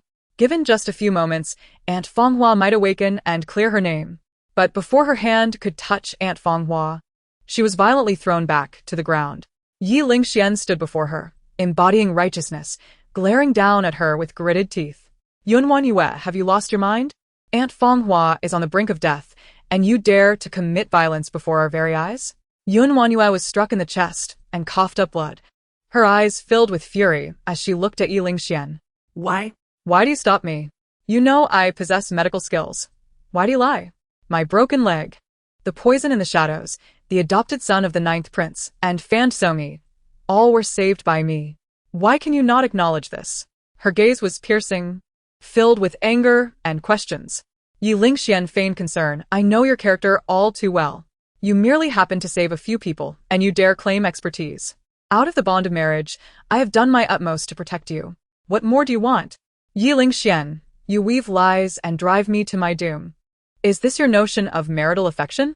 So much evidence lies before you, yet you refuse to admit it, fearing that one day I may become powerful and you cannot control me? WanYue asked coldly. 80 lashes. This is what you call affection? Ye LingXuan's expression darkened as he spoke quietly. WanYue, do not be ungrateful. I am trying to save your life. Aunt Fanghua has grown up alongside the Empress Dowager. Though she is a servant, their bond is like that of sisters. If I had not pleaded for you, do you think you would still have a chance to live? At that moment, the physician interjected, Your Majesty, Aunt Fanghua's pulse is becoming increasingly faint. The Empress Dowager's expression changed, her voice heavy with anger. Take this ungrateful wretch out. Several guards entered the hall and advanced to drag WanYue away. Ye LingXuan looked at her with a pained expression. Whether you survive the 80 lashes depends on your fortune. I can assist you no further. With that, he turned away and ceased to look at her. WanYue was forcibly held by the guards, dragged toward the execution platform. Concubine Su wore a smile, relieved to finally rid herself of this troublesome adversary. There would surely be someone more suitable to take the position of Princess Consort, rather than a woman with such malicious intent. Ye LingXuan watched as she was brought to the execution platform, his brow furrowing slightly. Just as he was about to step outside and warn the executioners, Concubine Su called him back. Prince, you must be weary. Sit and have some tea. Ye LingXuan hesitated, glancing back at Concubine Su's warning expression, and after a moment's pause, he sat down. Engaging in petty schemes beneath the Empress Dowager's gaze, even with his efforts, those men would not hold back. His heart ached. He knew WanYue would not survive the lashes. WanYue was pressed onto the execution platform, looking defiantly into the hall.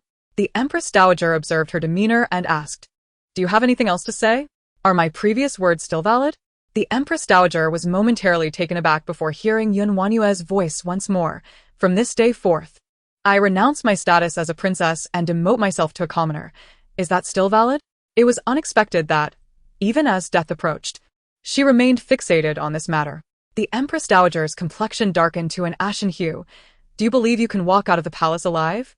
Do you wish to sever ties with me so eagerly? Knight LingXuan felt an indescribable frustration in his chest. Even in death, WanYue sought to part ways with him. Was he truly so detestable to her? WanYue averted her gaze from him and directed her attention to the Empress Dowager. Is this still valid? The Empress Dowager, seething with anger, replied, When I speak, it is naturally binding, provided you remain alive. That is all I need to hear. WanYue breathed a sigh of relief, confident she could endure. Her fingers gripped the stool tightly, turning pale. She bit down on a strand of hair, steeling herself for the punishment. The Empress Dowager shot her a frosty glare. She still harbored dreams of leaving the palace after harming Fanghua. Her gaze shifted to the executioner, issuing a deadly command.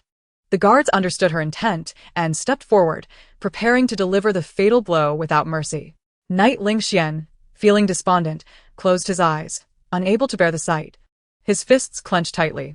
WanYue, you would rather die than seek my assistance. Is this truly your fate? Just as the staff was about to strike WanYue, a sudden, commanding voice pierced the air. Halt. The voice was deep and authoritative, imbued with a power that reverberated through the atmosphere. Everyone trembled at the sound, instinctively wanting to kneel in submission. Upon focusing, they beheld a figure clad in black, exuding an aura that seemed to freeze the very air. The man was strikingly handsome, yet bore a chilling presence, his gaze like distant stars, captivating yet fearsome. The ninth prince? Su Guifei's eyes widened in alarm. Why is he here? Knight LingXuan, equally perplexed, exchanged glances with his mother. They watched as Ye LingXuan was ushered forward to stand before WanYue, causing the executioners to retreat in trepidation, too fearful to even glance at her. Uncle Fu offered a slight smile to WanYue, instilling her with hope. It must have been Xiaoxiang and the others who had seen her taken away by Knight LingXuan and sought Uncle Fu's help. However, she had not anticipated that Ye LingXuan would take action personally. Empress Dowager, Ye LingXuan addressed her with a slight nod, his tone devoid of emotion. His dismissive attitude irked the Empress Dowager, yet she feigned respect. What brings the ninth prince to my palace? Despite their familial ties, there was no warmth between them. WanYue keenly observed as the Empress Dowager unconsciously recoiled a step as Yi Jushuan approached. The Empress Dowager was evidently intimidated by him. He referred to her as Empress Dowager rather than mother, and she addressed him as ninth prince rather than son. The dynamic was most intriguing. WanYue sensed the subtle tension in their relationship, a multitude of questions stirring within her. "I have come for the princess consort," Yi Jushuan stated plainly, his demeanor unflinching. WanYue was taken aback, her eyes widening. Had the ninth prince always been so blunt? Did he have no regard for others' feelings?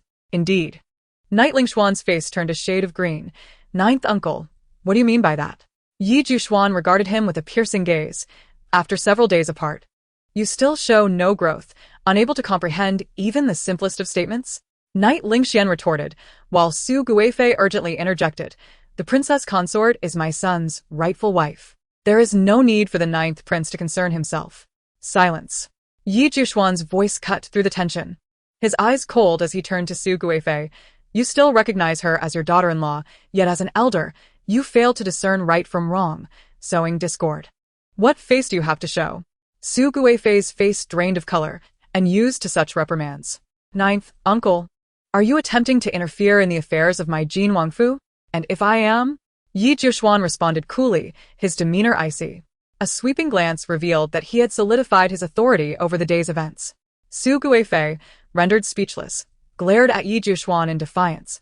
Yet his formidable presence compelled her to endure. Seeking solace, she turned to the Empress Dowager, who finally spoke. "Ninth prince, it is evident that the princess consort attempted to take Fenghua's life. My punishment of 80 strikes was already lenient. Murder?" Yi Jushuan's voice dripped with a cold laugh. "Who witnessed this?" The Empress Dowager gestured to a young palace maid, who hastily stepped forward. In response to the ninth prince, "It was I who witnessed it."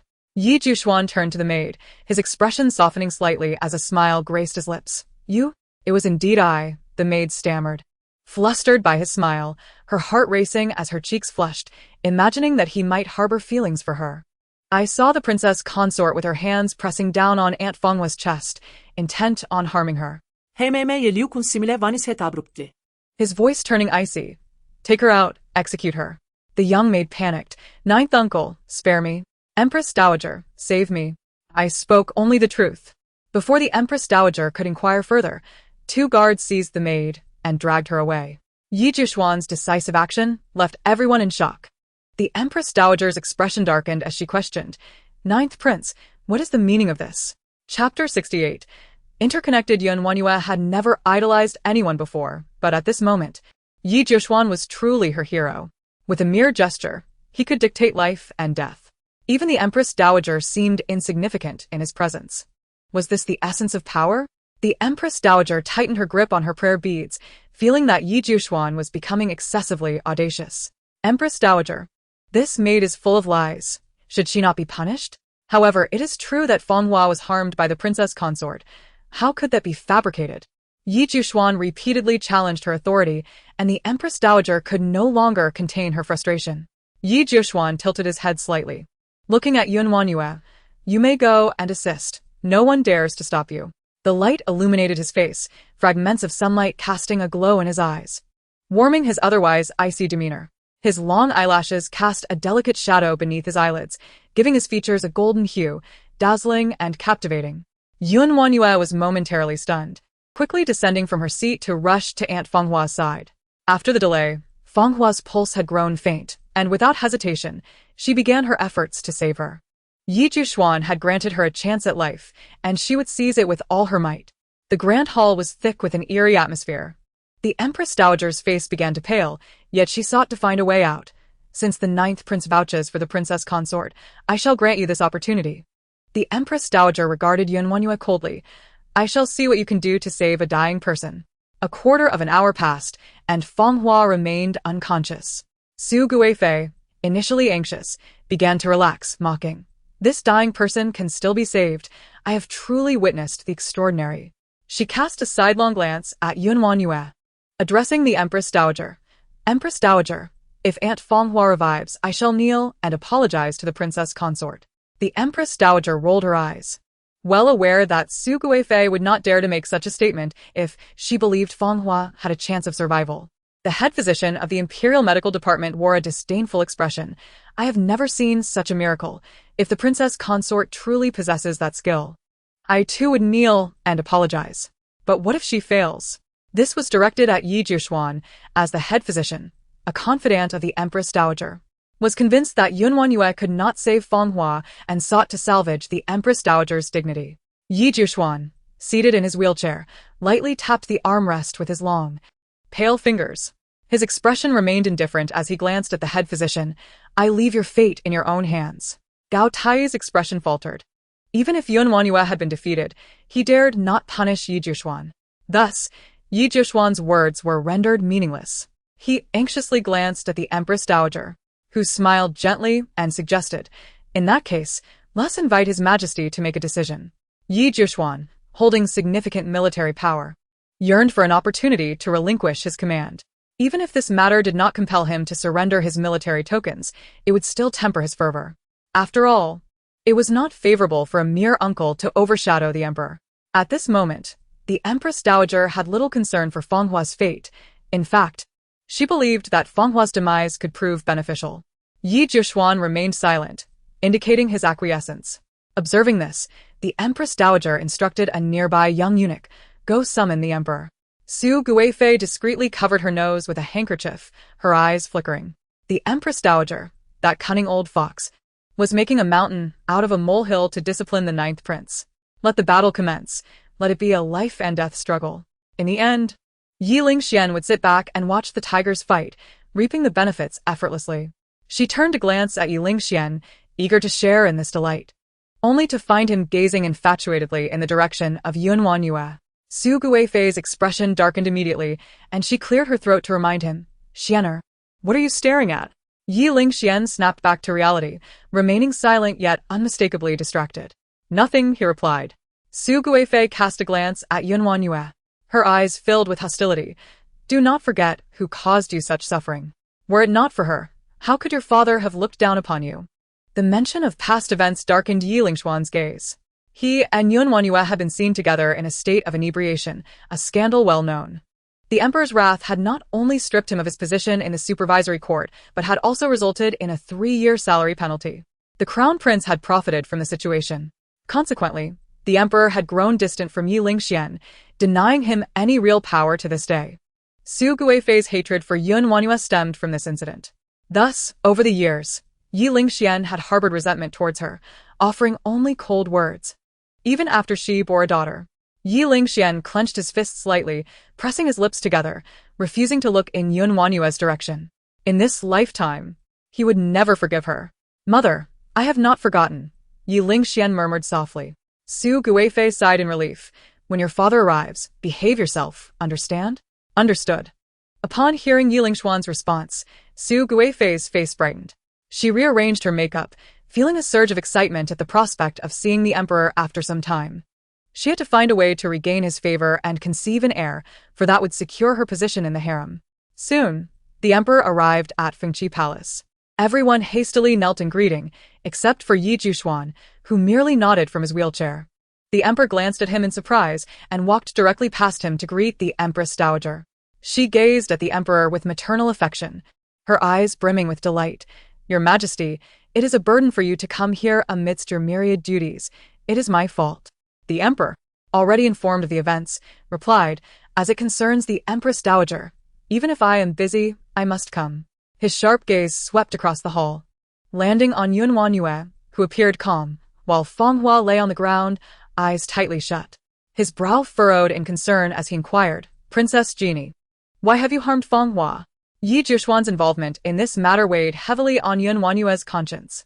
Thus, she refrained from waking Fanghua immediately, instead stabilizing her condition, awaiting the emperor's arrival to turn the tables on the Empress Dowager and Su Guifei. In response to the emperor, she stated, my daughter-in-law has not harmed anyone. The emperor's brow knitted in disbelief. Fanghua has yet to awaken, and you claim there has been no harm done? WanYue, your own foolishness is one matter. But you have dragged the ninth prince into this as well. If Fanghua cannot be saved, do you not realize that the ninth prince will also bear the consequences? Su Guifei's words resonated with the emperor, who cast her an appreciative glance. Understanding the emperor's mindset is what those close to him should aspire to. They are all royal brothers. In my view, a light punishment should suffice, the Empress Dowager chimed in. The 9th prince has lived a life of military strife. And at such a young age, he bears the burden of illness. It would be wise for him to take this opportunity to recuperate, leaving military matters to the younger generation. Given your age, it is also time to consider marriage. Su Guifei and the Empress Dowager synchronized their efforts, attempting to marginalize Ye LingXuan. Once he relinquished his military power and entered into marriage, the emperor would surely find an excuse to send him away from the capital to a fief, leaving Ye LingXuan's fate all but sealed. The emperor would never harbor a tiger in his midst. He would undoubtedly find a way to eliminate him. Chapter 69. Denying her medical skills, WanYue silently scoffed. What a cunning duo, the emperor and the Empress Dowager, cloaked in deceit and hypocrisy. Truly shameless. When the late emperor reigned, the Tianshun dynasty was beset by internal and external turmoil. The Eastern Yi and Northern Song eyed them hungrily, preparing to lay siege, while remnants of the previous dynasty caused chaos within. The people were mired in suffering, yet it was the 13-year-old Ye LingXuan who stepped forward, leading 50,000 troops to defeat an enemy force of 140,000, making a name for himself in a single battle. He also commanded the Black Feather Army to quell the insurrection, thus earning the peace they now enjoyed. However, his prolonged battles had left him gravely injured, confining him to a wheelchair. Otherwise, it should have been Ye LingXuan sitting on the throne, not the emperor. Stealing a glance at Ye LingXuan, WanYue noted his calm demeanor, as if he held both the Empress Dowager and the emperor in contempt. Even in his current state of disability, his presence was unmatched. In fact, his aura seemed to overshadow that of the emperor. He sat there, tranquil, devoid of any expression, emotionless and desireless, yet his eyes were like ice, intimidating enough to deter anyone from direct gaze. The emperor and the Empress Dowager had coalesced in their charade for quite some time, yet Ye LingXuan remained unmoved. Unable to contain himself, the emperor asked, "9th prince, what are your thoughts?" The Empress Dowager added, "Surely the 9th prince is agreeable. I find it rather pitiful that he remains solitary." Su Guifei wore a smile, choosing to remain silent, yet her eyes betrayed a sense of schadenfreude. The hall was filled with people, all appearing human yet resembling phantoms.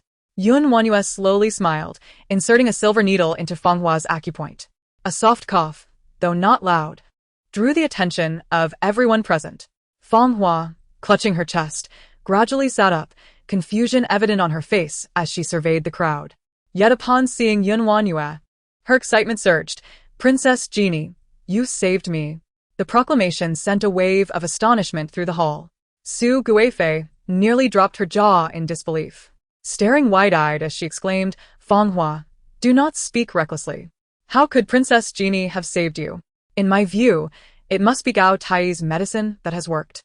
The Empress Dowager, awakening from her stupor, echoed, "I have faith in Gao Tai's medical skills." Gao Tai wore a bewildered expression, muttering, "How can this be?" Fenghua suffered from a heart ailment, and she was clearly at her last gasp. How could she possibly awaken? Gao Tai, quickly examine Fenghua again, the Empress Dowager urged. Gao Tai, regaining his composure, approached Fenghua to take her pulse. Although her pulse was weak, it showed no significant danger. With proper care, she could recover without relapse. Besides his astonishment, Gao Tai was still astonished. He reported to the Empress Dowager that Fenghua was now out of danger. The Empress Dowager's expression turned sour. "Fenghua, do thank Gao Tai. Were it not for him, you would have been lost." In a few short sentences, she gifted the credit to Gao Tai. Though Fenghua was unaware of the circumstances, she nonetheless thanked Gao Tai as per the Empress Dowager's instructions. Su Guifei breathed a sigh of relief. WanYue, that fool, had nearly thwarted the emperor's plans. WanYue looked at Fenghua in shock. "Aunt Fenghua, I was the one who discovered you unconscious and brought you back. Do you truly believe it was Gao Tai who saved you?" Though Fenghua had fainted, a sliver of consciousness remained. She ought to be aware that the one who saved her is WanYue. Fenghua glanced at the Empress Dowager, noticing the latter's cold demeanor and trembling form, and thus uttered words that betrayed her true feelings. "Master Gao, the chief physician, is the head of the Imperial Medical Institute. I trust in his medical skills." Her guilt rendered her unable to meet WanYue's gaze, her face awash with remorse. The emperor's heart swelled with delight. At last, his efforts had not been in vain. Xianwang, you should not have intervened on behalf of the crown princess without fully understanding the situation. With matters escalating to this extent, it would not be wise for me to turn a blind eye. Surrender your military seal and tend to your duties at the royal residence. Yi Xian lowered his gaze, his expression inscrutable, his long fingers rhythmically tapping against the armrest of his wheelchair. Time trickled away, and everyone awaited his response. His calmness unsettled the emperor. Ninth Master. Urgent news from Tian village. At that moment, a guard entered hastily, delivering a sealed letter with hot wax. Yi Xian's eyes snapped open as he focused on the newcomer. The guard handed him the letter, which he opened with a glance, finally breaking his silence. In Tian village, the condition of the injured villagers has suddenly worsened, leading to a minor riot. The villagers have taken the physicians and others who came to offer aid hostage, and soldiers are now en route to suppress the situation. What? The emperor could no longer remain seated. A villagers' riot was no trivial matter. If mishandled, it could escalate into a significant upheaval with dire consequences. How could this happen? Was everything not fine before? The emperor exclaimed in shock. Your Majesty, perhaps you should read it for yourself. Yi Xian slowly extended the letter forward. Eunuch Gao promptly stepped forward to take it and presented it to the emperor. In haste, the emperor opened it, his fury igniting upon reading the contents. Crown Prince, look at the chaos you have caused. The mention of Jin Wang left Su Guifei astonished, and she feigned a smile as she inquired, Your Majesty, how is this related to Xianer? It is not unrelated. This is the doing of his little concubine. The revelation that Su Shuero was involved caused Jin Wang to lose his composure. Father, what is happening? Rower only intended to help the villagers, tending to their injuries and distributing porridge. She was clearly doing a good deed. The emperor felt a throbbing pain in his temples as he paced restlessly, cursing. In my view, she is a fool, incapable of discerning between villagers and bandits. Before she arrived, the villagers had already been taken to the mountains by the bandits. The injured in Tian village are merely disguised bandits. They have taken the rescuers hostage and threatened to kill them all unless I release the captured bandits. Upon hearing this, Jin Wang was left speechless. How could it turn out this way? If it were just a matter of those people being killed, I would not have cared. Yet, it is your reckless little concubine at the center of this. With that, the emperor slammed his palm on the table, fury radiating from him.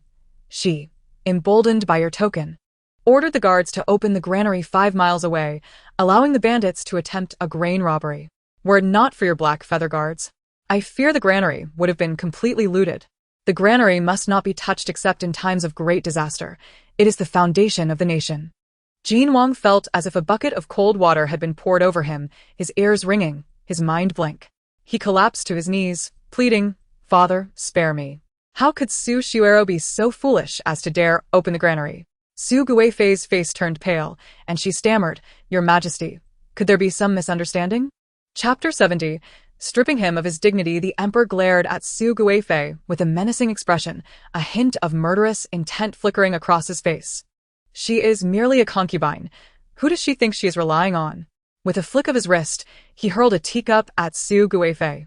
It struck her forehead with a resounding crack, spilling scalding tea and blood down her face. Ignoring the pain, she hastily knelt. Your Majesty, please quell your anger. It was my misstep. Bloodied and shaken, Su Guifei's appearance pained Jin Wang, who interjected, Father, it is all my fault. Punish me instead. Of course. You shall be punished, along with your foolish concubine, the emperor declared, his words laced with indignation. I shall have her torn to pieces. Su Guifei's eyes widened in horror, her fingers digging into the ground, her teeth clenched in silence. Seeing the emperor's fury, the Empress Dowager hastily interjected, Your Majesty, she is but a concubine. Let us focus on rescuing those captured. So many villagers are still in the bandits' hands. Her words seemed to calm the emperor, who nodded in agreement, his gaze shifting expectantly to Yi Xian. Old Jiu, do you have any insights? Yi Xian replied with an indifferent demeanor. Such trivial matters can be entrusted to the princes. It is an opportunity for them to gain experience. WanYue could scarcely contain her laughter. For these bandits were anything but ordinary. Many among them were remnants of the former dynasty's Tiger Might Army, seasoned warriors who had tasted blood. The Tiger Might Army was renowned, capable of holding their own against hundreds. The legendary commander, WanYue, had once held off 50,000 troops for 3 months with merely 1,000 men at the moon-gazing pass. Had it not been for a traitor, the world might have unfolded differently. Even Yi Xian found these bandits formidable. How could the inexperienced princes possibly contend with them? Previously, the emperor had resolutely demanded the military seal from him, yet now, faced with trouble, he was reduced to beseeching. Yi Xian steadfastly refused to accept this hot potato, and the Empress Dowager appeared awkward, attempting to deflect. The princes are still young. They cannot match old Jiu's steadiness. This matter is of great importance, and it falls upon old Jiu to exert more effort. When not needed, he was the Xianwang, but when required, he was simply old Jiu. This Empress Dowager was indeed a flip-flopper, as thick-skinned as her son. Old Jiu, do you intend to defy the imperial decree? The emperor, seeing Yi Xian's silence, resorted to his authority. Su Guifei's eyes sparkled with schadenfreude. Today, Yi Xian was destined to falter. Should he comply with the emperor's orders, he would merely be a lapdog of the court. If he were to bite, he would bite. If told to be silent, he would be silent. Should he refuse, he would be branded as disobedient, and the military seal would be seized. The Empress Dowager felt victory was within her grasp, a smile creeping onto her face.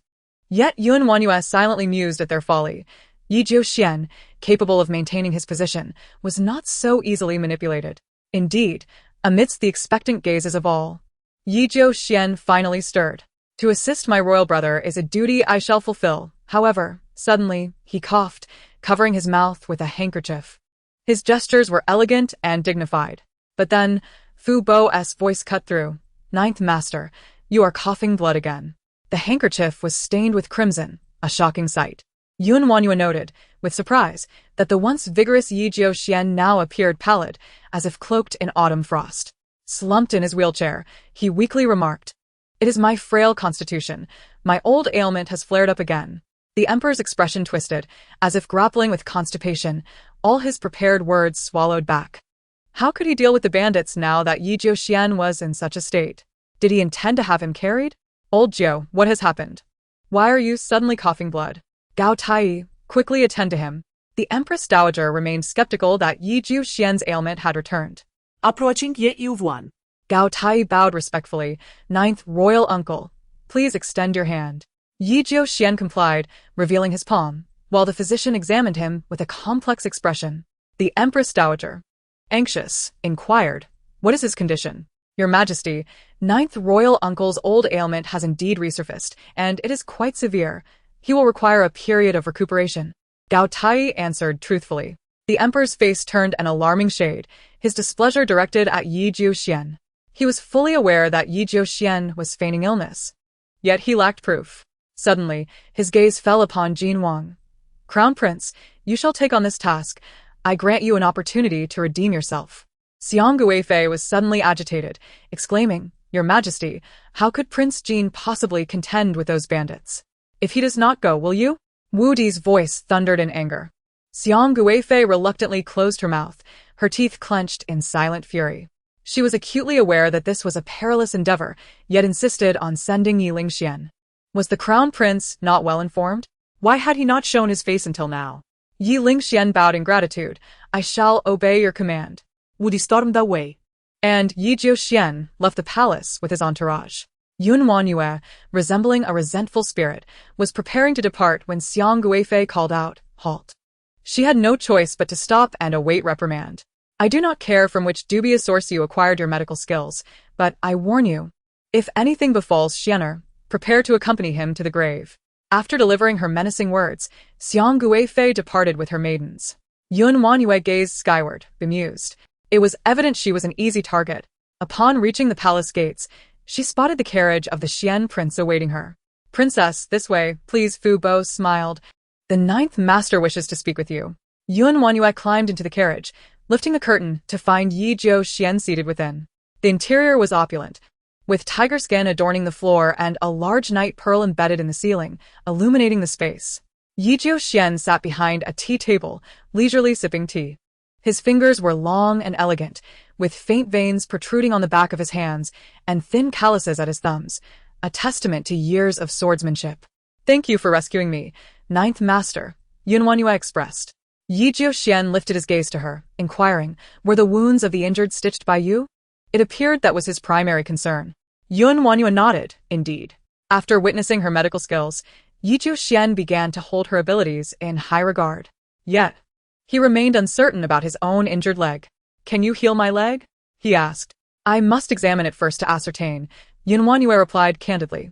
Yi Jiuxian regarded her with skepticism. Are you certain you can heal it? If the ninth master does not trust me, why invite me into the carriage? She countered, showcasing her cleverness. WanYue nodded and suddenly said, please remove your trousers. As a doctor, she viewed patients without regard for gender. However, Yi Jiuxian furrowed his brow. For what purpose? To examine your leg. How can I do that without removing your clothing? WanYue responded, only to realize he remained unmoving. If it is inconvenient for the prince, I can assist, she offered, reaching toward Yi Jiuxian's waist, recognizing that even princes required assistance. She could do him this favor, considering he was her savior.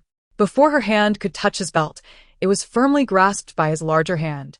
She looked up in confusion, noticing the usually stoic ninth prince's face had taken on a slight flush. His phoenix eyes, tinged with anger, bore an awkward expression. There is no need, he stated. Oh. WanYue sighed, retracting her hand.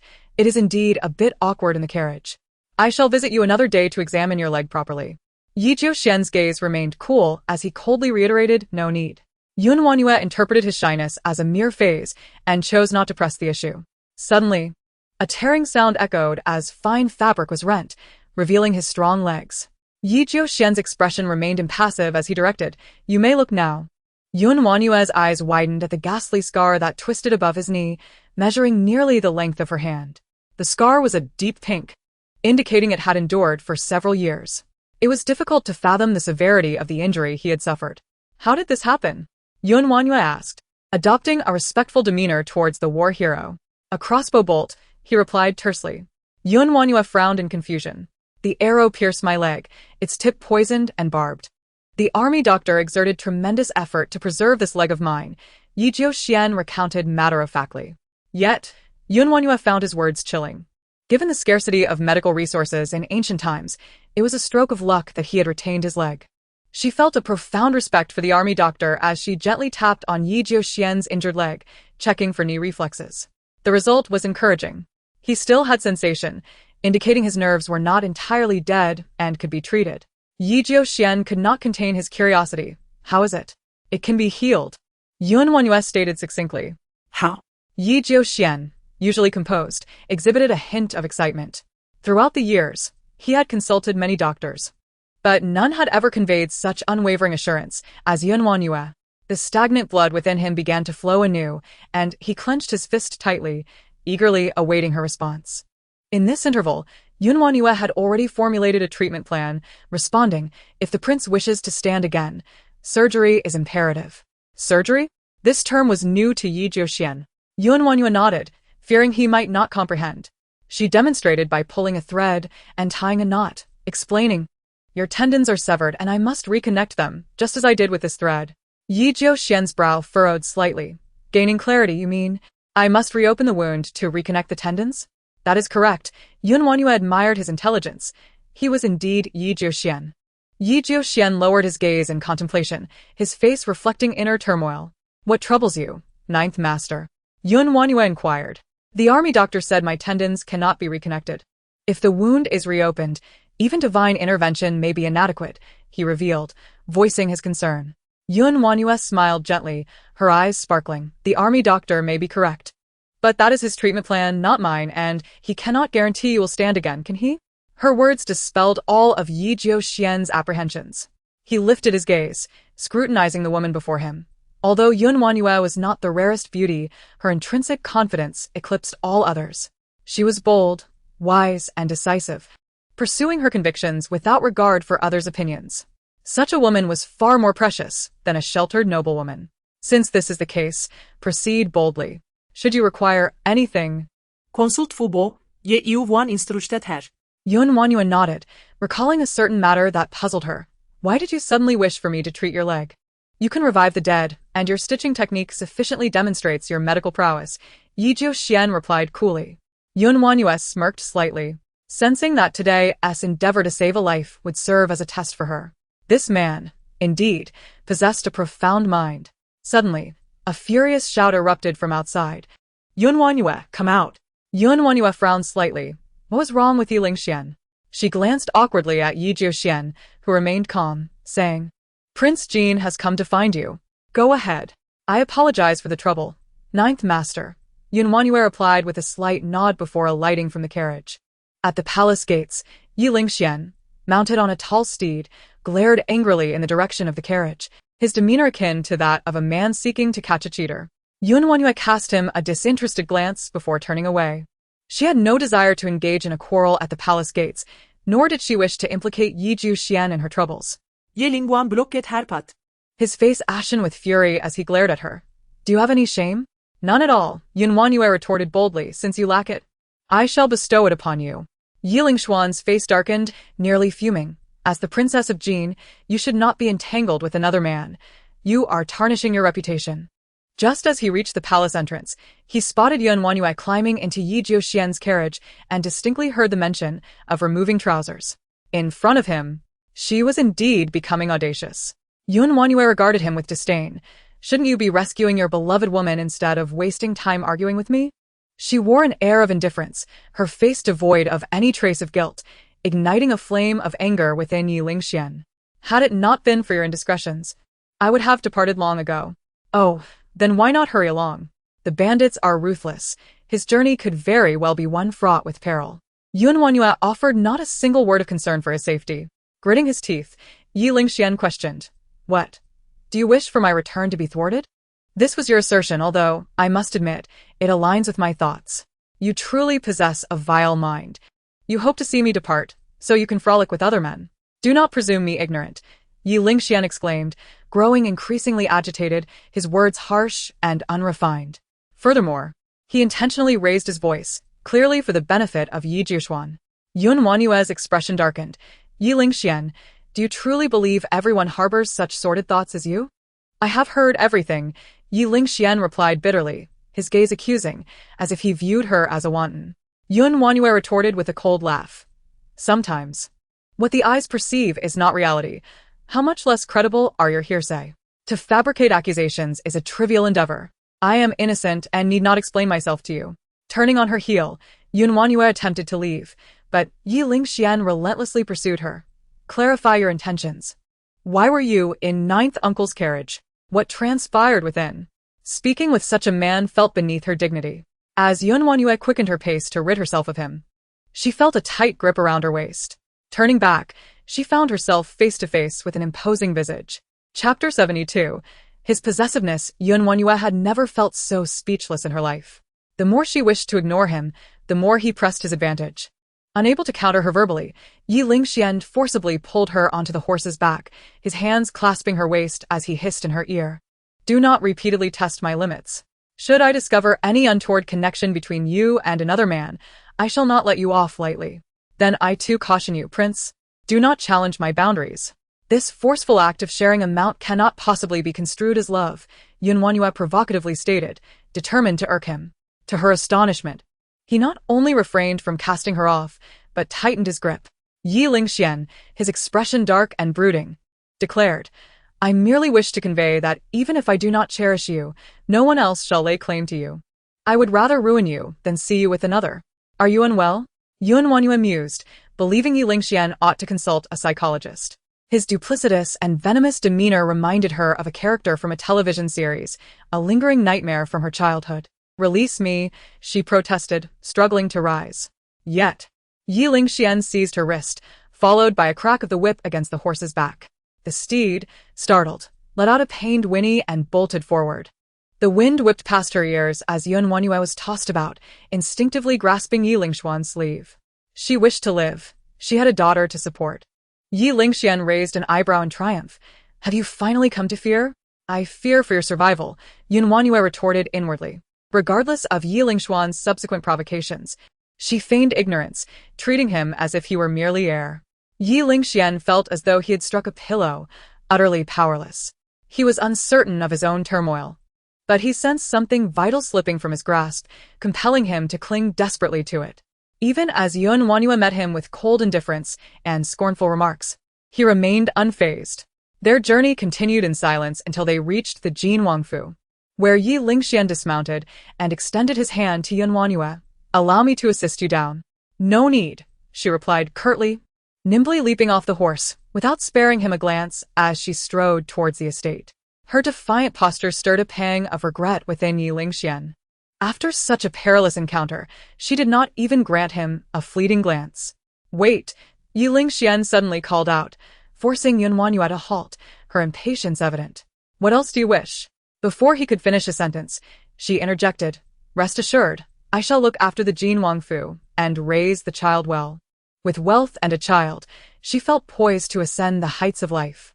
WanYue sensed a growing optimism for her future.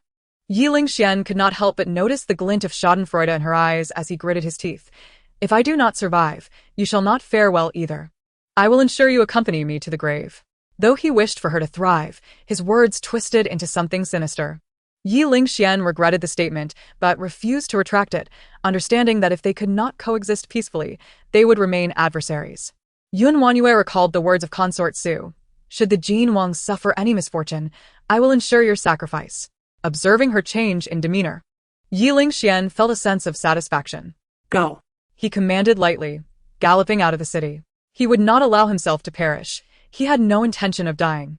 This was an opportunity he must seize to earn the emperor's respect. WanYue lingered at the entrance for a while, calming her inner fury. Their animosity was palpable. Must they remain entwined in such a tumultuous fate? "My lady," a voice called, pulling her from her thoughts. Qiuxiang and Adai, accompanied by Ye Ziqin and Yuning, emerged to greet her. Ye Ziqin buried her head in her embrace, reluctant to part. "Mother, I was so worried about you." "Wang Fei, I too was concerned for your safety." Yuning chimed, his small brows knitted in worry, hating his own impotence as he helplessly watched WanYue being forcibly taken. WanYue patted Ye Ziqin's head and gave Yuning a reassuring squeeze on the shoulder, smiling. "See, I am perfectly well. My lady, no one has caused you trouble." right?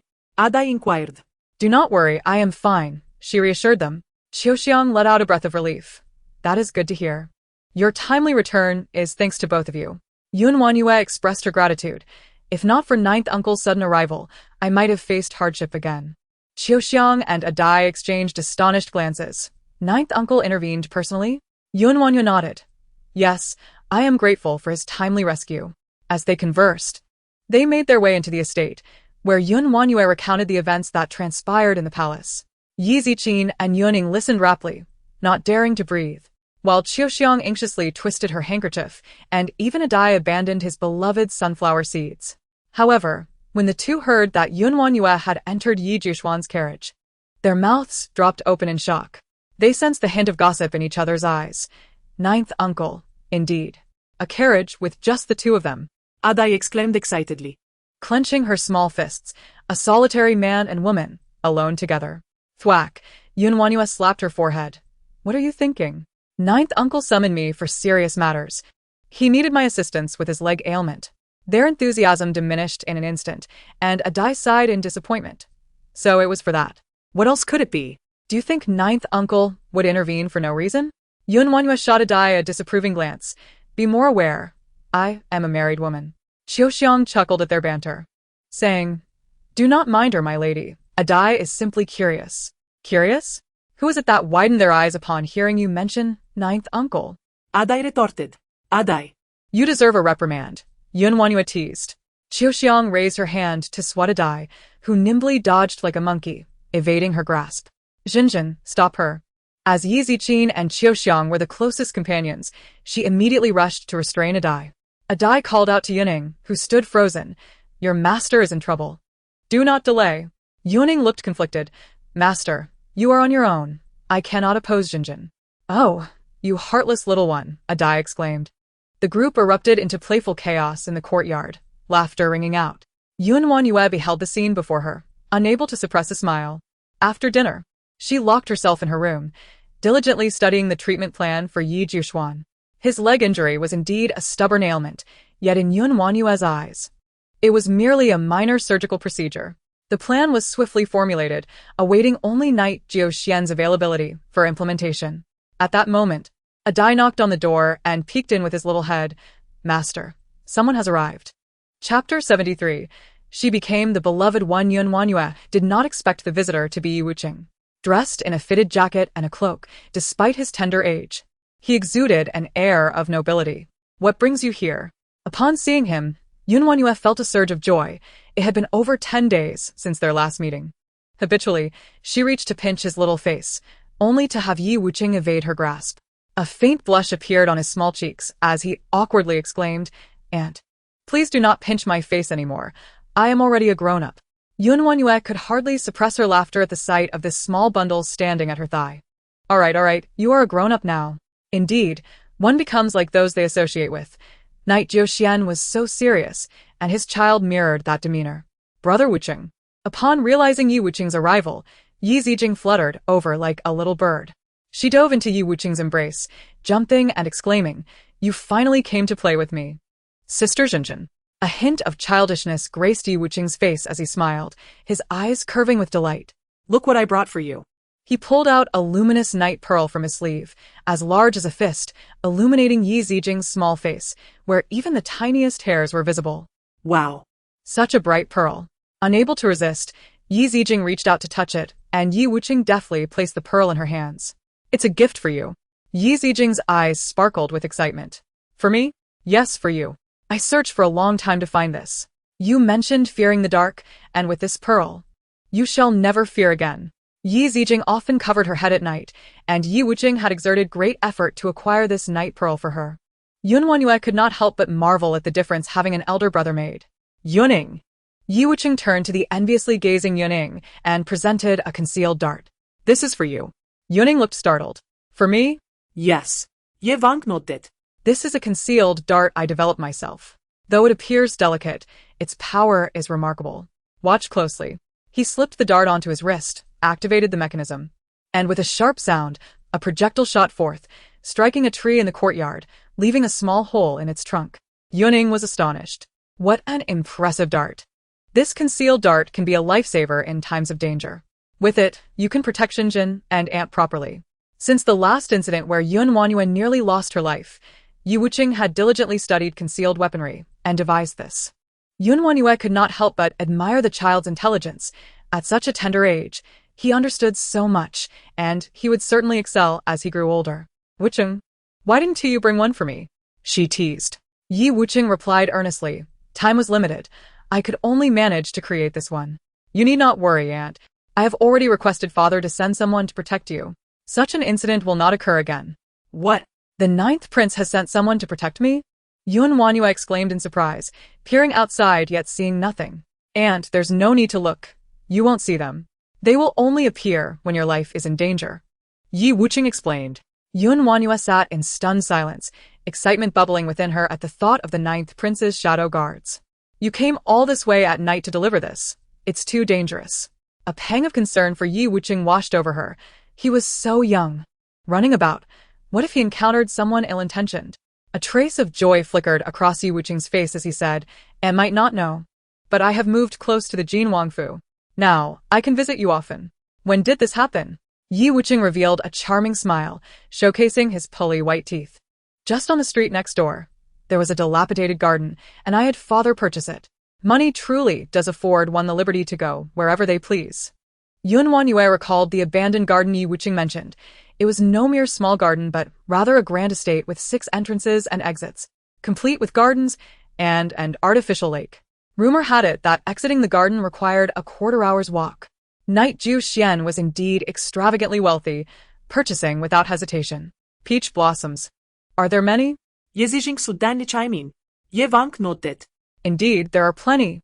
I had a cursory glance, and there are no less than 10 varieties of fruit trees. Once the fruit ripens, whatever you wish to eat, I will send someone to bring it to you."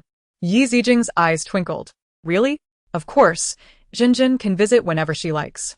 Yi Wuqing smiled with tender affection, then suddenly proclaimed, "I discovered that the back wall of the garden is separated from the Jin Wangfu by a river.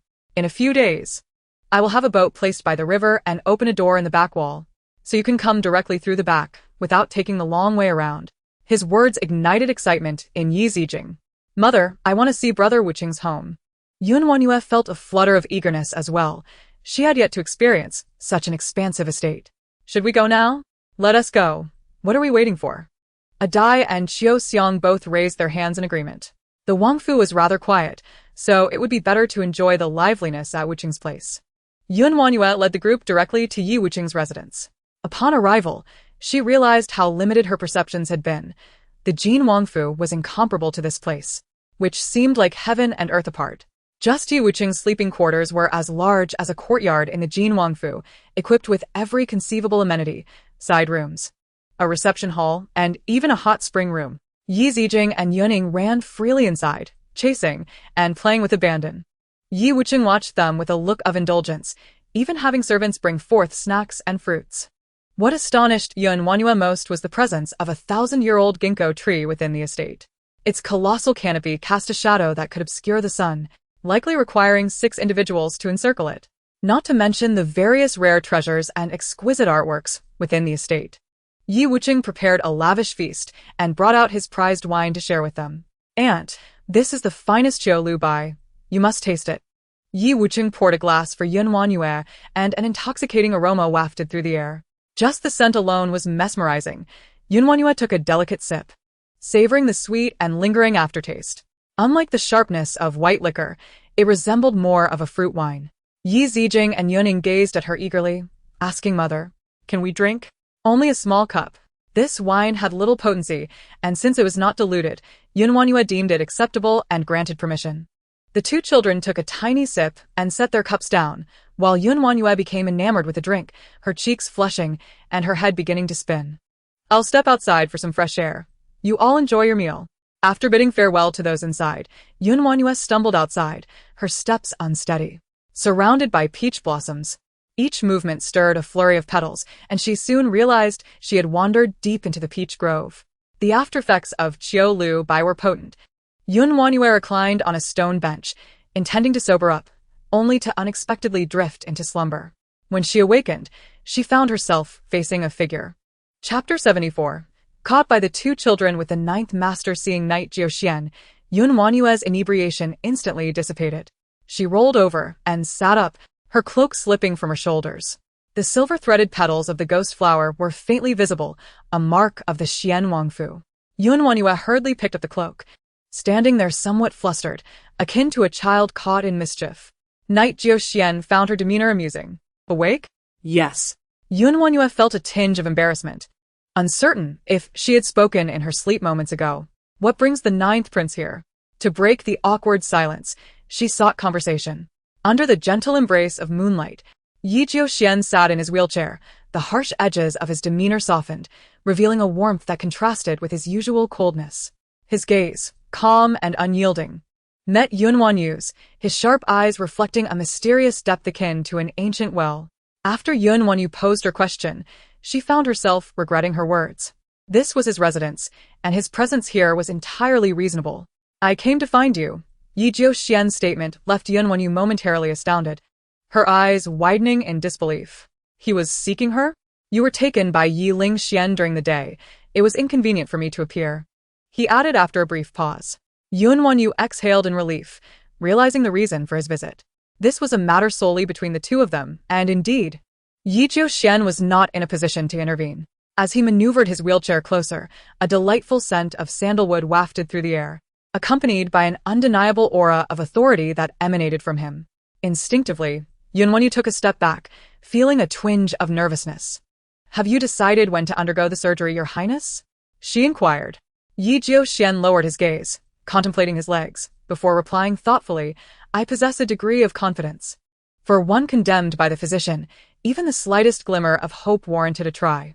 7 out of 10, WanYue cautiously assessed, aware of the limited conditions at hand. Suddenly, Yi Jiuxian's gaze intensified, his dark eyes sparkling with fervor. He grasped her wrist with urgency, inquiring, "What degree of confidence do you have?" Pain shot through her wrist, and she winced, responding through gritted teeth, "I am confident I can heal Your Highness's legs." "But you are hurting me." Realizing his lapse in composure, Yi Jiuxian quickly released her wrist, apologizing with sincerity, "I beg your pardon for my indiscretion." Although he endeavored to maintain his composure, the slight tremor of his hands betrayed his inner turmoil. The news was profoundly shocking to him. He had assumed his chances were merely 3 out of 10, yet WanYue had declared it to be 7. Noticing his silence, she presumed he was concerned about her medical skills and reassured him, "Rest assured, Your Highness, it's merely a minor operation and will be resolved swiftly." A flicker of amusement graced Yi Jiuxian's stern visage, but before he could respond, WanYue inquired about another matter. "Your Highness, may I ask you something?" "Yes, you may. Do you believe the Jin Prince will return safely from his mission to eradicate the bandits?" WanYue contemplated the possibility that if the Jin Prince did not return, it could be beneficial for her. With the Jin Prince's residence, she possessed wealth, a home, and a child, along with the status of Jin Princess, ensuring her comfort far surpassing her current situation. Deep down, she wished to avoid any further encounters with Ye LingXuan, thus her inquiry to Yi Jiuxian. As she spoke, Yi Jiuxian scrutinized her expression. Noticing her furrowed brow and concerned demeanor, he posed, "Do you wish for him to return, or would you prefer he does not?" Huh. WanYue was taken aback, meeting his intense gaze. An anxious expression quickly overtook her features as she replied, "Of course, I hope he returns. After all, I am the Jin Princess." Regardless of the circumstances, Yi Jiuxian was still the royal uncle to Ye LingXuan, and it would be unwise to express her true feelings before him. Yi Jiuxian nodded slightly, seemingly convinced by her words. WanYue internally sighed in relief. The intensity of his gaze was daunting and nearly betrayed her true intentions. White Python Mountain is a formidable stronghold, easily defended, yet difficult to attack.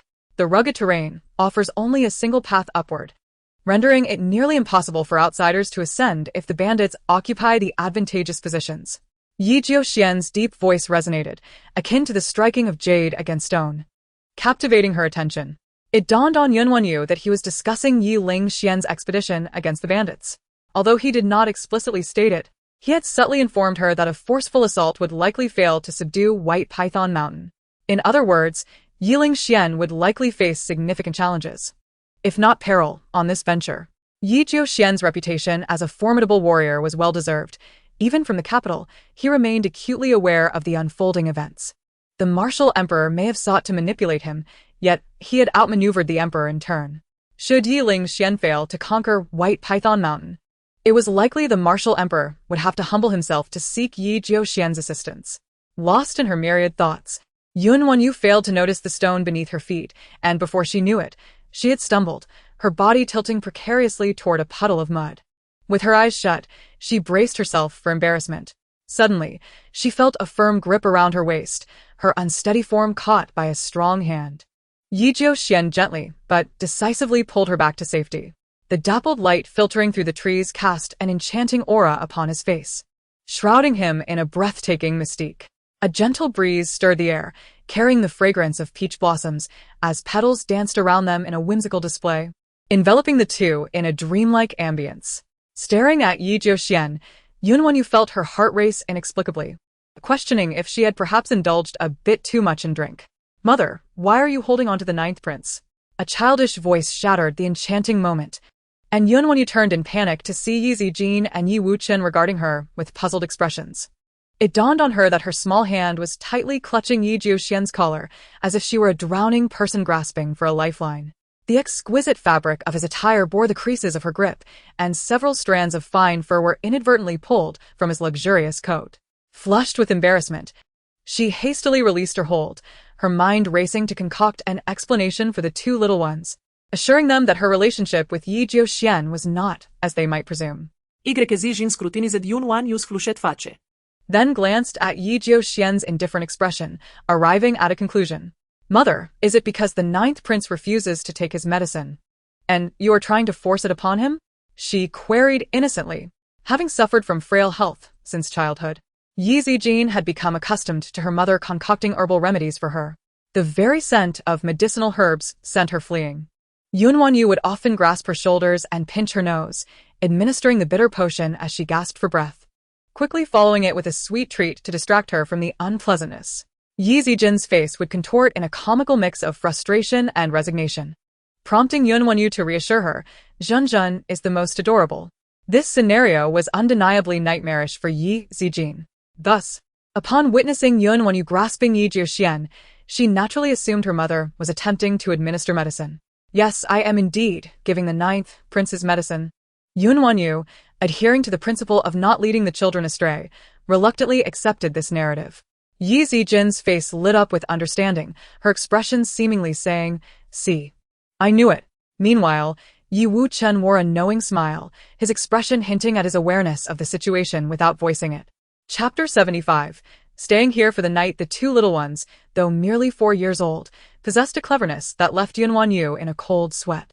Why did she feel as though she had been caught in a wrongdoing, particularly under Yi Wuchen's scrutinizing gaze? Clearing her throat, WanYue addressed them. "It is getting late. You two should hurry back to bed." Yi Zijin, with innocent enthusiasm, protested, "I want to play a little longer."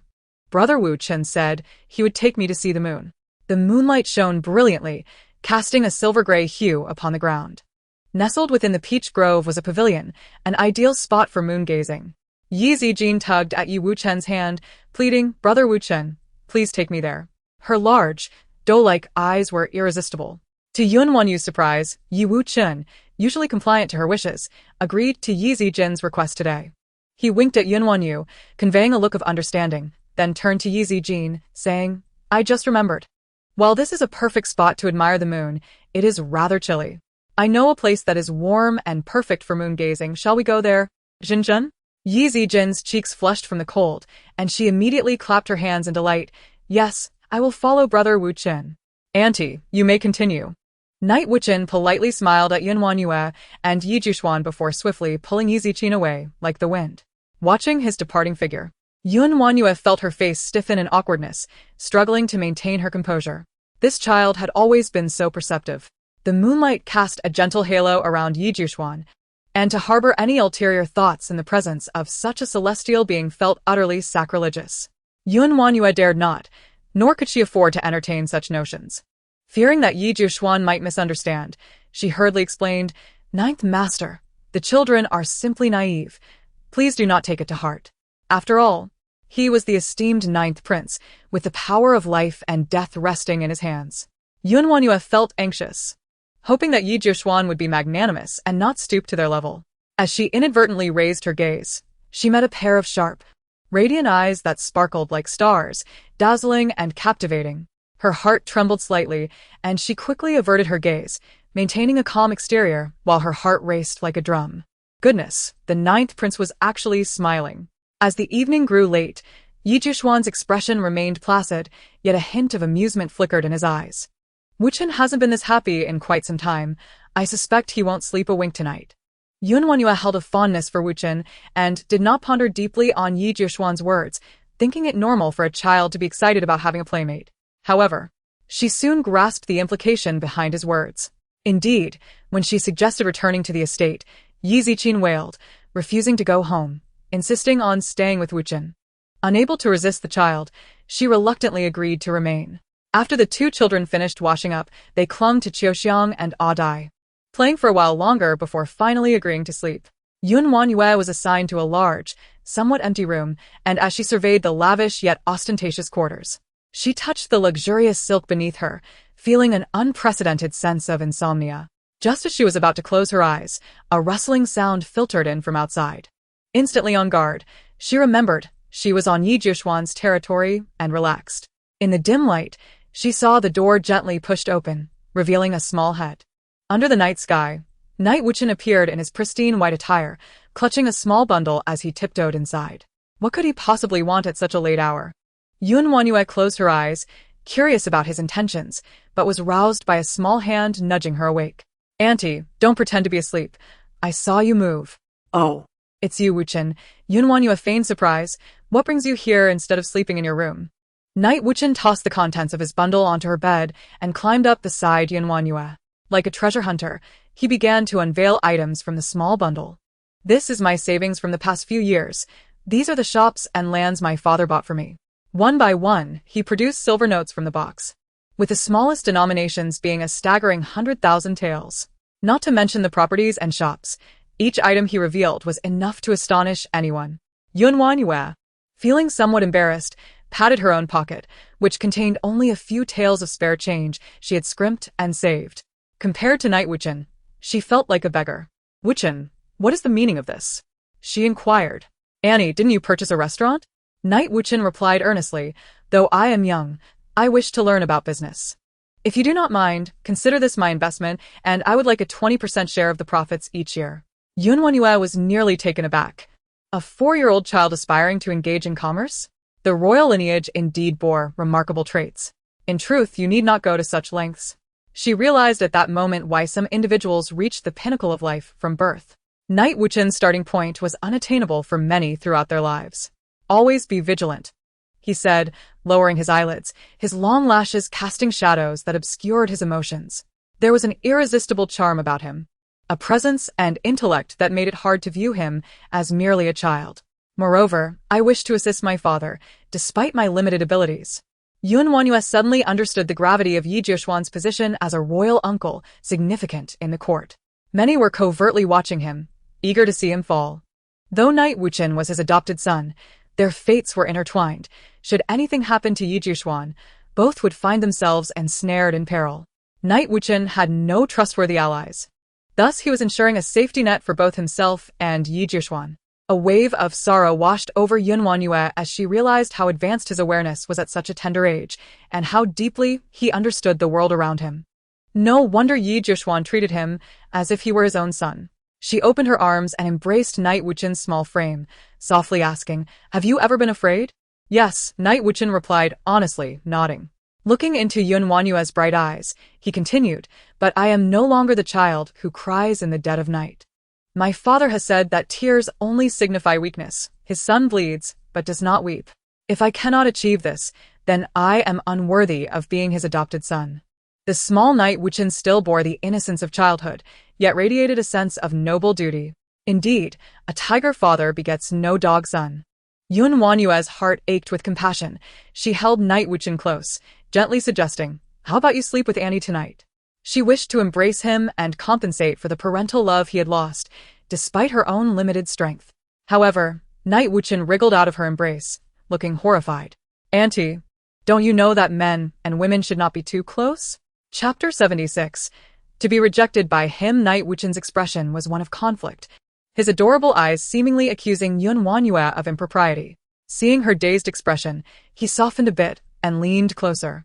"All right, considering how pitiful you are, I will allow you one hug, but you must not tell anyone." Knight Wuchen generously wrapped his arms around WanYue's neck and awkwardly pecked her cheek. There. It's all right now. Acknowledging one's mistakes makes one a good child." WanYue could hardly believe that she had been rebuffed by a mere toddler. After his perfunctory embrace, Knight Wuchen carefully returned the silver notes and property deeds to their box and solemnly handed them to WanYue. "If you find yourself short on money, take from here. I do not wish for my first venture to be too shabby. I want the finest restaurant, the only one in the capital. Once it opens, I will have Uncle Fu assist. Daily accounts must be checked." After thoroughly briefing her, Knight Wuchen slid off the bed with his short legs, turned back to look at the stunned WanYue, and added, "The nights are cool. Don't forget to cover yourself with a blanket." Watching his retreating figure, WanYue couldn't help but think that perhaps the concoction of his memories had been diluted. She finally understood the meaning behind the smile in Yi Jiuxuan's eyes. Knight Wuchen considered her family. Holding Knight Wuchen's considerable assets brought her a profound sense of security, so much so that she overslept. "Master, please wake up," came Qiuxiang's slightly anxious voice. WanYue reluctantly opened her eyes, only to close them again. It was such a rare occasion to sleep peacefully, and now it was all disrupted. "Let me sleep a little longer." The silk beneath her was indeed comfortable, neither hot nor cold, like being wrapped in a cloud. And at that moment, WanYue was blissfully dreaming of wealth. "Master, please wake up. The noble consort Su is already at the Jin Wangfu." "What?" WanYue's drowsiness vanished instantly, and she sat up abruptly. "What does she want?" Qiuxiang appeared flustered, beads of sweat forming on her forehead. "I don't know. But if she discovers you are not at the estate, it will surely lead to a storm of chaos." WanYue harbored no fear of Consort Su. Yet she dreaded her reckless entanglement with the Xian Wang manor. Hurrying to put on her shoes, she adjusted her attire while instructing Qiuxiang to prepare for their return home. The two women rushed out, where they found Yi Wuchen, who had already received the news, his small face markedly serious. "Aunt, there's no need to be afraid. I shall accompany you back to the manor. Consort Su wouldn't dare harm you." His little hands rested behind his back, and a faint aura of determination flickered across his delicate visage, a testament to the 6 parts of true inheritance he had obtained from Yi Jiuxian. WanYue couldn't help but admire the good fortune of the 9th Lord for having such a fine son. Habitually, she pinched Yi Wuqing's soft, fair cheek and remarked, "Such matters of violence are not suitable for children. I assure you, I shall be fine." Noticing the anxious expression on Yi Ziqin's face, she added, "You remain here to look after Jinjin." "No, mother, I want to stay with you." Yi Ziqin clung to WanYue's leg, exuding an air of determination to share her fate. WanYue could not fathom what madness had seized Consort Su, allowing Jinjin to accompany her into peril. She pushed Yi Ziqin towards Yi Wuqing, assuring her, "Mother will be safe. Trust me, I promise." However, since the last incident where WanYue narrowly escaped death, Yi Ziqin had become even more attached to her, gripping her skirt tightly, her large eyes brimming with tears. WanYue gently stroked her head, adopting a deliberately light-hearted tone. "Even if you doubt your mother, surely you trust Uncle Jiu? He would never let anything happen to me." Yi Wuqing nodded in agreement. "I too will ensure nothing befalls my aunt. Should anything arise, I will rush to your aid." Only then did Yi Ziqin feel reassured. "Then I shall wait here for mother to come and retrieve me." "Very well," WanYue declared as she hurriedly made her way to the Jinwang Manor with Qiuxiang and Adai, formulating her strategy along the way. Worst case, she would simply claim she had gone out to procure medicine. Yet, upon entering the gates of Jinwang Manor, they were met with the ominous visage of Consort Su. Her face darkened with fury. Behind her stood several palace maids and matron. Upon WanYue's return, Consort Su's ire intensified. "As a princess, why are you gallivanting outside instead of remaining in the manor?" WanYue stepped forward to perform her greetings, but before she could explain, she was forcefully pinned to the ground. "Mother, what are you doing?" Consort Su's expression was cold and menacing. "Of course, I am saving my son's life. The bandits have stated that if you are delivered to the mountains, they will release the villagers, thus sparing my son from danger." As she spoke, 2 matrons bound WanYue tightly. Qiuxiang and Adai, alarmed, attempted to rush forward, but were halted by a command from Consort Su. "Seize these 2 maids." Instantly, guards stepped forward to restrain Qiuxiang and Adai, both unable to assist WanYue as they could only watch helplessly, their expressions fraught with concern. Consort Su elegantly raised her hand to inspect her freshly manicured nails, a mocking smile playing upon her lips. "Do not think for a moment that I am unaware that it was you 2 who sent the warning last time. I shall settle accounts with you later." The guards cast Qiuxiang and Adai into the firewood room and locked the door. Consort Su, accompanied by her entourage, strode out of Jinwang Manor, while WanYue had her mouth gagged with rags, forced to share a carriage with her. She glared at Consort Su in anger, who shot her a disdainful glance. "Do not look at me like that. This is your fate. Who told you to covet what was never yours? Do you have any idea how repulsed I felt upon hearing you had become the Jinwang Fei?" Consort Su gripped WanYue's chin tightly, forcing her to look up. "My son, such an exceptional man, is shackled to you, this fool. Not a day goes by that I do not wish to rid the world of you." With a violent shove, she released WanYue, her sharp fingertips slicing through her delicate skin. Blood dripped from WanYue's chin, yet her gaze remained steadfast, defiantly meeting Consort Su's. "I despise your defiance. After today, you shall have no further opportunities." The carriage halted at the desolate foot of a mountain, where a matron stood by the window addressing Consort Su. "Your Highness, they have arrived." Consort Su nodded, pulled back the window curtain to glance outside, and called out, "I have brought you the Jinwang Fei. Where's the person I seek?" Sunlight streamed through the window, momentarily blinding WanYue. She squinted, unable to discern who awaited them on the mountainside, only to hear a gruff voice demand, "Verify the goods." Consort Su seized WanYue by her collar and dragged her to the window, her voice sharp. "Here is the Jinwang Fei you requested. I trust you will keep your word. Where is my son, the Jinwang?" At last, WanYue discerned that a group of several ruffians stood at the mountain's base, each brandishing a fierce blade. The leader, a man with a thick beard, signaled, and one of his men pushed forward the bound Su Shuero. After days apart, Su Shuero appeared disheveled, her face smeared with dirt. Upon seeing Consort Su, her expression shifted from shock to delight upon spotting WanYue. Yet, she feigned fear, weeping as she addressed WanYue, "Sister, do not worry about me. You must flee at once." WanYue paid no heed to Su Shuero. forcibly dragged from the carriage and presented before the bandits. The bearded man scrutinized her, his lecherous gaze making WanYue feel nauseated. So, you are the Jin Wangfei? WanYue? Does it matter whether I am or not? The bandits would not seek me without reason. There must be another motive. They appeared to have no intention of killing her, but what could their true aim be? The bearded man grasped her chin with one hand and laughed lasciviously, revealing yellowed teeth that made WanYue nearly retch. Quite bold, aren't you? His expression soured, and he gestured for his men to pull WanYue aside. He then shoved Su Shuero away, saying, "You may leave." Su Shuero, eager to escape, ran as fast as she could while calling back to Consort Su, "Your Highness, the Wang is trapped in the mountains. You must save him." Xianer, Consort Su's face paled as she commanded her guards, "Hurry, rescue the Jin Wang." With her entourage rushing to save Ye LingXuan, no one paid any heed to WanYue's fate. The hostage exchange transpired rapidly, and WanYue found herself confined within a carriage while the bandits hastily departed. The bumpy mountain road jostled her about, leaving her disoriented within the confines of the carriage. After an indeterminate amount of time, the vehicle came to a halt, and she was roughly yanked from it. Her knees struck against the sharp stones, pain radiating through her as warmth seeped into her trousers. Blood stained her clothing, but no one paid her any mind. As she ascended the mountain, she had fallen countless times, her knees now raw and bruised. Even the slightest movement sent waves of agony coursing through her. Realizing she had encountered a formidable foe, she knew that defiance would only bring her further harm. A wise person does not suffer needless defeats. After yet another fall, she chose to weep instead of rising. "Move along, lest you suffer more," the bandit escorting her grumbled impatiently as he reached out to grab her, only to pause upon seeing her tearful eyes, a pitiful sight. "Oh, great hero, I truly cannot go on," she lamented. The bandit, having not seen a woman in ages, was momentarily entranced by her plea, his resolve wavering. Chuckling, he felt a surge of superiority. To have the Wangfei address me as a great hero is indeed a rare honor.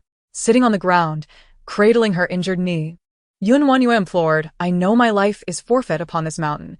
Before I meet my end, may I inquire why I've been captured?" The bandit scoffed. "Do you think to extract information from me? Of course not. I merely seek clarity before my demise." WanYue produced the only remaining silver coins she possessed, offering them as a bribe. "It cannot be that I die without understanding, without knowing my enemies." The weight of the silver, 2 taels, satisfied the bandit, who glanced around to ensure they were out of earshot from the main group. Lowering his voice, he confided, "I am unsure of the details. It seems to involve our leader." Before he could continue, a shout echoed from ahead, interrupting their conversation.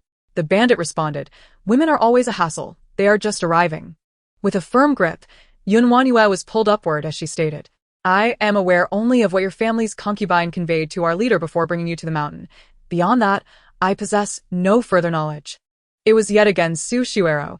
A sense of clarity enveloped WanYue. Soon, she found herself before a secluded village, surrounded by a throng of bandits guarding the periphery. Torches illuminated the entire encampment, stretching endlessly into the night. A chill ran through her. She had not anticipated such a multitude of brigands, and it was no wonder that Ye LingXuan had suffered a setback. Simultaneously, a wave of desolation washed over her as the prospect of escaping this place seemed as formidable as climbing a mountain. "The leader has arrived," announced the bandit who had been conversing with her, as he approached a figure who exuded authority with utmost respect.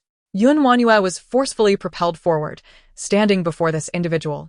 Her gown was soiled with dirt, her hair disheveled, and stains of blood marred her attire. Despite her disheveled appearance, her eyes sparkled with an enchanting brilliance, revealing no hint of trepidation even in the presence of such ruthless assailants. The leader cast a cursory glance at her, a flicker of surprise crossing his features before a derisive smile emerged. "The princess is merely this. Her temperament resembles that of a sheep, devoid of any flavor. Second in command. Why not reward her to the brothers, so we may all savor the princess's essence?" One of the younger bandits chimed in. The second in command chuckled heartily.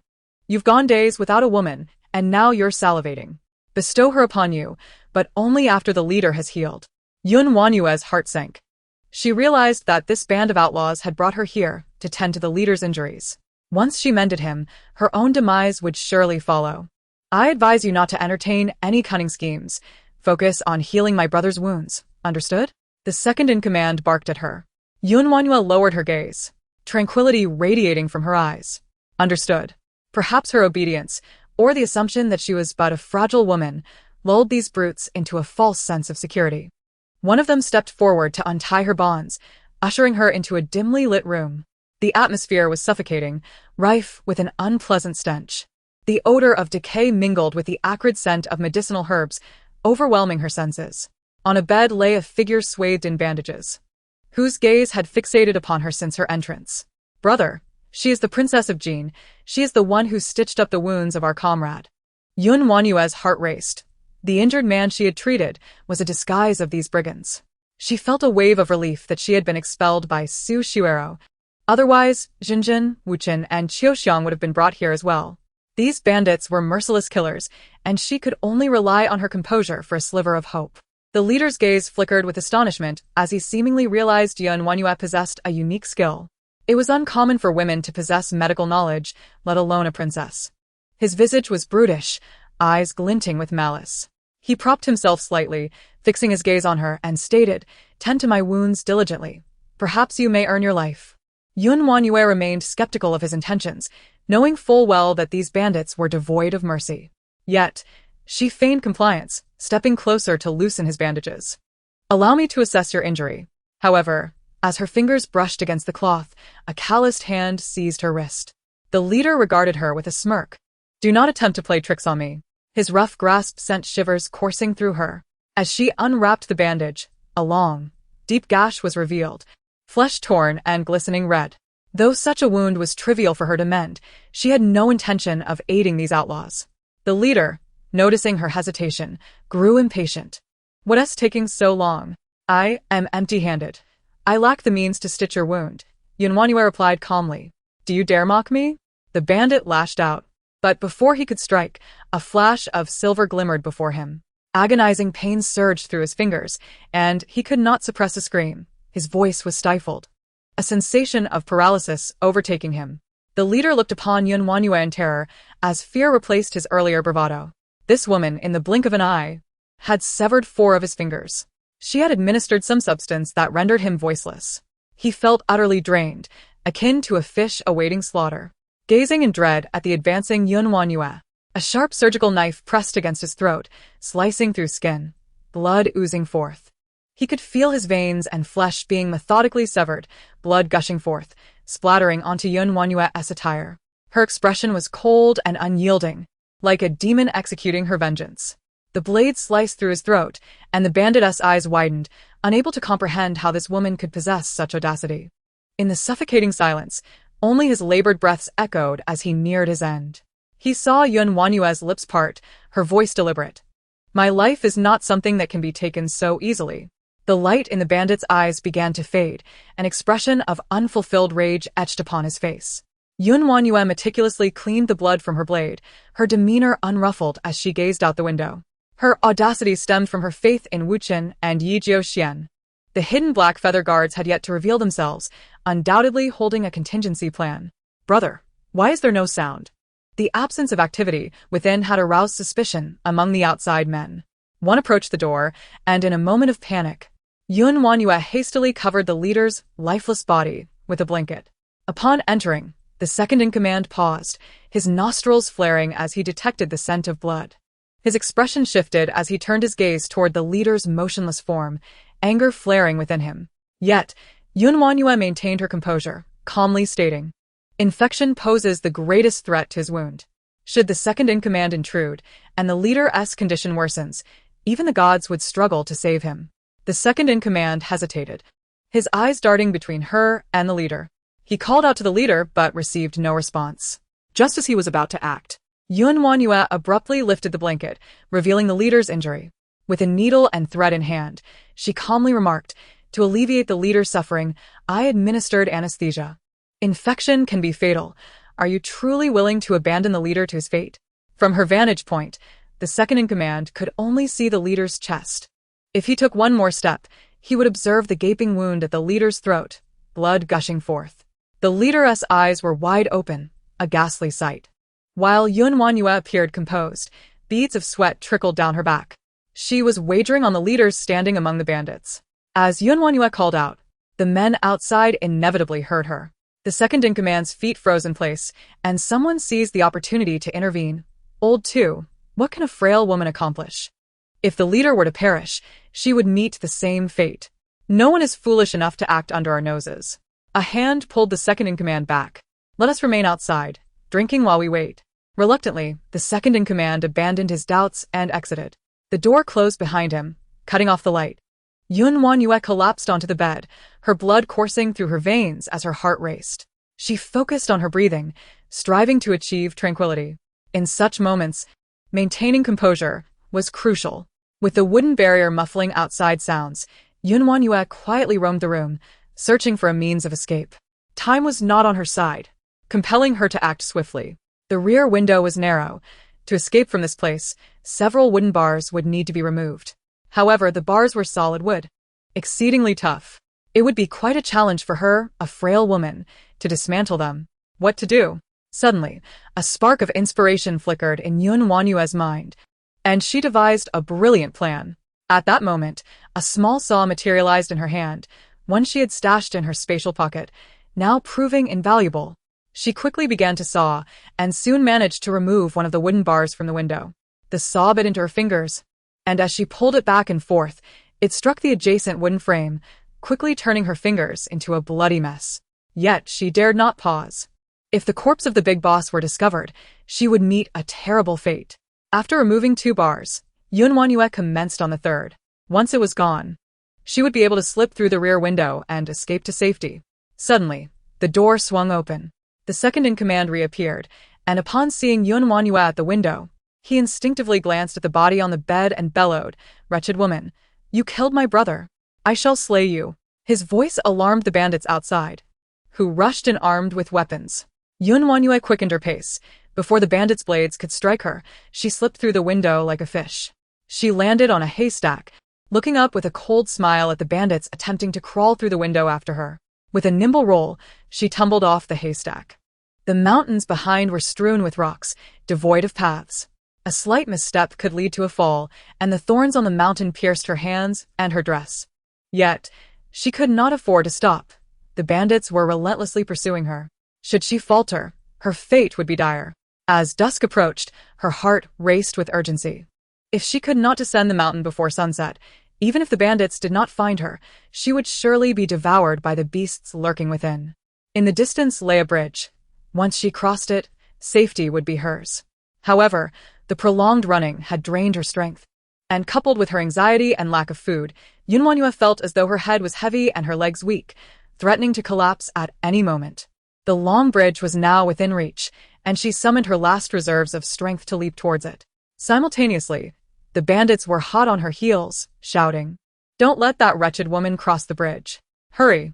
As they closed in, WanYue noticed, at the other end of the bridge, Ye LingXuan staring at her in shock. Beside him stood the equally astonished Su Shuero. "The bandits are back, Your Highness. We must leave." Shoving Ye LingXuan to depart while glancing back at WanYue. Her eyes gleamed with malice as she suddenly drew a guard's sword and slashed at the bridge's ropes. Chapter 79. He was severely injured. Ye LingXuan's expression shifted dramatically upon witnessing this, and he hastily rushed to stop Su Shuero, but it was too late. The bridge, already in disrepair, snapped at her strike, swaying momentarily before plummeting down. WanYue's sole chance of survival vanished. Watching the bridge fall into the ravine, Ye LingXuan unleashed a rare display of anger at Su Shuero. "Shuero, what have you done? Your Highness, I acted with your best interests in mind. Look at her, she's been abducted by bandits for so long. How could she possibly escape unscathed? Rather than return to be a laughingstock, let her die with dignity, to preserve your honor. If blame is to be placed, let it fall upon me. I bear no resentment towards you, Your Highness." Su Shuero replied, feigning deep concern. Ye LingXuan, witnessing her tear-streaked face, glanced helplessly at WanYue on the other side of the bridge, ultimately conceding to Su Shuero's words. WanYue's demise would benefit all. He could not bear to witness her being slaughtered by the bandits, and with a firm grip on Su Shuero's arm, he coldly instructed, "Shuero, let's go." The only opportunity for survival had been extinguished by Su Shuero, who had even managed to tarnish WanYue's reputation before her death. WanYue watched as Ye LingXuan supported Su Shuero, disappearing from view, her heart swelling with rage. She shouted at Su Shuero, "You venomous woman! If you wish to see me perish, take my fortune and flee with the prince. Even in death, I shall not spare you." Su Shuero and Ye LingXuan had long since departed, oblivious to WanYue's words. However, the bandits heard every syllable. A fortune of millions.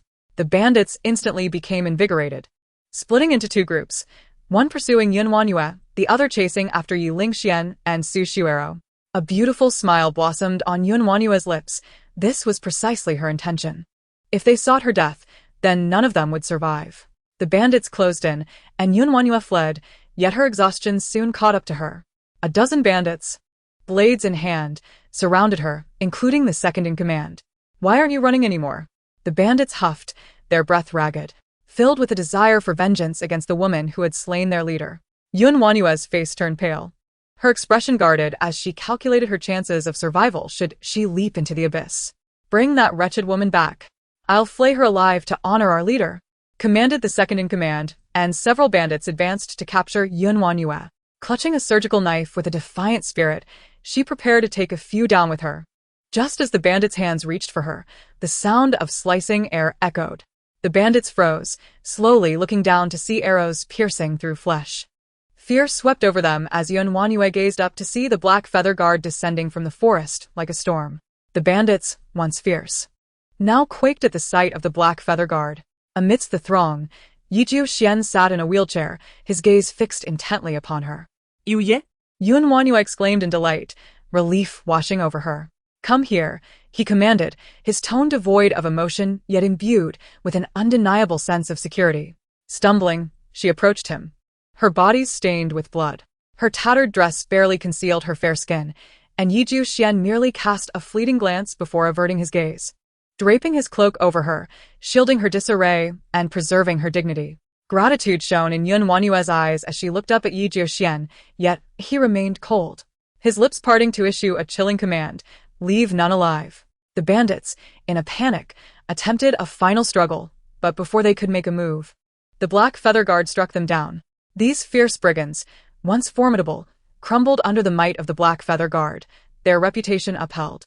A deputy approached Ye LingXuan, reporting, "Jiu Yi, all bandits have been slain." However, he paused, and Ye LingXuan gestured for him to continue. A small group of bandits encountered the prince, and he was gravely injured. WanYue's eyes brightened. How serious. Truly, the heavens had eyes. The scoundrel had finally met his reckoning. Her excitement was palpable, prompting Ye LingXuan to cast a disapproving glance at her. She quickly adopted a sorrowful expression. "Is the prince all right? What about his concubine?" The deputy, taken aback, replied, "The prince sustained over a dozen wounds while protecting Su Shuero and has since been carried down the mountain." "Oh, over a dozen wounds, is it?" WanYue feigned sorrow, secretly lamenting his resilience. "I wonder if any of those wounds might have compromised his manhood." The deputy broke into a cold sweat, sensing that the princess consort exhibited an unsettling glee at the thought. As the moonlight bathed the land, Ye LingXuan and WanYue descended the mountain and entered the city, only to be intercepted by the breathless and anxious high eunuch. "Master Nine! Master Nine!" His hand trembled as he clutched his whisk, gasping for air. The carriage came to a halt, and a pale hand raised the window, revealing a stunning yet cold face. With her elongated phoenix eyes slightly lowered, she cast a disdainful glance at the high eunuch, her voice icy. "What is it?" As the curtain was lifted, the high eunuch's gaze fell upon WanYue inside the carriage. His murky eyes suddenly sparkled with hope as he exclaimed, "Thank the heavens! The princess consort has returned safely. His Highness the prince is saved." WanYue found herself unable to refuse, and despite her distaste, she had no choice but to follow the high eunuch into the palace. Ye LingXuan was settled in the palace of noble consort Su. Upon entering, she was met with a grim expression from Su, who glared at her with a fierce intensity.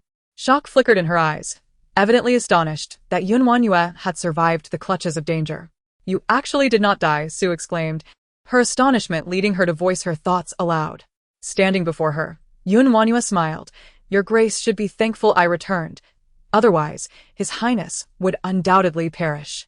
With numerous stab wounds, failure to stitch them promptly would lead to infection. Su, well aware of the severity of the situation, refrained from obstructing her. Knowing that only WanYue possessed the skill to suture. Suppressing her rising anger, Su issued a menacing warning. Mind your words, should you speak recklessly. I will ensure your demise is most unsightly. Undeterred, WanYue retorted, whether my death is unsightly remains uncertain, but His Highness will certainly suffer greatly. With that, she pushed past Su and entered the chamber. Su nearly stumbled, caught off guard, and her maid rushed to support her. Once steadied, her fury ignited. This insolent wretch dares to push me. She followed WanYue inside, only to find her administering adrenaline to Ye LingXuan's arm. The prince, previously unconscious, gasped and opened his eyes. Chapter 80. Confrontation with noble consort. Su WanYue injected Ye LingXuan with adrenaline, a remedy that could rouse a patient from shock swiftly. While suturing could have proceeded while he was unconscious, she chose to awaken him, sparing him a moment of comfort. For this fleeting pain was trivial compared to the life-threatening ordeal she had faced. As the needle pierced through his flesh, Su observed Ye LingXuan's pallor transform to ashen white, immediately concluding that WanYue intended to harm him. She rushed forward, pushing WanYue aside and raising her hand to strike. Wretched woman! How dare you harm my son? I will end you! Before her hand could descend, WanYue grasped Su's wrist tightly.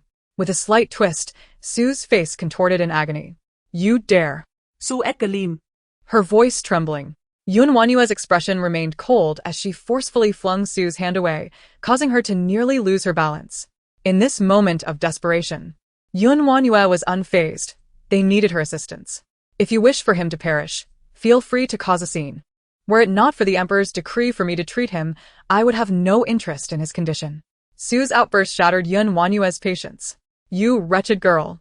Su fumed, unaccustomed to such disrespect. Previously, WanYue had shown her utmost deference, yet now she acted like a ruffian, daring to retaliate. As WanYue stepped forward, Su recoiled in fear. Her cowardice was palpable. Your Grace, should you continue this ruckus, His Highness may truly be beyond saving. Ye LingXuan bore numerous wounds, some deep enough to expose bone. Although the imperial physician had briefly treated him, the wounds still bled. His pale visage signified his suffering, each labored breath suggesting he could succumb at any moment. Su glanced at Ye LingXuan with concern yet maintained her warning to WanYue. You best attend to my son diligently. Otherwise, I shall have your life. She retreated, taking a seat, her demeanor suggesting she was now monitoring WanYue's actions. WanYue disregarded her, preparing to stitch Ye LingXuan's wounds. As the needle passed through his skin, his pain magnified, and he bit down hard, letting out a muffled cry that echoed his torment. Yet, WanYue appeared to revel in the moment, occasionally scolding him. What are you whining about?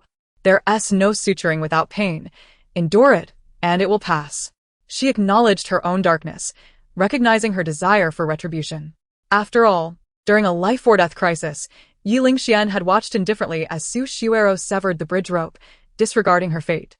WanYue was not one to forgive easily, and thus her actions were merciless. Su's brow furrowed as she watched, occasionally standing to peer closer, only to retreat in horror at the sight of Ye LingXuan's mangled wounds. Her pent-up fury directed at WanYue. Could you not be gentler? Then why don't you give it a try? WanYue offered, extending the needle and thread to Su. If I could, would I need you? Su sir not pet. You cannot? Then why do you complain? WanYue drawled, her tone mocking. Su was momentarily taken aback, then shrieked. You dare insult me? Today, WanYue had shattered Su's perception. She not only dared to confront her but also to strike her and hurl insults. Yet, Su found herself powerless against WanYue, for the injuries on Ye LingXuan required her attention. As WanYue completed her final stitch, she tied off the thread and snipped the excess. She had used catgut for the sutures, a material that would not be absorbed by the body, necessitating its removal once healed. The discomfort was palpable, a sensation known only to those who had experienced it. Once she finished, she glanced at Su. What did I say that was offensive? Su could not utter the words "you insulted me," for she had never been subjected to such language. Yet, observing WanYue's demeanor and tone, she understood it was far from flattering. Stunned, She stood there, uncertain of how to respond. WanYue, visibly irritated, remarked, "Your Grace, perhaps you should spend more time reading. I am in the midst of saving His Highness, and your incessant chatter is quite disruptive. What if I misstep while stitching?" Su struggled to contain her frustration, her maid desperately attempting to soothe her. "Your Grace, do not let this ill-mannered woman provoke you. Everyone knows the Princess Consort lacks decorum and is utterly uncouth. A mere maid dared to speak so disrespectfully." WanYue cast a frigid glance at her, causing the maid to falter, nearly collapsing under the weight of her icy stare. "Will you leave, or shall I?" WanYue declared, her mood decidedly sour as she tossed aside her tools. Su retorted, "You dare threaten me?" "Not at all," WanYue replied with a laugh. "It is merely your Grace who finds me displeasing. Thus, I shall exit to grant you peace." Su, eyeing the only partially stitched Ye LingXuan, gritted her teeth, pointing a slender finger at WanYue, seething, "You shall pay for this." With her maid's assistance, she stormed out, and as soon as she crossed the threshold, the door slammed shut behind her. WanYue let out a long sigh of relief, finally enjoying a moment of silence. She resumed her position by the bedside, only to find Ye LingXuan staring at her intently, as if accusing her of unfilial conduct. "Do not look at me like that." It was the consort who sought trouble first. As her voice trailed off, she pierced the needle through Ye LingXuan's flesh once more, eliciting a pained frown from him. "It is not your fault," Ye LingXuan managed to utter, causing WanYue to falter in her stitching. Today was indeed unexpected. He was actually defending her. Could it be that he felt guilt, a pang of conscience? Yet, WanYue would not lessen her ire due to his words. She continued with renewed vigor, eager to finish her task and report to the Emperor. Knight LingXuan, seemingly under the influence of some peculiar substance, murmured, "I know you blame me, but under those circumstances, Raour should have had no choice." His worldview remained perplexingly aligned with his five senses. He could have saved himself, yet he paid no heed to her life or death. WanYue, gripping the needle tightly, felt her knuckles whiten as she retorted, "Be quiet, I have no desire to hear your words." With a fierce jab of the needle, Knight LingXuan gasped in pain, "Feel free to vent your anger on me, but do not involve Raour." WanYue rolled her eyes in disbelief. "Could you cease your incessant chatter? If you continue, I may well be sick." However, Knight LingXuan grasped her sleeve, a look of desperation crossing his face. "Please, let this matter go. Do not bring it up again, can you?" WanYue leaned in closer, flashing a smile. "Do I resemble the less Han giant Buddha?" Chapter 81. Disdain for his eunuch status. Knight LingXuan was momentarily taken aback, failing to comprehend WanYue's meaning, only to be met with an overwhelming scent of medicine. WanYue's radiant face loomed larger before him. Her dark eyes sparkled, and her petite, high nose complemented her full, red lips that revealed a set of small white teeth as she spoke. He found himself entranced. He had never truly regarded WanYue before, and was surprised by her beauty. Unlike Su Shuero's demure charm, she was akin to a passionate rose, igniting a subtle longing within him. Regrettably, her visage flickered before him and then vanished. Knight LingXuan felt a pang of loss, only to hear WanYue's frigid voice. "A face is a precious asset, yet you lack one." Her scorn and disdain pierced Knight LingXuan's heart. The WanYue who once adored him to the core had now become one who regarded him as a venomous snake. Even a mere glance at him now invoked disgust. A wave of melancholy washed over Knight LingXuan, constricting his heart. He longed to take WanYue's hand once more, yet her gaze, sharp as an icicle, deterred him. His outstretched hand faltered, lacking the courage to proceed. The room was enveloped in an unusual silence, broken only by their shallow breaths. Though no words were exchanged, Knight LingXuan reveled in the tranquility. This was the closest WanYue had been to him, and he would gladly remain in this moment indefinitely.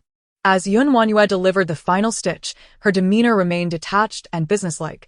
"Keep the wound dry. I will instruct the maidservants to administer the anti-inflammatory medicine. If you need anything, do not call for me unless absolutely necessary." She swiftly gathered her belongings and departed without a backward glance. Outside, Su Guifei awaited anxiously. Upon seeing WanYue emerge, her expression shifted to one of astonishment. "Why are you out here? The wound is stitched. Should I remain inside to celebrate the new year?" WanYue retorted, her words almost infuriating Su Guifei. Suppressing her anger, Su Guifei commanded, "Xian'er is your husband. Who else should you serve if not him?" WanYue shrugged nonchalantly. Whoever wishes to serve may do so. I certainly will not. How audacious. You are a physician and the princess consort of Jin. If you do not tend to your husband, do you even understand your duties? WanYue observed Su Guifei's face, nearly bursting with rage, and suddenly smiled. Your Highness. You trust me so implicitly. Are you not afraid I might poison the prince? At her words, Su Guifei's expression darkened. Her teeth clenched. You dare. I do not dare. But I may not be gentle. If I inadvertently harm the prince, do not blame me, WanYue replied, turning to re-enter the room. Su Guifei hastily called after her. Wait. You need not go, but you cannot leave the palace. Xian'er's condition remains unstable. You must stay with him.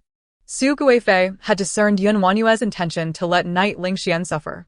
How could she allow WanYue to attend to him? WanYue was led to a side chamber. Utterly exhausted and on the brink of sleep, she flung herself onto the bed and immediately succumbed to slumber. Time passed, and she felt a gentle push. In her dream state, WanYue frowned in annoyance, rolling over to continue sleeping. Su Guifei's face turned a shade of green, having slept for 2 hours. WanYue remained oblivious, while her husband lay gravely injured. Pull her down this instant. Su Guifei shouted. Yes. The maidservant approached, gripping WanYue's arm, applying pressure to awaken her. WanYue, roused by the pain, instinctively kicked out, sending the maidservant sprawling at Su Guifei's feet. Su Guifei's eyes widened in shock. How dare you? This insolence cannot go unpunished. Seize this unfilial wretch and administer punishment. Several older women rolled up their sleeves and advanced toward WanYue, who, despite her frail appearance, was swiftly apprehended. The lead matron, a woman of formidable stature, confronted her. Princess consort of Jin, the Empress Dowager has instructed us to educate you properly. A resounding slap struck WanYue's face, causing blood to trickle from her lips and igniting a fiery pain in her cheek. Struggling to rise, she was held firmly down by 2 other matronly figures. Su Guifei relished the sight of WanYue being struck. This is the consequence of offending me. Strike her harder. With renewed vigor, the matron raised her hand to deliver another blow.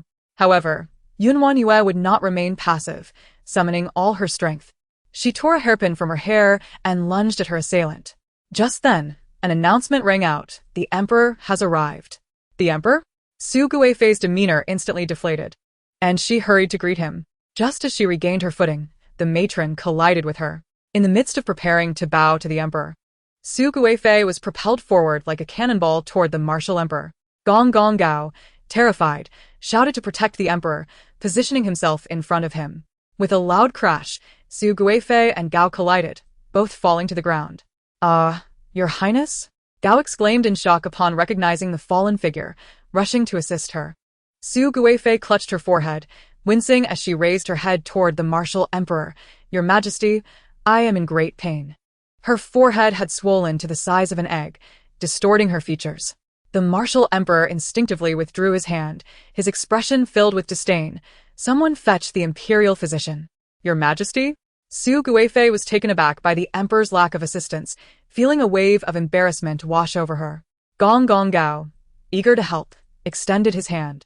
Your Highness, allow this old servant to assist you. How could I trouble you, Gong Gong? Su Guifei responded with feigned humility. Yet her eyes betrayed her disdain as she turned to the dazed maidservants. Do not just stand there. Help me up. The swift unfolding of events left the maidservants momentarily stunned, scrambling to obey Su Guifei's command. Gong Gong Gao was well aware of Su Guifei's contempt for him as a eunuch. He managed a discreet smile, a glint of malice flashing in his eyes.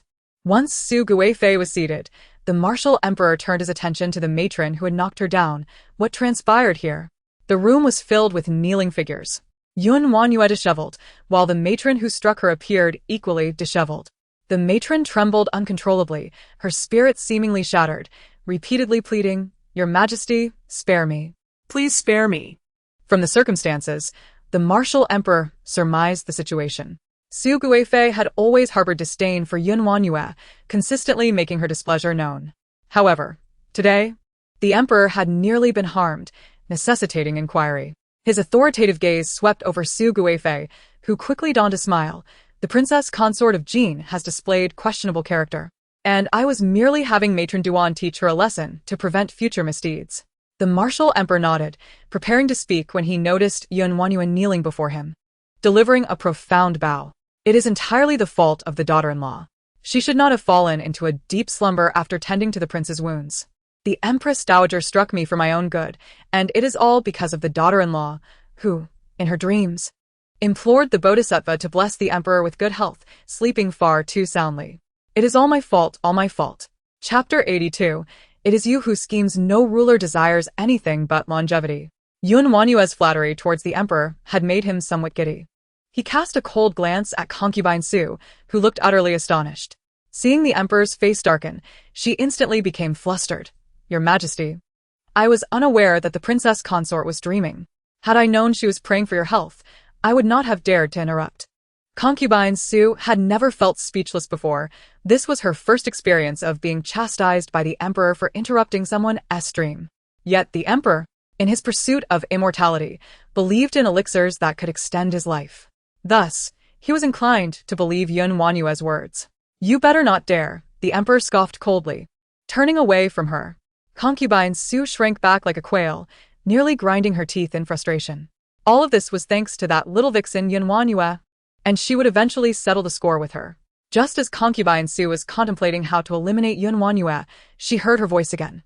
Father, please do not be angry. Mother did not mean it. Please forgive her this once. WanYue knelt on the ground, her expression hidden from view. Concubine Su shot her a surprised glance and saw the corners of her lips slightly rise, instantly feeling a wave of foreboding. Just as she was about to intervene, the emperor's voice thundered. It is not for you to decide whether I grant forgiveness or not. Merely possessing some medical knowledge has made her so presumptuous. The emperor glared at WanYue with displeasure. Concubine Su secretly scoffed, thinking, how dare you seek my intercession? The daughter-in-law, terrified, did not dare to influence the emperor's decree, only mentioning that the Empress Dowager had been worried about the emperor's health and wished to spend a fortune seeking an elixir of immortality. Initially dismissive of WanYue's words, the emperor's eyes widened upon hearing elixir of immortality. Indeed, consuming one can prolong life by 10 years. This elixir is the result of the apothecary king's decades of research, capable of warming the yang, nourishing the kidneys, harmonizing yin and yang, stabilizing the foundation, resisting aging, and prolonging life. The emperor became animated. Is there truly such a miraculous medicine? Of course, otherwise, the Empress Dowager would not have sought it with such expenditure. WanYue replied without batting an eyelash. Whether or not the elixir existed was unknown to her, but she had plenty of kidney tonics. Concubine Su had made her suffer, and she believed some recompense was due. The emperor, beaming, turned to concubine Su. My beloved, you are most considerate. It is entirely my pleasure. Concubine Su responded with a radiant smile, though inwardly, she wished to curse WanYue. How could she possibly know of any elixir, especially one that cost a fortune? Was she trying to take her life? WanYue, indifferent to her, thought only of how to exit the palace. Mother, with your unwavering concern for father's health, I feel quite ashamed as a daughter-in-law. I am willing to seek out the elixir for father, though my purse is rather light. She feigned a contrite expression, and the emperor spoke. The crown prince is injured, and the concubine is indeed occupied. If you can assist her in the search, how can we ask you to expend both effort and funds? Concubine Su's eyes widened in shock at WanYue's cunning. Not only was she plotting against her, but now she sought to claim credit as well. Though she felt a surge of nausea, she had to maintain an appearance of generosity. Your Majesty is right. I shall have someone deliver the funds to you shortly. You may rest assured to seek the medicine. 10 million taels. If I can procure them for you, I will kneel and bark like a dog. Concubine Su resolved not to give WanYue a single coin, planning to ensure that when she failed to find the elixir, she would be left without a burial place. There is no need for such trouble, mother. WanYue stepped forward and extended her hand to concubine Su. Mother, please hand over your seal. I shall retrieve it myself. Give you my seal? Concubine Su's face turned pale with anger, glaring at WanYue with a look that conveyed her disdain. That is out of the question. WanYue innocently retorted. Does mother not wish for me to seek the medicine for father? The emperor's expression darkened slightly, causing concubine Su's heart to leap as she hurriedly unfastened her seal and placed it into WanYue's palm. Of course, take the seal. WanYue grasped the seal tightly. a bright smile illuminating her face. Thank you, mother. The seal was concubine Su's private stamp, and with it, WanYue could freely access her treasury. Concubine Su felt a pang, as if a piece of flesh had been carved from her. The emperor, symbolically inquiring about Ye LingXuan's condition, then affectionately took concubine Su's hand, whispering sweet nothings. Finally, he emphasized, patting her hand, if the elixir possesses such effects, my beloved must pay more attention. Concubine Su agreed, her face pale. And once the emperor departed, she planned to confront WanYue. To her surprise, the side hall was empty.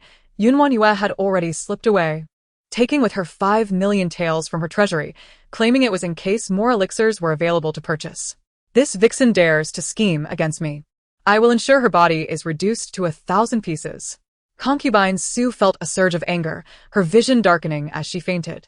WanYue exited the palace with a light step, arms outstretched, embracing the long-lost freedom. The sun was warm, and even the air was sweet. Suddenly, her expression froze. Not far ahead, within a pitch-black carriage, a face as cold as ice appeared. Yi Jiuxian. WanYue rushed over, calling out, "Ninth Master." She had yet to express her gratitude for the life he saved. Yi Jiuxian's demeanor remained indifferent. Yet beneath his sharp gaze lay a hint of warmth. Get in. WanYue nimbly entered the carriage, and just as she settled, it began to move. Her youthful face glowed with a pink hue, the joy in her eyes undiminished, as if she had encountered a momentous occasion. Despite having become a mother, her demeanor and actions retained a youthful essence. Thank you for saving my life, Ninth Master. WanYue finally expressed her gratitude. Yi Jiuxian nodded slightly, his voice neutral. What are you so happy about? WanYue realized she had been smiling like a fool since boarding the carriage. Covering her cheeks with her hands, she replied vaguely, nothing. Seeing her so cheerful, Yi Jiuxian was certain something was afoot. However, he had no inclination to guess her joyful news. Instead, he broached another matter. When can the surgery be performed?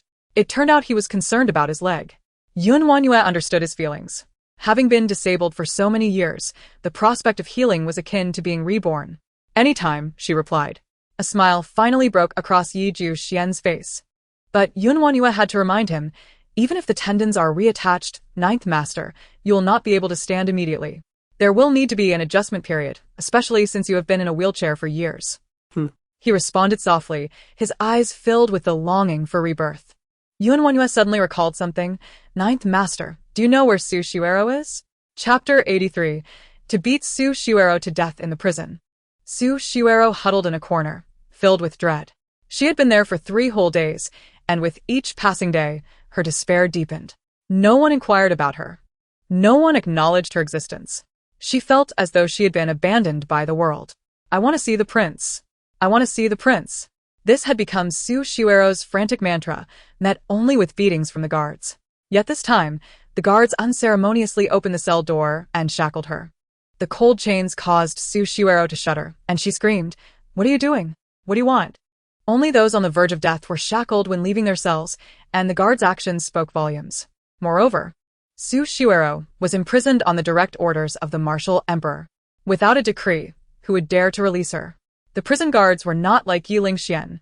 Su Xuero's cunning tricks not only failed to elicit their sympathy, but also resulted in a harsh reprimand. Dazed and reeling from the blow, Su Xuero felt a ringing in her ears, her fair complexion marred by 5 distinct fingerprints. No longer daring to throw a tantrum, she staggered out alongside the guards. The crime of releasing grain from the storeroom was punishable by death, and she faced a most severe penalty. Su Xuero's face turned as pale as parchment. Her fingers trembled incessantly, and her eyes darted anxiously. I do not wish to die. I do not wish to die. I want to see the prince. Another slap from the guard, accompanied by a furious roar. What are you screaming for? No one can save you now. The emperor has decreed you shall be beaten to death to uphold the law. What? Su Xuero's eyes widened in horror as she shook her head vigorously. No, I do not want this. The guard seized her hair, yanking her up. Whether you want it or not is irrelevant. After a mere incense stick's worth of time, Su Xuero found herself bound to the execution bench. The cold wind lifted her long hair, revealing a face streaked with tears. A rag was stuffed in her mouth, muffling her cries. Her gaze fixated on a single point, she yearned for Ye LingXuan's appearance. Yet, the guard's baton fell, stealing her breath away. As an excruciating pain surged through her legs and spread throughout her body, causing her to tremble uncontrollably. In that moment, she recalled WanYue. When she had been falsely accused, had WanYue felt as helpless and despairing as she did now? Another strike landed, and darkness clouded her vision, nearly causing her to lose consciousness. The baton struck her legs again, eliciting a cold sweat. There was no time left for contemplation. The blows rained down upon her relentlessly. She shivered like a leaf caught in a tempest, her surroundings blurring into obscurity. Su Shuero thought bleakly that she was truly destined to die. Regrettably, WanYue had not perished. She was alive and well. WanYue descended from Yi Jushuan's carriage, gazing upon the Jin Wangfu, a place that now seemed foreign to her. This insatiable mansion had swallowed her youth. The wealth and honor Su Shuero had pursued throughout her life were but fleeting illusions, and at the moment of her death, she had not attained her desires. To be beaten to death was the martial emperor's command, one that could not be altered. "Mother, you've returned." The sweet voice of Yi Ziqin reached her ears, as WanYue was suddenly embraced by a small child. Yi Ziqin clung tightly to her, voice trembling. "Mother was taken away, and I was so worried. If it weren't for Brother Wuchen seeking help from Uncle Jiu, I fear Mother might never have returned." WanYue extended her arms to hold the small figure, her brows arching into a gentle smile. "But look, I have returned safely." Her gaze swept slowly across the faces of Qiuxiang and Adai, finally resting on Yuning. Everyone was present, and they all appeared well. Yet, Yuning kept his head bowed, avoiding her gaze, as if he were a child caught in wrongdoing. "Lift your head, Yuning." WanYue sensed something amiss. Yuning had never feared her, only respected her. Why did he now resemble a child who had committed a transgression, lacking the courage to meet her eyes? Qiuxiang and Adai exchanged glances, their eyes slightly reddening, as Qiuxiang choked out, "Yuning is a man." WanYue stepped forward, lifting Yunying's chin, only to discover his face was swollen and bruised. The corners of his eyes were torn, and his lips were darkened. A mere child. Who had done this to him? Who did this? WanYue gritted her teeth, enunciating each word. "My lady, on the day you were taken by Imperial concubine Su, Qiuxiang and I were both imprisoned. Yuning risked his life to free us. The injuries he bears are from the servants in the manor," Adai proclaimed proudly. It was she who taught Yuning the art of combat, so he considers her half a master. How could she not be pleased with her disciple's achievements? Yet, the cost is rather steep. Adai affectionately ruffled Yunying's hair, his eyes sparkling with pride. "Yuning, you did well." Yuning flashed a pained smile, yet the movement caused him to wince, drawing in a sharp breath. WanYue clenched her fists, her anger propelling her toward the manor. "Mother, where are you going?" "To avenge Yuning." Locating the offending servant was not difficult. Guided by Adai and Qiuxiang, WanYue quickly found the one responsible for Yunying's injuries. Cunning stood pale-faced, attempting to maintain a facade of calm in the face of WanYue's furious advance. This servant pays her respects to the princess. WanYue approached, seizing her collar and delivering 2 swift slaps across her face. Cunning screamed in agony, blood spilling from her mouth and nose. "You dare to strike my people?" With each utterance, WanYue landed another blow. "Yuning is but a child, and you could unleash such cruelty upon him." With her final words, she kicked Cunning away. Before Cunning could rise, WanYue stepped onto her, leaning down, her gaze icy. "Did you believe this princess was doomed, rendering you unafraid of me?" Cunning lay on the ground, bloodied, her expression calm, yet her thoughts raced. What was happening? Shouldn't WanYue have been killed by bandits? How had she returned unscathed? And what of Su Shuero? "My lady seeks retribution. This servant is terrified." Cunning hastily knelt, pleading for mercy, though her eyes darted nervously. The prince had not returned, nor had Su Shuero, yet this wretched woman had come back. How curious. WanYue, seeing through her deceitful actions, realized that tolerating such a malicious servant within the manor posed a grave risk. "Adai, summon the buyer and sell her off." Adai eagerly complied, and soon returned with the buyer in tow. Chunning's hands clenched tightly. The fate of being taken away would be extraordinarily grim. She would be sold to a brothel, and WanYue intended for her to live in misery. The buyer scrutinized Cunning, a satisfied smile gracing his face as he stepped forward to take her, only to be shoved to the ground by Cunning. This act left Adai astounded. "You insolent servant! You dare to act violently in front of your master." Cunning knelt, her demeanor respectful but her words laced with threats. If the princess wishes to sell this servant, I dare not protest. However, I have served Miss Rowe diligently. Without me, she may feel lost.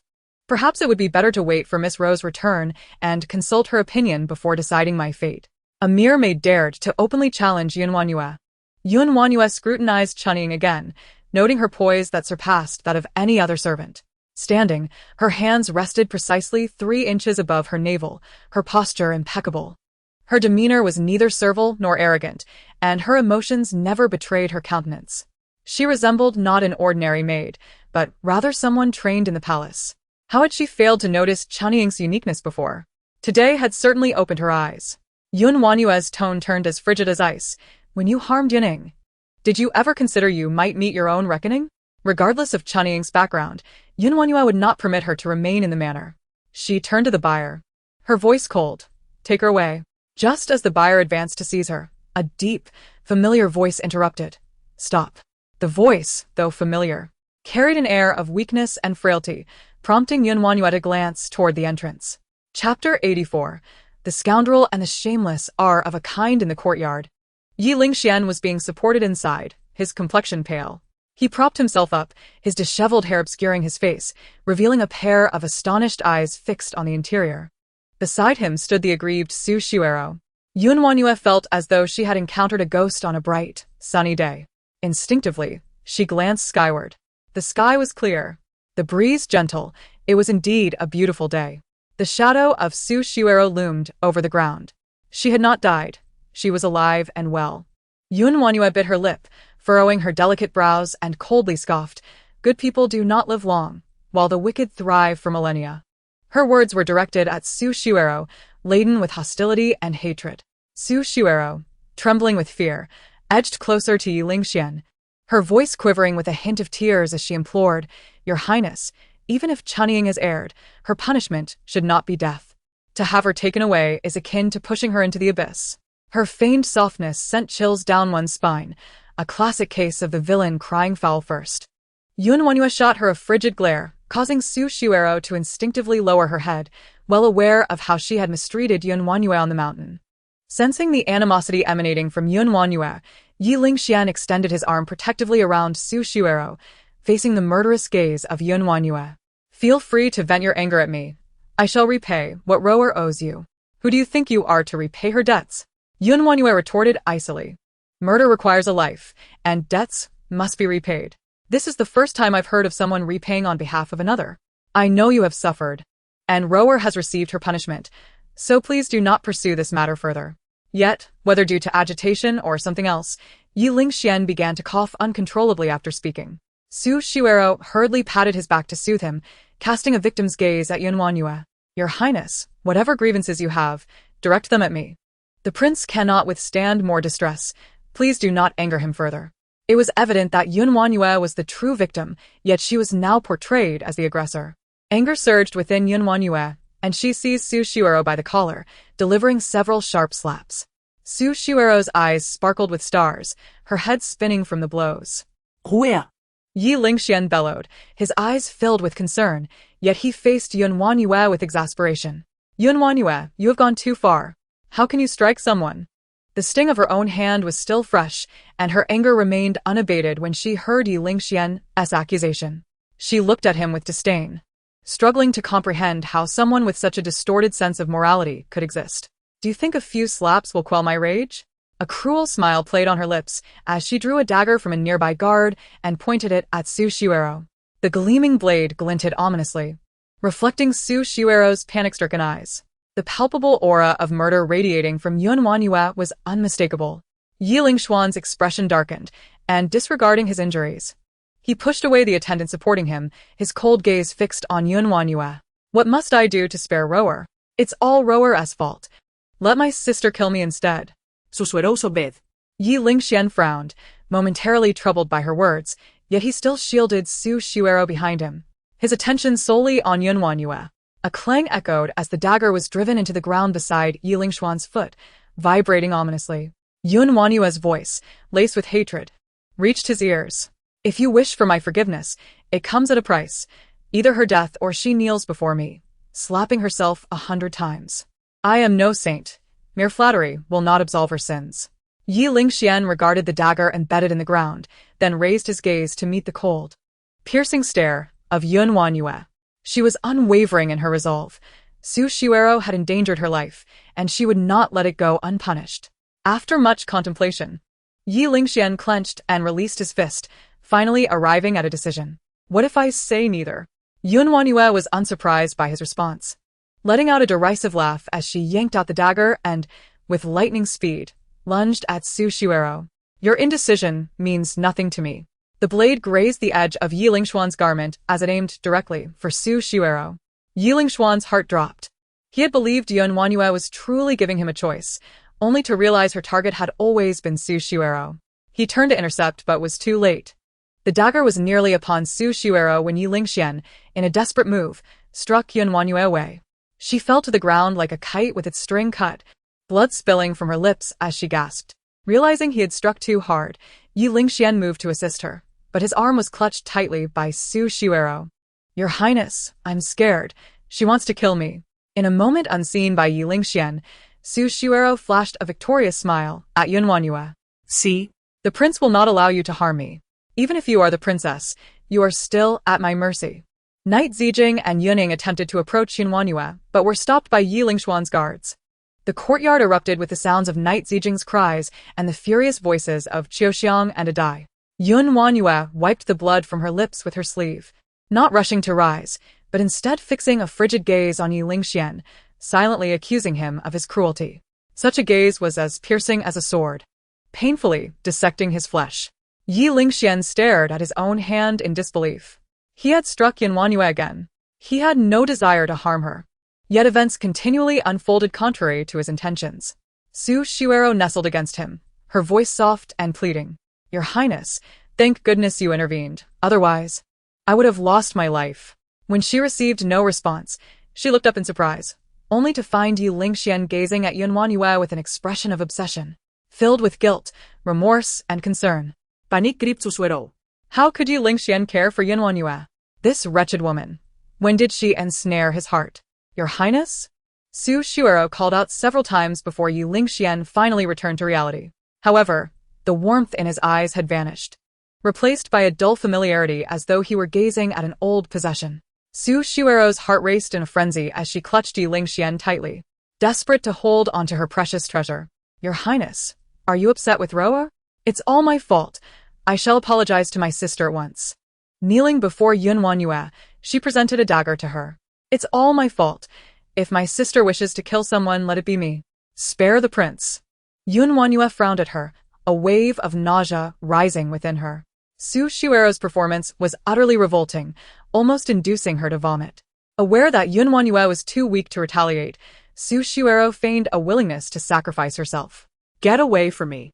Before she could finish, Su Xiuero seized the dagger, plunging it into her own abdomen, letting out a horrified scream as she collapsed into a pool of blood. Your Highness, are you satisfied now? Susuero gasped weakly, tears streaming down her cheeks. A life for two. Are you content now? I carry the prince's child, and you have killed both me and my baby. WanYue's eyes widened in shock. Su Xiuero was pregnant? How could this be, given her frail health? When had she and Ye LingXuan consummated their union? WanYue sneered derisively. You stabbed yourself. What does that have to do with me? How despicably you seek to frame me for your own actions. Her piercing gaze fell upon Su Xiuero's abdomen, a cold smile gracing her lips. You know full well what lies within you. Su Xiuero, even in death, you are foolish. Whether or not you carry a child, you are fully aware of the truth. Attempting to implicate her in this scheme was a desperate move. A simple examination by a physician would reveal the ruse. Rower, how could you be so foolish? Ye LingXuan rushed to cradle Su Xiuero, his eyes filled with anguish. Where? It is my misfortune that we cannot protect our child. TSK, how deeply engrossed she has become in her performance. Knight LingXuan held her tightly in his embrace, shouting, Someone, quickly summon a doctor. The two put on a poignant act of life and death in front of WanYue. Standing aside, WanYue watched them in silence and kicked Su Xiuero with her foot, saying, The dagger barely pierced an inch into your flesh. If you had more meat on your belly, you might not even need medicine. A couple of days of rest would suffice. Why are you acting as if you're on the brink of death? Who are you performing for? Su Shuero lay in Knight LingXuan's arms, seething with anger. She would never be foolish enough to truly stab herself. Yet, how could that wretched WanYue see through her ruse? Your Highness, hold me tighter. I am cold, Su Shuero thought to herself, wishing death upon WanYue while feigning a look of impending demise. Knight LingXuan, the fool, genuinely believed her, holding her close, tears streaming down his face in anguish. No, I will not let you die, rower. He looked up at WanYue with fury, then tore open his clothes, revealing a body marked with wounds, both from bandits and lashings. The wounds were still oozing blood, as if freshly inflicted. WanYue, are you satisfied now? I have been severely punished by the Emperor. Rower has stabbed herself to atone for her wrongs towards you. If you are still unsatisfied, take my life instead. As long as I draw breath, I will not allow you to harm Rower or those around her. Knight LingXuan cast a piercing glare at the ruffian, who, feeling a sudden fear, loosened his grip. Cunning scrambled to Su Shuero's side, calling out, My lady, please wake up. Your Highness must take my mistress back to heal. Knight LingXuan then swiftly carried Su Shuero away.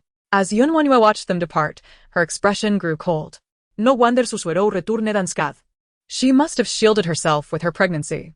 Otherwise, the martial emperor would not have merely punished Knight LingXuan with a beating, allowing him to bring Su Shuero back.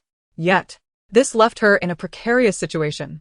Hurting a royal heir is a capital offense. Su Shuero had dug herself a deep hole. Dui, Chiu Xiang, she called. The two rushed forward, their faces filled with concern. My lady, should we flee? Though Dui appeared simple-minded, he was not foolish. Su Shuero, having lost her child, would undoubtedly seek retribution from WanYue. Although fleeing was a less-than-ideal strategy, it was still a plan. Chiu Xiang, equally troubled, added, even if Su Shuero does not pursue it, concubine Su will not let the matter rest, and the emperor, who places great importance on heirs, may also use this against us. Though Yi Zijing and Yuning did not fully grasp the complexities, they sensed the gravity of the situation from Dui and Chiu Xiang's expressions. Mother, wherever you go, I shall follow, Yi Zijing declared, gazing up at WanYue with timid eyes. Yuning stood resolutely beside her, adopting a protective stance, so shall I. In that moment, WanYue's heart was filled with mixed emotions. She looked back and forth, deeply touched. I shall not leave, she suddenly declared, leaving everyone momentarily stunned. Chiu Xiang cautiously inquired, My lady, have you devised a strategy? Fleeing might bring temporary relief, but would lead to endless troubles afterward, especially with so many of them. Escape would only solidify their guilt. WanYue could not bear to let Yi Zijing accompany her in such turmoil. Should she choose to leave, it would be in a manner that preserved her innocence. Now, shut the gates of the Wangfu. No one is to enter or exit, WanYue commanded. Dui's eyes sparkled with excitement. If someone dares to break in, can we fight? We can fight, WanYue replied resolutely. That was exactly what he was waiting to hear. Dui rolled up his sleeves to execute the order, lightly patting the back of Yunying's head. What are you dawdling for? Go and spar with master. Yuning cast a worried glance at Yi Zijing, but WanYue smiled at him. Go, Zijing will be fine. Hearing this, Yuning followed Dui. Chiu Xiang, still perplexed, asked, My lady, what are you planning? She, more perceptive than Dui, sensed something ominous in WanYue's demeanor. WanYue pushed Yi Zijing into Chiu Xiang's arms, addressing the heir. Please keep a close watch on Zijing. Having prepared herself for a potential fracture after being struck by Knight LingXuan's palm wind, she did not expect that a mysterious force would lighten her descent just before she hit the ground. In the chaos of the moment, WanYue had not had the chance to think. Reflecting now, it must have been Knight Ju Xian's shadow guard who had caught her. Otherwise, she would not have merely coughed up blood. I'm going to settle the score with that little schemer, Su Shuero. WanYue stormed towards the Jinxiu garden, kicking open the door to find Knight LingXuan red-eyed, cradling Su Shuero in his arms. Upon seeing her, his expression grew wary. What do you want? WanYue approached with an innocuous smile, step by step, towards the bed. I have come for revenge. As she drew near, Su Shuero's eyelashes quivered slightly. She was indeed feigning unconsciousness. Seizing the moment when Knight LingXuan was distracted, WanYue pressed her fingers against Su Shuero's pulse. Chapter 86. You're a lunatic. By the time Knight LingXuan realized what was happening, WanYue's hand had already left Su Xiuero's wrist. She bore a strange smile as she looked at Knight LingXuan and, without hesitation, slapped Su Xiuero across the face. Ah! Su Xiuero screamed, jolting awake, unable to continue her charade, and could only cover her face. Glaring at WanYue in fury. Have you lost your mind? Knight LingXuan pushed WanYue away, instinctively shielding Su Xiuero as if she were a chick. Rower is already injured, and you still do not leave her be. WanYue, are you even human? WanYue remained unfazed, coldly retorting. Look at your rower, full of energy. She hardly resembles someone on the verge of death. Realizing her scream had been too loud, Su Xiuero weakly leaned into Knight LingXuan's embrace, resuming her act of impending demise. Your Highness, this is all Rower's fault towards my sister. I do not blame her. Knight LingXuan tenderly caressed her cheek, glaring at WanYue. Get out. Rather than comply, WanYue took a step closer, arms crossed, her expression icy. What if I refuse? Knight LingXuan let out a light chuckle from his throat. If you had not harmed Rower, I might have granted you a chance at life. However, since you have wounded my heir, WanYue, you are undoubtedly doomed. Heir? WanYue sneered, glancing at Su Xiuero's abdomen. Where? I'm sorry, but just now the pulse indicated that your rower is not pregnant at all. You too wish to frame me, but alas, I have seen through your scheme. Su Xiuero's expression shifted in shock, anger flaring on her face, as she realized WanYue was far more astute than she had anticipated.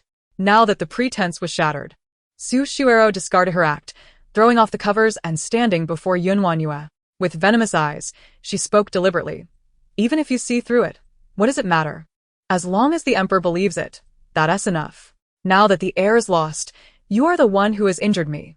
The Emperor will surely execute you. Su Xiuero's eyes gleamed with malicious delight as she plotted WanYue's demise without a place for burial. Rower, Knight LingXuan's expression became pained, as a dignified prince. He found himself colluding with a concubine to bully his legitimate wife. Su Xiuero, shedding her feigned frailty, retorted.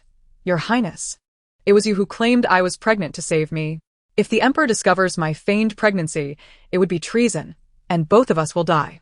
Now that there is a scapegoat, do you still wish to hesitate? Knight LingXuan's expression turned complex. He wished for Su Xiuero to live, but did not want WanYue to perish. Your Highness, you must not be indecisive. Su Xiuero pressed on. My false pregnancy cannot remain hidden.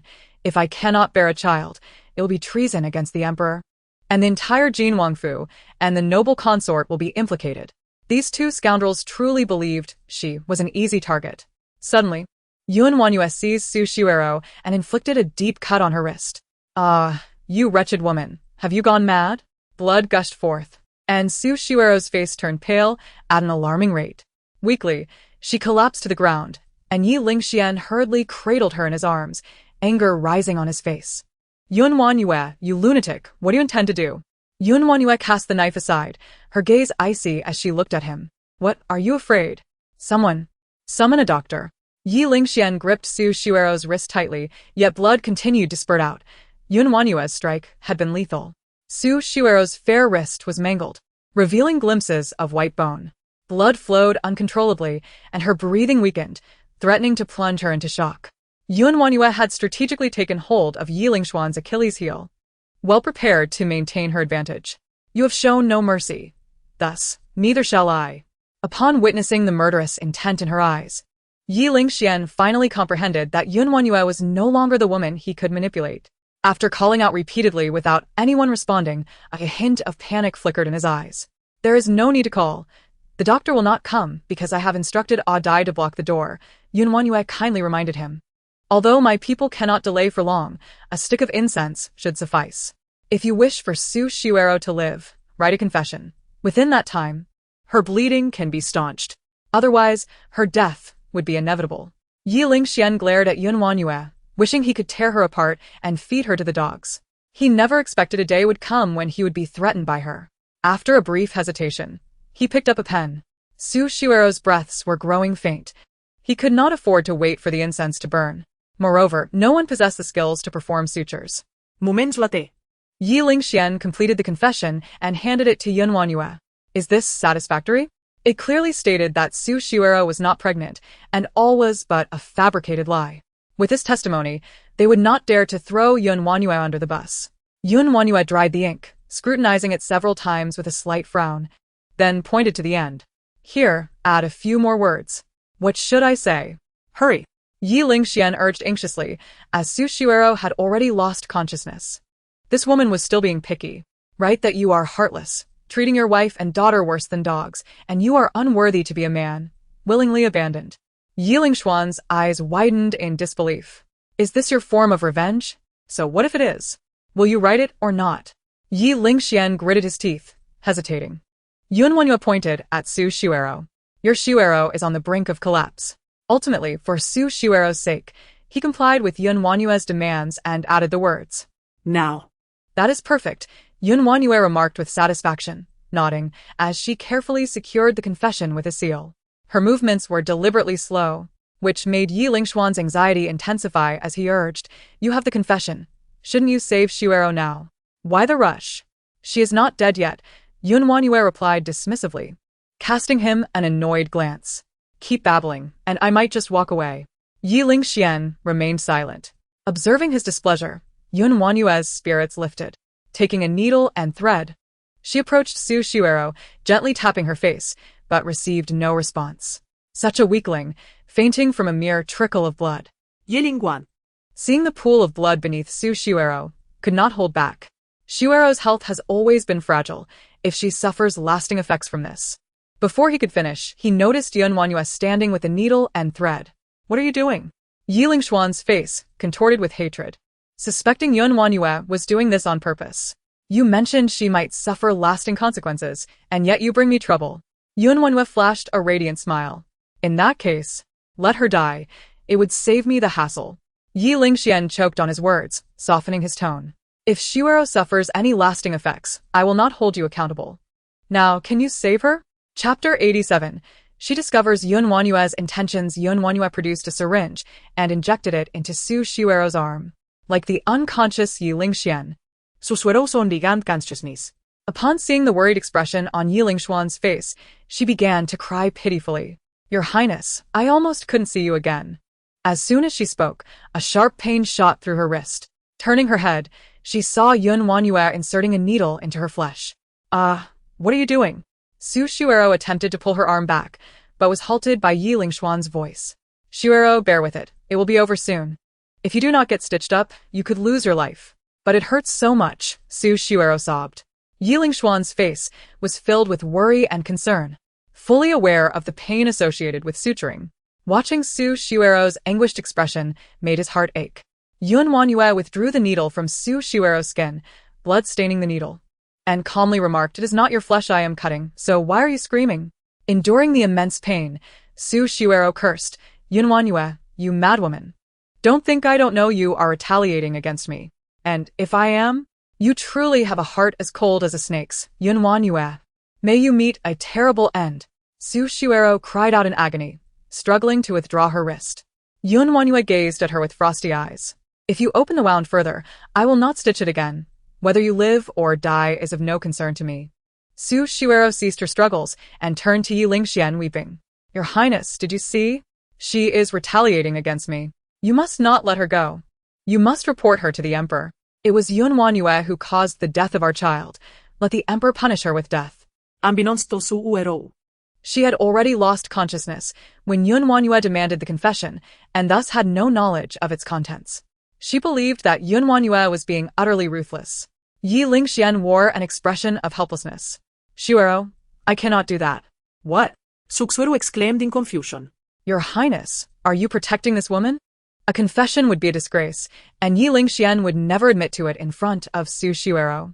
He closed his eyes slightly, his tone growing somber. Do not mention this matter again. Su Xiuero wished to question further, but WanYue completed the last stitch. The pain silenced her. WanYue looked down at her with disdain. I do not associate with those who have wallowed in filth. Do not presume that everyone values garbage as treasure. WanYue, you wretched woman, how dare you insult me? Having discarded her facade in front of Ye LingXuan, Su Xiuero unleashed a torrent of curses at WanYue, utterly enraged. So what if I do? WanYue shot her a sideways glance, filled with coldness. Do not forget, it was I who saved your wretched life.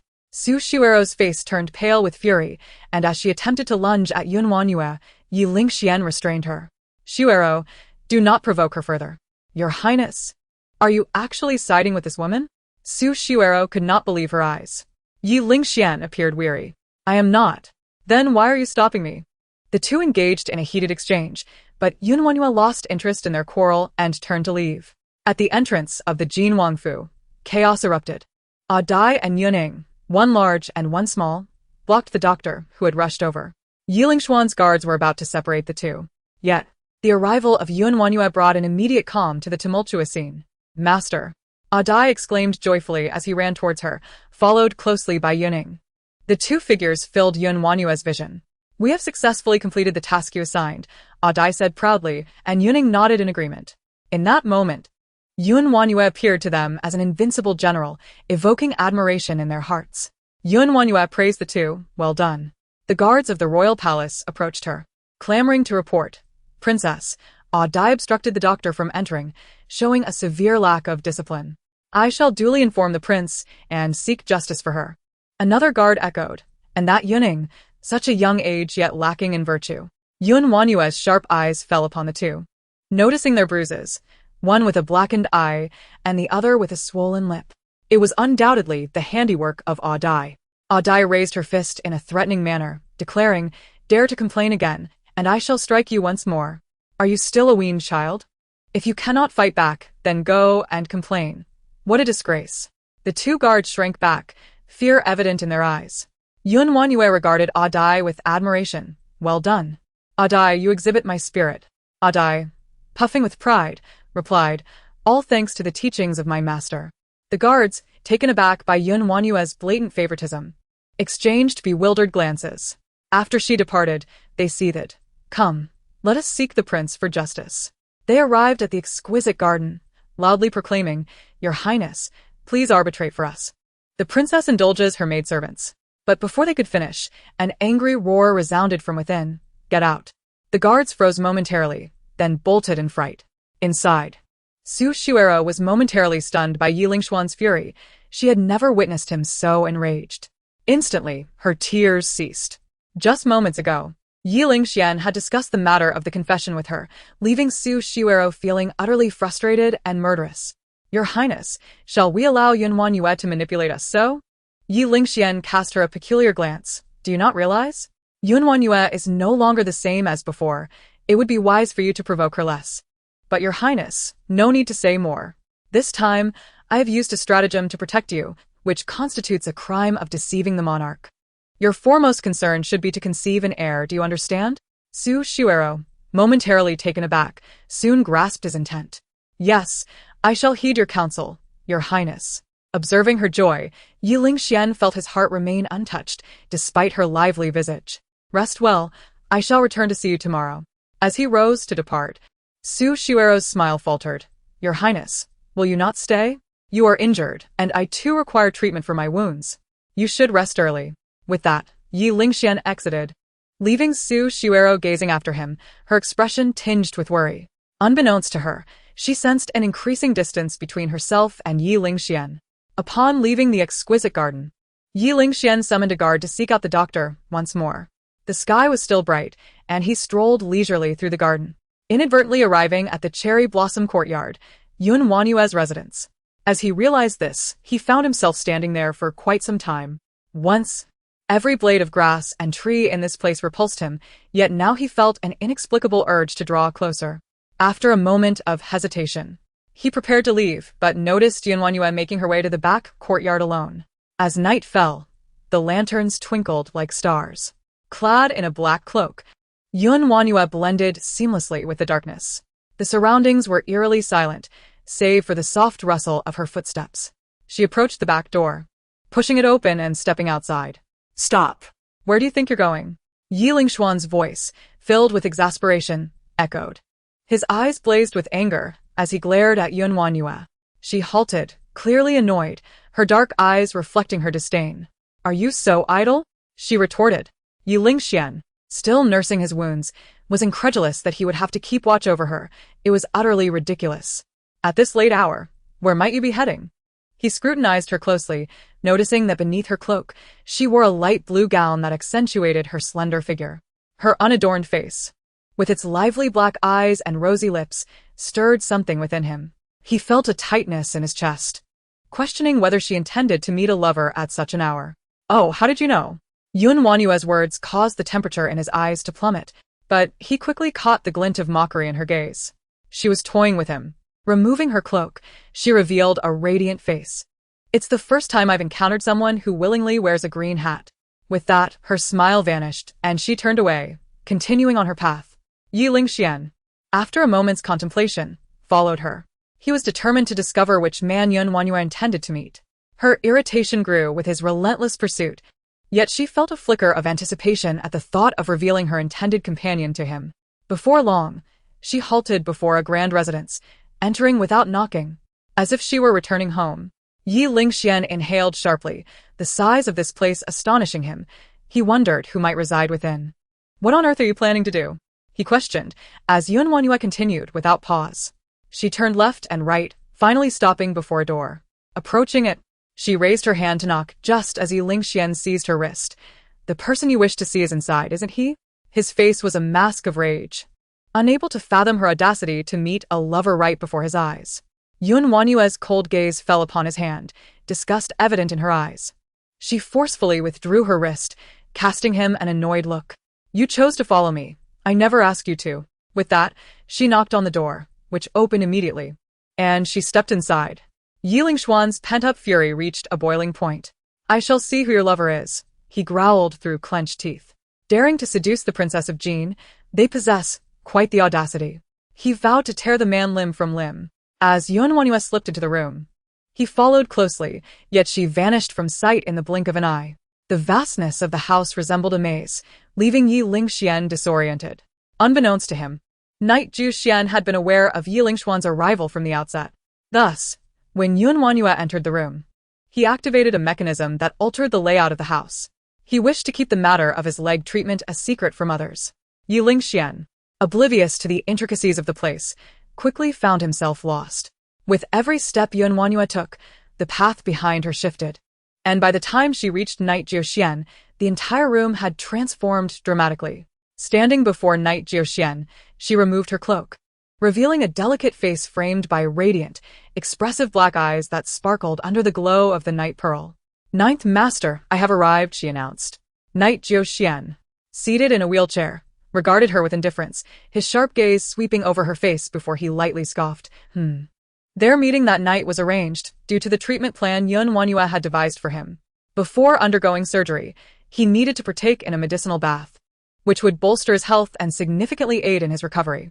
Believing Ye LingXuan had left in a fit of anger, WanYue proceeded to retrieve a small pouch of herbs from her waist and placed it on the table. The pouch emitted a subtle fragrance that was invigorating. Knight Jiuxian's dark eyes fell upon the pouch, curiosity flickering within them.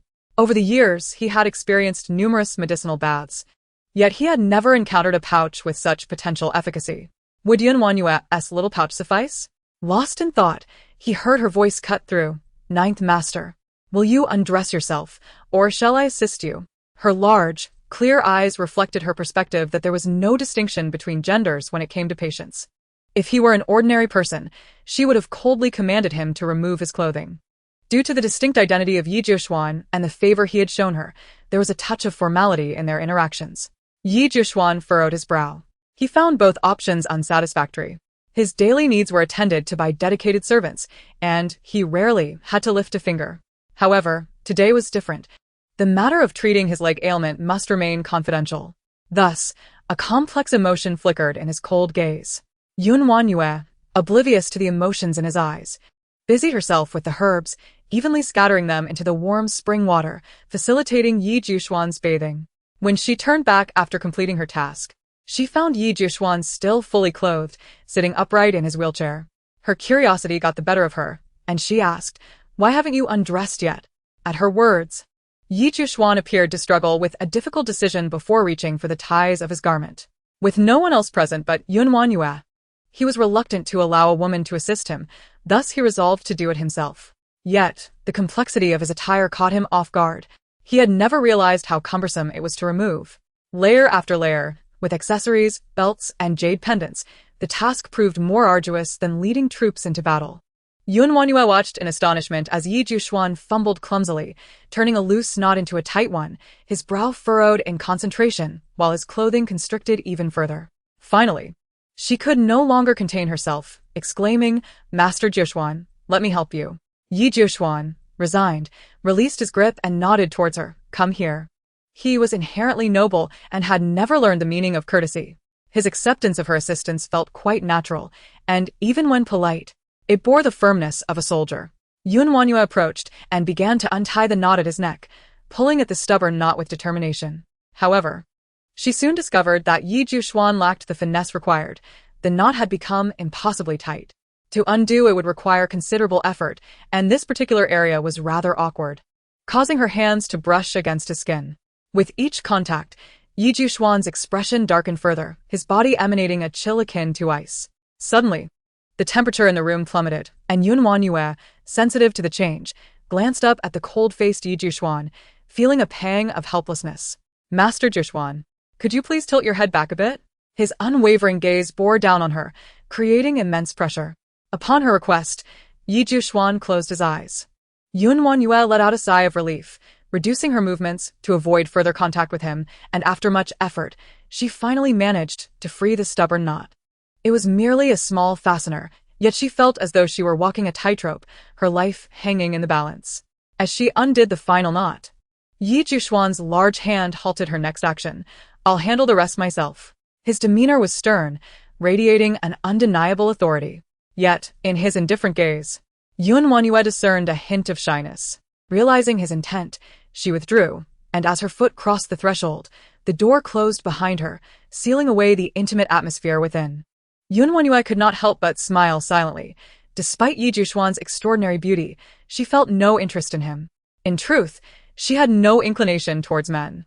Beauty, whether spring-like or stunning, was merely flesh to her. The wait felt interminable as she strolled to the window, observing the scenery outside, when suddenly a figure caught her eye. Ye LingXuan wandered about the garden like a headless fly, the surroundings shifting with his movements. The stone path he had just traversed was swiftly replaced by rock formations. Thinking her vision was deceiving, she rubbed her eyes, only to confirm that the foliage was indeed shifting.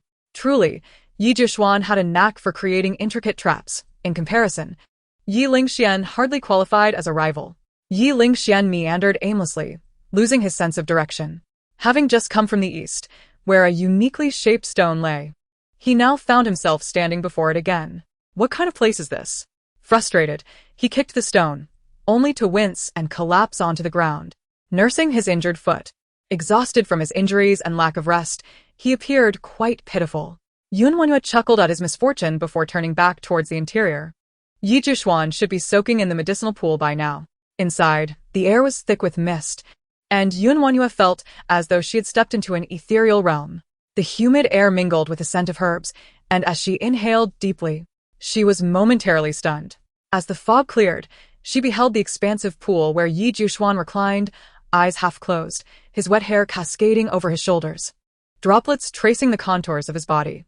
Her gaze felt as if it had been scorched, and she quickly averted her eyes. What was happening? This was not the image she had of her esteemed teacher. Upon opening his eyes, Yi Jushuan spotted WanYue, who was turned away, and commanded in a voice as cold as jade, "Cover your eyes." WanYue, speechless, smirked slightly. How could a grown man be so shy? She tore a strip of cloth from the table and blindfolded herself before turning back towards him. "Master Jushuan, could you please say something?" Yi Jushuan lifted his gaze, observing WanYue's hands waving in the air as she searched, his brow furrowing in concern. The medicinal bath required more than mere soaking. It also necessitated her unique acupuncture technique for the herbs to penetrate and be absorbed effectively. He instructed her, "Take 8 steps forward." WanYue raised an eyebrow, quickly grasping his intent. Following his command, she took a step forward, but Yi Jushuan watched as she veered off course, prompting him to call out, 3 steps to the left. With one more misstep, she would tumble into the pool. "Oh," she acknowledged, carefully shifting left 3 steps until she finally reached the designated spot. Crouching down, she extended her hands cautiously about a foot away from her and asked, "Master Jushuan, please extend your left arm." Yi Jushuan complied. his elongated arm descending before her like a great bird in flight. WanYue felt for his wrist and paused, then retrieved a silver needle wrapped in cloth from her pouch. With the precision of a swift breeze, she deftly inserted the needle into his acupoint. Her movements were fluid, executed without hesitation, as if she were a master of her craft. Ye LingXuan could hardly follow her technique. It was completed in an instant. The acupuncture session was brief. Yet Ye LingXuan felt his blood surging within him, bubbling with renewed vigor. A warmth enveloped his dantian, and a robust inner strength began to gather. It was a sensation he had not experienced in a long time, especially since his injury had caused his power to wane, though few were aware of this. Ye LingXuan hastily regulated his breathing, beads of sweat forming on his forehead and body. WanYue carefully put away the silver needles, turning away to remove her blindfold. Master LingXuan, today's acupuncture session is complete. I shall return tomorrow. With that, she rose to leave, knowing that for the time being, Ye LingXuan needed solitude to focus on rejuvenating his body. As she exited the room, she glanced back to see that the interior had returned to its original state. In the absence of any guards, she was acutely aware that should anyone intrude, they would meet a grim fate. Ye LingXuan was indeed a terrifying individual. In the exquisite garden, Su Shuiru paced anxiously within her chamber. Ever since Ye LingXuan had departed, he had yet to return. The servants of the manor had scoured the premises, but his whereabouts remained elusive. Where could the prince possibly be? Suxueru mater in distress. At that moment, Cunning hurried in from outside and whispered to her, "Miss, someone has seen the prince at the Falling Cherry courtyard, and he has not been seen since." Su Shuiru's expression shifted abruptly. "Are you implying that the prince is in that wretched woman's abode?" With her head bowed, Cunning appeared contemplative. The princess would never allow the prince to enter. Regardless of that, we shall ascertain the truth. The thought of Ye LingXuan being ensnared by WanYue left Su Shuiru restless.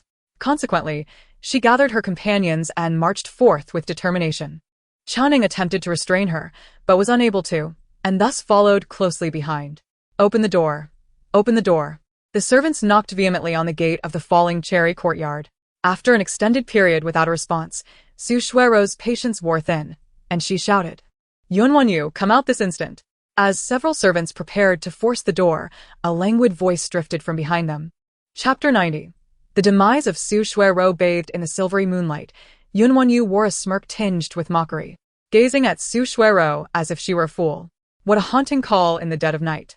Upon realizing it was her, Su Shuiru's eyes widened in shock. "Why are you dressed like that, if not to entice men?"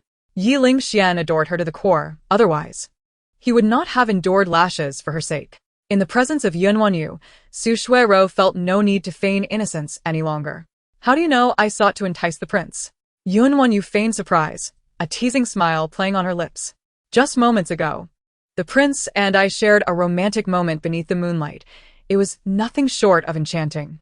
Enraged, Su Shuiru lunged at WanYue, only to have her wrists seized and twisted, forcing her to kneel. "Release me, you madwoman." With a forceful shove, WanYue sent Su Shuiru sprawling to the ground. As Su Shuiru attempted to rise again, she heard WanYue's voice. "Do you wish to know where the prince is? Follow me." After taking a few steps, she turned back to warn, "Only you may come." Su Shuiru bit her lip, instructing her attendants to remain behind, and hurried to catch up with WanYue. "Where have you hidden the prince, you vile woman? Are you not aware that he is injured?" WanYue continued her stride, ignoring Su Shuiru's incessant ramblings. Eventually, they arrived at a secluded grove. The darkness enveloped them, and eerie sounds echoed through the bamboo forest. A chill crept up Su Shuiru's spine, and goosebumps prickled her skin. She gazed at WanYue standing before her, swallowing hard, her bravado waning. "What do you intend to do here?" She feared that revenge was indeed on WanYue's mind. The more she contemplated, the more dread filled her. Taking a step back, she turned to flee. But a stone struck her knee, causing her to collapse. Looking back, she saw WanYue approaching with a whip in hand. "Do not come any closer." Su Shuiru was paralyzed by fear, regretting her impulsive decision to follow WanYue to such a place. With a sharp crack, the whip sliced through the air, striking Su Shuiru's back. In an instant, her flesh tore, and she screamed, shielding her head with her hands as she cursed, "WanYue, you wretched woman. May you rot in hell." Another lash came, causing Su Shuiru's eyes to roll back in pain. The whip showed no mercy, and soon she ceased her curses. Please. No more. Su Shuiro felt as though she were enduring a torturous ordeal, wishing for death. WanYue approached, the whip in hand. A bloodthirsty smile gracing her lips. Why the silence? I cannot bear it any longer. I beg of you, stop. Su Shuiro's face turned pale, trembling uncontrollably. Her eyes filled with terror as she regarded WanYue.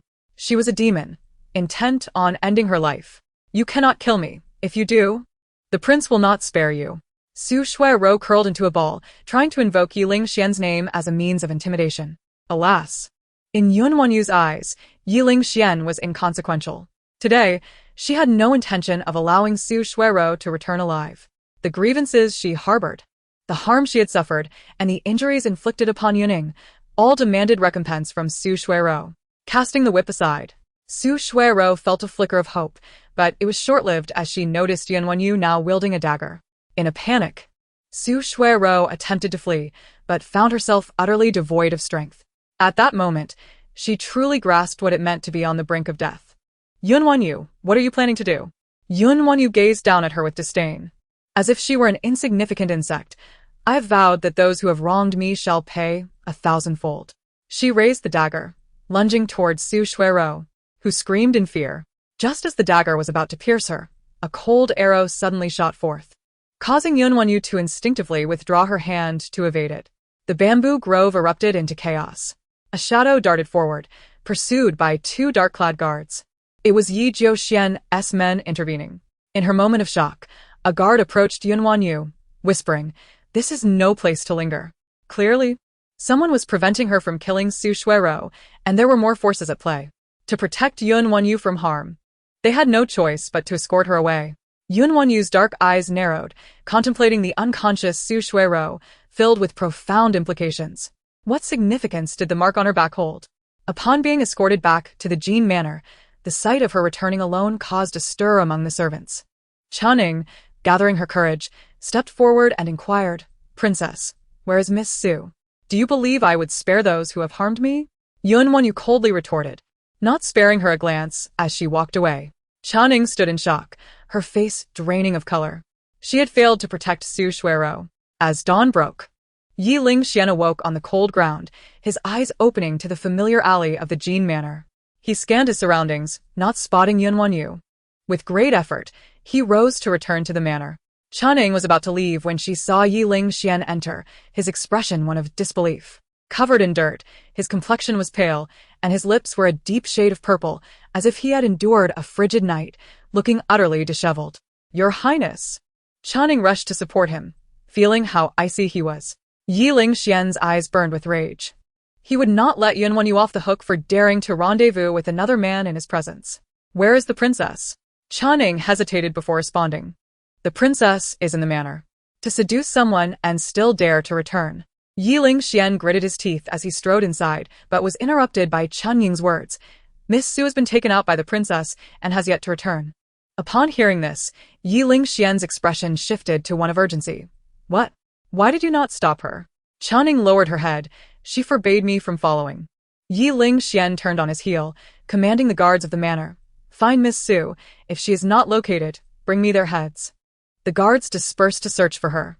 Before long, Su Shuiro was carried back, her body marred with whip marks, barely clinging to life. Ye LingXuan's heart ached at the sight of her. "Rower, who has done this to you?" "Your Highness," Su Shuiro sobbed, grasping his hand. "It was the princess. She sought to kill me."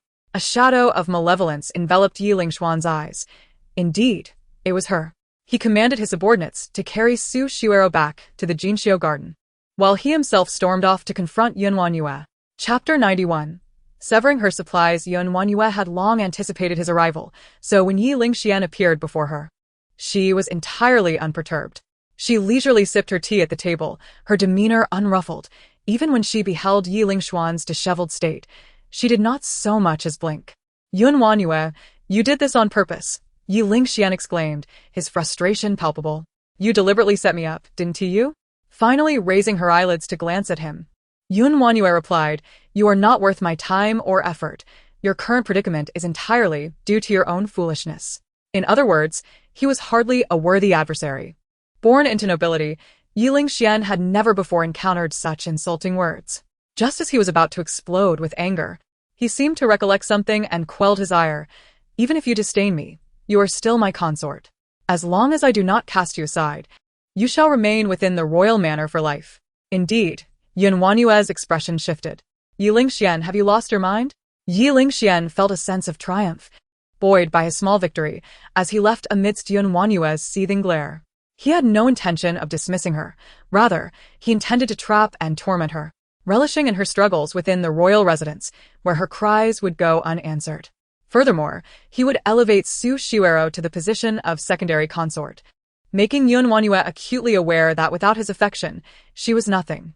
Ye LingXuan followed through on his intentions, instructing the servants to cut off all of WanYue's provisions, including food and clothing, even depriving Xiaoxiang and Adai of their monthly allowances. What do you mean, no lunch from the Luoying courtyard? Adai, Clutching an empty food container, glared furiously at the new cook. The cook, a burly woman with a face full of disdain, stood at the kitchen door with her hands on her hips, pointing a fat finger at Adai and scolding. Don't you understand? The royal residence will no longer provide meals for your Luoying courtyard. Adai gritted his teeth and confirmed. So, Luoying courtyard is no longer the royal residence's concern?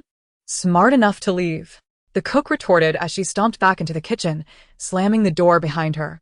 Meanwhile, Xiaoxiang, adhering to her usual routine, went to collect the monthly allowance and clothing, only to receive the same treatment as Adai. But what do you mean it's gone? Xiaoxiang asked again. How dare you even ask? Isn't the princess formidable? She has always looked down on the prince, so this outcome is well-deserved, Butlerly replied, kicking a small servant in the rear. What are you still standing there for? Move all these fine items to Miss Su.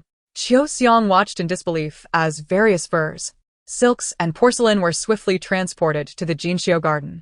Both returned empty-handed to report the matter to WanYue. Upon hearing the news, WanYue laughed coldly. Did the night dog truly say that? Both Adai and Xiaoxiang nodded in unison. Yes. And he mentioned that the princess should consider lowering her pride and admitting her mistakes if she wishes to have her provisions restored. What should we do now? A night dog thinks I should bow down and apologize? He is hardly worthy, WanYue declared with formidable confidence. She could easily confront him and reclaim what was rightfully hers, but such an act would be too generous to the night dog. WanYue pondered for a moment, formulating a plan. In the Jinxiu garden, a cascade of items flooded in, filling the room to the brim. Su Shiwero, nursing her injuries, caressed the luxurious furs and silks, her eyes shimmering with delight. All of this is for me, bestowed by the prince? Cunning, standing respectfully by, affirmed, yes, only for you. The prince has severed WanYue's supplies? Su Shiwero's excitement grew with each word. Does this mean she will revert to her previous state of being bullied? She will become a beggar, unable to even have a warm meal. With that thought, her own wounds seemed to ache less. Indeed, the prince had done so. Chen Ying's expression remained neutral, her tone devoid of emotion as she spoke. Su Shiwero approached several boxes, lifting the lids. Instantly, the glimmer of gold dazzled her eyes. Is this from the prince?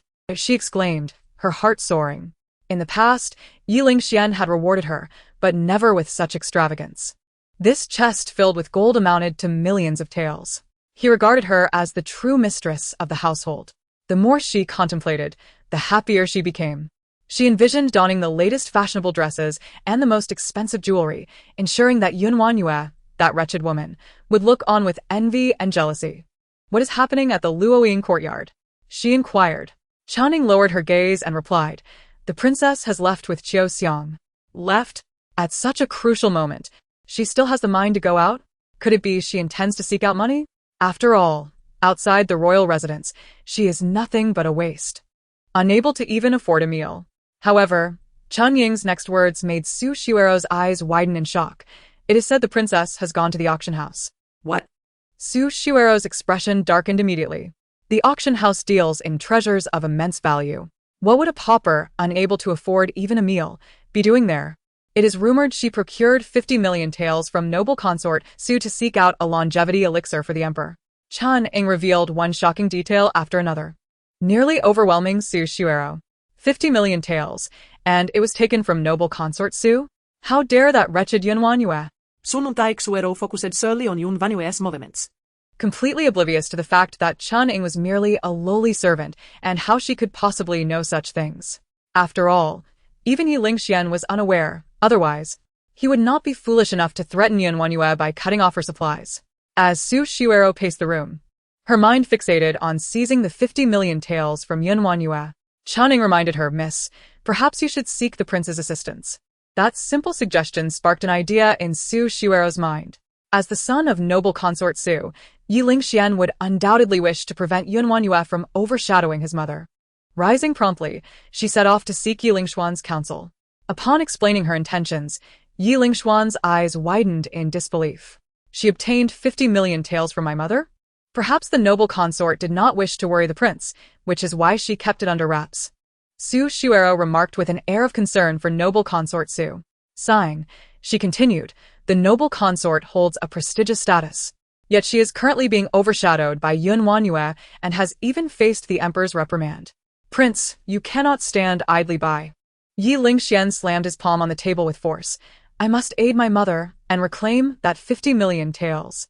WanYue is not only trampling on noble consort Su's dignity, but mine as well." Chapter 92, forcing her to repay WanYue, of course, had no intentions of seeking a longevity elixir. Her purpose for visiting the auction house was singular, to ensnare Ye LingXuan and Su Xiuero. The rumor of her acquiring 50 million taels was, naturally, a ploy she orchestrated through Cunning. At present, the pair sat comfortably in the auction house. "Master, do you think the prince will truly come?" Cunning expressed her apprehensions. While she too held disdain for Ye LingXuan, she could not bring herself to yell night dog alongside WanYue. Seated on the second floor by the window, WanYue surveyed the auction house below. An array of pastries and tea spread before her. Her bright eyes sparkled with confidence. 50 million taels was no trifling sum. She could not believe Su Xiuero would not be tempted. "Whether he comes or not will soon be revealed," she replied casually. Her visit here was for another purpose as well. The medicinal materials used by Ye Jiuxian were exceedingly rare. Among them was a celestial herb known for its exceptional health benefits and its ability to rejuvenate one's vitality. If this medicine existed, the day of Knight Jiuxuan's surgery could be advanced. However, the celestial flower is exceedingly rare, thriving only in the frigid north, taking 30 years to reach maturity. If it remains unpicked for 3 days, it will wither and perish. WanYue's hopes were not high. Suddenly, her gaze fixed on a certain spot in the room. Knight Jiuxuan, clad in dark silk garments, appeared before her eyes and swiftly entered a secret chamber. "Why is he here?" WanYue murmured to herself. Just as she pondered Knight Jiuxuan's purpose for being there, Ye LingXuan and Su Xiuero appeared. "The bait has been taken." A satisfied smile blossomed on WanYue's lips. Ye LingXuan, accompanied by Su Xiuero, made his way directly to the second floor where WanYue sat, taking a seat beside her. His gaze was as sharp as a knife, piercing through WanYue. She merely smiled back at him, her lips curling into a radiant grin. "Oh, night dog. What brings you here? I heard you obtained 50 million taels from the Empress Dowager?" Ye LingXuan gritted his teeth, inquired with barely concealed anger. WanYue blinked innocently. "I did. You should return it to the Empress Dowager quickly. What if I refuse?" Ye LingXuan's fury was palpable. "Do you have any idea what that 50 million taels means to the Empress Dowager?" WanYue shook her head. "I have no desire to know." Ye LingXuan inhaled sharply, struggling to maintain his composure. "That is the entirety of the Empress Dowager's fortune, amassed over decades of hard work. How can you bear to take it all away?" "That is of no concern to me," WanYue retorted, each word deliberate. "WanYue." Ye LingXuan's face contorted with rage as he abruptly stood. "I am speaking to you civilly. Do not provoke my ire." WanYue turned to face him. "I am merely attending to the Empress, coming to the auction house to procure the elixir of immortality. You threaten and intimidate me. Do you not wish for the Emperor to enjoy longevity?" Ye LingXuan's words caught in his throat. "You are being unreasonable. I have never heard of such an elixir. It seems you simply wish to fool the Emperor with some random concoction." Just then, the auctioneer ascended the stage, presenting the items up for bid today. 3 precious items were to be auctioned. The auctioneer elaborated on the treasures: the Liuli Pagoda from Deyue, the invaluable celestial flower, and the piece de resistance, the elixir of immortality. He emphasized the significance of this elixir. "This is an unparalleled treasure, a single pill capable of extending one's life by 5 years. The room erupted in astonishment. What? An elixir of immortality. Does such a divine remedy truly exist? Some voiced their skepticism. Whether it does or not, you'll find out by consuming one, came a voice filled with curiosity as spectators eyed the elixir with growing intrigue.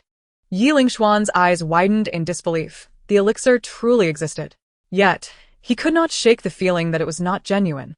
If such a miraculous remedy were real, would not everyone in the world live to an advanced age? He cast a cold glance at WanYue, only to find her eyes gleaming with anticipation. Fixated on the treasures, seemingly prepared to bid on the elixir. Su Shuero urgently tugged at Ye LingXuan's sleeve. Your Highness, you must not allow her to acquire the elixir. There is but one. If we present it to the Emperor, WanYue will be denied the elixir, and the Empress Dowager's 50 million taels will be restored. Ye LingXuan scoffed, his eyes filled with disdain.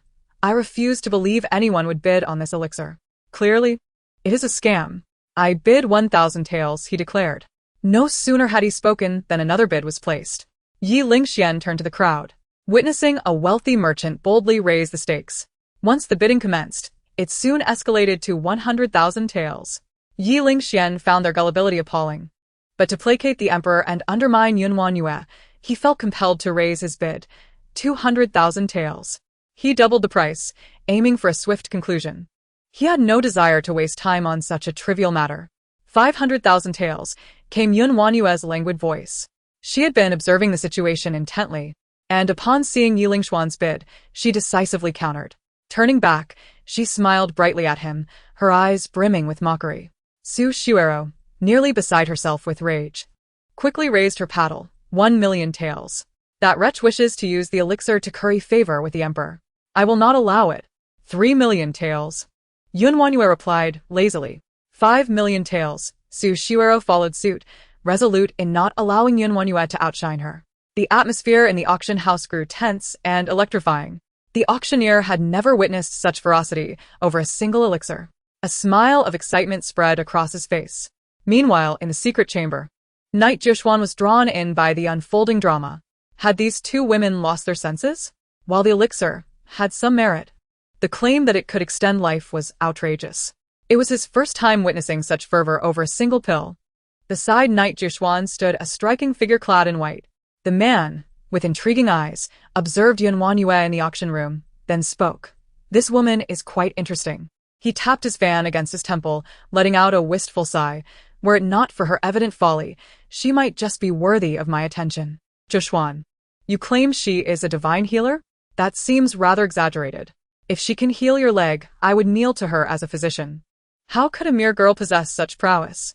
Knight Jushuan's gaze remained fixed on WanYue, whose small face sparkled with a mischievous glint, reminiscent of a fox stalking its prey under the cover of night. Hearing the man's words, he chuckled softly. According to the rules of your medicine King Valley, one must burn incense and announce their intentions to the world when taking on a disciple. Once one becomes a disciple, they are bound for life. Are you certain you wish to proceed? WanYue shrugged indifferently, his tone dripping with contempt. No one has yet been born who could compel me, WanYue, to take a disciple, let alone her. Do you know who the elixir belongs to? Knight Jushuan's face bore an inscrutable smile. His sharp eyes fixed on WanYue on the second floor of the auction house. At this moment, the bidding had reached a fever pitch. The wealthy merchants who had previously shown interest in the elixir had all fallen silent. Everyone was now eagerly watching WanYue and Su Shuero, several recognizing Ye LingXuan's identity, prompting hushed whispers. Isn't that the Prince of Jin? And beside him is his favored concubine, indeed a beauty. No wonder the prince prefers a concubine over the princess. The princess must be exceedingly unattractive. Laughter erupted among the vulgar crowd. Su Shuero wore a smug expression, determined to crush WanYue, ensuring she could never rise again. Sister, please do not bid any higher. If you return the 50 million taels to the prince, he will surely speak favorably of you before the emperor. Otherwise, without the elixir, you will surely face punishment. Su Shuero feigned concern for WanYue, her desire for the elixir evident. Yet, she felt a twinge of anxiety. If WanYue refused to relent, she risked losing the entire fortune of the Wangfu. Furthermore, the prince's residence could only muster 30 million taels.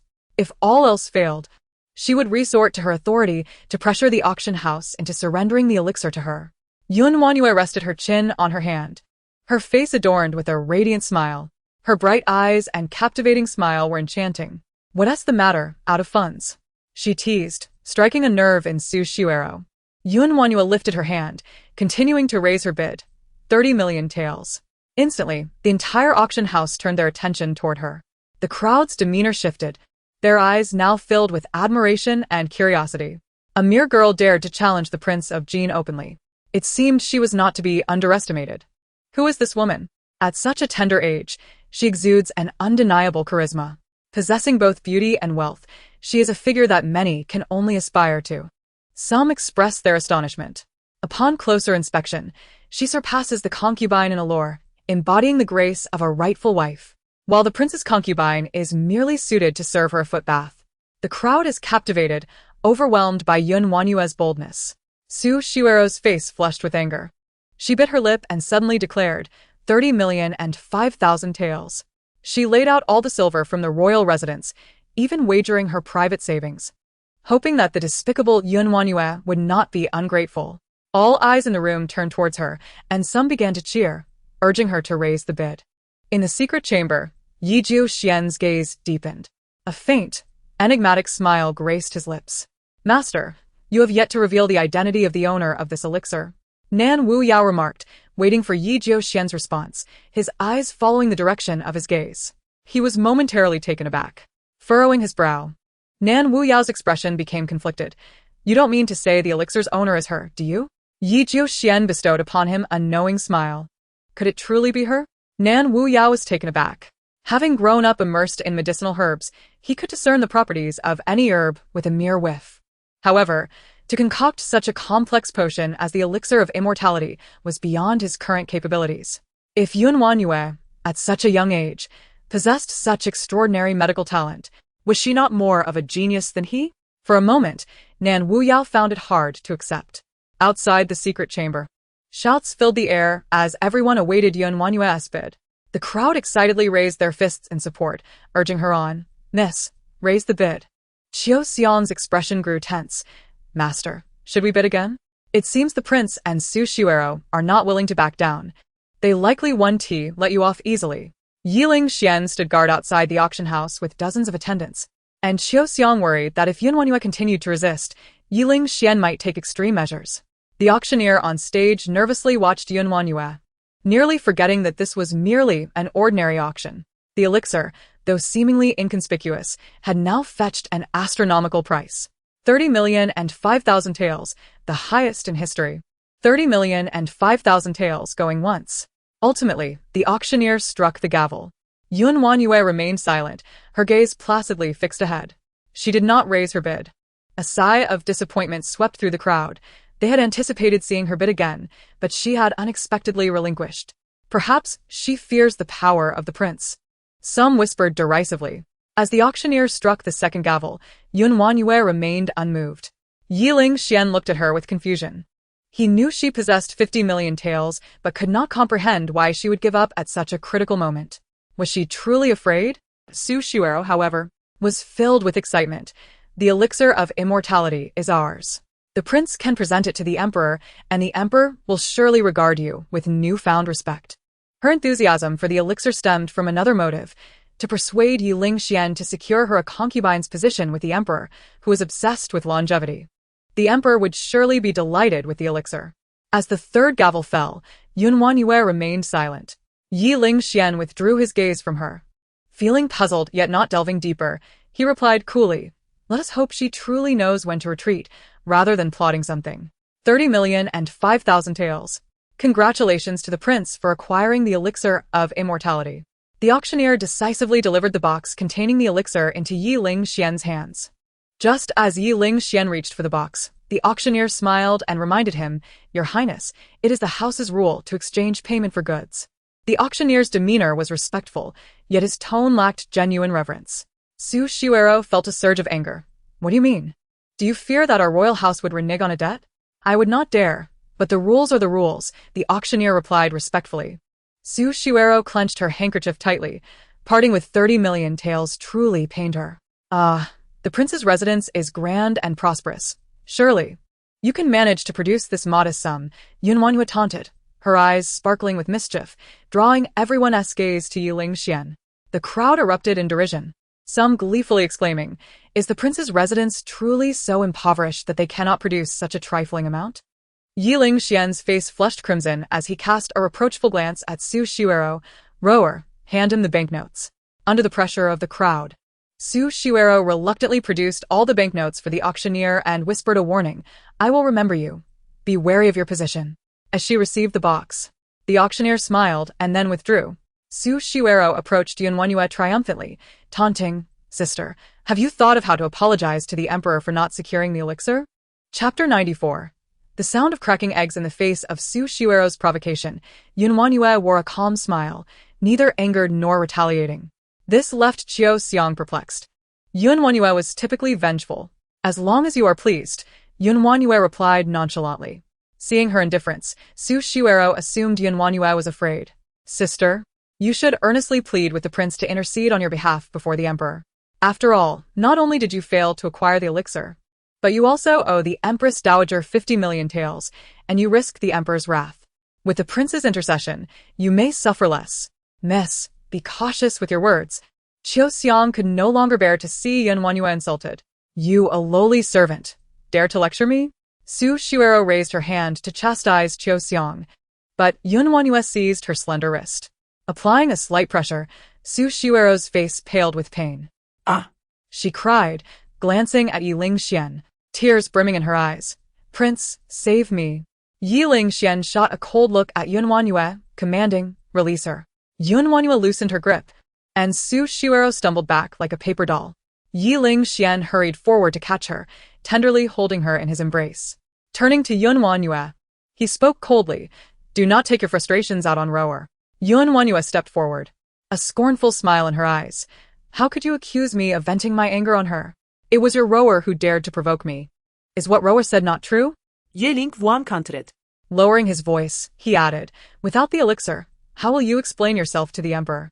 "That is my concern, not yours," WanYue replied, noticing the auction house's overseer watching her. She wished to disengage from Ye LingXuan, warning him, "Control your dog. Do not let it bite without cause." With that, she pushed past Ye LingXuan and prepared to leave with Qiu Xiang. Su Shiuero blocked her path. "Sister, the prince is only giving you another chance out of pity. If you do not appreciate it, at least do not be so disrespectful. I would never dare to show such disdain for the prince." Unable to contain her anger over WanYue's push against Ye LingXuan, she sought to defend him. WanYue, already intent on leaving, halted upon hearing Su Shiuero's words, her expression curious as she looked at her. "You are so infatuated with the prince. Yet you spend his money without restraint. Surely, you have exhausted the royal treasury." Su Shiuero felt a jolt of surprise. How did WanYue know that the residence had only 30 million taels? Maintaining her composure, she replied, "I have not. I merely wish to alleviate the prince's burdens." "Oh, is that so?" WanYue could hardly suppress her laughter. "It seems that tomorrow marks the distribution of the monthly allowance. And it's time to procure the spring garments as well. Oh dear, the Empress Dowager's birthday is approaching too. The celebration is a matter of prestige. If the prince fails to present an extravagant gift, he will surely become a laughingstock among the other princes." Observing Su Uerue's increasingly pale complexion, WanYue continued her calculations. "Let me do the math for you. The monthly allowance is calculated per capita. There are 120 individuals in the residence, each receiving 2 taels of silver, totaling 240 taels.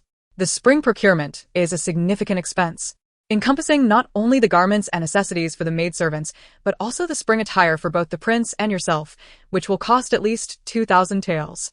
As for the Empress Dowager's gift, seeing Su Shiuero's expression, which seemed on the verge of tears, WanYue sighed deeply. "It will require at least several tens of thousands, if not over 100,000. Otherwise it will be deemed unworthy, and the Empress Dowager will look down upon it. Where do you think such a sum will come from?" Su Shiuero was already aware of these facts, yet hearing them from WanYue's lips inexplicably ignited her anger. Ye LingXuan also contemplated these matters, his expression darkening ominously. How could the royal residence lack silver? His sister was overly worried. Su Shiuero stubbornly denied this, already envisioning presenting the immortal elixir to the emperor, expecting rewards in return. Once the rewards were granted, would the residents still lack silver? As for the Empress Dowager, as long as WanYue returned the silver she had consumed, the favored concubine Su would not treat them poorly and might even allocate a portion as a reward. With this thought, Su Shiwero felt a sense of accomplishment. WanYue nodded vigorously. Yes, you are absolutely right. I eagerly await your presentation of the elixir to the Emperor and the subsequent rewards flowing into the royal residence. Now, I must take my leave. Make way. Good dog. Do not obstruct my path. Ye LingXuan, witnessing her obstinacy, exhibited a look of utter despair. He firmly grasped WanYue's wrist, pulling her back. Caught off guard by a sudden move, WanYue nearly stumbled into his embrace, but fortunately, Qiuxiang intervened. This scene left Su Shiwero utterly stunned. Her gaze fixated on Ye LingXuan's grip on WanYue's hand, her heart racing with unease. This wretched woman was brazenly enticing the prince before her very eyes. When had she bewitched him to such an extent? Your Highness, Susurró gasped, rushing forward in an attempt to separate them. Suddenly, WanYue, filled with fury, turned and struck Ye LingXuan across the face. The sound of the slap echoed, leaving a vivid crimson imprint upon his cheek. Before Ye LingXuan could react in anger, WanYue exclaimed, "Ah, Your Highness, how could it be you? I thought some scoundrel dared to tease me." Ye LingXuan's mind cleared somewhat. Entangling himself with WanYue at this moment would only provide fodder for public ridicule. Within a day, rumors of him accosting a commoner would spread through the streets. Most importantly, he could not allow WanYue's identity to be exposed. Otherwise, the disgrace of the crown prince's wife and a concubine fighting over goods at the auction house would reflect poorly on him.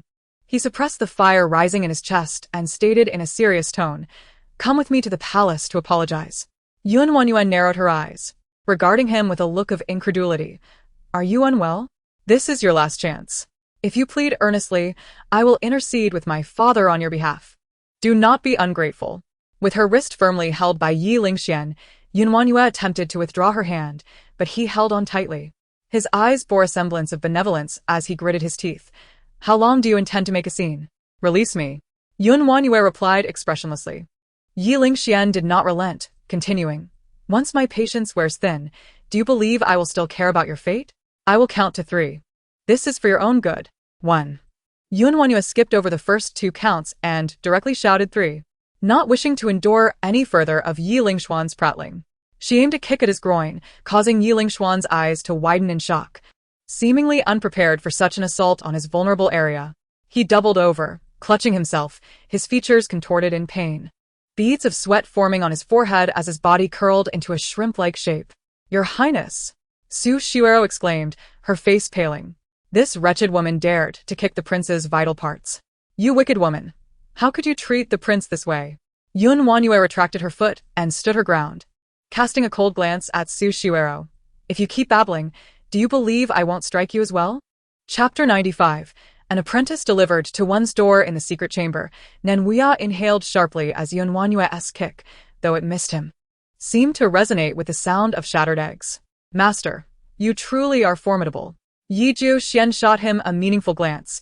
"You have yet to become my disciple. That's only a matter of time.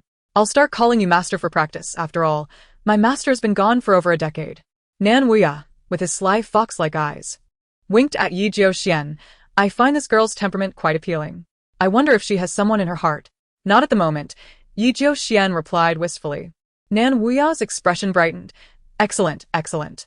There is, however, a husband," Ye LingXuan added, causing WanYue to be taken aback. He glanced between WanYue and Ye LingXuan. "No way, she is the crown prince's wife," Ye LingXuan retorted. "Did you not know? You didn't tell me." "Oh, I forgot to mention it." Just then, a steward entered, bowing respectfully to Ye LingXuan. "Ninth master, after deducting fees. Miss Yun will receive 30 million taels of silver." Ye LingXuan nodded. "Please deliver the banknotes to her." "Yes," the steward replied, and exited. WanYue clucked his tongue. "Ninth master, your family is quite wealthy, yet still covets my master's share. How shameless." Ye LingXuan twirled the jade ring on his thumb, smiling. "I only covet her silver, while you seem to covet her person. In terms of shamelessness, I might even surpass you." WanYue, "I've never seen shamelessness expressed so eloquently." The steward approached WanYue, respectfully presenting a box. "Miss Yun, here are the auction banknotes. 30 million taels are all contained within. WanYue opened the box, counted the notes, and tossed it to Qiuxiang. Qiuxiang's eyes nearly popped out. Master, I've never seen so many banknotes before. Look at you, acting like you've never seen wealth, WanYue said with a faint smile. Turning to the steward, when will the celestial maiden be auctioned? The steward replied in a businesslike manner. I'm sorry, Miss Yun. The celestial maiden will no longer be auctioned. What? Not auctioning? Yes, the owner has taken the celestial maiden back, the steward confirmed. Why? I'm afraid, I do not know. WanYue felt somewhat speechless. She had come specifically for the celestial maiden. Who would have known that the owner had reclaimed it? Without the celestial maiden, Yi Jiuxian's surgery would have to be postponed. Do you know who possesses the celestial maiden? I would like to meet them, WanYue expressed. Unwilling to miss this opportunity. No matter the cost, she was willing to pay. The steward shook his head with a smile. According to the auction house's regulations, we cannot disclose the owner's information. Quite honorable, WanYue conceded, thanking him and allowing him to leave. Master, is the celestial maiden really that important? Qiuxiang inquired. WanYue replied, for ordinary individuals, it holds little value, but for certain special individuals, it is immensely useful. She felt regretful for missing the opportunity with the celestial maiden. Seeing her furrowed brow, Qiuxiang suggested, Master, let us return to the residence for hot pot. Jinjin and the others have been clamoring for it. WanYue relaxed her brow and smiled. All right, let us head back. The two slipped out through the back door of the auction house, preparing to return when they encountered an exceptionally charming gentleman with fox-like eyes standing before them. Qiuxiang instinctively tightened her grip on the box, eyeing him warily. WanYue also felt a surge of caution, positioning Qiuxiang behind her. Surely, this gentleman was not here to rob them? Esteemed sir, what brings you here? WanYue inquired, simultaneously brandishing a vial of sedative. Should her counterpart harbor any nefarious intentions, she would swiftly teach him a lesson. WanYue stepped forward, bowing at a 90-degree angle. Master, are you returning to the manor? Your humble disciple is willing to assist. Behind him stood an exceedingly ostentatious and luxurious carriage, crafted from precious materials and glimmering under the sun. WanYue gasped, taken aback by the opulence of the carriage. Those who could afford a carriage made of gold were either nouveau riche or possessed wealth rivaling that of nations. She cast a glance at WanYue, whose attire of white belied the fact that his garment, made of fish spirit silk, was worth a fortune. It was evident he belonged to the latter category. What did you just call me? WanYue blinked and asked, Are we so familiar? She racked her brain, but found no information about the individual before her. The original owner had no dealings with him. Seeing her guarded demeanor, WanYue chuckled. I am WanYue, the Lord of Yawang Valley. From this day forth, you shall be my master, and I your disciple. This is a token of our first meeting. He produced a small box, which he opened to reveal a chilling aura emanating from within. Encased in ice was a crystalline flower. WanYue's eyes widened in astonishment as she exclaimed, Heavenly Immortal, are you the merchant? Noticing her surprised expression, WanYue smirked, Please call me disciple. WanYue, captivated by the Heavenly Immortal, paid little heed to WanYue's words and nodded repeatedly, Very well. Hearing this, WanYue sighed in relief. WanYue had accepted him. Thus Knight Jiuxian would not object. Wait, what did you just call me? After the initial shock, WanYue sensed something amiss. How could someone as affluent and handsome as WanYue acknowledge her as a master? Master, WanYue reiterated. And the reason? His fox-like eyes narrowed. I like it. I am willing. Is that reason sufficient? I do not take just anyone as my disciple. I am a person of principles. By accepting me, you shall gain a remarkably handsome disciple, and I am willing to do anything for you. Does that suffice? WanYue paused, then continued, as the Lord of Yawang Valley. I can cure the world's ailments, and together we can refine our medical skills for the benefit of humanity. Most importantly, I possess wealth. Disciple, take me back to the Jinwang Manor. WanYue smiled contentedly as she boarded the carriage. Qiuxiang, wide-eyed, leaned in and whispered, My lord, what about your principles? Sometimes, being too principled is not advantageous. Occasionally bending the rules is acceptable. WanYue sought to justify herself. It's not that I don't wish to adhere to them. It's just that he offers too much, and there will be even more in the future. Before long, the carriage halted. WanYue elegantly lifted the curtain and flashed a charming smile at WanYue. Master, please. WanYue acknowledged with a sound and disembarked with Qiu Xiang. Their figures vanished into the Jin Wang manor, yet a slight frown creased Nan Wuyao's brow. He instinctively placed a hand over his chest, a pained expression crossing his face. Go, he commanded, and the carriage sped towards the Xian Wang manor. WanYue watched the carriage disappear behind the gates, her mind swirling with questions. How could the master of the wealthiest Yawang Valley seek her as a mentor? Such anomalies often concealed ulterior motives. This individual's origins were shrouded in mystery. It would be prudent to remain cautious. Chapter 96. This prince is not here for you at the Xian Wang manor, within the hot spring pool. The sound of water trickled gently, and the mist gradually dissipated, revealing an enchanting visage.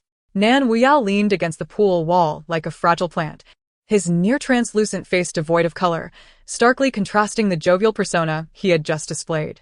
Strands of hair clung to his cheeks, lending him an ethereal beauty that belied his frailty. Your affliction is becoming increasingly frequent, Knight Jiuxian remarked, his deep-set eyes scanning Nan Wuyao's chest. Concern flickering in their depths. Black veins spread from his chest, reaching his collarbone.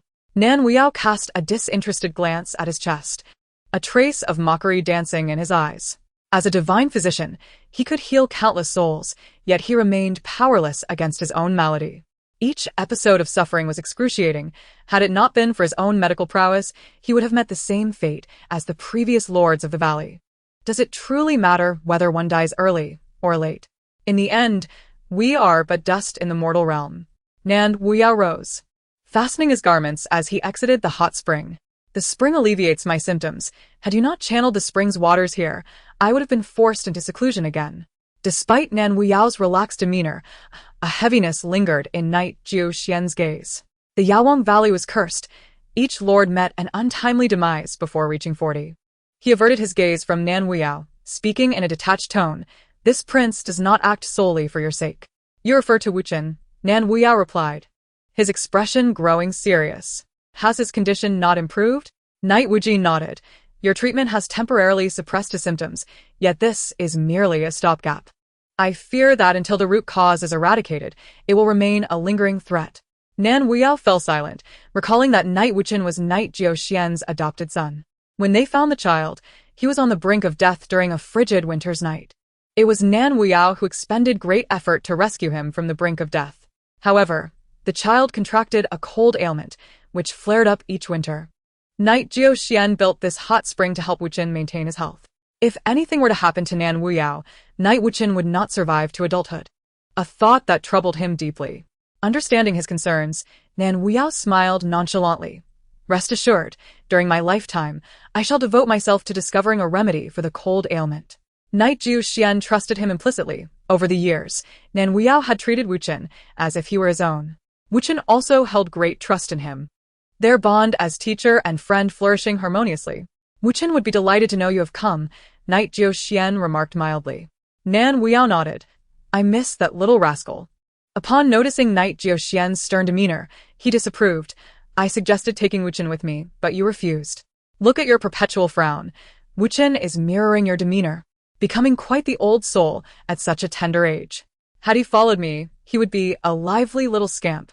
Following you would mean spending all day amidst herbs and remedies, Knight Jiuxian retorted. That would be preferable to being cooped up in the manor with you all day. Nan Wuyao exclaimed, invigorated by the topic. You are of a certain age. Shouldn't you consider starting a family? Such a grand manor without a trace of life seems rather desolate, don't you think? A flicker of something unnoticeable crossed Knight Jiuxian's eyes as he shook his head. Not at all. Suddenly, Nan Wuyao leaned closer, a teasing smile playing on his lips. I've heard that Princess Changel is infatuated with you. How about? Knight Jiuxian shot him a cold glare, prompting Nan Wuyao to hastily silence himself. I will go check on Wuchen. Nan Wuyao seized the opportunity to escape, fearing he might freeze to death under Knight Jiuxian's piercing gaze. One more thing. He poked his head around the door, reminding him, the Empress Dowager's birthday is approaching. Have you prepared a gift? At the Jin Wang Manor, within the courtyard of Luoying Garden, WanYue was enjoying a hot pot feast with her companions. They had returned late the previous day, leaving little time to prepare ingredients. Qiu Xiang had simply whipped up some dishes to appease Yizi Qin, and today WanYue had arranged for a hot pot. In the Enyang hot pot, various ingredients bubbled and simmered. The fragrance of meat intertwined with the aroma of vegetables, wafting through the air for miles. WanYue and her companions reveled in the feast, while Ye Zichin's little mouth gleamed with oil as she nibbled on meatballs. Mother, this is delicious. Ah Dao and Qiuxiang busily grasped the ingredients from the pot, each indulging in the sumptuous feast with grease smeared across their mouths. Jinjin, this is for you, Yuning said as she deftly placed a meatball into Ye Zichin's bowl, occasionally wiping her mouth for her, yet hesitating to eat one herself. She is no longer a child, Yuning. You may eat without worrying about her. WanYue chuckled. Indeed, Yuning, I do not require your care. Please enjoy your meal, Ye Zichin chimed in with a childlike lilt. Only then did Yuning shyly smile, burying herself in the food. Soon enough, news of the hot pot gathering at Luo in Yuan reached Sushuero. Upon hearing this, she could no longer remain seated and hurried over with Chuaning in tow. The tantalizing aroma of the hot pot wafted through the air, revealing WanYue's table filled with laughter and a bounty of meat and vegetables, akin to a celestial banquet. As Sushuero approached, eager to join, she was halted by Chuaning. Miss, please hold on. How dare you stop me, you insolent servant? Sushuero fumed internally. The royal treasury was completely drained, and she had endured hunger since dawn. Meanwhile, WanYue feasted lavishly, an affront to her pride. Chuaning stood respectfully before her, urging, Miss, the most pressing matter now is to enter the palace. Why waste time here? After a moment's reflection, Sushuero turned to leave, but then noticed Ye LingXuan approaching. Your Highness, what brings you here? She quickly inquired. Ye LingXuan responded with a detached tone, his gaze fixed upon WanYue. I come to find the princess.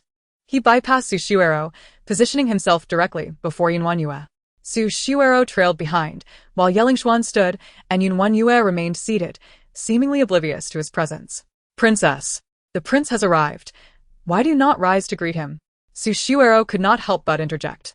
WanYue was well aware of his arrival, but chose to ignore him. She slammed her chopsticks onto the table, her appetite abruptly vanishing. What do you want? She retorted, her tone akin to that of an adversary. Ye LingXuan struggled to rein in his anger, stating, I am here to offer you one final opportunity. Think clearly. If you incur the emperor's wrath, Jinjin will suffer alongside you. He found himself questioning his own sanity. He could easily present the elixir of youth to the emperor and secure a consort position for Sushuero. Yet here he stood, cautioning WanYue against provoking the emperor. Strangely, she appeared to disregard his words, leisurely sipping her tea. This woman clearly had no regard for his counsel. Chapter 97. The schemes of Su Guifei. Sushuero never anticipated that WanYue would be so audacious as to disregard the prince's words. Princess, the prince is addressing you, she admonished, stepping forward to seize WanYue's shoulder, her sharp nails digging in as she sought to humiliate her publicly. However, WanYue had anticipated this move. As soon as Sushuero drew near, she had filled a cup with hot water. When Sushuero clutched her shoulder, she splashed the scalding tea into her face. With a piercing scream, Sushuero covered her face, exclaiming, Princess, how cruel of you. Do you wish to ruin my appearance? Just as Ye LingXuan moved to assist her, WanYue hurled a bucket of water in his direction. With a splash, both Ye LingXuan and Sushuero found themselves drenched. Stunned, they stood frozen, only to be followed by Sushuero's horrified cries. What is this? What is this? The foul odor emanated from her, bits of rotten vegetables clinging to her hair. WanYue tossed the bucket aside and remarked, My apologies, I mistook the slop bucket for a water bucket. Are you alright? You dare to douse me with refuse? Sushuero was nearly driven to madness, rushing at WanYue to engage in a scuffle, but slipped and fell instead. Ye LingXuan clenched his fists, a low growl escaping him. Someone! He called out repeatedly, but no one responded. Turning around, he realized he was utterly alone. WanYue's cold voice reached his ears. The treasury cannot dispense monthly silver. I have given everyone a day off. Did you not know, Your Highness? WanYue, you truly overstep your bounds, Ye LingXuan seethed, veins bulging on his neck. Overstep or not, I have acted in such a manner. If you find me displeasing, feel free to report me, she countered. Seeing her impertinence, Ye LingXuan gritted his teeth in frustration. I should not have come here today. Then I suggest you reflect on your own conduct, WanYue retorted. Take care of yourself. Ye LingXuan shot her a glare, seemingly resigned to abandoning any hope of salvaging her. He swiftly scooped up Su Shuero and departed. Once they had left, Qiu Xiang pulled WanYue aside, her concern evident. My lady, you failed to procure the elixir of youth. How will you explain this to the Guifei and the emperor? I have barely slept a wink over this matter, and now you have offended Ye LingXuan. What shall we do? Moreover, there is still Su Guifei in the palace. WanYue had taken her silver without acquiring the elixir. Would Su Guifei not seek retribution? Fear not. I have my strategies, WanYue declared confidently. If she could cause Ye LingXuan to falter, she had certainly planned her escape. Soon after, word came from the palace summoning WanYue. Qiu Xiang hurriedly helped her dress and groom herself, though worry etched her features. Through the brass mirror, WanYue noticed Qiu Xiang's furrowed brow and remarked, I am not going to the palace to meet my demise. Is your concern truly warranted? Heavens, my lady, do not speak such ominous words. Qiu Xiang spat 3 times. Her mood worsening. WanYue chuckled, rest assured, not only will I survive, but I shall also be rewarded. After ensuring Qiu Xiang would look after Yazijin, WanYue boarded the carriage to the palace. Within the Furong Hall, Su Guifei awaited her arrival. Ye LingXuan and Su Shuero were engaged in conversation with her. The latter appearing jovial as Su Guifei affectionately patted Su Shuero's hand, creating an atmosphere of familiarity. However, the moment WanYue entered, Su Guifei's demeanor shifted dramatically, her gaze darkening as she fixed her eyes upon WanYue as if wishing to consume her. I pay my respects to the Guifei, WanYue acknowledged. Although she held the title of the Crown Prince's consort, Su Guifei had always looked down upon her, insisting she refer to her simply as Guifei. Seize her. Su Guifei man. Unperturbed, WanYue replied, Guifei, to strike me without understanding the situation seems rather unwise, does it not? You wretched servant. Su Guifei's ire was palpable. Slamming her teacup onto the table, she pointed a bony finger at WanYue, scolding her, you took 50 million taels of silver from me, claiming to purchase the elixir of youth, yet you return empty-handed. I have spared your life out of respect for the prince. How dare you question me, sister? Perhaps you should return the silver to the Guifei, otherwise, provoking her may not bode well for you, Su Shuero suggested, feigning understanding.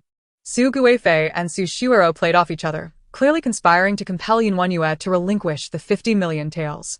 Ye LingXuan, however, maintained a detached demeanor, appearing unconcerned with the unfolding drama. WanYue's prior behavior had left him disheartened. Even if Su Guifei sought to punish her, he was disinclined to intervene on her behalf. What are you waiting for? Strike this unfilial wretch. Su Guifei's fury was palpable, threatening to end WanYue's life should she fail to return the silver. Su Shuero, with a face of urgency, implored, Sister, is silver more valuable than your life? Even if you are greedy, you should not covet the Guifei's wealth. Please hand it over. Who says I did not acquire the elixir of youth? WanYue's assertion incited Su Guifei's wrath. Utter nonsense.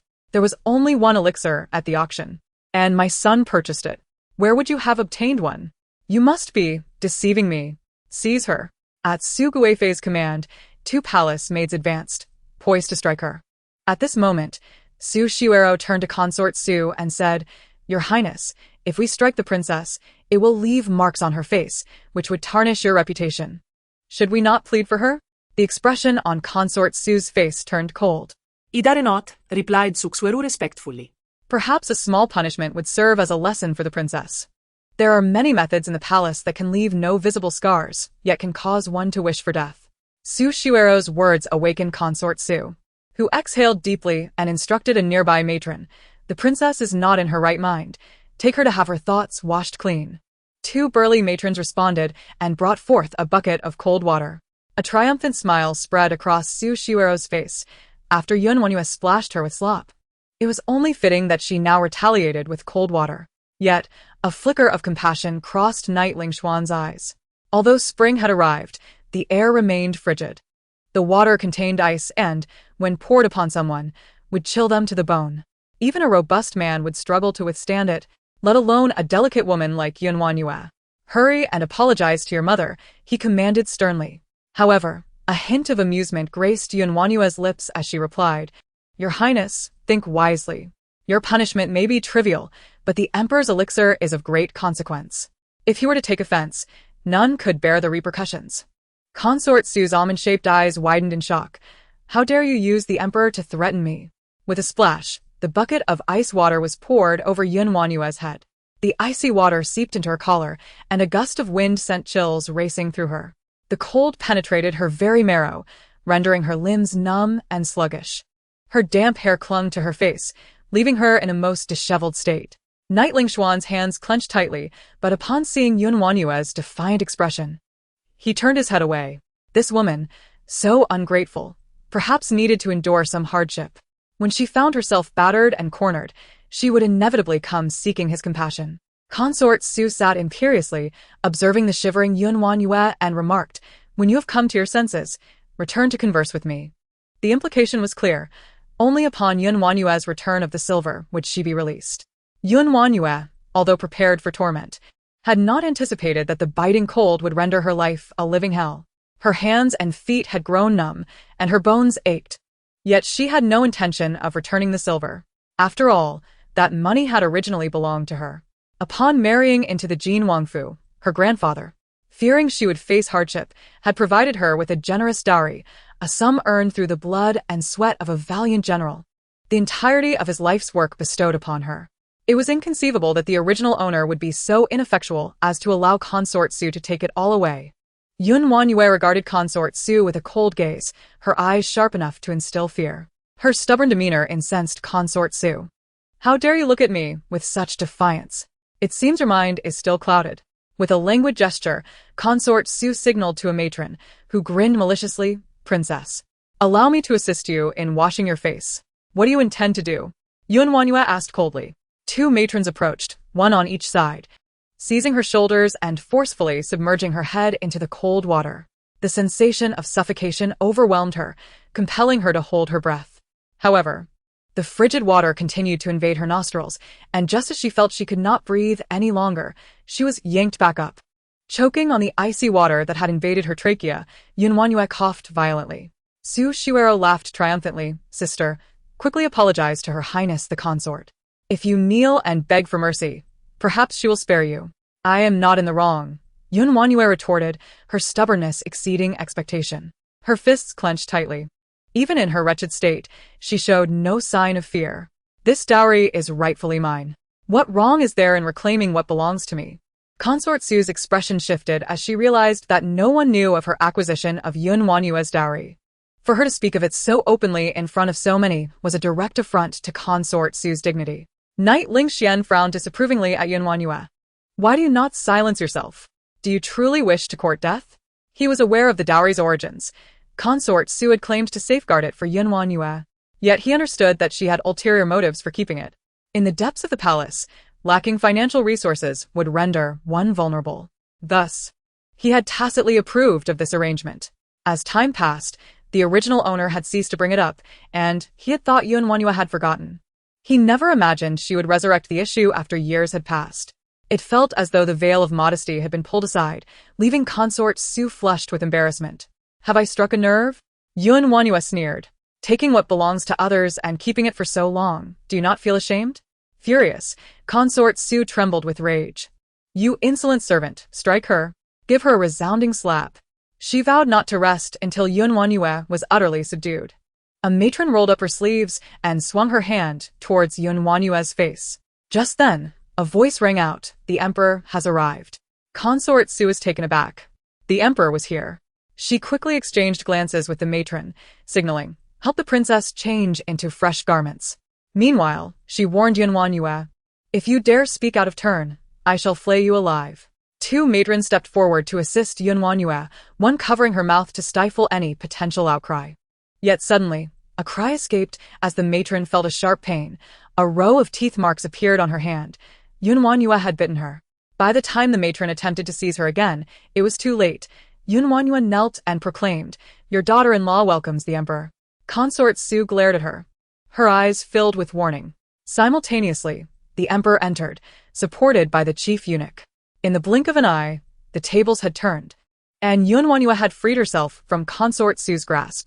Reluctantly, she rose to greet him.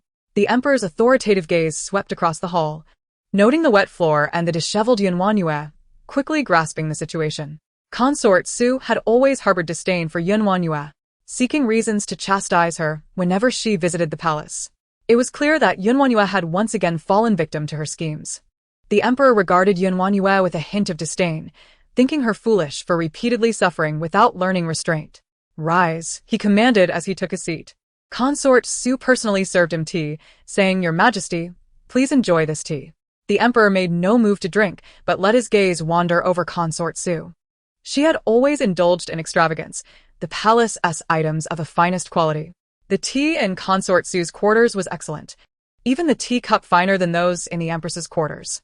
The emperor's words hinted at a warning to Consort Su not to overindulge, for the empress was the true matriarch of the harem. Yet Consort Su maintained her composure, smiling sweetly as she replied, "Though my belongings may be exquisite, they pale in comparison to those in the empress's quarters." This by Luo Chun was graciously sought from the empress. Otherwise, I would never have tasted it. It is merely a reflection of your Majesty's favor. Her honeyed words enchanted the emperor, diverting his attention away from any faults Consort Su might possess. Consequently, the conversation shifted to WanYue. "What has happened to the Princess of Jin?" Just as Consort Su was about to speak, WanYue interjected, "Your Majesty, it is all my fault. I have displeased my mother." The emperor paused, surprised. Usually, after being reprimanded by Consort Su, WanYue resembled a frightened rabbit, too afraid to utter a sound. Today was indeed peculiar. Not only was she unafraid, but her words were so articulate. "Oh? What have you done to upset your mother?" The emperor, familiar with her crude and foolish nature, was intrigued. "I have put considerable effort into educating her," Consort Su hastily interjected. However, the emperor's focus remained on WanYue, curiosity glimmering in his eyes. "Is that so?" The Empress Dowager was deeply concerned about the emperor and sought the elixir of immortality for him. The daughter-in-law also embarked on the quest for the elixir to alleviate the Empress Dowager's worries. "Is there news of the elixir?" Upon hearing this, a flicker of urgency ignited in the emperor's eyes. Chapter 99. Death Comes to All. Ye LingXuan had been coldly observing the proceedings, and upon hearing WanYue mention the elixir, he quickly stood up. "Father, I plead for forgiveness. The princess consort did not procure the elixir." The emperor's gaze turned to disappointment, his warmth towards WanYue dissipating. "If you lacked the ability to find it, you should never have boasted about it. Your mother must have chastised you for this reason." WanYue was about to speak, but noticed Ye LingXuan, prompting her to reconsider. If the scoundrel desired the spotlight, she would allow him to have it. Ye LingXuan was particularly diligent in this matter. "As your son, I apologize to father on behalf of the princess consort. Her mistakes are hers to bear. They are of no concern to you." The emperor coldly replied, "The elixir is no longer within reach, and my mood has soured." However, Ye LingXuan's following words lifted his spirits once more. "Although the princess consort did not find it, I have brought it for father." He held aloft a box containing the precious elixir. The emperor's eyes widened, fixated on the box, commanding the chief eunuch, "Quickly, bring the elixir to me." The chief eunuch hurried forward, carefully presenting the box to the emperor. The emperor inhaled deeply, a look of ecstasy crossing his face. "Is this the fragrance of the elixir of immortality?" "Father, this elixir was procured at a high price from the auction house," Ye LingXuan reverently explained. "It is said to have been refined by the medicine king over decades, with only 3 remaining in the world, this being the last." WanYue raised an eyebrow, surprised that Ye LingXuan had done his homework. Consort Su beamed with delight. "Xianer, you are truly thoughtful. Prince Jin, you have done well," the emperor praised. "I shall reward you handsomely." Ye LingXuan quickly stated, "I owe my ability to procure the elixir to Roer. Were it not for her exhausting the royal treasury to acquire the elixir, it would not be before father." Hearing this, the emperor cast a gracious glance at Su Shuero. Noting her respectful demeanor, though of humble status, she was pregnant, thus her presence beside Ye LingXuan was not unwelcome. "All rise, I shall commend all for their contributions."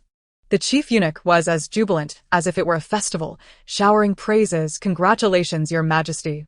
With this elixir, you shall surely live a long life." The emperor laughed heartily. "Rewards shall be abundant. Your majesty, please open the box so that we may all behold it." "I have yet to see what the elixir of immortality looks like," urged Consort Su. In high spirits, the emperor replied, "Very well. I shall open the box for all to witness." Everyone craned their necks in anticipation as the emperor prepared to unveil the elixir. As the box opened, the air in the hall seemed to still, everyone holding their breath. However, the emperor's smile froze as he found the box empty. Consort Su. Mistaking his frozen expression for joy, urged him further. Your Majesty, let me have a look. She leaned in to peer inside, her eyes widening in disbelief. How can it be empty? A storm cloud descended upon the emperor's face as he hurled the box at Consort Su. Boldly, you dare to mock me, she gasped, clutching her forehead as blood trickled down her temple. Disregarding the pain, she hastily knelt. Your Majesty, spare my life. Even with 100 lives, I would not dare deceive you. And how do you explain this? The emperor's anger surged, his temples throbbing. Having finally acquired the elixir, only to find it was but an empty vessel, how could he not be enraged? What? Empty? Ye LingXuan eklimet, panikrising. I saw it with my own eyes upon entering the palace. It was indeed inside. There must have been some mishap. WanYue's lips curled into a faint smile. Others might be oblivious to the truth, but she was acutely aware. The elixir had indeed been in the box, but it had already dissolved. Su Shiuero was sweating profusely, fearing the death penalty for deceiving the emperor. How could she absolve herself? Suddenly, she thought of WanYue and shouted, Your Majesty. The elixir was found by the princess consort. If she could find one, surely she can find a second or a third. In desperation, she declared, If we must perish, let us all perish together. She did not believe WanYue could conjure another elixir. The emperor's fury subsided as a new thought took root. Princess consort, if you can procure a second elixir for me, I shall grant you any request. The emperor was entranced, consumed by the desire for immortality. WanYue refrained from speaking hastily, having discerned the emperor's intentions.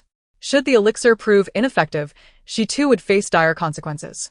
Your Majesty, she bowed before him. The elixir is but a product of exaggeration. Consuming it does not guarantee immortality, merely a delay in aging. Why pursue this folly?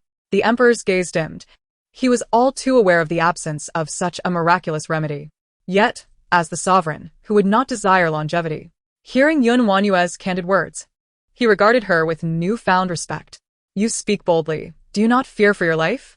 Though the emperor's words were menacing, there was a lack of malice in his tone, indicating she had struck a chord. The daughter-in-law feared death, but she feared even more the emperor remaining in ignorance. For no one dared speak the truth. Her earnest words bore no trace of flattery. The emperor's eyes glimmered with appreciation. What nonsense is this? Depart at once. Consort Su. Seeing the emperor's silence, believed WanYue had incensed him and hastily reprimanded. Silence. The emperor's rebuke silenced Consort Su, who stared at him in terror, quickly kneeling. Her mind raced, pondering what kind of sorcery WanYue had employed to sway the emperor so effortlessly. Can you still procure that elixir? Even if it merely delays aging. I wish to try, the emperor inquired, his tone softening as he met WanYue's gaze. Just as WanYue was about to respond, Ye LingXuan interjected, Father. It was my lack of discipline that led the princess consort into this predicament. A mere woman could not possibly grasp the complexities of the elixir. It was mere chance. He insisted that there was only one elixir at the auction house, which he had witnessed with his own eyes. WanYue realized that, even if the heavens themselves intervened, she could not find a second elixir. Ye LingXuan closed his eyes, anxiety etched on his face. Father, I am willing to bear all punishments for the princess consort. I implore you to spare her life. WanYue's eyes widened in disbelief. Was the scoundrel saving her or sealing her fate? Chapter 100.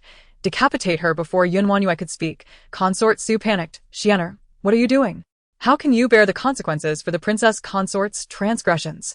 That foolish woman does not deserve your sacrifice. The emperor's scrutinizing gaze fell upon Ye LingXuan. Rumors had swirled about the discord between the prince and the princess consort. Yet this did not appear to align with that narrative. If they were truly at odds, why would Ye LingXuan plead for her? WanYue felt a cold sweat break upon her brow. What kind of look was that from the emperor?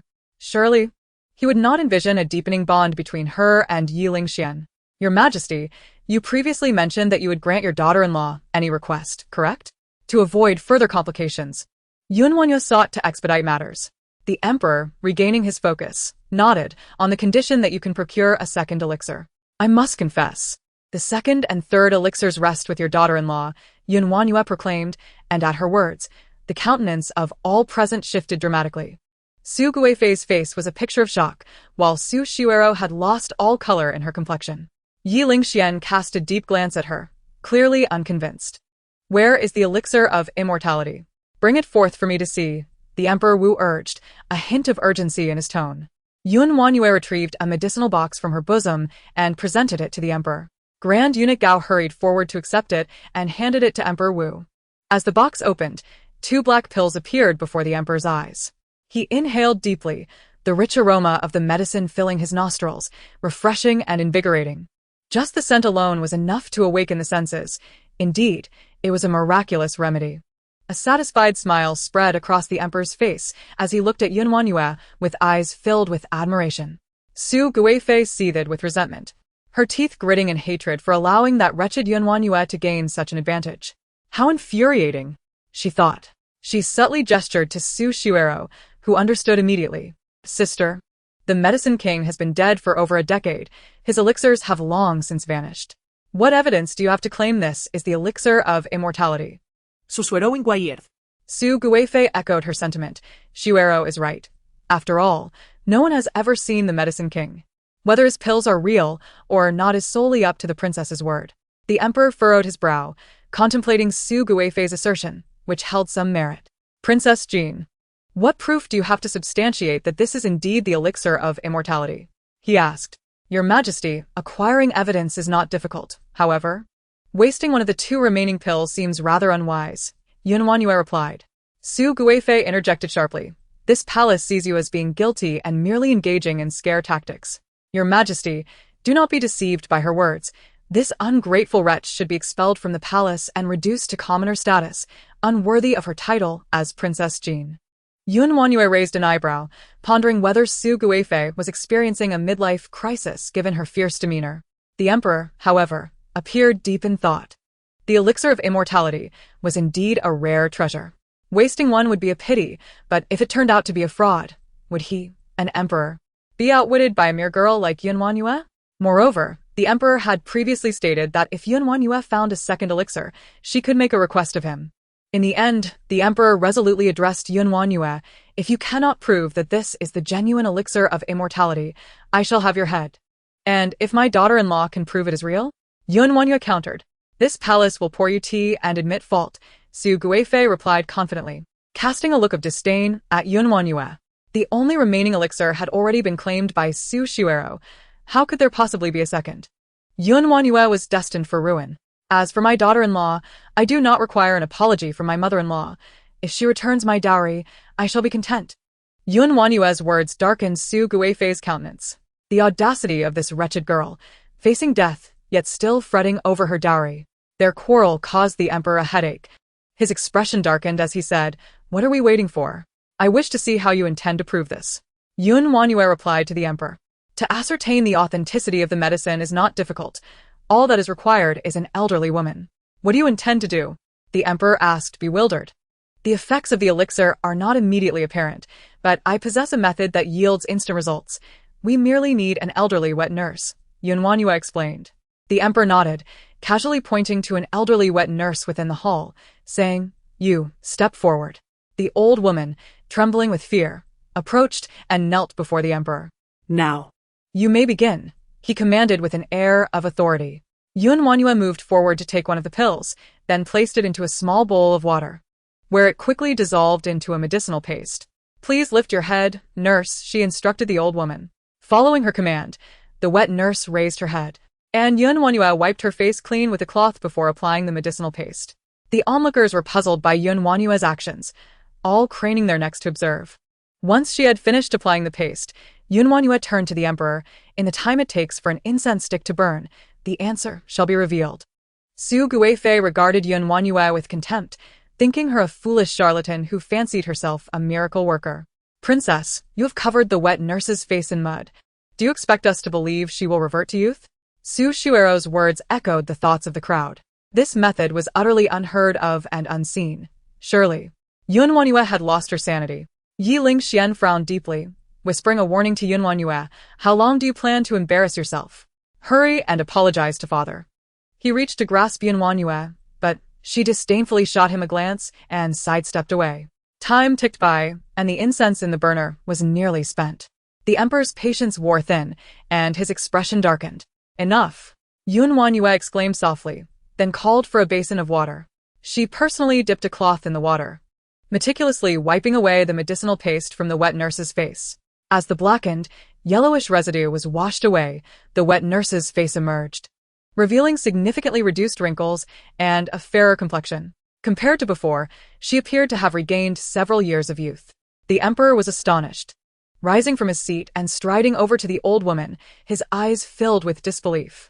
Indeed, it is a miraculous medicine. It truly possesses the power of rejuvenation. Su Guifei's face turned ashen, muttering, "How is this possible? It cannot be true. This must be the result of the princess's trickery." Despite the evidence before them, Su Shuero continued to argue. WanYue stepped closer to her, smiling. "The emperor himself has declared this a miraculous medicine, yet you refuse to accept it. Do you believe the emperor is lying as well?" The emperor's authoritative gaze shifted to Su Shuero, causing her to tremble in fear as she sank to her knees. I would not dare. Originally, the emperor could have possessed 2 elixirs of immortality, but now there was only one left. WanYue sighed regretfully. The emperor's countenance darkened further, and he roared, "Su Guifei, what punishment do you deserve?" Su Guifei had not anticipated the fire to reach her own head, and her face paled in terror. She had not realized that the elixir could not come into contact with water, resulting in the dissolution of one of WanYue's pills. Now, faced with the emperor's wrath, she feared she would be unable to evade responsibility.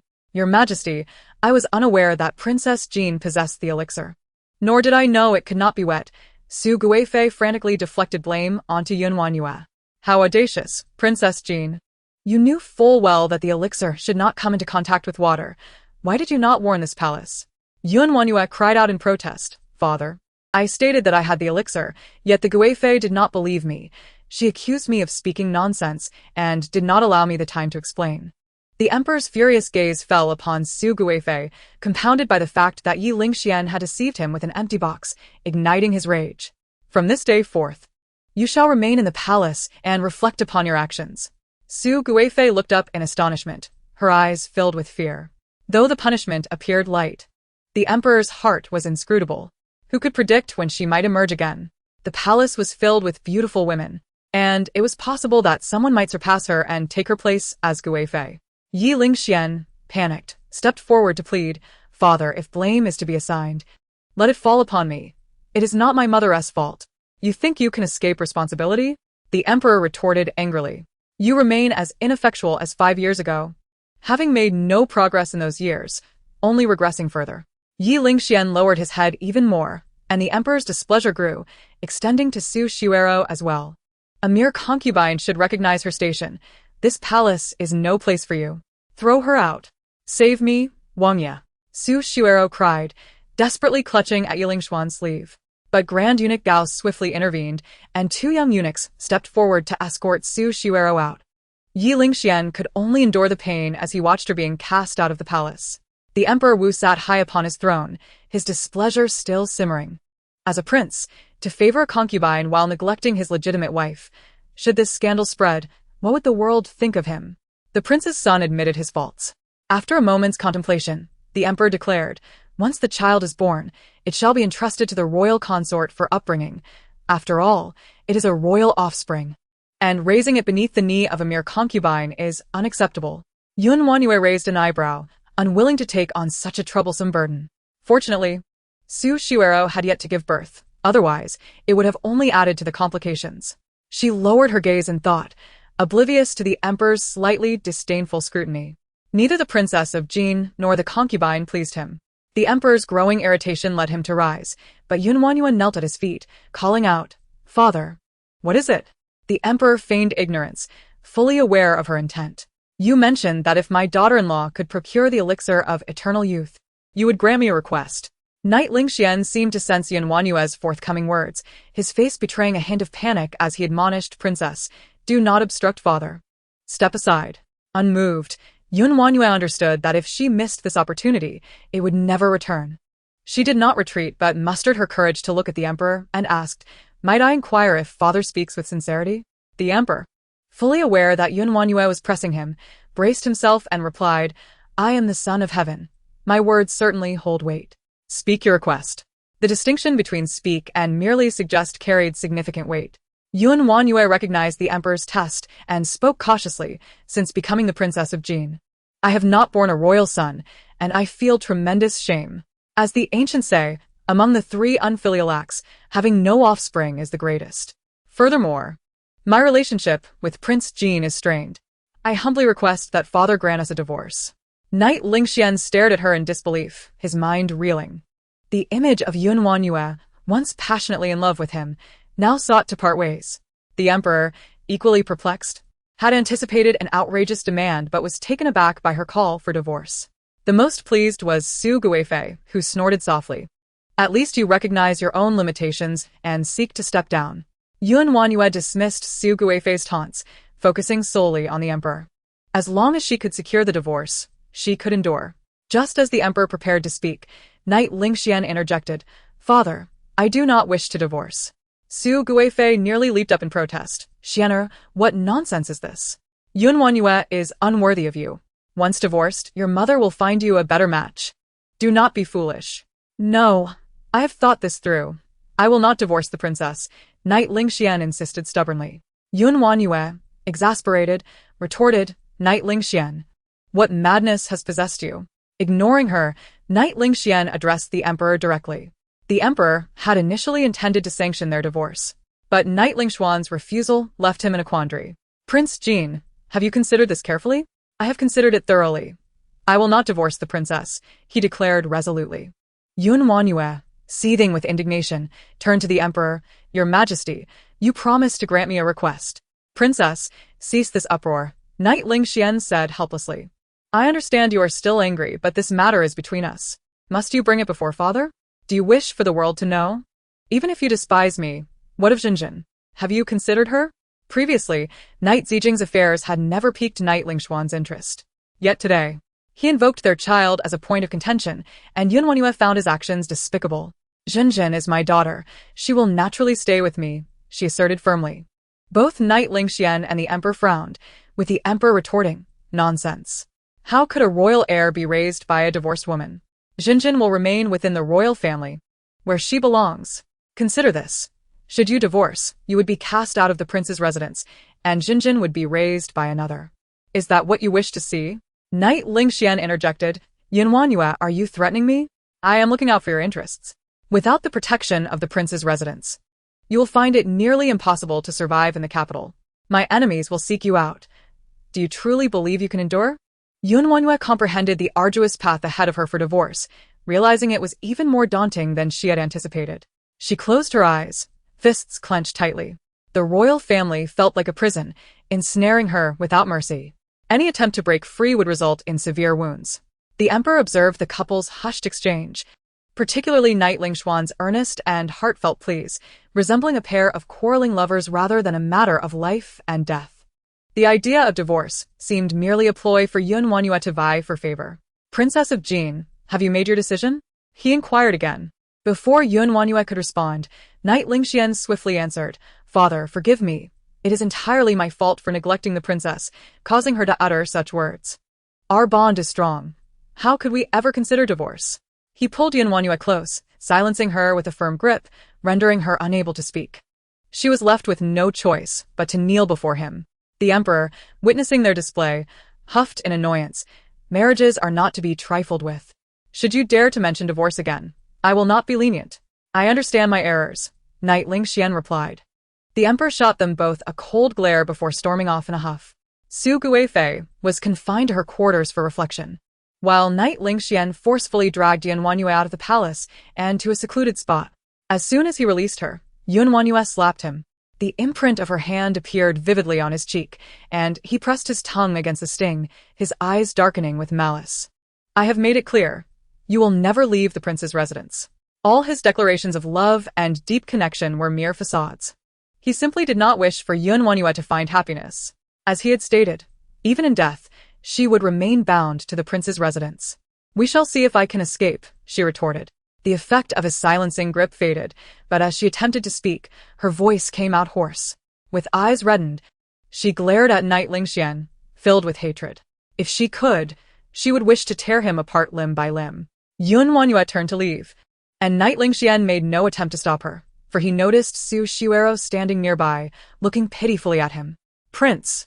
Su Shuero rushed into his embrace, casting a hostile glance at WanYue. Knight LingXuan wrapped his arms around her, soothingly saying, "You have suffered." WanYue paid no heed to Su Shuero's provocation and departed in a carriage. News of the palace's recent events had reached Su Shuero through a servant, and she glared at Knight LingXuan, questioning, "Did you not promise to elevate me to the position of princess? Was that all a ruse? Why would you think that? My dear, if the princess speaks of divorce, why do you not agree?" Knight LingXuan glanced in the direction of WanYue's departure. She had not even turned back. Even with another woman in his arms, she showed no sign of jealousy. The WanYue of the past would have been envious, angry, and unable to eat for days, finding ways to garner attention and favor. The current WanYue, however, was genuinely tired of herself. Feeling a wave of frustration, Knight LingXuan replied, "Because I still have use for her. Are you after General Feng's command token?" Susurró speculative.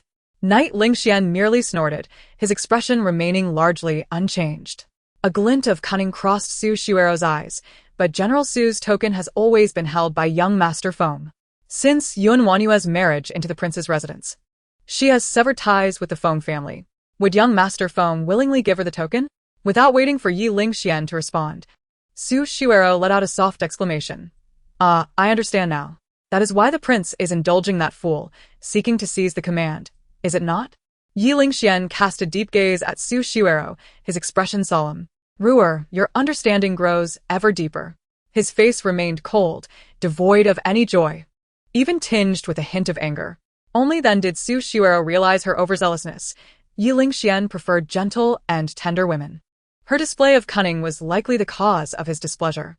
In her heart, Ruer was devoted solely to the prince. Even her insights were ultimately for his sake. Su Shuero clung tightly to Yi LingXuan's arm, playfully saying, "Ruer will never oppose the prince, only ever support him."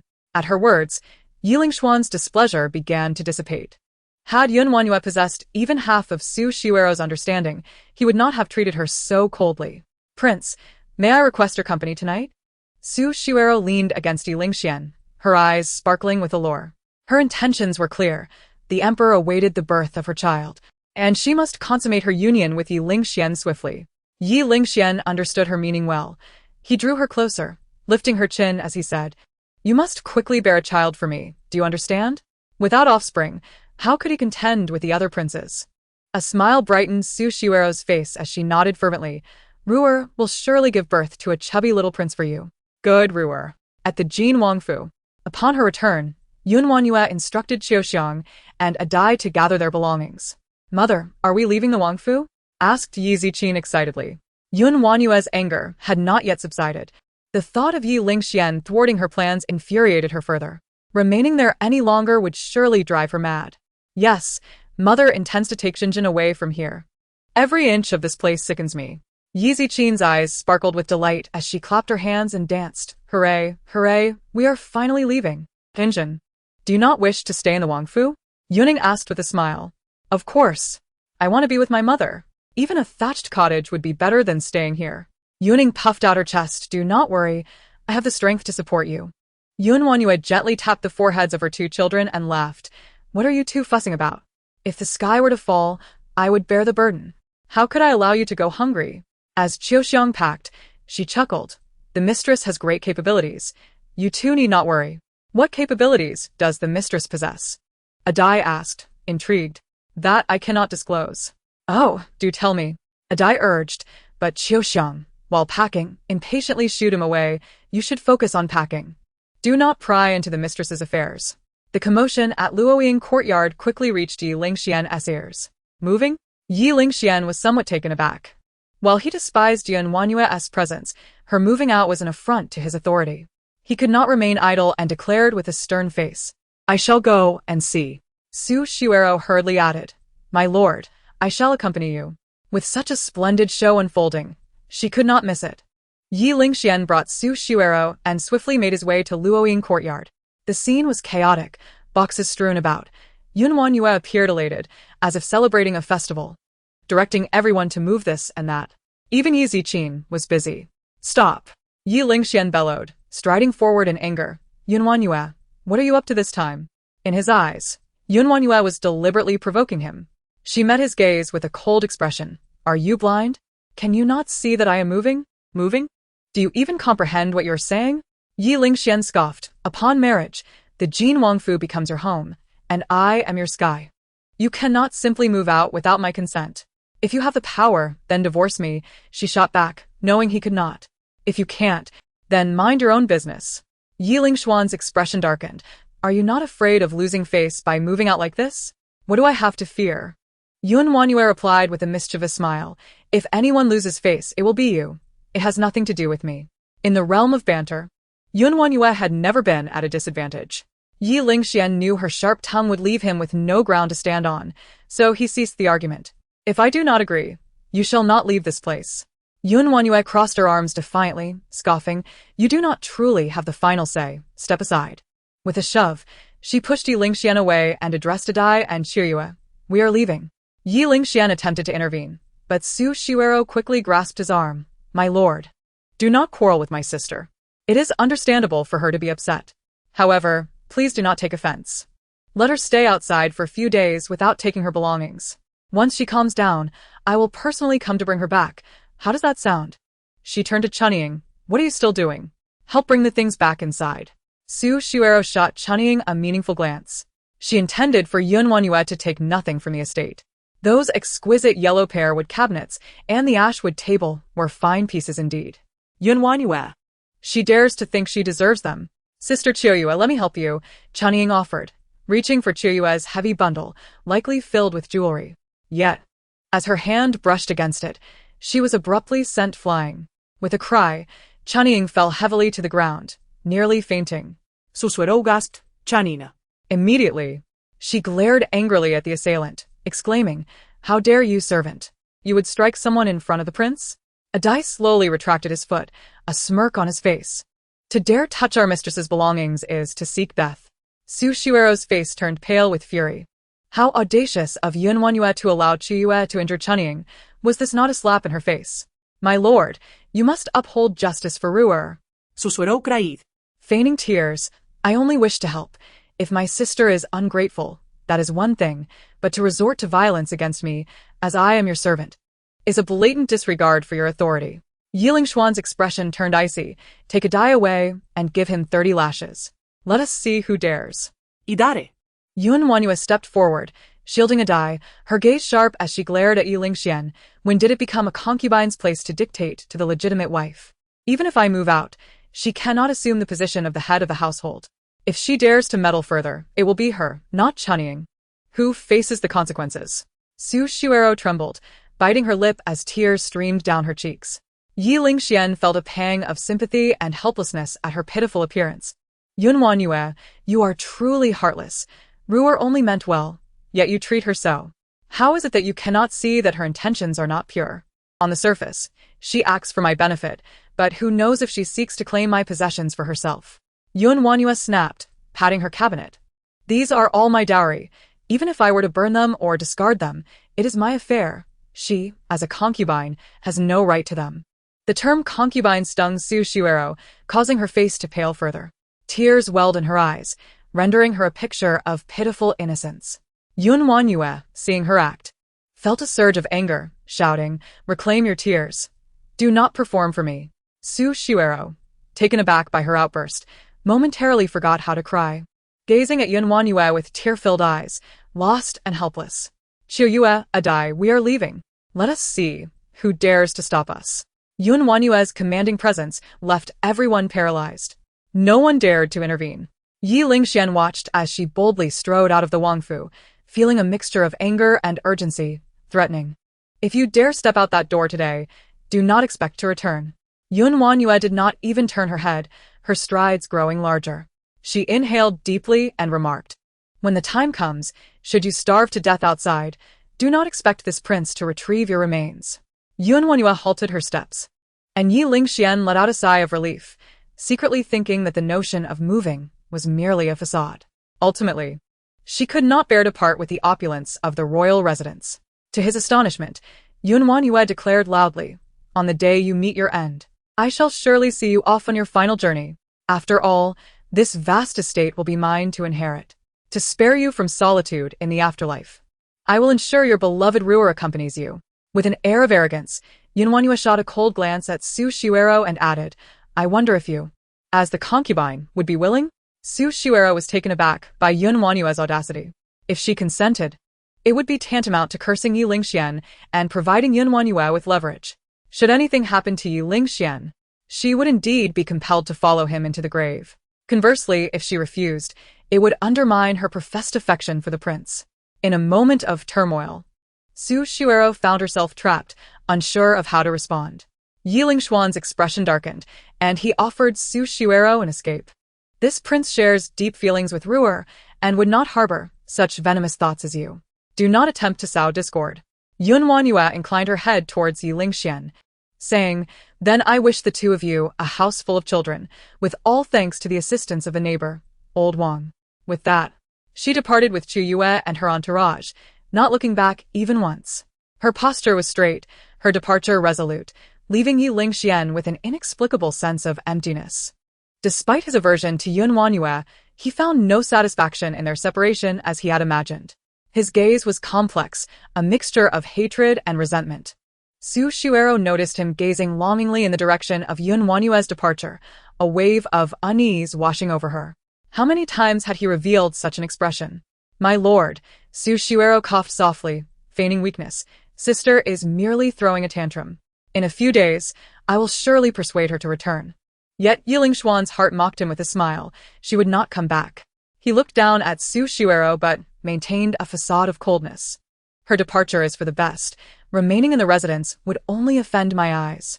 Su Shuero breathed a sigh of relief. Could it be that she had misjudged the situation?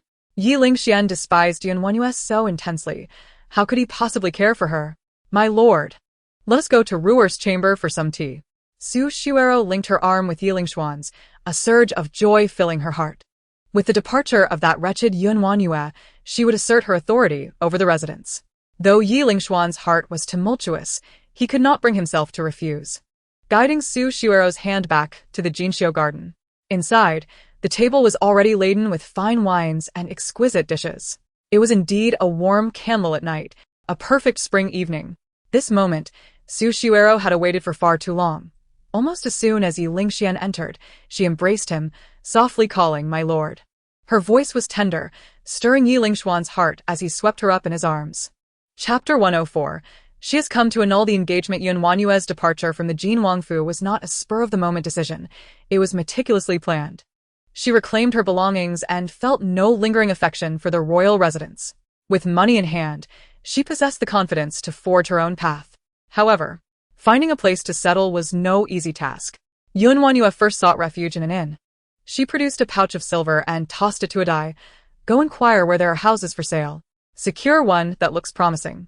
A Dai acknowledged her request, taking the silver and departing with Yuning. The weather was splendid, and the streets were bustling. WanYue decided to take Jinjin out for a stroll. The capital was vibrant, yet she had never taken the time to appreciate it. Escaping the confines of the Jin Wangfu, the sky appeared bluer, flowers more fragrant, and even the air was sweet. This was the taste of freedom. Knight Zijing, akin to a bird released from its cage, looked around with wide-eyed curiosity. The street vendors and performers were all wondrous sights to her. Before long, Qiuxiang's hands were overflowing with snacks, though she exclaimed that she could buy no more. Each time Knight Zijing desired something, she would eagerly reach for her silver. WanYue lamented, "Qiuxiang, if you continue to indulge Jinjin like this, you will spoil her. Young mistress is sensible. How could she be spoiled? It is but today, and look at how happy she is." Qiuxiang genuinely cared for Knight Zijing, knowing she had endured much hardship since childhood, and wished to shower her with affection. Following Knight Zijing's gaze, WanYue was drawn to a commotion. "Have you heard? The Yongning Marquis's household has gone to annul the engagement with the general's household. Wasn't the annulment only a matter of time? After all, the young general's leg is broken. Who would marry a cripple?" Someone inquired, "Is it true that the young general's leg is really broken? Isn't it common knowledge throughout the capital? They say the young general was bitten by a venomous snake and had to amputate a leg to save his life. Now, the Yongning Marquis has come to annul the engagement. There's quite the spectacle to behold." WanYue's heart sank, and she grasped the arm of one passerby, asking, "Is what you say true?" Perhaps startled by her expression, the person forgot to resist and replied, "Of course it's true. The Yongning household just passed by this street." WanYue's face turned solemn, her brows knitting tightly. The young general in question was none other than her maternal uncle, Feng Shaoqing, the only son of her mother's family. The original WanYue had been determined to marry Ye LingXuan, her heart locked away with him, never to return to her grandfather's home. Little did she expect the once glorious general's household would face such a fate of annulment. Those who revel in gossip could hardly resist the allure of the unfolding drama. And upon hearing of the Yongning Marquis's visit, they all followed suit. WanYue could not turn a blind eye. She took Qiuxiang and Knight Zijing with her to join the throng. The general's residence was surrounded with layers of onlookers. The gates were wide open, and the Yongning Marquis entered with his daughter and servants, exuding an air of superiority as they seated themselves in the hall. On the table lay a marriage contract. The Yongning Marquis smiled faintly, though his tone dripped with disdain. "Madame Zhou, we have come regarding Yanji and the young general's betrothal." Beside him sat his daughter, Fu Yanran, who wore an unwilling expression as she surveyed the surroundings with disdain. Upon hearing the visitor's words, Madame Zhou quickly grasped their intention. As guests, she responded with utmost courtesy. "Please have some tea. All matters can be discussed amicably." Fu Yanran scoffed dismissively. "Madame Zhou, we shall forego the tea. Let me be straightforward. We are here to annul the engagement." The Yongning Marquis was taken aback by her bluntness and hastily tugged at her sleeve, only to have Fu Yanran shake him off. Madame Zhou's expression darkened instantly. Marriage is traditionally a matter decided by the parents, with the matchmaker's words holding weight. "I recall that at the time of the engagement, it was you, Yongning Marquis, who entrusted someone to propose. Why do you seem so eager to abandon my son in his time of need?" Her words struck right at Yongning Marquis' weak spot, causing Fu Yanran's face to flush with embarrassment. Feng Shaoqing, having ascended to the role of general at a young age, was a prominent figure in the court. Many sought to ally with the general's household, but alas, Feng Shaoqing was solely focused on achieving military success and had no interest in marriage. To cultivate a connection with the general's household, the Yongning Marquis had invested considerable effort. In an attempt to curry favor with the old general, he had sent numerous rare treasures and artworks, only to have them all returned, resulting in considerable ridicule. What was thought to be a closed chapter turned out to be just the beginning. Who would have anticipated that on the Qixi festival, Fu Yanran would accidentally fall into the water, leading Feng Shaoqing to save her? To preserve her reputation, he reluctantly agreed to the betrothal. Madame Zhou's sharp words had struck a nerve with the Yongning Marquis. He suddenly turned cold. "Old Lady Zhou, it is not that I, Fu, am taking the opportunity to strike, but I truly cannot bear to see my precious daughter leap into a pit of fire. After all, the young general may never stand again, and the general's mansion would not wish for my daughter to suffer in such a marriage, would they? The dissolution of the engagement would only earn the general's mansion praise for its righteousness. How shameless can they be? The Duke of Yongning's household is disgracefully ungracious, showing no concern for ridicule." Just as old Lady Zhou was about to retort, she unexpectedly heard a familiar voice. Her brow twitched, and following the sound, she spotted WanYue stepping into the crowd. Like the moon breaking through the clouds, she approached, radiating brilliance. The gloom that hung over the general's mansion dissipated, and the world brightened. Old Lady Zhou gazed in astonishment at the advancing WanYue, only to have her surprise vanish in an instant. Her granddaughter hadn't returned to the general's mansion in years. This sudden return must surely have a purpose. Old Lady Zhou, not wanting to provide outsiders with amusement, endured her displeasure. However, upon seeing WanYue, Fu Yandan became agitated. "It's you. Who are you calling shameless?" Among the noble ladies of the capital, she despised WanYue the most. Despite her foolishness, she possessed an extraordinary beauty and had married into the prince's household, elevating her status above all others. Fu Yandan, who had finally secured an engagement with the general's mansion, now faced the grim reality of the young general having lost a leg. If she wished to discuss another favorable match in the future, it would undoubtedly be difficult. "Who am I referring to?" "I am speaking of you." WanYue crossed her arms, exuding an air of nonchalance, yet her eyes brimmed with scorn. How quickly they forget. Fu Yan'an had once jumped into the dirtiest ditches to cling to the general's mansion, yet now she was eager to distance herself. Was that not the very definition of ingratitude? WanYue's gaze was icy.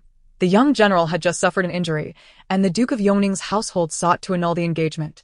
How could the general's mansion hold its head high thereafter? Their actions were too extreme. Fu yandanese chestev dinanger. WanYue was publicly exposing her shortcomings. Was this not a slap in the face? She glared at the figure of Yi Ziqin behind WanYue, her eyes glinting with malice. Surely, that was better than the means by which the princess of Jin had enticed the prince, who, despite fathering a child, had cast her aside, neglecting her in the backyard, leaving her without even the title of a county princess. No wonder people referred to her child as a wild seed. Could it be that the child was not even the prince's?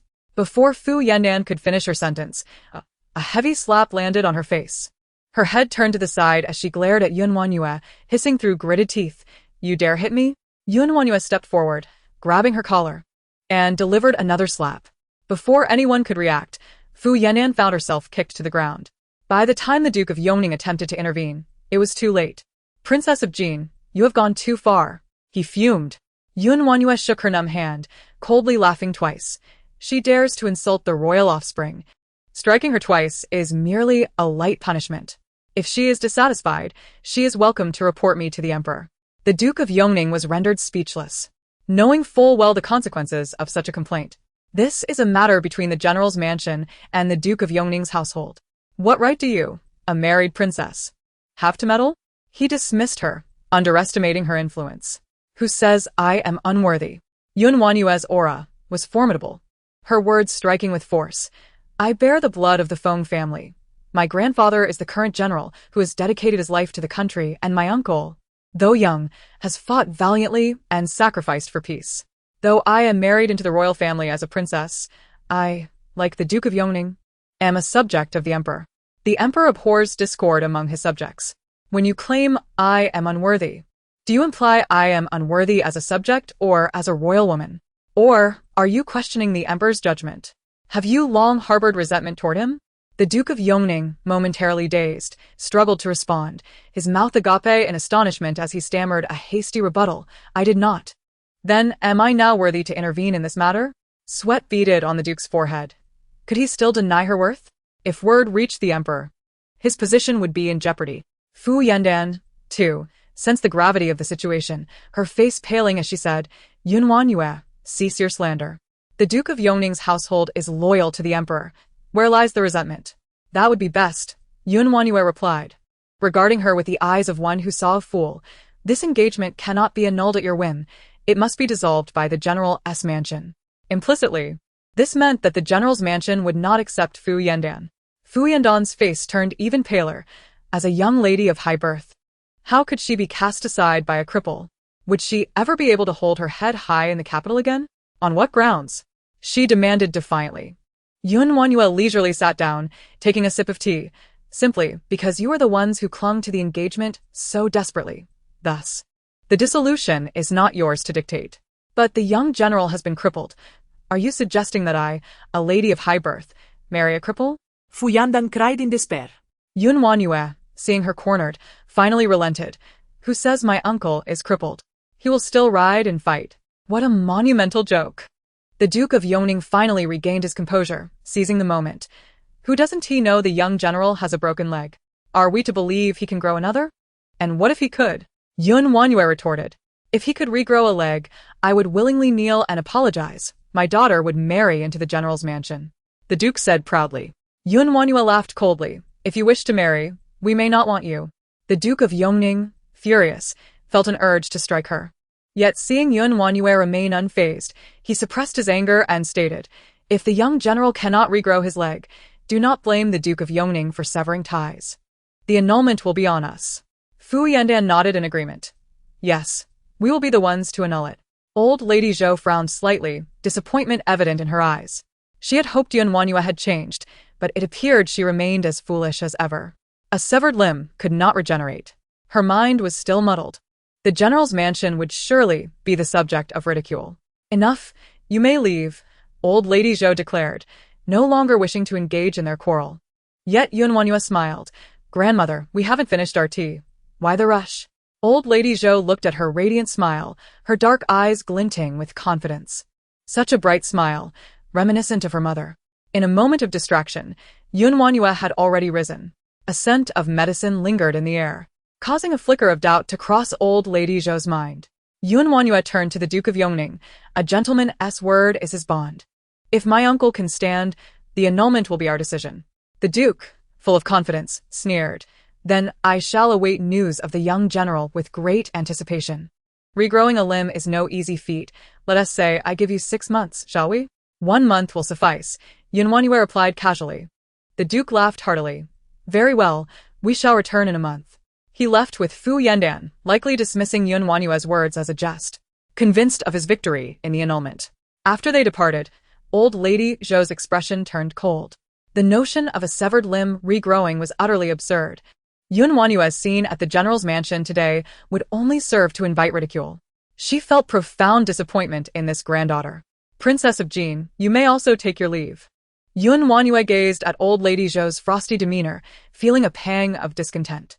After marrying into the prince's household, the original owner had scarcely interacted with the general's mansion, proving to be quite ungrateful. No wonder old Lady Zhou harbored resentment toward her. WanYue sighed softly and stepped forward, saying, Grandmother, I used to be thoughtless, but I have changed now, so please forgive me. Forgive? The old matriarch, Madame Zhou, became agitated, her eyes reddening as she retorted. Can a mere word of forgiveness erase the sins you've committed? If it weren't for you, how could your grandfather have met his demise? How could the Feng family have fallen into such dire straits? The mere mention of these memories pierced her heart, rendering her incapable of showing WanYue any kindness. WanYue fell silent, her eyes slightly reddened. You have returned. A deep voice resonated as Feng Shaoqing appeared at the door, leaning heavily on a cane. He struggled to support himself against the door, a look of joy illuminating his face. With one leg bearing his weight while the other was merely an empty pant leg, he called out, Uncle. WanYue's voice trembled with emotion as she rushed forward to assist, but Madame Zhou swatted her hand away. The princess's status is too lofty to trouble you. The servants helped Feng Shaoqing into a chair, and he gently tugged at Madame Zhou's sleeve, pleading on WanYue's behalf. Mother, why dwell on the past? Madame Zhou snorted coldly, choosing silence, which served to grant him a modicum of respect. Rising to leave, she delivered a harsh ultimatum. My humble general's residence cannot accommodate the esteemed Princess Jin. You must depart post-haste. As she gazed upon the general's residence and her elderly, disabled family, WanYue made a resolute decision. Grandmother, I shall remain. Madame Zhou's foot, which had been poised to exit, froze in astonishment. What do you mean? You wish to stay? WanYue patted Yi Zijin and smiled. From this day forth, my child and I shall reside in the general's residence. Before Madame Zhou could react, WanYue produced a silver note and handed it to Qiuxiang, instructing, Go procure some daily necessities. And bring over everything from the inn. Qiuxiang comprehended her intent and replied with a smile, Rest assured, I shall handle it with utmost care. Such a clever and considerate girl warmed WanYue's heart as she waved her hand. Off you go. Yi Zijin, tilting her small head, innocently inquired, Mother, are we going to live here? WanYue took her hand and replied, Choose whichever room you like. The general's residence has been uninhabited for years and requires some simple renovations. Thankfully, the main structure remains intact. We merely need to furnish it with some furniture and bedding. The mother and daughter busied themselves planning the renovations, while Madame Zhou expressed her displeasure. What? Do you intend to linger here? She brandished a broom, feigning an intention to strike WanYue, who deftly intercepted the broom and smiled sweetly at her grandmother. Grandmother, allow me to handle the cleaning. You should rest. Madame Zhou, infuriated, found herself at a loss for words. You. How can you be so shameless? Mother, I'll help you. Yi Zijin chimed in, displaying her bright, toothy smile. Feng Shaoqing's body trembled, a flicker of joy evident on his face. Who is she? My daughter, Yi Zijin. WanYue replied. She has grown so much. Yi Zijin stepped forward, gently resting her small hand on Feng Shaoqing's arm, cheerfully exclaiming, Uncle. Good. Feng Shaoqing was at a loss for words, holding Yi Zijin's hand and observing her from every angle, unable to get enough of her presence. Madame Zhou secretly observed Yi Zijin, her face betraying signs of delight, yet she feigned a stern demeanor due to WanYue's presence. Mother, you always speak of Yu. Now that she has returned, why do you still wish to cast her out? Feng Shaoqing remarked with a smile. Madame Zhou's expression turned awkward, and she flustered. Who spoke of her? I do not wish to see her at all. With her harsh words spoken, Madame Zhou stormed off in anger. Feng Xiaoqing, filled with guilt, turned to WanYue. Do not hold it against your grandmother. She has a sharp tongue but a soft heart. In truth, she is happier than anyone else about your return. Uncle, I bear no resentment towards anyone. I only blame myself. Let the past remain unspoken. Feng Xiaoqing was genuinely pleased, wishing to embrace Yi Zijin but finding himself powerless. He lowered his head in disappointment, saying, I am too useless. Feng Xiaoqing gazed at his empty pant leg, sorrow etched in his eyes. His large hand clenched tightly, the veins on the back of his hand prominently visible. The transformation from a triumphant young general to a disabled man was far too cruel for Feng Xiaoqing. Uncle, I will help you stand again. WanYue's words sparked a flicker of hope in Feng Xiaoqing, but it quickly waned. He chuckled self-deprecatingly. You need not comfort me. It is in vain. Feng Xiaoqing's large hand brushed the site of his amputation. His smile tinged with bitterness. So, what if I have lost a leg? I still have my hands. Though I can no longer ride horses or serve as a general, I can still work with my hands and provide for myself and your grandmother. He feigned a light-hearted demeanor, tilting his head to hide the tears welling in his eyes from WanYue. He retrieved a bamboo strip from the side, awkwardly demonstrating his newly acquired skill. Look, my hands are quite nimble. In just a few days, I have learned to weave baskets. A delicate hand pressed against Feng Xiaoqing's, and WanYue's eyes brimmed with compassion. She took the bamboo strip from him, addressing Feng Xiaoqing. Uncle, trust me, I can truly help you stand again. Perhaps even stronger than before. Feng Xiaoqing, once a commanding general, ought to wield swords and sabers, not weave bamboo strips. His life should not be so mundane and tragic. Everyone else may revel in his downfall, but she, WanYue, would not permit it. She would help Feng Xiaoqing rise again, allowing those who delight in his misfortune to witness the resurgence of the general's residence. The Feng family's second son would remain the valiant young general who instilled fear in the hearts of his enemies. WanYue's unwavering confidence moved Feng Xiaoqing deeply, and after a long moment, he relaxed, nodding with a smile. Uncle believes in you. Even if he could no longer stand, he did not wish to dampen WanYue's spirit. Uncle, let me see your leg. A hint of discomfort crossed Feng Xiaoqing's face. Since the amputation, he had kept the injury tightly covered. Even Madame Zhou had never seen the site of his amputation. His leg had become a significant taboo within the general's residence. It was not merely a matter of seeing his injury. Even the very mention of it was treated with caution. WanYue's bold request irked Feng Xiaoqing, but he still managed to temper his annoyance. Yu, what do you wish to eat tonight? I will have the kitchen prepare it. He intentionally shifted the topic, but WanYue knew he did not trust her. Words alone would not suffice. She needed to earn his admiration through action. WanYue retrieved a pain relief pill from her space and handed it to Feng Xiaoqing. Uncle, take this medicine first. The pain of an amputation is unlike other injuries. Even when healed, it can still ache. This agony is beyond the comprehension of outsiders. WanYue had just noticed Feng Xiaoqing's pale complexion. Although he engaged in conversation normally, the sweat glistening on his forehead betrayed his suffering. He was enduring a pain that few could fathom. Feng Xiaoqing had initially intended to ignore WanYue, but her earnest gaze compelled him to relent. He took the pill, chewing it a few times before swallowing with difficulty. Uncle, you should swallow it whole next time. There is no need to chew, she advised. Very well. Feng Xiaoqing had not held out much hope for the medicine, considering it merely a means to appease WanYue. Suddenly, his eyes widened in astonishment. An indescribable sense of relief washed over him, and the pain in his amputation site dissipated. This sensation was one he had not experienced in a long time. Feng Xiaoqing looked astonished. Yu, what kind of medicine did you give me? The effects of the medicine were taking hold. And WanYue smiled. Pain relief pills. How is it so miraculous? Feng Xiaoqing gazed at WanYue, his eyes filled with questions. When did you acquire your medical skills? My dear uncle, it's a long story. I was fortunate enough to encounter a miraculous doctor who imparted this knowledge to me. WanYue replied earnestly. Trust me, I truly have the ability to heal your leg. This time, Feng Xiaoqing did not resist. WanYue carefully rolled up his trousers to his knees, revealing the severed limb.